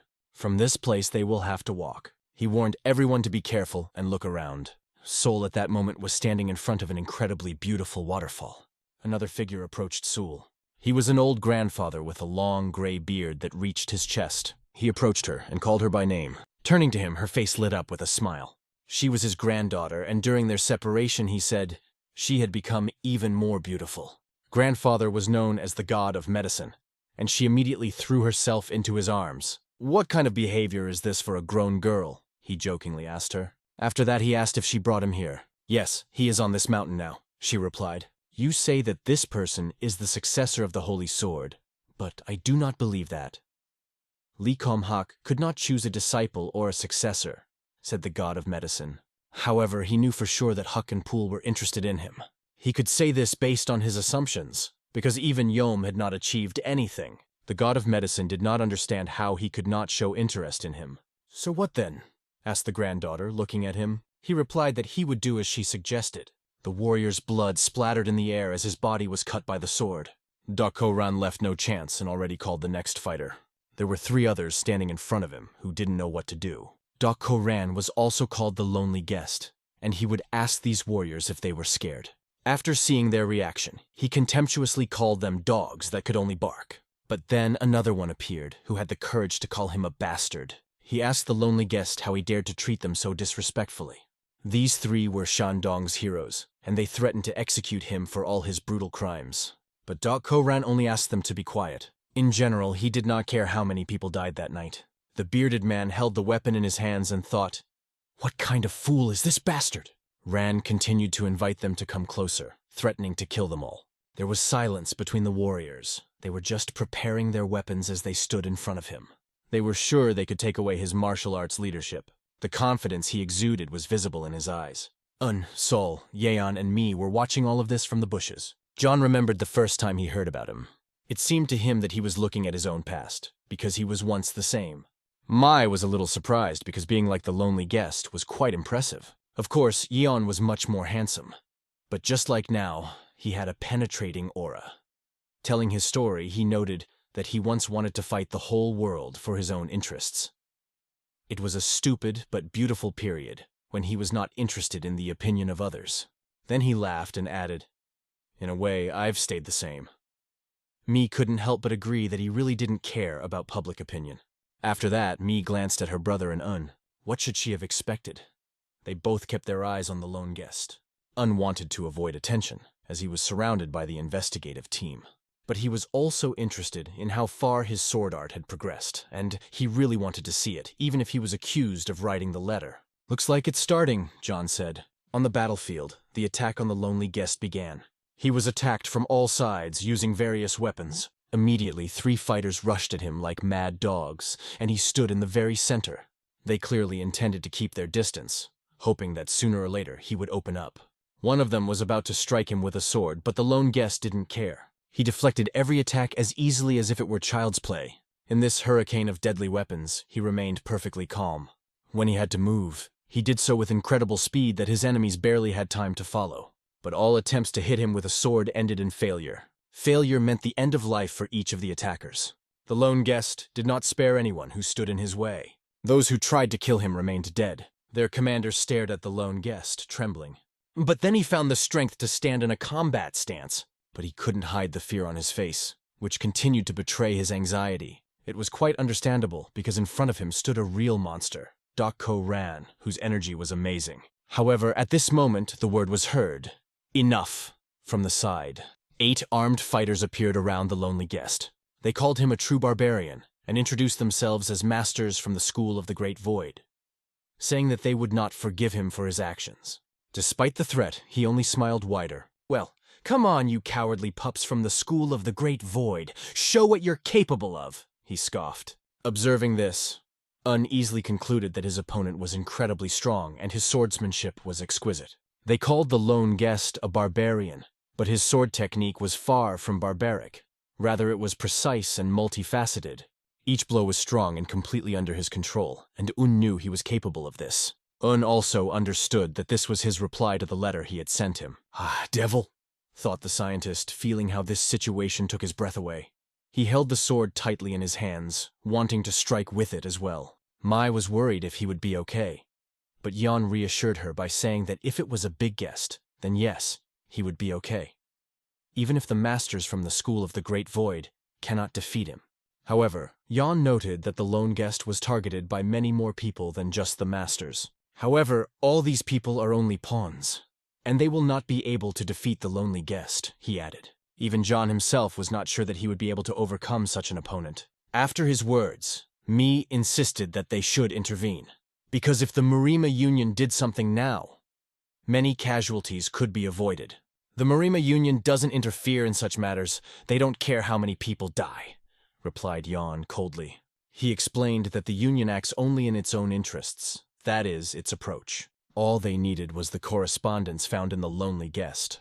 But even so, they had no reason to interfere now. All that is required is to collect the letter from whoever remains alive after the fight. Then Mi understood what he meant. A lone guest will not be able to avoid his death today. At this moment, the enemies of the lone guest were fully prepared for battle. They called Ran an assassin who dared to use mean tricks against the headmaster of the Great Void School, seriously injuring him. Because of this, everyone was commanded to demonstrate what justice is. The people hiding in the bushes debated among themselves whether they should intervene and reveal themselves just for the sake of the School of the Great Void. The person who contacted them said that their school wanted to punish this horrible criminal, and if they helped, they would get trophies. But no one was going to trust this person. He swore by the name of the head of the school of the Great Void and the Seven Masters. Those who were sitting in the bushes understood from his words that whoever takes the leadership first will get it. After that, they rose, revealing their presence. This gave the fighters more confidence in their eyes. However, the problem was that they probably showed themselves for nothing. The armed swordsmen charged. Jumping out of cover, the others also announced that they were starting a fight. And now, like mad, everyone ran straight to the lone guest, who was standing in the center of the clearing. Jin stood up, thinking a chaotic battle was about to begin and wanted to intervene, but Un stopped him by holding his arm. "It's still early," explained Un. He noticed the look with which the lone guest was looking. This look indicated that he had a plan. He hinted that he had a hidden trump card. And now this hidden trump card has already appeared in his hand. Jin was very surprised to see this energy sword in his hand. Power shone around the sword, enveloping it in a red glow and also covering the entire body of the lone guest. Thanks to this sword, he moved even faster, striking his enemies. He didn't seem to care how many enemies were against him. This sword was not only unshakable, but also merciless. Mi watched these thoughts go through her mind. She couldn't look away. The difference was only in the degree of strength, but this was Jang-Hoo's true face. Cutting through the bushes, the three blades flew straight towards the lonely guest. Despite lightning speed, he was able to turn around and deflect blows. However, one blade left a scratch on his shoulder, and judging by the way he looked at his enemies, it clearly pissed him off. The enemies immediately noticed the wound and began to point at it with their fingers. "He looks tired. He can hardly stand," were their words. And then it was announced that the first person to remove his head would receive martial arts instruction. The lone guest began to breathe calmly and focused all his energy into the sword. Another attack began on him again. It was necessary to get rid of each of the opponents, and the blade flew in his direction again. It was like unexpected gifts from the bushes that had to be dodged. A lone visitor drove a sword through the neck of one of them. After that, he ducked and did a backflip in the air, dodging the three blades. The flying blades could open his wounds even more, and he knew that. He also understood that he needed to find the hidden killers immediately. But first, you need to deal with those who stood right in front of him. In principle, he was engaged in this, and he did it quite skillfully. Of course, not without effort, because it was difficult to fight for a long time. But after some time, corpses lay behind him. Only one of them remained on his feet. The lone guest ordered him to put down his sword and leave Murang, not wanting what did not belong to him. The man, gritting his teeth, listened to these words. But another figure appeared behind him and confirmed. "He is right. There's no place for cowards in Marima, and you can't wish for something that doesn't belong to you," she said. "Treasure owners always have their own methods," they said. John didn't expect these people to show up here. Mi did not know who it was and asked. He didn't know either, but he could only guess. Among them was a woman, but they were all dressed in ninja costumes, their faces hidden by masks. However, John recognized the female figure without any problems. He suddenly realized that there was nothing they could do if the letter reached them. These people do not obey the authority of the Murama Union, and it was obvious. Uninterrupted their conversation and said that the aura of these people seemed familiar to him. He wasn't sure he knew them. Hyun then asked Yoon to pretend he didn't know them. The fact that these people were cornered by the lone guest was a serious problem, and the Marima Union could use this situation to force them to make concessions. Because of this, Hyun hoped that Un would not reveal their true intentions. Un realized what Hyun was planning and asked him to help the lonely guest. "Why don't you do it yourself?" Hyun said. But Un had another important task. Besides, he was confident that John Plumblossom's sword would be able to solve this problem without using violence. John couldn't refuse his request. Although he did not like to interfere for the sake of other men, there was no choice. Jin got up and decided to go with him. The fact that there were two of them was considered a good sign. However, Mi could not leave the two of them, and declared that she would also go with them. Although she could not offer much help, she was responsible for the Murang family's foreign policy. Realizing this, Un began to rise as well, telling her that he would begin to act himself. Of course, he wished her to protect herself. However, he went the other way, leaving me wondering, wasn't he going to help the lonely guest? Un asked her to help them, adding, "Please." He himself noted that he had other matters to attend to. Un went in a completely different direction. He didn't explain anything and just left. Mai wasn't sure what it was, but she knew he must have a reason for it, and she had to help her older brother. Then the boys went to the battlefield, and to the question, "Who are you?" They replied that even if they introduced themselves, it would not tell them anything. The masked people looked at each other, realizing that it was true. Mai stepped forward, introduced herself as the person in charge of foreign policy for the Murang family, gave her name, and asked who they were and why they were threatening the lone guest. This matter does not concern the Murang family, they replied, but me thought it did. She explained that their family is currently cooperating with the investigation team led by Master Hyun to investigate the case of the lonely guest Doc Koran, but she was only told that she was taking on too much just because they represented the Muram Union. We will not interfere if you prove that you are acquaintances of the lone guest, they said. Of course, for this one had to reveal their personalities first. Is there a reason why you can't do that? I see. Perhaps your actions are illegal? Me asked them. They looked at each other again, exchanging glances, and silently resolved everything between themselves.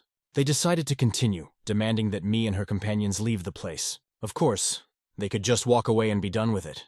But first they wanted to say something. Jin took out his sword, introduced himself, and declared that if the enemy intended to harm his family, he must first fight him. The masked people immediately recognized this energy sword. Even his sister was amazed at how quickly he did it. However, he was told that he should not be too proud of himself because of such achievements, because there are people stronger than him. Jin understood this very well, and challenged them to prove that they were among such people, and he was ready to accept their challenge with joy. The masked man exhaled and said that he would be happy to do so, but unfortunately now is not the time. However, she promised not to forget Jin's words. It sounded, of course, like a cliched phrase, but Ion wanted to say something else. He said, "Miss, I had fun last time." She turned around and suddenly realized who it was. However, without even saying a word, she turned her head back and followed the others. This left many questions on the battlefield. One of the lone guest's enemies turned to her, begging her not to go, but blood spurted from his cheek. She threw her kunai at him, and he knew for sure that if she had wanted to, she wouldn't have missed. She warned him to watch what he said, because the School of the Great Void could be destroyed at any moment.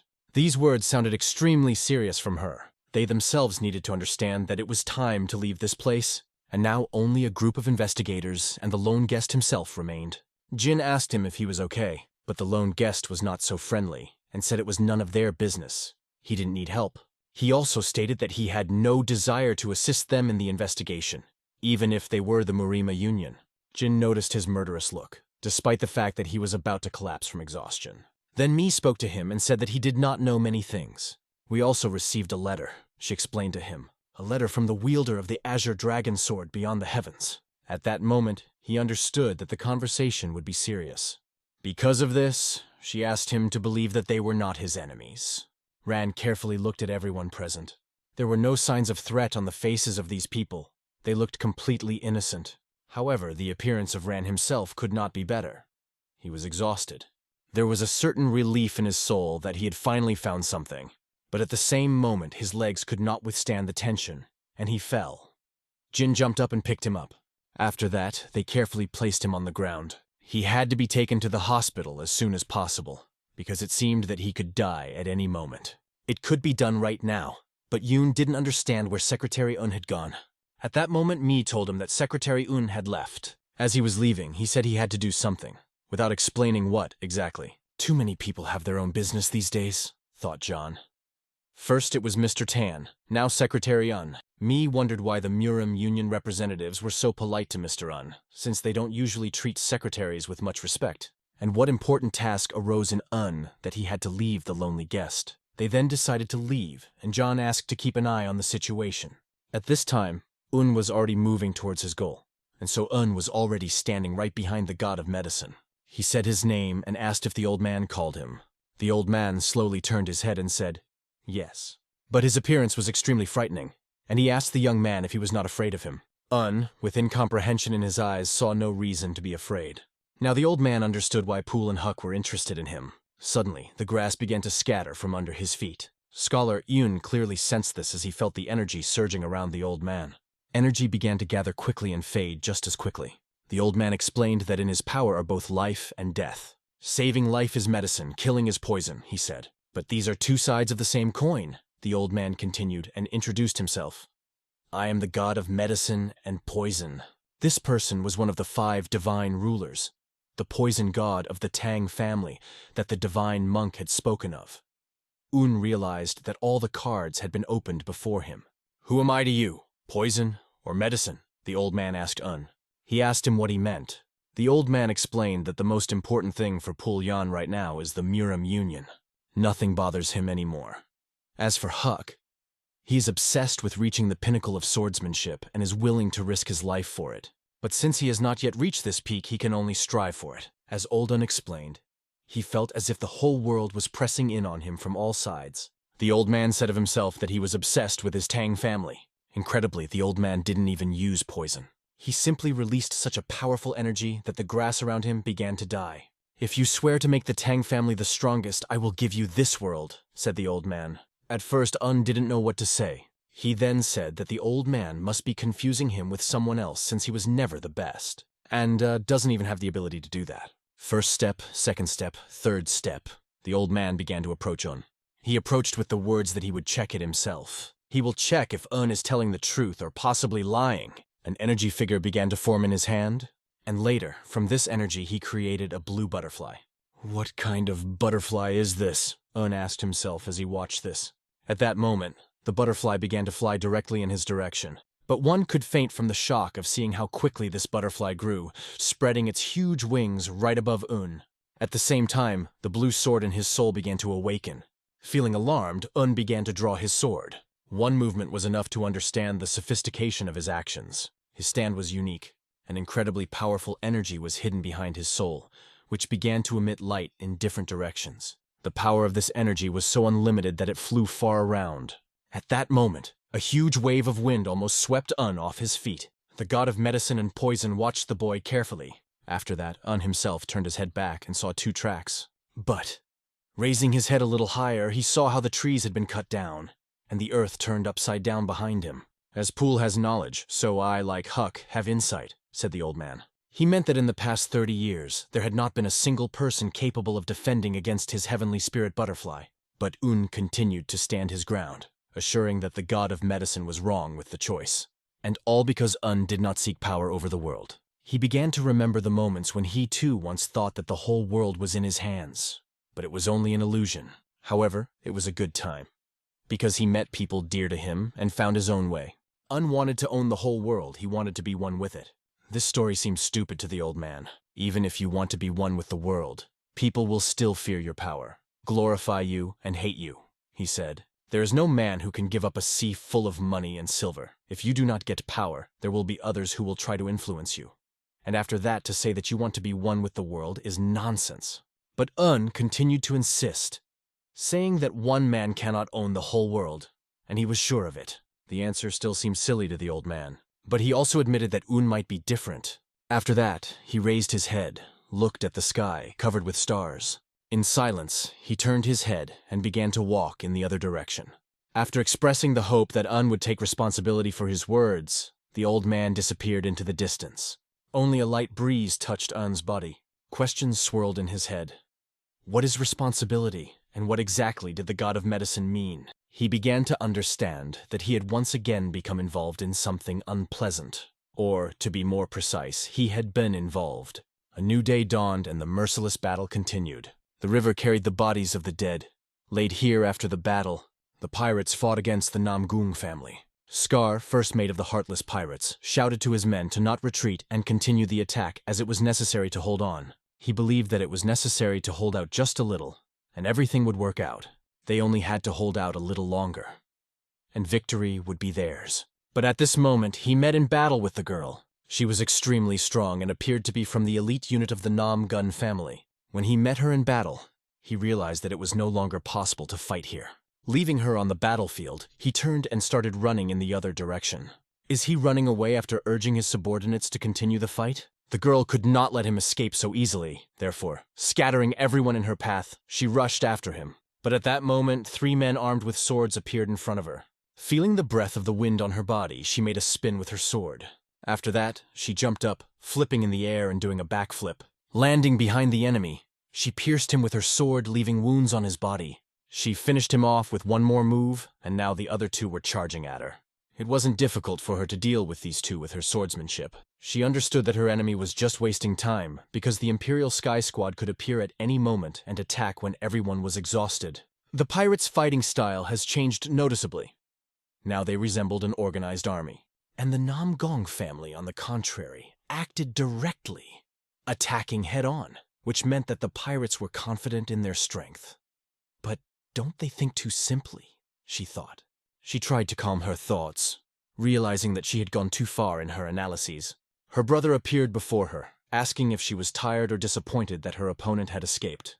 The boy's name was Hyun, and he was a disciple of the Namgong family. He considered her special and did not hide it, and also asked her not to expose herself to unnecessary danger. She explained to him that being a disciple of the Namgun family was a privilege that came with great responsibility. He joked that she should tell the heads of the Namgun family, but she preferred to leave things as they were. He agreed with her, thinking that it would be better if other people were not too interested in her. But if he wanted to get her attention, she could give him his next target. Yes, she was referring to the leader standing in front of them. For the sake of So Young-so of Tigerstone, he said, happily agreeing. And despite the fighters standing in front of the leader, he jumped over them. Lee So Young-so of Tigerstone clutched her sword in her hands. She decided to go directly behind enemy lines while Yoon lingered on the others. And in a moment she was right behind the head. She had no problem swinging her sword and cutting his throat. One day I won't be Lee So-yeon of Tigerstone, but Tigerstone Lee So-yeon, she muttered to herself. The enemies, or rather the pirates, began to assemble their weapons. The enemies are retreating, Yoon observed, and guessed that she must have killed their commander. The enemy army was lined up on the other side of the river, but Namgong's family didn't chase after them, and So noticed that, realizing that they were probably preparing for a battle with the real enemy, the Imperial Sky Squad.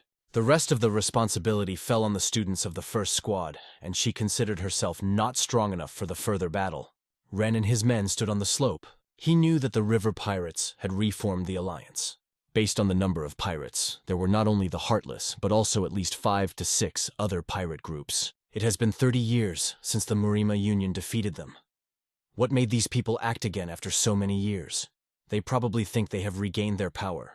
This power's enough to stop fearing the Murima Union. The monk, listening to their conversation, said that it was still too early to draw conclusions. It would soon become clear whether they had really regained their strength or were simply blinded by greed. Anyway, it's a nasty comeback, Mook said. They watched what was happening from the slope. Suddenly Peel was the first to notice that they had come. The Imperial Sky Squad was approaching, carrying bows and baskets full of arrows on their backs. Everyone was ordered to focus, as the true strength of the Namgun family was about to be revealed now. The main thing is to remember that a lot can change in the Murima Union, depending on how the head of the Namgun family manifests itself in battle. Then the head ordered his son to give the disciples the order to retreat. The son handed it to another to inform the students about the retreat. And there was a flag waving at the top, which was waved by the representative of the Namgun family. The head asked him to stay put. He believed that he could handle it himself, and should take this matter upon himself. He understood and had nothing else to say. Another troop was ordered to guard the head as a precaution, and so he went forward, and the horsemen galloped behind him. Against the background of a beautiful yellow-hot sunset, he was sitting on his horse. In front of him was the Imperial Sky Squad. The head was well aware that they were outnumbered, and given that the students were already tired, it was hard to tell if they would be victorious. The Imperial Sky Squad ordered their troops to take aim. Chief Namgong galloped towards them. Then the Imperial Squad drew their bows and fired their arrows. The arrows flew forward, cutting through the air in their path. Head Namgong, not paying attention to the speed of the arrows, cut them with his sword. At the same time, he released his energy and channeled it into his sword. It was exactly the kind of energy sword that impressed everyone who saw it. The arrows flew apart like thin sticks of wood under the pressure of his sword. Everyone who fell under his blows fell from their feet. At some point, he decided that the horse was no longer needed, and jumped from it right into the very center of the enemies. Landing, ignoring the enemy's attempts to dodge, he struck down several at once, then a few more and more. The enemies flew in different directions from his blows. But soon, he decided that running on foot was not effective, and jumped back on his horse. Are ascending sword martial arts that strong? Thought the monk, and admitted that the head was stronger than him. If the Namgong family is this strong, then the other families are not inferior either. It looks like the Murima Union is in for some tough times. The head continued to move steadily forward. His pressure became stronger and more unstoppable. Those who stood in his way had no chance. If this continues, it will be a great victory for the Namgun family. But suddenly he had to stop. The purple energy emanating from the person standing behind the Heavenly Squad fighters made him pause. A powerful figure with long purple hair appeared in front of him, wearing a purple outfit, holding a purple sword. It was Mu Shim, the captain of the Heartless Pirates. The change in the fighter's reaction was obvious to those watching from the sidelines. His appearance was impressive. His strength and energy were especially impressive. You don't look like someone who would deal with pirates, Chief Namgun told him. And you don't look like a member of a mean family from Murang, the captain replied. The chief laughed and said that they should have met somewhere else. After that, he dismounted from his horse, standing next to the captain. He patted the horse in gratitude for carrying him into the thick of the battle. Then he slapped the horse's sides, implying that his mission was over. The horse rushed forward, kicking up the ground with its hooves, leaving the chief and the captain face to face. The head looked at the horse with a smile on his face. After that, he turned to the captain, introducing himself. I am Namgong Jinjong, head of the Namgong family, also known as Ascending Sword. The captain introduced himself as the man standing under the dark sky. Dark Heaven Battle Emperor, he added. He also noted that it was an honor for him to meet the Ascending Sword in battle. With these words, he held his sword forward, readying it for battle. The energy radiating from his sword was no less than that of Namgong's head. It won't be easy, the head understood. But then there is a point in this fight. The chief had no interest in beating the weak. Namgun, known by the nickname Thunder Sword, was the first to rush at the pirate captain. Their swords met with a loud clang. The powerful energy that radiated from them caused all the warriors around to disperse. These peaks of martial arts converged in battle as one. The sound of their weapons made others cover their ears. The wave that emanated from them on the battlefield could only be fully seen from above on the mountainside. The monk who watched it from the mountain thought it was beyond imagination. Every time their energy swords collided, the entire valley shuddered. Seo Yeon could only whisper, "Oh my God." She felt something similar when her brother Un danced with a sword at Dunting Lake. But if Brother Un's dance was graceful and like the smooth flow of a river, then their confrontation looked much more violent and destructive. And what will happen if this confrontation drags on? Ascending Sword Namgun Young might lose. Who is the Dark Heaven Martial Emperor? This question was swirling in So Yun's mind. Meanwhile, someone else, sitting on the throne, was also carefully watching this battle. But he was incredibly bored, and he was just waiting for them to finish. Then he turned to his servant Biryong. "Please give your order, your highness," she said, getting down on one knee. He asked her, "Do you think the Ascending Sword can win?" "The Emperor of Heaven knows no defeat," the girl answered. He just smiled at her words. And then he said, "Today, Ascending Sword is destined to die." "That's what the Emperor of Heaven decided," said the girl. "Didn't the merchant give the order to rule the world?" the king asked her. "And don't you know that only he knows about it, so he doesn't worry about it? No matter how high-minded this man is, he wouldn't dare disobey an order." She answered these words with silence. The king only continued, "The Ascending Sword must die here. That's what the merchant said." At this time, the battle between them was gaining even greater momentum. Moon tightened his grip on his sword, filled with energy. But as he swung it, he saw Namgung disappear right before his eyes. He decided to use the air above him and jump up to dodge the blow. After that, taking the distance under control, he found himself behind Shim, standing a few meters behind. "You truly live up to your Ascending Sword name in battle," Shim said. Namgung only asked not to praise him. Shim admitted that he had finally met the Namgun family's true sword today, and made no secret of it. He also noted that if they had met earlier, they would not have been able to have such an acquaintance. Namgung wasn't going to deny his words. "And you called yourself the Battle Emperor of the Dark Heavens?" he asked Shim. After that, he added that it was a great honor for him to participate in this sword competition. Shim also admitted that it was an honor for him. Both fighters were preparing for the next round of the battle that they had chosen for themselves. Again, their energy spread around. But this time, the echo and the wind were even stronger than last time. The fire in Chief Namgong's gaze did not subside, and the same, but different color. Fire burned in Shim's eyes, supporting this confrontation. And here again, Namgun attacks first. Almost cutting through the space, Namgong swung his sword. Light as air, like fluff falling from a poplar tree. His hand stretched along the trajectory, feeling his sword as if it were a feather. Shim felt the same movement, and at that moment there was an incredible explosion that lit up everything around. Riders could barely hold their horses on which they were sitting. A fog of dust enveloped everything around. Shim was on his feet, and behind him, on his knees, was Head Namgun. Everyone who watched this began to shout loudly that this was incredible. Seo Yeon felt as if the ground had fallen out from under her feet when she realized that the head of the Namgun family had lost. Shim sheathed his sword back. Namgun tried to remember what had happened a few seconds ago when the enemy's weapon suddenly flashed. Before the sword touched the opponent, his blade suddenly appeared directly in front of him. But he was not saddened by the defeat in front of the one who surpasses him. He just looked at Shim, conveying his gratitude with a look. Shim expressed his respect by saying, "You are a great fighter. You too, Namgun said proudly. Shim asked Namgun to seal it for 3 years and promised to wait for him for another meeting after those 3 years. Leaning on his sword, Namgong nodded back at him. But then he got up and said that there would be no next meeting.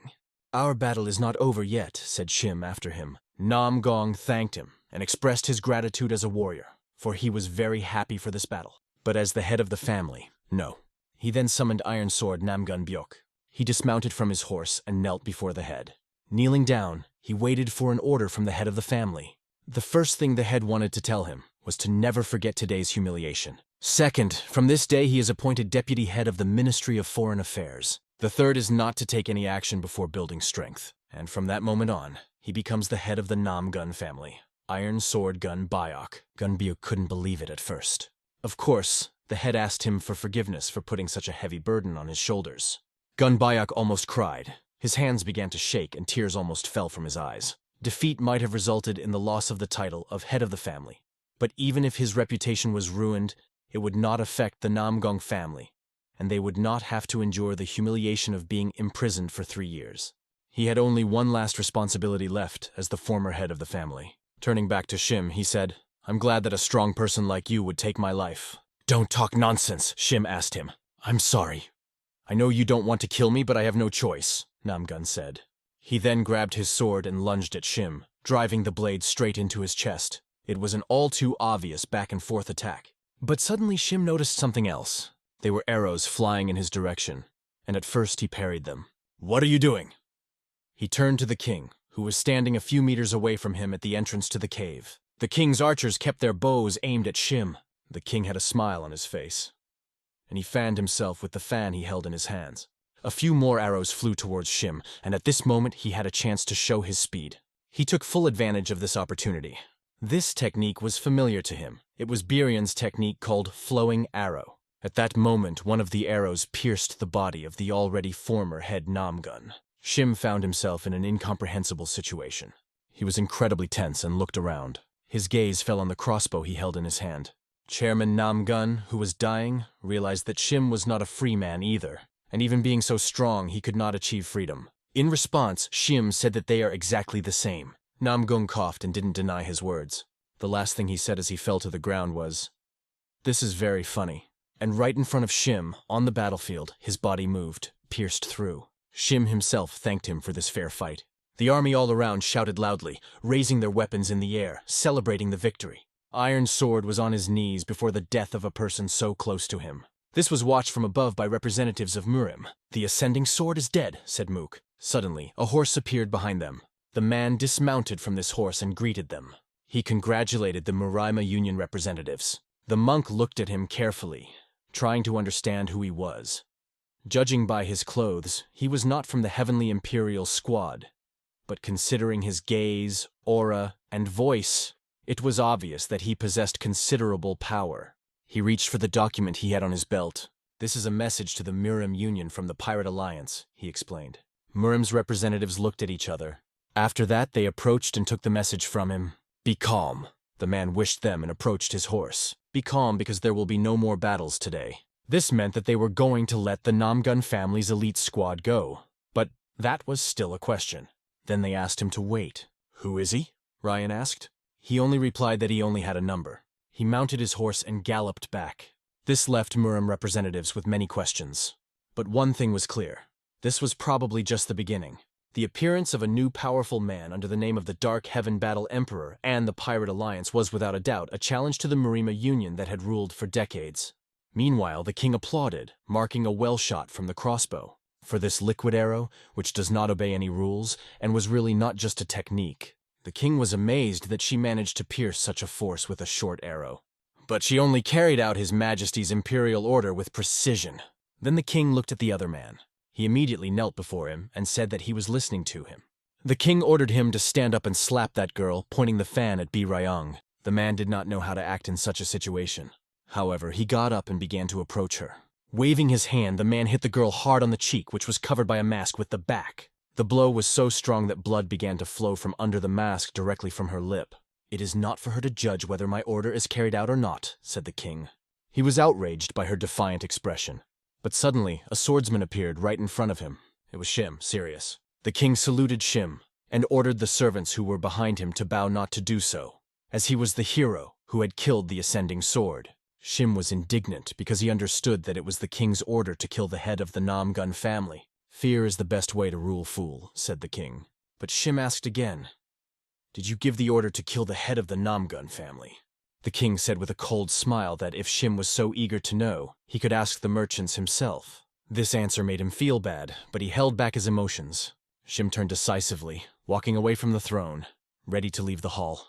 Suddenly, the king unexpectedly added that Shim had a very faithful and capable servant. He slowly turned his head and looked at her, understanding the implication of these words. Pausing between words, the king continued, "A servant who does work for his master. That's respectable, isn't it?" Shim continued walking without stopping, but the king's words remained in his mind. Step by step, he was getting closer to the exit, but his thoughts were becoming more and more difficult. Finally, Shim quietly turned to Bee, asking her to follow him. Bee silently obeyed and began to follow him, her gaze impenetrable. The king mockingly threw in her direction that her master did not appreciate her sincerity at all. With these words, she dissolved into the air, disappearing like a shadow. When they left the throne room, the king looked anxiously at his hand, which began to tremble with inexplicable fear. His heart was filled with annoyance, for he felt that he was being looked down upon. The bodies of the dead warriors were carried on litters made of rough wood, and the sight was a grim reminder of the losses. The iron sword trembled in his hands, barely restraining the pain that pierced his chest like a burning fire. All the members of the Namgong family watched with tears in their eyes as the tragedy consumed their hearts. It was an unspeakable loss that struck everyone, leaving an insurmountable burden in the chest. This pain overwhelmed their souls, not allowing them to forget that terrible day. One battle changed everything. These thoughts flashed through her mind as she stared at the boundless mountains in front of her. A slight shiver still ran through her body. She only had to remember the battle between the Dark Heaven Emperor and the Ascending Sword. Every memory of that battle brought a tremor to her heart again, as if it had happened just a moment ago. They seemed so far away, as if in a parallel world where only they existed and nothing else. And that's when she thought about using Hyun, but she wasn't sure if she could reach the world she longed for.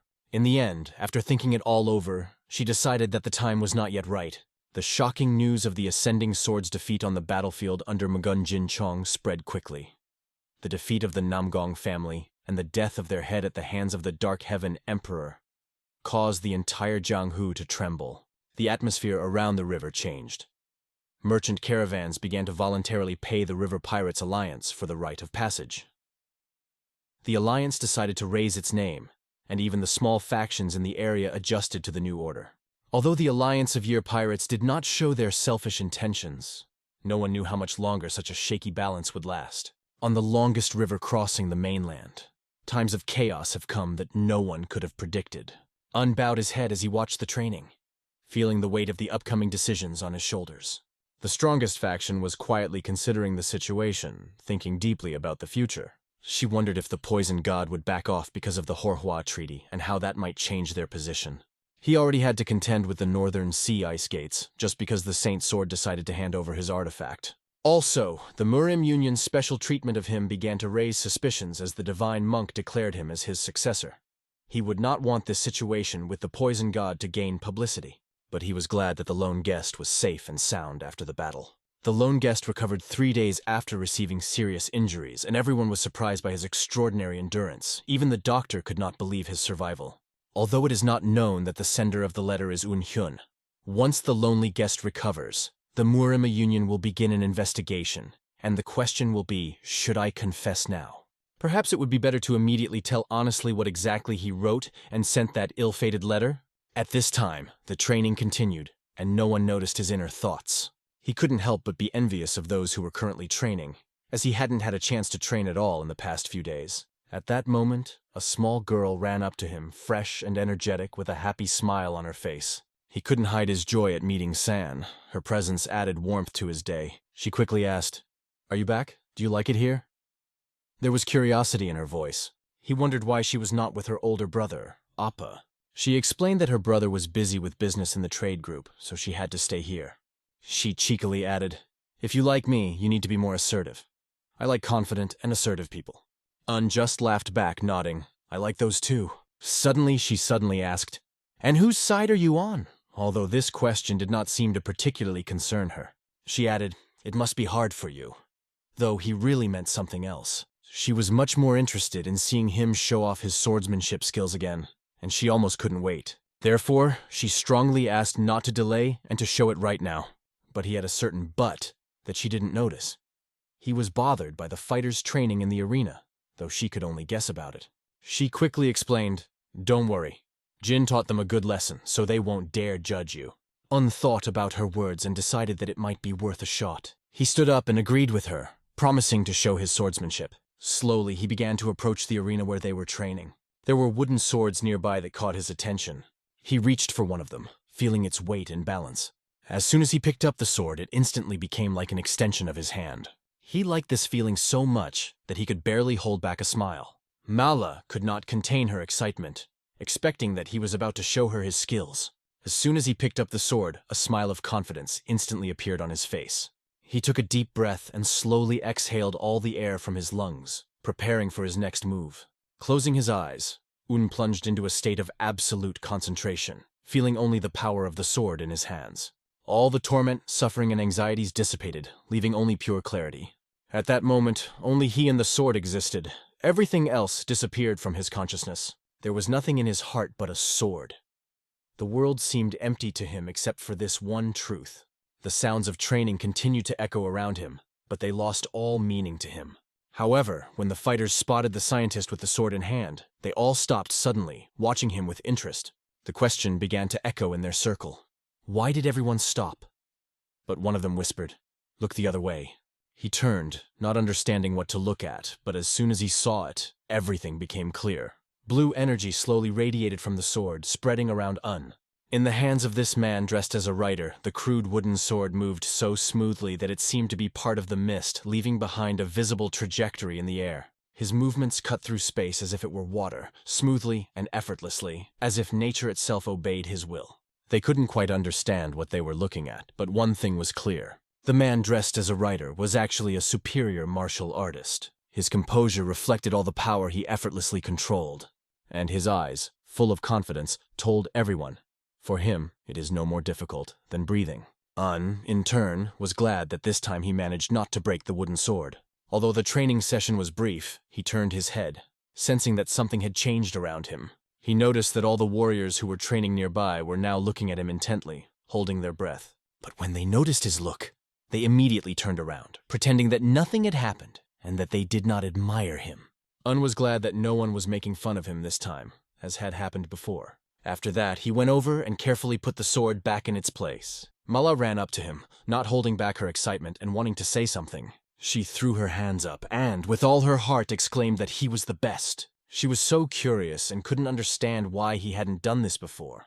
Un explained that the sword could not be drawn at any moment. That was why he held back. For the fact that he took out a sword especially for her, she hugged his hand tightly and thanked him sincerely. Under the surprised gaze of all the students, she cheerfully took him to buy him candy, as if it was their little secret. The students watching this scene could not hide the storm of mixed emotions, not understanding what exactly they had just seen. The weather was beautiful on the streets of the city, and the tea house looked cozy in the midst of this landscape. Inside, John sat quietly at the table enjoying the fragrant tea. The steam rising from the cup carried with it a delicate, pleasant aroma, which he inhaled with pleasure. On the table in front of him was a notebook from which he had just read some rather interesting news. He wondered if this news would probably make Miss Tang worry again, something he was trying to avoid. Therefore, without hesitation, he decided to burn this notebook so as not to cause her unnecessary worries. But just as he finished that thought, another idea suddenly popped into his head. However, at that very moment, the door to his room suddenly opened. Miss Tang Sol entered, whom he greeted with a joke. "The ladies here are so beautiful that even the door can't stop their beauty." Knowing that she didn't come just to meet him, he asked, "What brings you here?" She entered to share the news she had managed to hear. He already guessed what it was about. If it was news related to the Yangtze River, then he already knew about it, she said with a slight smile. "What a pity that the blooming plum swordmaster's time of rest is coming to an end," the girl said with a hint of irony in her voice. She was even more surprised when she realized from his calm reaction that Yan had no intention of returning to the Union. "Just don't give me that scary look," he asked her, explaining that he didn't think now was the best time to come back. The girl insisted on the importance of this message, which, according to her, determines the future. She was incredibly annoyed by his indifferent reaction that John showed in return. She tried to explain. Understand me correctly, since the Murama Union was founded 30 years ago. But she didn't have time to finish, as Yong interrupted her, stating that Muram never decided Junghu's future. He emphasized that Junghu always chooses his own path, and the Murama Union has always acted in the interests of the 18 major schools. John's arguments seemed very strange to her, but at the same time caused a smile. He explained that not everyone is winning now, and that the Union is no longer in control of the situation. If I come back now, I'll be able to watch the Union representatives fail to find a place, Yon added with a smile. She asked in surprise, Is this your own judgment, or the opinion of the representative of MANHUA? You know that I'm drunk at all meetings, except for those where I actively participate in the conversation, he answered frankly, and his words said everything that was needed. She was embarrassed by such frankness, but she decided not to argue. After listening to him, she silently left the room without even trying to answer anything. However, she seemed to understand what Yon meant. John perfectly understood that she already knows everything and foresees the result, and she does not need to act like that at all. Of course, everything could change if the divine monk decided to intervene in this situation. But Yon also planned to make his move if things played out like this. The next day, Un walked down the street, thinking about the fact that he had been doing nothing for the 5th day. At first, he was supposed to act as a secretary in the investigation, but the lonely guest stubbornly refused to cooperate, leaving him without a task. Although Un was glad to have escaped such an uncomfortable position, he now did not know what to do with his time. Because of this, he decided to visit the training ground again. As soon as he appeared, all eyes were on him. His presence caused some discomfort and tension among those present. One of the students decided to get down from the arena and approach Un. He introduced himself as Guojin Chol, a junior disciple of the Murang family. Un also gave his name and asked why he decided to come down to him.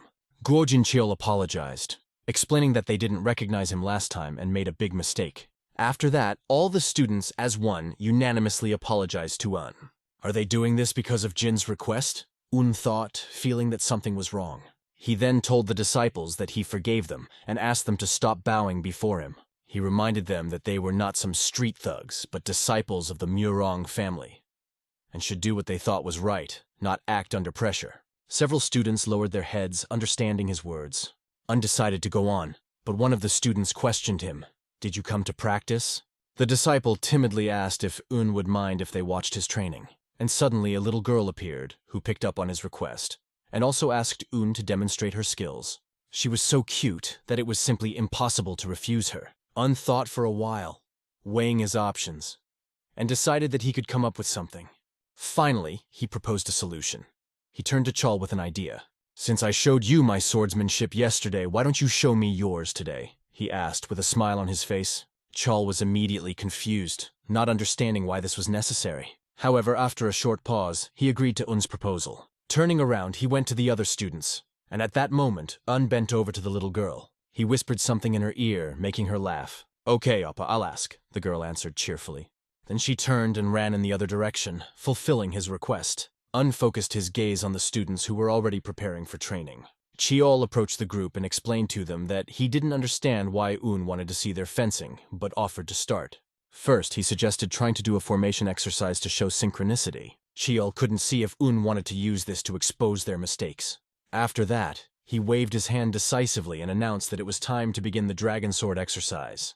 The first stage was the performance of the main exercise, the Heavenly Sword of Rapture. The disciples raised their swords in unison, letting out loud shouts to prepare for battle. Un watched their every move intently, carefully assessing their technique. They continued to swing their swords, performing the exercise with amazing synchronicity, demonstrating their coordination. At this point, the students exhaled and sheathed their swords, completing the exercise. Chiol slowly opened one eye, sneaking a glance at Un, trying to understand his reaction. Un was looking at them silently, showing no emotion and not saying any words yet. Chiol began to worry if things were so bad that Un didn't even voice his opinion. Sol A suddenly ran up to Un, waving her arms to the sides as if she wanted to convey something urgently. When she ran up, Un calmly asked her, "What did they tell you?" "No problem," she replied, "but Appa, you must do it too." She asked if he was not busy to do it right now. Un patted her head and thanked her for her help. After that, he resolutely began to climb the arena, ready for action. Turning to Chol, Un asked him to repeat the exercise once more. The other students wondered if he was exaggerating. But if the younger miss gave her consent, then obviously the better student supported the decision. Chol ordered the Dragon Chess Sword exercise to begin again. The first exercise, Heavenly Sword Rapture. As they exhale, they raise their right hand with the sword up, standing on only their right leg. Just as Chol started to say the next exercise, Un suddenly asked him to stop at that stage. He approached one of the students, adjusted his hand position, and indicated where it should be for correct technique. Un then went over to another student and tweaked his hand a bit, paying close attention to the details. Approaching the third student, he remarked, "You have a completely different position of the end of the sword. It's wrong." Chol began to suspect that Un was making the remark on purpose, and wondered what the man was thinking. Then Un explained to the students that now their swords were in a slightly different position than before. He asked, "Before or now? Which of these styles is the true Rapture Heavenly Sword?" The students did not know how to answer this question, and only nervously swallowed their saliva. "What does that mean?" continued Un thoughtfully. "You say your position is different from what it was before." He decided to answer his own question in his own way, and turned to the little girl who was standing nearby with a sword in her hands. She understood his request, and raised the sword to Unu, holding it out respectfully. After returning the sword, the girl quietly began to leave the training arena, not wanting to disturb. Undrew his real sword and began to step forward, never taking his eyes off the arena. He made a powerful swing with his sword, this time a real one, not a wooden one, and swung it to the side. The movement was so precise that only a few millimeters from the tip of the sword cut through the arena fence, leaving a deep mark. This raised many questions among those present who could not believe what had just happened. And a powerful aura began to gather around him, which gradually formed a blue glowing layer around his body, making everyone stop and hold their breath. The movement was so fast that it seemed as if Un moved from one place to another in an instant, swinging his sword horizontally. Only the sound of the sword hitting the wooden fence echoed in the air, and San-A watched with bated breath on the bench. The students in the arena didn't take their eyes off either, stunned by what they saw. The aura around Un became stronger and stronger. He literally burned with a blue glow.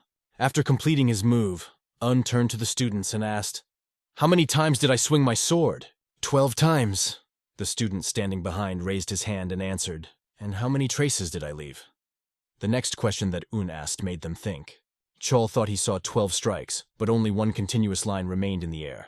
Un explained to them that the reason why only one line formed and not 12 was because of one smooth motion. "If you stop the sword on every trajectory," he continued, "can you call that movement smooth?" Chol had absolutely no idea why Un was showing this to them or what he was trying to convey. Of course it's good to be precise, but is that precision so important? Chol thought. Un paused, considering how best to explain it, and asked Chol to aim his sword at him. He reassured him, saying, "It will be all right. This distance is too short to touch me. You need not fear any responsibility." Chol hesitantly raised his sword, not understanding exactly what Un was going to do, but sensing that it might change his perception of the fight. Chol raised his sword up, agreeing with Un's words, though not fully understanding the meaning of his teaching. He thought it would be easy and felt confident in his abilities. Unsheathing his sword, Chol tried to understand why a great martial artist would teach them such things. He made a sharp swing with his sword, aiming the blow straight at Un. Sparks flew in different directions as Un parried the attack by setting up his sword, but his defense was so precise that only the tip of the sword touched the tip of Chol's sword. "Try again," Un asked calmly, not showing any tension. Chol exhaled and promised himself that he would be more serious this time. He struck even faster, hoping for success. But the clang of swords rang out again, and their tips clashed with incredible precision. What kind of old man? How is that possible? Thought Chol, not believing his eyes. Un seemed to be waving his sword in the air at all, just playing with it. Chol began to release all his strength in an attempt to overcome this incredible defense. But the same thing happened again. He couldn't get around Un's block, only to feel his own sword stop moments before the target. Just 1 centimeter. Un blocked his attack with perfect precision. In this confrontation with a warrior, life can be decided by just 1 centimeter. And now the students understood why Un had shown them this, to make them realize the importance of absolute precision in battle. Swinging his sword to the left, Un completely parried Chol's attack with ease, leaving him no chance. The sword in Chol's hands was shaking, as he couldn't understand what was happening and how Un was able to stop him so skillfully. The reason why they did not understand the importance of this moment was not because they lacked knowledge, but because they had not yet reached the necessary level. They only study the shape of the sword, not its essence. Form without content cannot be considered a true martial art. But if their own way of the sword becomes a way of life, will they then be able to say that what has been done along the way does not matter? Anna's words opened the students' eyes, making them realize how important it is to understand the essence of martial arts. Image of life. These words settled in the depths of consciousness of each of them for a long time and affected their souls. Being serious and measured, An continued his explanation, adding weight to each word. But suddenly his seriousness disappeared, and with a light smile he suggested that they continue their training. It was already deep night outside, and darkness enveloped everything around. They had been training until now, and each of them was already exhausted. The thought of having to train like this every day made them break out in a cold sweat. But at the same time, each of them believed that they should overcome their limits, change their habits, and rise to a new level. And at that moment, they remembered how Un treated it as a part of his life. They perfectly understood that in the eyes of the master, they looked like complete beginners, but this only motivated them more. Chol was determined that one day he would be able to face off against the martial arts master. However, others, hearing his decision, jokingly said that in such a situation, it would be better to run away without looking back. In any case, they were given two options: continue training as before or ask Un to train tomorrow. "I choose the second option," Chol said firmly, determined not to lose the opportunity to learn from the master. He understood that the chance to train under the guidance of such a master was rare, so he decided not to delay. As soon as he said that, the second student also announced that he would join the training. He was followed by the third, fourth, and so all the students decided to take advantage of this unique opportunity. There was determination in their eyes, and in Chol's eyes, there was even a certain admiration for the opportunity to work hard. His smile indicated that this suffering would only bring him more strength and wisdom. This day became for them a new page in the book of their life and martial arts. And so the next day came, full of new challenges and training. It became a habit for them to go to Un's training ground, where new lessons awaited them. But this time, in front of the playground, Un noticed a boy standing in front of him. It was the lonely guest. Un greeted him, happy to meet Master Korin, and for a few seconds there was a silent pause of mutual understanding between them. Ran then bowed his head and said that he was glad to see Un again. At this point, Ran informed Un that he knew everything from Murang, including that Un was familiar with the Sword Lord. If Murang had already told about it, there was no point in denying it. Wung didn't want to lie to Korin, who was serious about this conversation. Raising his head proudly, Un confirmed, "Yes, that's true." Everything became clear to Ranu now, and he breathed a small sigh of relief. There was a short pause between them again, lasting several seconds. These few seconds turned into a whole minute of silence, saturated with inexpressible thoughts. Finally, Un broke the silence, saying that he had to go, but suddenly Ran stopped him with a phrase. "I used to think that I was all alone. It seemed to me that there was no one in this world who could understand me or my sword," Ran continued. "However, not only do you know my sword better than I do, but I also noticed details that I didn't even know about. You've proven that you understand me better than anyone else. You understand me better than I understand myself. Besides, you're the only one who helped me without asking for anything in return. Because of that, I consider you my teacher, even though we've never met in person. Even if you say you've done nothing for me, I'm still sure I have to repay you for your favor." Ran finished with firm conviction. After saying these words, Ran bowed before Un, expressing his respect and gratitude. After finishing the conversation, he walked in the opposite direction, leaving Un deep in thought. If Un had known that everything would lead to this development, he would have signed those letters with his real name. Late in the evening, the head of the Murang family discussed current affairs in the office. The talk was that the work in Runan County has been successfully organized, and the operation in Henan Province has been completed. The head thanked everyone for a job well done. The old man who brought up the topic noted that the Murang family had now officially become the ruler of Henan Province, and he congratulated the family head on this achievement. This old man was the governor of the province. He asked the Murang chief if they planned to extend their influence to other provinces. However, the head replied that the family was not yet strong enough for such a step. First, they need to put their internal affairs in order, because nothing will change at will. For now, they have to wait. Then the head turned to the girl with a question about her opinion about the situation on the river. The girl expressed doubt that the Murama Union would do anything in the near future. She soberly assessed the situation, as the defeat of the Namgun family was shocking. But the identity of whoever is behind the Year Pirate Alliance and their intentions remain a mystery. In addition, They have not yet achieved the unification of the forces of the largest schools. The head agreed with her assessment, but noted that such a situation would not last forever. In the near future, no doubt, chaos will begin. Amid the chaos, new opportunities will open up, and you need to be ready to take advantage of them. The head then asked how Mistress Un was doing, to which Jin replied that he had decided to train the students. Yesterday, Sana came to Jin with a message from Un, saying that he needed Jin's permission to teach the students. And of course, Jean accepted his proposal without hesitation. The head of the Murang family considered it a blessing sent from heaven. However, he added that when Yun left with the investigation team, the teaching duties would fall on Jin himself. The head's granddaughter wondered if it was possible to become significantly stronger in just a few days. She believed that the students of the so-called prestigious schools and ordinary schools were as different as heaven and earth, because the traditions and power of prestigious families had accumulated over generations. However, the head explained that this is not quite the case, because prestigious students have a much broader outlook.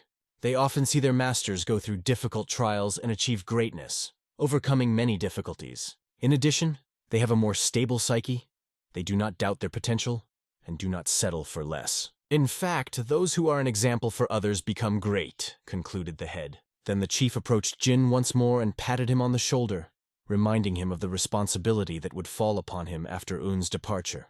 After listening to this, the girl realized that Grandpa was right. The students who became more modest after seeing Un's swordsmanship might not improve their skills in a short time, but their worldview would be greatly expanded. However, she still doubted whether 7 days was really enough to make a significant difference. That remained the question. After finishing the conversation, she went outside and saw her brother in front of her, whom she asked, "Are you waiting for me?" The brother apologized, as he felt he should have told her earlier that Master Un was teaching the disciples. He noticed her face change, and that change continued whenever the conversation turned to Un.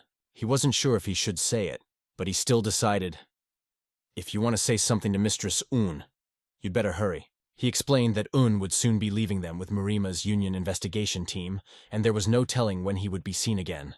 Mi didn't answer him, just listened in silence, but it was not necessary because he already understood her without words. Then he added, "He's on the training ground now," wished her luck, and moved on, leaving her alone with her thoughts. She stood lost in thought, not even realizing how quickly time had passed. She never thought that she felt anything special for Un, but for some reason, the thought of not knowing when she would see him again made her afraid. Breathing in the fresh night air, she asked herself again, "Why?" But there was no answer. She continued to walk around the yard in a long dress. Her gait was calm, but thoughts of Un left her.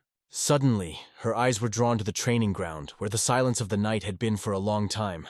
There, of course, she saw Un, but she was surprised that the disciples and him were still there at such a late hour. More interestingly, they didn't seem to be training, but just standing there discussing something.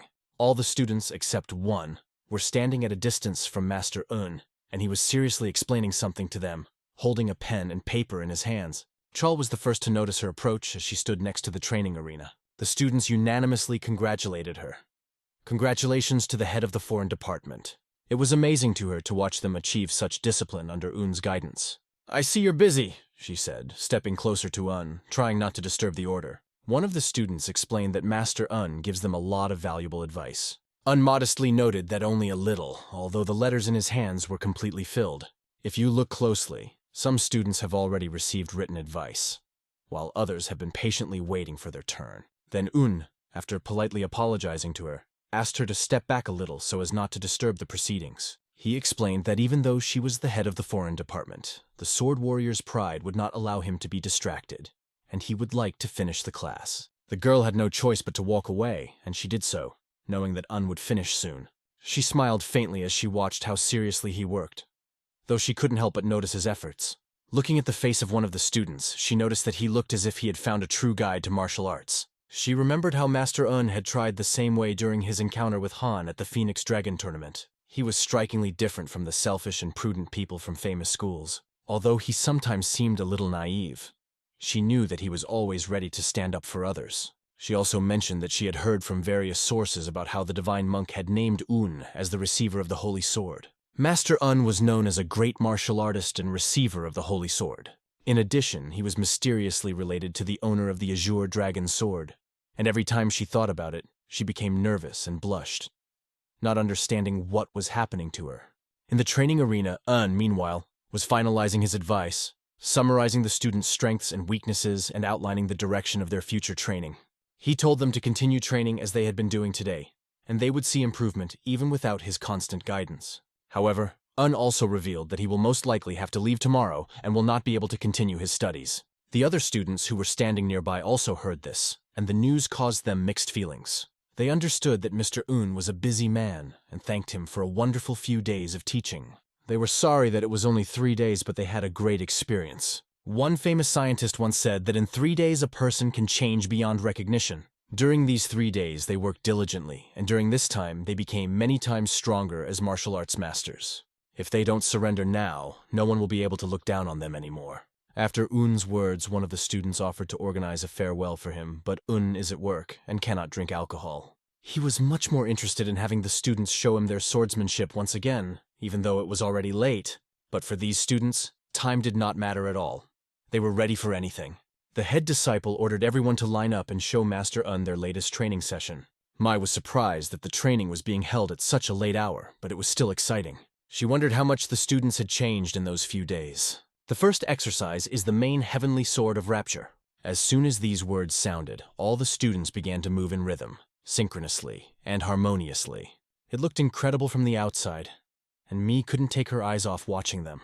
Their synchronized movements were a vivid proof of what a great teacher Un was. She could clearly see it with her eyes, admiring their every move. The aura that gathered around them was bright blue and seemed almost tangible. She, although not as skilled as her brother, had also practiced this art for a long time, so she understood very well that this intensity did not depend on their strength or experience, but on perfectly synchronized movements. After the training was over, Un praised the students and ordered them to take their swords. They took another step towards fully learning the Murang family's swordsmanship. Un urged them to value their friends and comrades because they are more important than they think they are now. Proud of his students, Un said these words and realized that it was time to say goodbye.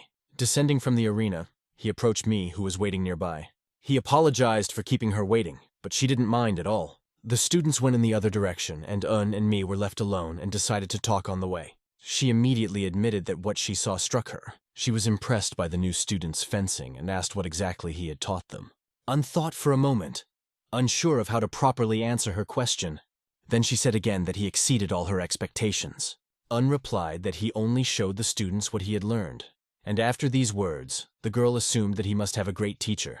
Remembering his brother, Un said softly that this man was truly incredible. Mi remembered that he had said earlier that he would not be able to see his teacher again, and in Un's head a picture appeared, how he was sitting in front of the castle where his brother was imprisoned. Always stay true to yourself and be master of both your heart and your sword. These words of his mentor warmed his soul, even now as he thought about the past. The girl wanted to ask more about his teacher, but noticed that he became sad and decided to change the subject. She brought up the topic of when he was going to leave them, thanked them for their hospitality, and noted that San-Ah would miss him. Then she quietly added, "And I too," blushing barely perceptibly. This expression immediately caught his attention, and he began to look at her with interest. Un himself did not know how to react to the situation, and felt uncomfortable. A few seconds of awkward silence only added to their embarrassment, both growing increasingly awkward. They continued walking, but suddenly the girl stopped abruptly as if trying to collect her thoughts. By her gestures, one could understand that she was shy and did not know how to continue the conversation. "If you have nowhere else to go, please come back here.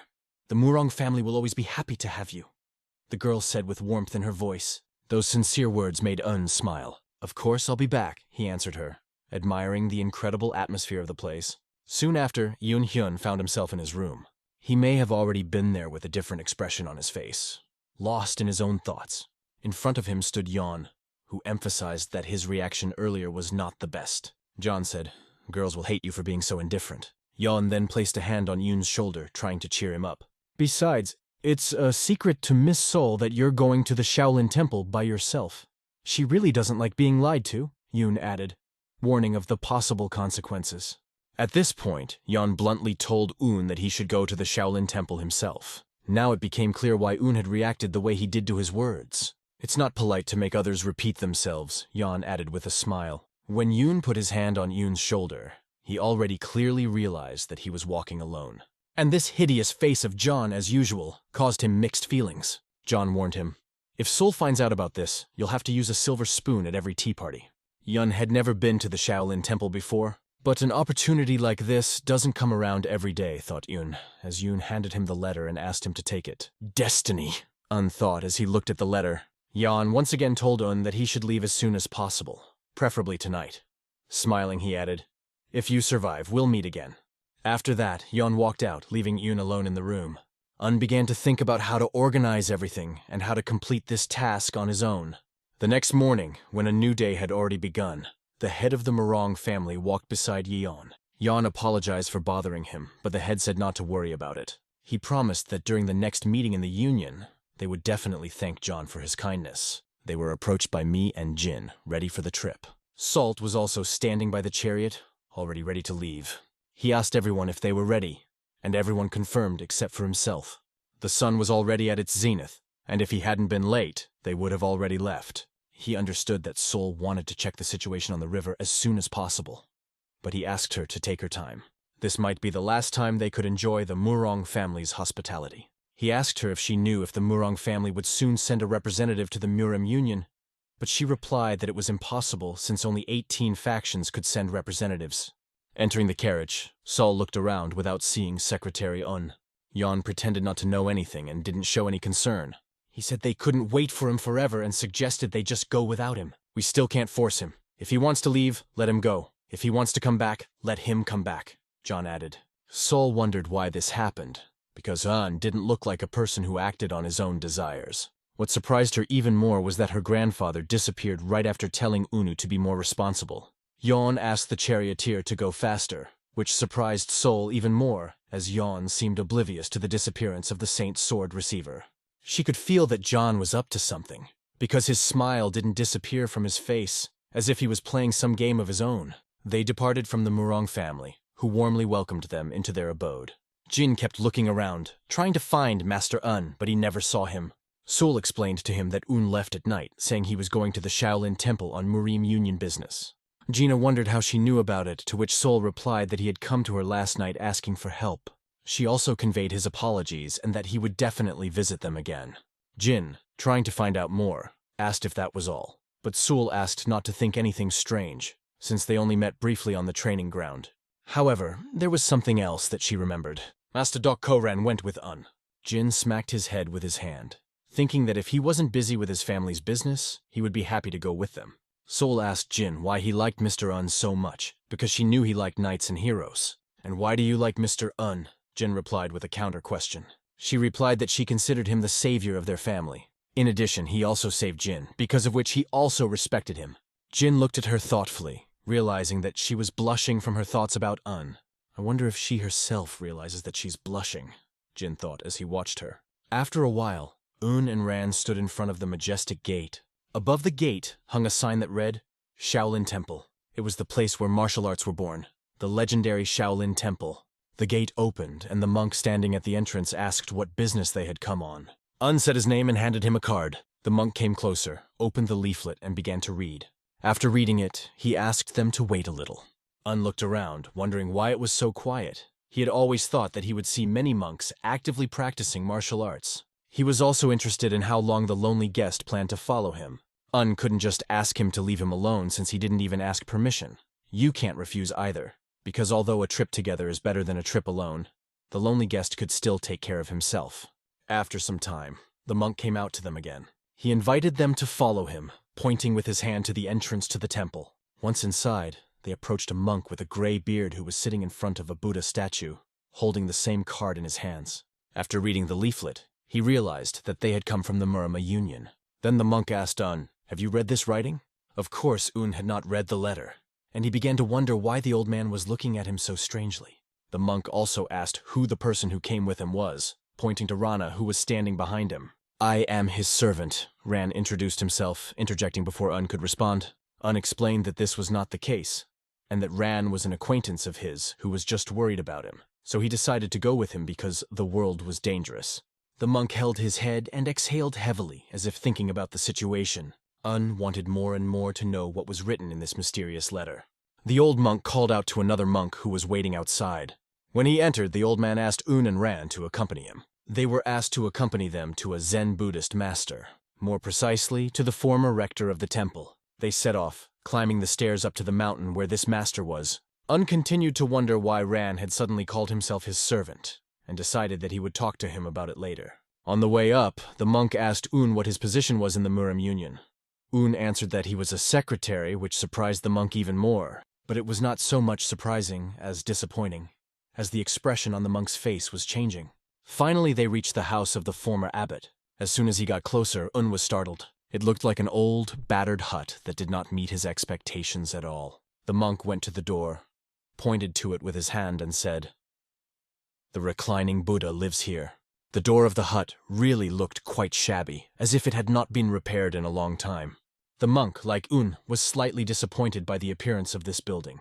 Opening the door, they introduced themselves, saying that they had come on the orders of the head teacher of the Shaolin Temple. Un understood who the high-ranking monk was, the head teacher of the Shaolin Temple. Now it became clear why he had such unusual energy. "The light of truth greets the former great researcher," said the monk as he greeted the old man who came out of the hut. It was an old monk that Un couldn't sense any energy from. He was a past grand scholar of Shaolin. Folding their hands in front of them, they showed him respect. However, the old man had several questions, including why they were called the Light of Truth. He asked the bald monk who these visitors were, and he replied that they were emissaries from the Murang Union. The old man only clenched his teeth tighter when he heard the name of the Murima Union. After that, the bald monk handed him a letter. The old monk immediately opened the letter and began to read it. After bowing to the old man, the bald monk announced that he had to go and quickly left. His sudden escape gave Un a strange feeling, and he watched him in surprise. The old man then turned to Un, asking him if he was the same secretary Un Yun. Answering in the affirmative, Un heard the old man remark, "For a thief, you look very decent." The old man explained that for someone who appeared out of nowhere and demanded a large pill, Un looked suspicious. The Great Pill of the Shaolin Temple is a legendary medicine that can cure a person on the verge of death and give a warrior incredible strength. Its value cannot be measured. Un scratched his head and didn't know what to say, because he had no idea what the letter was about. Now it was clear why the Shaolin Temple teacher's face looked so alarmed while reading the letter. He realized that the situation was bad because there could be nothing good about someone wanting to take the big pill. The old man said that Un reminds him of a cheeky student who is always taking things for himself, and even if he is noticed, he will still keep the thing. That student was Pool, which surprised Un greatly. Un was stunned to learn that this old man was his teacher's teacher. The old man was a divine monk's teacher, yet Un sensed not a single bit of unique energy from him. Pointing his finger in the direction, the old man said that first they needed to talk to the master, and they needed to stay in the room for a while. It became clear that it would not be possible to get the big pill just like that. According to the old man, it will take more time. He explained that all processes have to follow the rules, and it will take no more than a year, so there is no need to worry. By the way, he noted that the description, "bloody sword," fits Master Co very well. The sky was beginning to take on a red hue, marking the coming of evening. Already in the room, Un addressed the lonely guest, asking him not to call himself his servant anymore. He even threatened that if Ran was called that again, he would no longer be his companion. "I understand, my master," Ran said, bowing his head. Then Un asked him not to call him master anymore, but rather to call each other brothers. Ran couldn't understand how he could call his master brother. There was some misunderstanding between them. Ran was very stubborn in his beliefs. Un could no longer make concessions to him. However, Ran still said that he would follow his words in any case. He had been stubborn, but now he suddenly declared that he would obey Una. "But I'm glad to meet you, younger brother Co," Un said with warmth in his voice. These words were very pleasant to Ran, and he began to feel real respect. The owner of the Azure Dragon Sword himself called him his brother. This made Co excited. He even began to shake a little with nerves. But then Co smiled brightly and replied that he was happy too. At that moment, they decided who they were for each other. From that moment, they began to call each other brothers. A sudden voice woke Un. It was the question of whether he was still asleep that made him wake up. A voice told him to come out, since he had already woken up. After quickly dressing, Un stepped out the door and into the street. Ran and the monk were already waiting for him there. After greeting, Un folded his hands in front of the old monk, to which the old monk replied only with a short, The old man immediately gave them a task. First to clean up a little, and then go down to the city and buy tea. After cleaning up, Un and Co went to Danfeng County to buy tea. The morning mountain trail had its own charm, and Un enjoyed a slow walk for the first time in a long time. However, when they brought the tea, the monk became indignant because it was not Longjing tea. The old man was very angry, saying that such tea was not suitable for him. Un tried to somehow justify himself to him. He laid his head on the pillow and said that he blames even an old man who, after 1,000 days of starvation, just wants to enjoy a cup of tea before his quick death. The old man insisted on pity, and Un had to agree to go buy another tea. "Just wait a bit," Un asked, and immediately rushed towards the door, ready to leave again. Then the old monk opened his eyes and said in a calm voice, "Where you can buy the tea you need." Un thanked him for that, but couldn't resist saying that the old man could have pointed it out last time as well. Un wondered if the old monk looked too healthy for someone who had supposedly starved for 1,000 days, and if it was even possible to go that long without food. Despite his doubts, Un had already said that he would complete the task, and now he had to keep his word. Meanwhile, a meeting was held in the Murma Union office. One of the monks was indignant when it came to compromise with the enemy. He was asked to remain calm and not to go beyond the limits. Sol told him that the Shaolin Temple had never set rules for the Jianghu Way. She added that if the temple did establish such norms, she would ask them to tell others about them. In general, she emphasized that this is the Murima Union, and if someone wants to act in his own way, then he should listen to the opinion of the rest. The monk agreed with her words, although he still believed that compromise was not the only correct solution. He emphasized that prestigious families and factions, in his opinion, cannot live under the same sky as the enemy. Sol asked ironically when the Shaolin Temple started to worry about them so much. Mac, who also expressed his interest, intervened in the conversation. He asked if the Shaolin Temple could not live under the same sky with anyone other than factions. Rentang was shocked that the Shaolin Temple would suddenly show such attention to her. She did not expect this interest. Their visit was not accidental.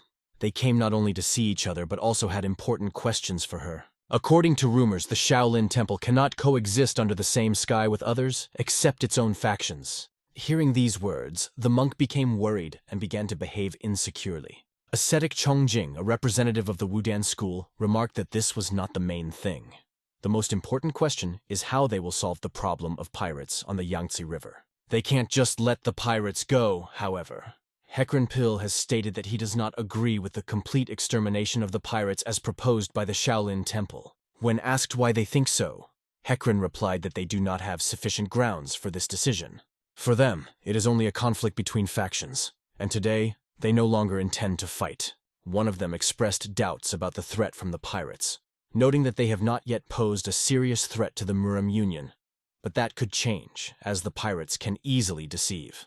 The young warrior continued to argue that now was not the best time for battle, as the pirates of the Year Alliance were scattered throughout the area. If the war breaks out suddenly, it will lead to heavy losses that they will not be able to avoid. These words caused tension among those present, but everyone wanted to know what other reason this young master would express. The third reason was that they still did not know the true motives of the pirates and their goals.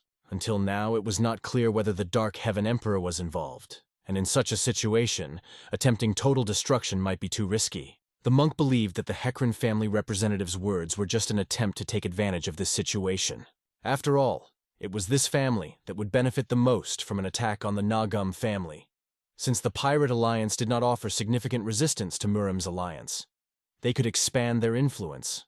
On the part of the monk, these statements seemed very presumptuous towards his family. However, he continued to insist that if these major factions disregarded their moral standards in pursuit of profit, then they could no longer be considered one of the 18 great powers. These words made everyone fall silent and think. One of the attendees remarked that the issue is too complicated, and it is better to discuss it later, leaving the decision for later. Sipping the fragrant tea, Master Moon watched the commotion outside the city, taking a break from the hustle and bustle.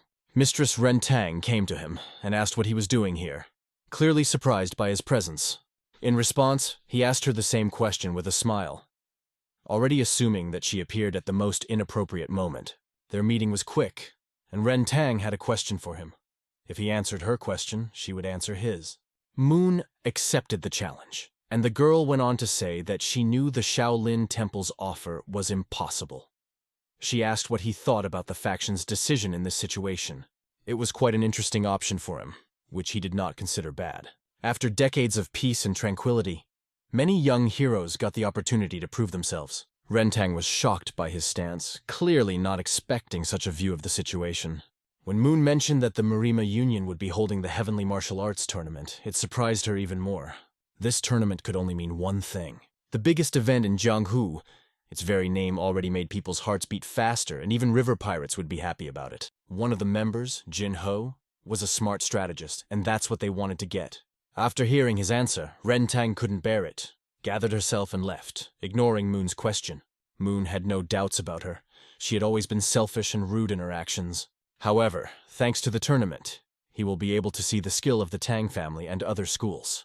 At this moment, Moon thought about Master Secretary Un, who is working hard, and his work will definitely bring results. Not far from the place where Arometer Hydia is located, something interesting happened. Mr. Lun decided to visit there. He was greeted with joy because he was a welcome guest. Moon apologized for coming, but the boy quickly gave him the Longjing tea he needed. The last time he visited this place, he was refused, told that there was no tea available. But as soon as the young owner left, the tea was delivered. Although he was happy to receive such a gift, the tea was not enough, and he hoped that more Lunsen would be brought next time. However, the situation was not easy, because Lunsing is a high-quality tea that is in low demand and difficult to sell, so the owner did not want to risk his business. The young hostess needed 600 grams of this tea, and was willing to pay a good price. But because of the rarity and premium nature of the tea, everything was more difficult than it seemed. The guy understood this. But the owner of the establishment was not particularly in the mood for a conversation. As he walked out and left this facility, thoughts overwhelmed him. The owner waited until he finally disappeared from sight. And I thought that this boy is a real lucky guy, because others would have to run all the way to the nearest city. As for this rare tea, the owner usually drinks it in the morning, and has hidden some for himself. Scholar Un walked out of the institution, sat down and sighed heavily, thinking that he was used to such a life, because he had never lived in abundance before, and now he would have to adjust. All his life, he woke up in the morning, cleaned, and everything seemed normal. But after he entered the Buddhist temple, he had more free time. This free time made his life boring, and he couldn't wait to take that pill, because he mainly sought to find happiness through reading. He thought about the fact that he needed to train, but he couldn't do it in front of the recumbent, who was watching him closely. The lying man caught him and asked what skills he had. After all, one day he will have to learn to earn a living, and knowledge alone will not help in this matter. The question sounded rather strange, but the Buddha reminded him that he was not a secretary. In his opinion, it was just a job, not a skill, and he wondered what a secretary actually did. The guy explained that he can write, understands poetry and drawing, but it seemed completely uninteresting to the owner, because there is nothing unique about a person who can simply write or read. Un also liked to discuss historical events and scientific topics, even fencing, but he did not make a special impression on his interlocutor. Master Buddha took note of his passion for swordsmanship, and if it's his hobby, he must be one of those scholars who looks cool despite looking down on martial artists. These words sounded quite insulting, they say. If you don't swing a sword for fun, then why are you fencing at all? If this is true, then the Buddha was never seen to pick up his sword or use it even once. The Buddha always allowed him to fence, but the boy believed that this was not his home, so he saw no point in swinging the sword. If it's not just a hobby, but something he's really passionate about, why is he stopping? If a guy really wants to do fencing, let him do it with all his heart. There is nothing to delay. It is time to act and do what he really loves. The Buddha assured him that there were no prying eyes, so he could practice freely. It was an official endorsement for which the young master thanked the Buddha and let him quickly start fencing right now, and not wait until his death. If he is not afraid and does not hide anything, let him proceed, because if he demonstrates his skills, he will be treated better. The scientist felt some awkwardness, but decided that it was time to show himself. Everyone was looking forward to this spectacle. The guy found himself in the middle of training camp, ready for action. He stared straight ahead, fully focused on his task. The monk only seemed important when he was drinking tea, which was a bit of a distraction. But the boy understood that the teacher imparts knowledge to the students, and now his time has come. The young master concentrated all his feelings. He felt incredible energy flowing through his hands. His wooden sword began to glow with an incredible aura. It seemed that he was not holding a sword, but a ray of the sun. His brilliant movements sparkled with dazzling energy. This was enough to attract the attention of everyone present. The monk looked at his skill and said, "You are like a lost wolf howling into the void." He seemed to possess 1,000 techniques and moved with incredible grace, demonstrating mastery. When he stopped accumulating chi energy, his concentration disappeared for a moment. He heard a sharp, harsh cry from the monk, which disturbed his peace. The monk asked if the spectacle was over. The scientist had not trained properly for a long time. although he really wanted to continue. Behind him stood one of the monk's students, carefully observing the situation. When the disciple saw Un's skill, he was not enchanted, but on the contrary, he remained indifferent. Although Un was glad that Karan wasn't infatuated with his skill, something about his reaction felt wrong. The apprentice silenced the young master, preventing him from continuing. He called him a moon-singing wolf, mocking his efforts. These words sounded like complete nonsense and had no deep meaning. Then the monk began to explain what he meant. The boy was making futile efforts without achieving true cultivation. Let him train for another 100 days and try to reach the top. These words were said quite categorically and were not subject to discussion. For the young scientist, reaching the top remained only a dream. The monk continued that he wasn't counting on luck or trickery to make it to this day. But 100 days might not be enough, as Un was just now starting to perfect his moves and he needed it. But definitely not today. It was obvious that Un was training just for his own pleasure, while looking like an inexperienced fool who couldn't find true love because of his narcissism. If he does not continue to train, he will remain the same loser for the rest of his life. To the question of what the boy should do, the monk answered with a counter-question. Does he want to see the top before he dies? The next words of the monk sounded like a riddle, causing even more misunderstanding. Mr. Un simply could not stand such riddles and wanted to know only one thing, what he should do next. But the fact was that the tea was over and the conversation stopped. The monk ran out of tea, and the boy trained so long that the monk managed to drink it all, and now he has nothing to drink at dawn. This meant that the monk was not going to answer just like that, so the young mistress would have to run and come back quickly. Garrick approached the monk, clearly dissatisfied with something. The monk asked him why he was looking at him so intently. His eyes showed a desire to achieve much more than he currently had. This desire was reminiscent of the boy the monk had seen recently, who was just as ambitious. That boy was no longer able to return to his origins. Because of this, it is necessary to adjust it further, because it is already a matter of life and death. The monk silently looked into his empty glass, forgetting that he had already drunk the tea. Enraged, he turned to Gar and asked why Gar wasn't still following him. Garrick, however, was not going to listen to the old grumbler. He turned sharply and went on his way, ignoring the monk. The monk only hoped that tea would be brought to him quickly. However, he hid his true thoughts, trying not to betray himself. He perfectly understood what the boy had just done and what he really wanted. Despite his appearance, the monk was a master swordsman. Master Un quickly returned with the tea and started shouting, demanding that the monk tell him what to do next.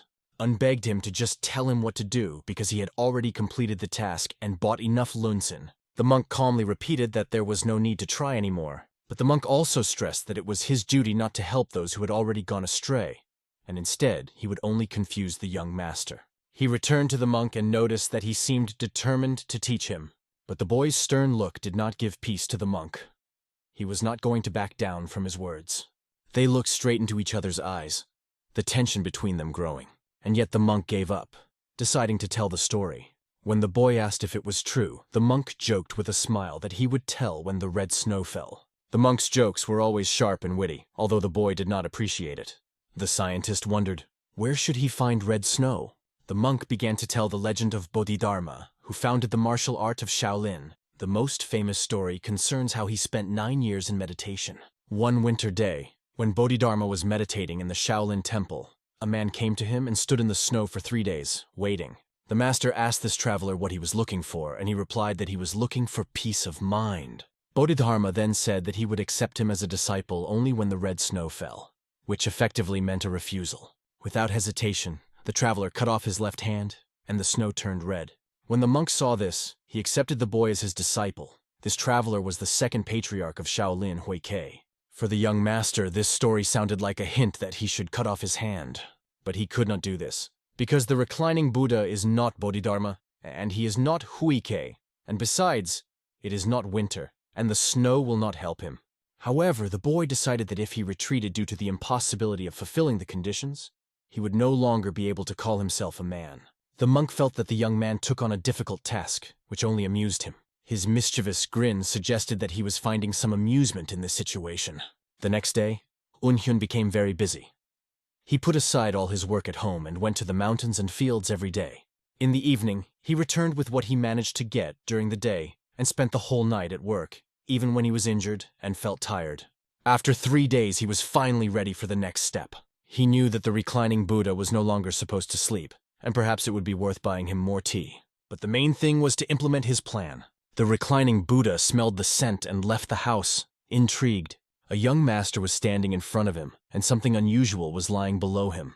The Buddha looked around but did not understand what the essence of this situation was. When asked if Un had been standing here since dawn, the boy replied that he wanted to learn from him. The reclining Buddha remarked that the red snow never fell, and joked that Un must have hit his head.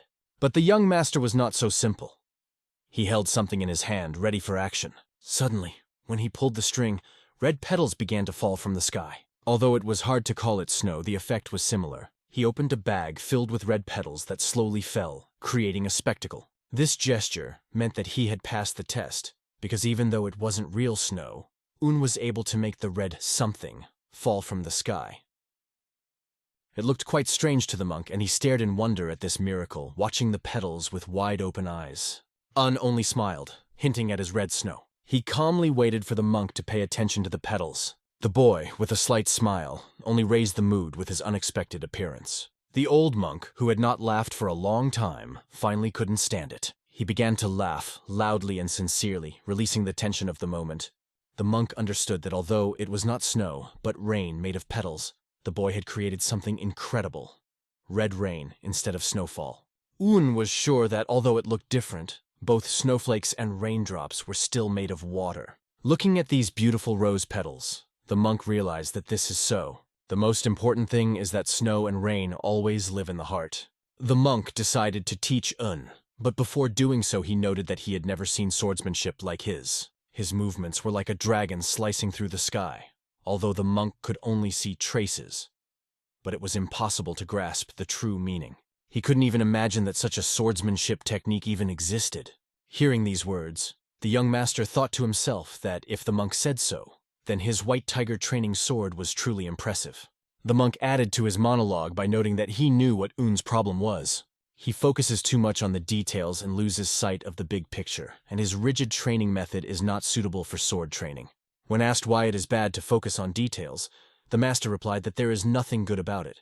In fact, he hugs the princess, not noticing the knife flying in the back. In simple words, he looks too far, and this affects his judgment and perception. And that's not all. He is tormented by an unbridled desire to achieve the ideal, like a beauty who dreams of becoming the most beautiful of all. The metaphor was quite frank, but there was a grain of truth in it. And now the young master is faced with the question of what to do next. The master couldn't say for sure, but his teacher had taught him very well in the past. Like any parent who wouldn't throw their child into the sea without teaching them how to swim. This method wasn't suitable for sword technique, but this kind of training might be the best option at the time. And it was hard to disagree with that since his teacher had always said to move gradually and continue to practice the art of the sword. His mentor was a man of genius who led young Un only forward, not allowing him to stop. The monk also noticed that someone else's clothes were better than nothing, but they didn't fit Un. He emphasized that the physical form of the young owner is a problem. This was definitely correct. He could not train because he tired quickly and neglected his health. The monk ordered him to take a wooden sword. The boy did not fully understand what the master meant. It was obvious that the master was up to something, but what exactly remained a mystery. The monk started yelling at him, asking why he was expecting anything. Realizing that the master would not leave him alone, Un began to focus his power on the sword. The sword ignited with a flame of ki energy. Holding it before his eyes, he concentrated all his strength on the wooden sword. The sword seemed to become stronger than anything in the world, emitting an incredible aura.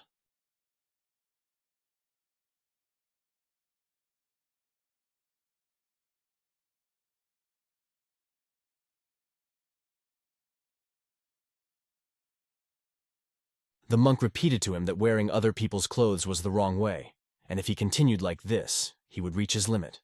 It was obvious that the clothes were not his, and it was already beginning to affect him negatively. The boy remembered his mentor's words, that he should always stay true to himself. Then he would be able to control his heart and his sword. Perhaps this was the true meaning of his teacher's last words. He asked the master how he should choose the best path. This thought made the brain strain, because most monks practice meditation for 10 years before they understand their path. In his mind, the young master understood that 10 years was a very long time, especially if he had to meditate for as long as he had spent in the imperial palace. As the reclining Buddha said, he has no choice. If he wants to achieve his goal, He must follow this path, especially since it was his teacher's last wish. A common solution is to ask him to be taught meditation. When asked if he would shave his head and become a Buddhist monk, the boy categorically answered that he would not, because the master only said that he should meditate for 10 years.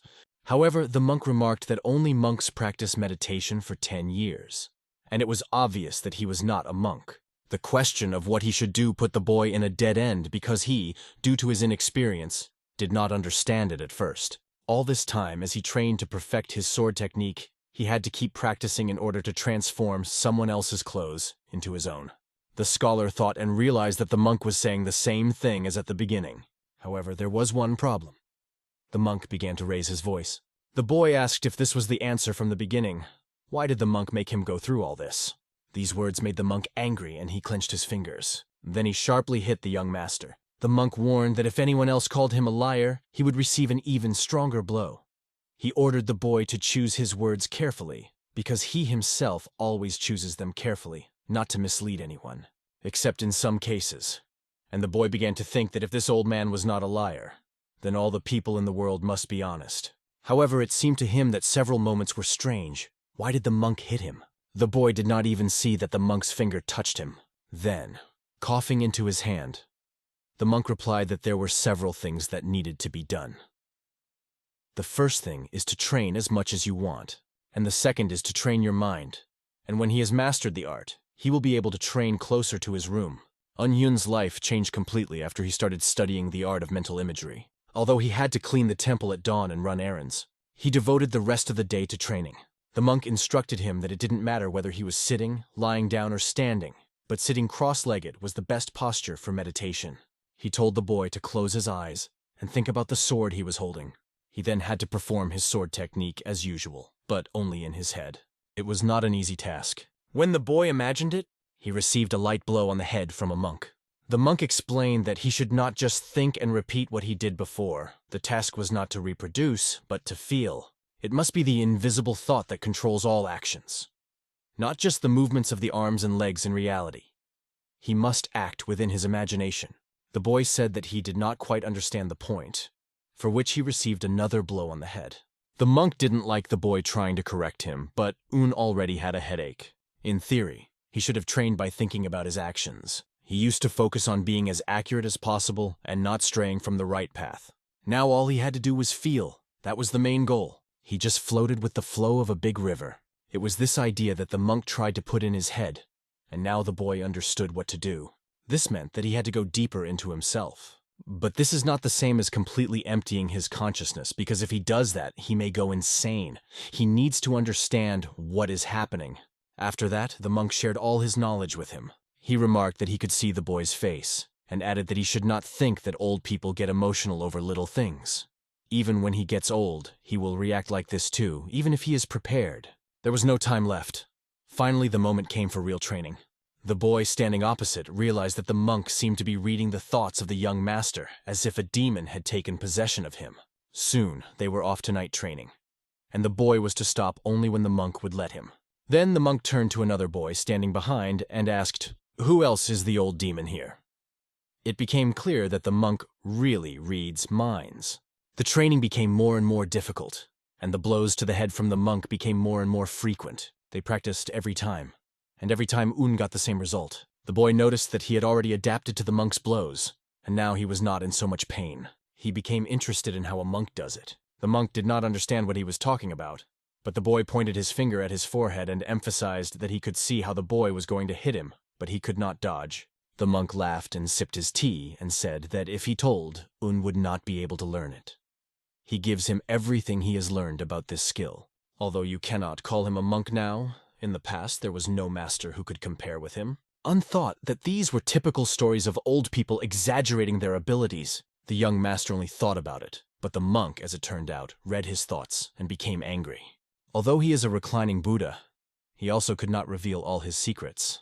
The young master understood that the monk had a very difficult character, and often throws unpredictable phrases. But what the young master knew for sure was that the monk was Puyen's teacher, and again received a blow on the forehead. The monk did not like the words about his student, because he believed that comparing a teacher and a student is not true. Of course, he was his teacher, But it is obvious that a monk should be stronger than his student. Although Puyen had become famous through the Shaolin Temple technique, he still could not breathe normally in the presence of his teacher. Un looked at the monk and didn't understand what he was talking about, because he didn't have any aura coming out of him, and he looked more like an ordinary old man than a martial artist. But the old monk told him what had happened. His dantian had broken. Dantian is the field where life force accumulates, which can also be described as the source of all internal energy. When the dantian is broken, the body loses all internal strength, and this can lead to serious injury and life-threatening injuries. Then the boy asked the monk how it happened. The monk continued that there is an expression. Step forward, standing on the end of a bamboo branch. This meant that by facing fear one could achieve true enlightenment, and the monk decided to take this step but lost his inner strength. And of course he achieved enlightenment, but other words should not be expected from him. He believed in what he said. However, as a result, the monk did not achieve true enlightenment. But the question remains, why does the reclining Buddha speak so calmly about the fact that he has lost an important part of himself? The monk noticed that his disciple was upset about the loss of his dantian and assured him that everything was fine. Only warriors need inner strength, and as a monk, he has nothing to worry about. He doesn't even care about martial arts, and doesn't depend on dantian or inner strength. He lost nothing except that he attained enlightenment and was able to see the world from another side. This greatly interested Un, but he did not fully understand the monk's words. It was obvious that the boy did not know anything, and perhaps it was better for him not to know about it. The monk advised not to bother with nonsense, and to start all over again. As always, training ended in the same way. The boy took a broom and finished sweeping the area. Sweeping after a morning workout brought order to his soul and lifted his spirits. He also adapted to the mental image training, and received fewer kicks from the reclining Buddha as a result. Soon his friend approached him. He warned that one of the monks was walking ahead.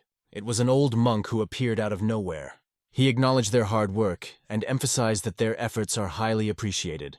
The reclining Buddha came out of his house and noticed that a great researcher had come. He asked the researcher if there were any talents among his students. The researcher replied that he thought they were all just waiting for his death, but in his old age a revelation came to him. The old man wants to do something important for Shaolin, so he brings a talented child who will be a real gift to the temple. He added that if something is missing, this child will be able to inherit everything. But the old man began to get angry, saying that no one was worthy to succeed him, and it was necessary for those damned monks. The researcher apologized and said he was leaving and would only return when he could. His words angered the old man, but he restrained himself. Then the reclining Buddha stopped him. He approached his disciple and asked, "When did Shaolin become a place that did not appreciate its benefactors?" It sounded quite strange to both the researcher and the young Master An. The monk continued that if this boy had not shown him his sword art, he would not have been able to achieve the enlightenment that had come to him. If this guy is not a benefactor of the Shaolin Temple, then there are simply no others. The young master was disturbed by the look of the researcher and began to worry about his reaction. Then the reclining Buddha addressed him. "Why don't you know what gratitude is?" The monk replied that he was blessing the benefactor of the Shaolin Temple. And now that he has done it, he is free to go. The fact is that this young man will bring a great gift to the researcher, and although it looks unusual, the monk thought, "Isn't he an exceptional writer?" At the moment when the monk thought, the reclining Buddha told him that if he was going to stay here, he should leave here quickly. After that, the researcher left the residence. The reclining Buddha continued that this man had recently become a master teacher and had no experience at all. From his point of view, a capable person wouldn't come here, so he definitely wasn't going to talk to him politely. But even so, it was not easy to get this position, and at least he has the right to brag about it. After that, Un emphasized, "You said benefactor," and the monk continued, "Yes, I was explaining that." Reclining Buddha remarked that the young master's training sword was impressive. He even thought that no new technology could match his skill. And although he would like to keep these skills to himself, he owes a great deal to Shaolin. This means that even if Un prepared red snow for him, he would still not refuse his request to become a disciple. But why ask this? Does he understand how much time young Master Un has spent to create the flower rain or the light-bearing snow? All this was good, of course, but it was time to focus on the concentration of energy. The boy began to meditate and cultivate his aura, realizing that there was only room for a sword inside him. The feeling of spiritual wind was barely noticeable. The clouds seemed to leave fragments of memories from the distant past. Starting with her steps, the beautiful girl does not want to show her face, and moving to the third style, she begins to whisper eloquent words. In the 5th style, she shows her dazzling smile, and by the 7th style, she speaks as confidently as a clear stream. The luxurious style of the 9th impresses with its beautiful aroma. And in the 12th style, she fully reveals herself and her style. These thoughts inspired the boy with incredible emotions. Concentrating on this, the boy finally saw something incredible. It was without purpose and without intention. Just his energy, a formless flow. The monk acknowledged that his student had done a good job, and the boy, realizing all this, could not hold back tears. However, the Buddha warned him that it was too early to rejoice. He had only just learned how to control his consciousness, and the difficulties were just beginning. It was still too early to rejoice, because he had just learned how to control his consciousness. The real trouble starts right now. His partner, who was standing next to him, heard these words and couldn't believe it was just a mind control method. Because what he just saw looked different. He seemed to be observing the truth of the Taoists, and he would never have thought that a warrior was capable of rising to such a level. The next day, the dawn was early and quiet. The boy lit a fire to heat tea for the monk. At that moment, the old monk came out of his tomb. He bowed to him as a sign of respect, but the reclining Buddha did not say anything to him. He simply remained silent. His face was unclear. His expression showed no emotion. It was noticeable that he had put on better clothes than usual. His mood was completely different. Was he going to go somewhere? Sitting opposite the young master, the monk asked how the training of the mental image went. Un replied that nothing stood in his way. His sword moved as he planned, and drew energy into it as if it were alive. He didn't even know how to thank the master, and wanted to continue training. Master, of course, was not going to stop training, but he asked for a cup of tea. The best tea was brewed and its aroma was impeccable. The old monk spent his mornings like this for a long time. But today the reclining Buddha looked serious, like a real majestic monk. This image suited him, and he spoke confidently and naturally. The old monk emphasized that the boy had tried well to please the capricious old man. He placed an envelope in front of him along with a small pouch. When Un opened it, he saw that the monk asks to hand over the letter and wallet to Puen, and he must hurry. For it depends on whether he will take control of his consciousness, or whether his consciousness will take him over. Now he can go home. At that moment, the door closed in front of him. His partner said he would collect the young master's belongings and come later. The answer was quite cold, which was an excuse to send him back. He understood it himself. After that, the things of the young master were collected. It was time to leave.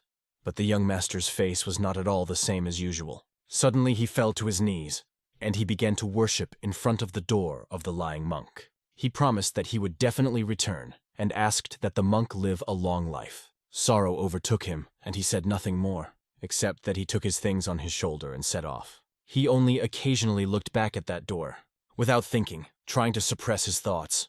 All that remained was to go forward, no matter what. At that moment, their story in this place ended. We returned to the headquarters of the young mistress, the 3rd princess, who opened the dossier. Pin Hong bowed before her as he had a request for her. He reported that the squad that had been watching the Shaolin Guard had retreated. The answer to the question why this happened was, Baron appeared, and it was like she is the double of the Dark Heaven Martial Emperor, and appeared in Shaolin. This girl has a stealth technique, and if their squad could see her, that would mean she allowed herself to be revealed. This was a warning to them, and the question remained, what to do now?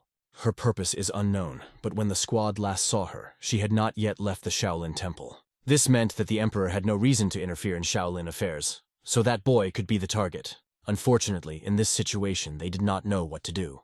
There was no way he could be contacted, but he had to concentrate on tracking to be sure.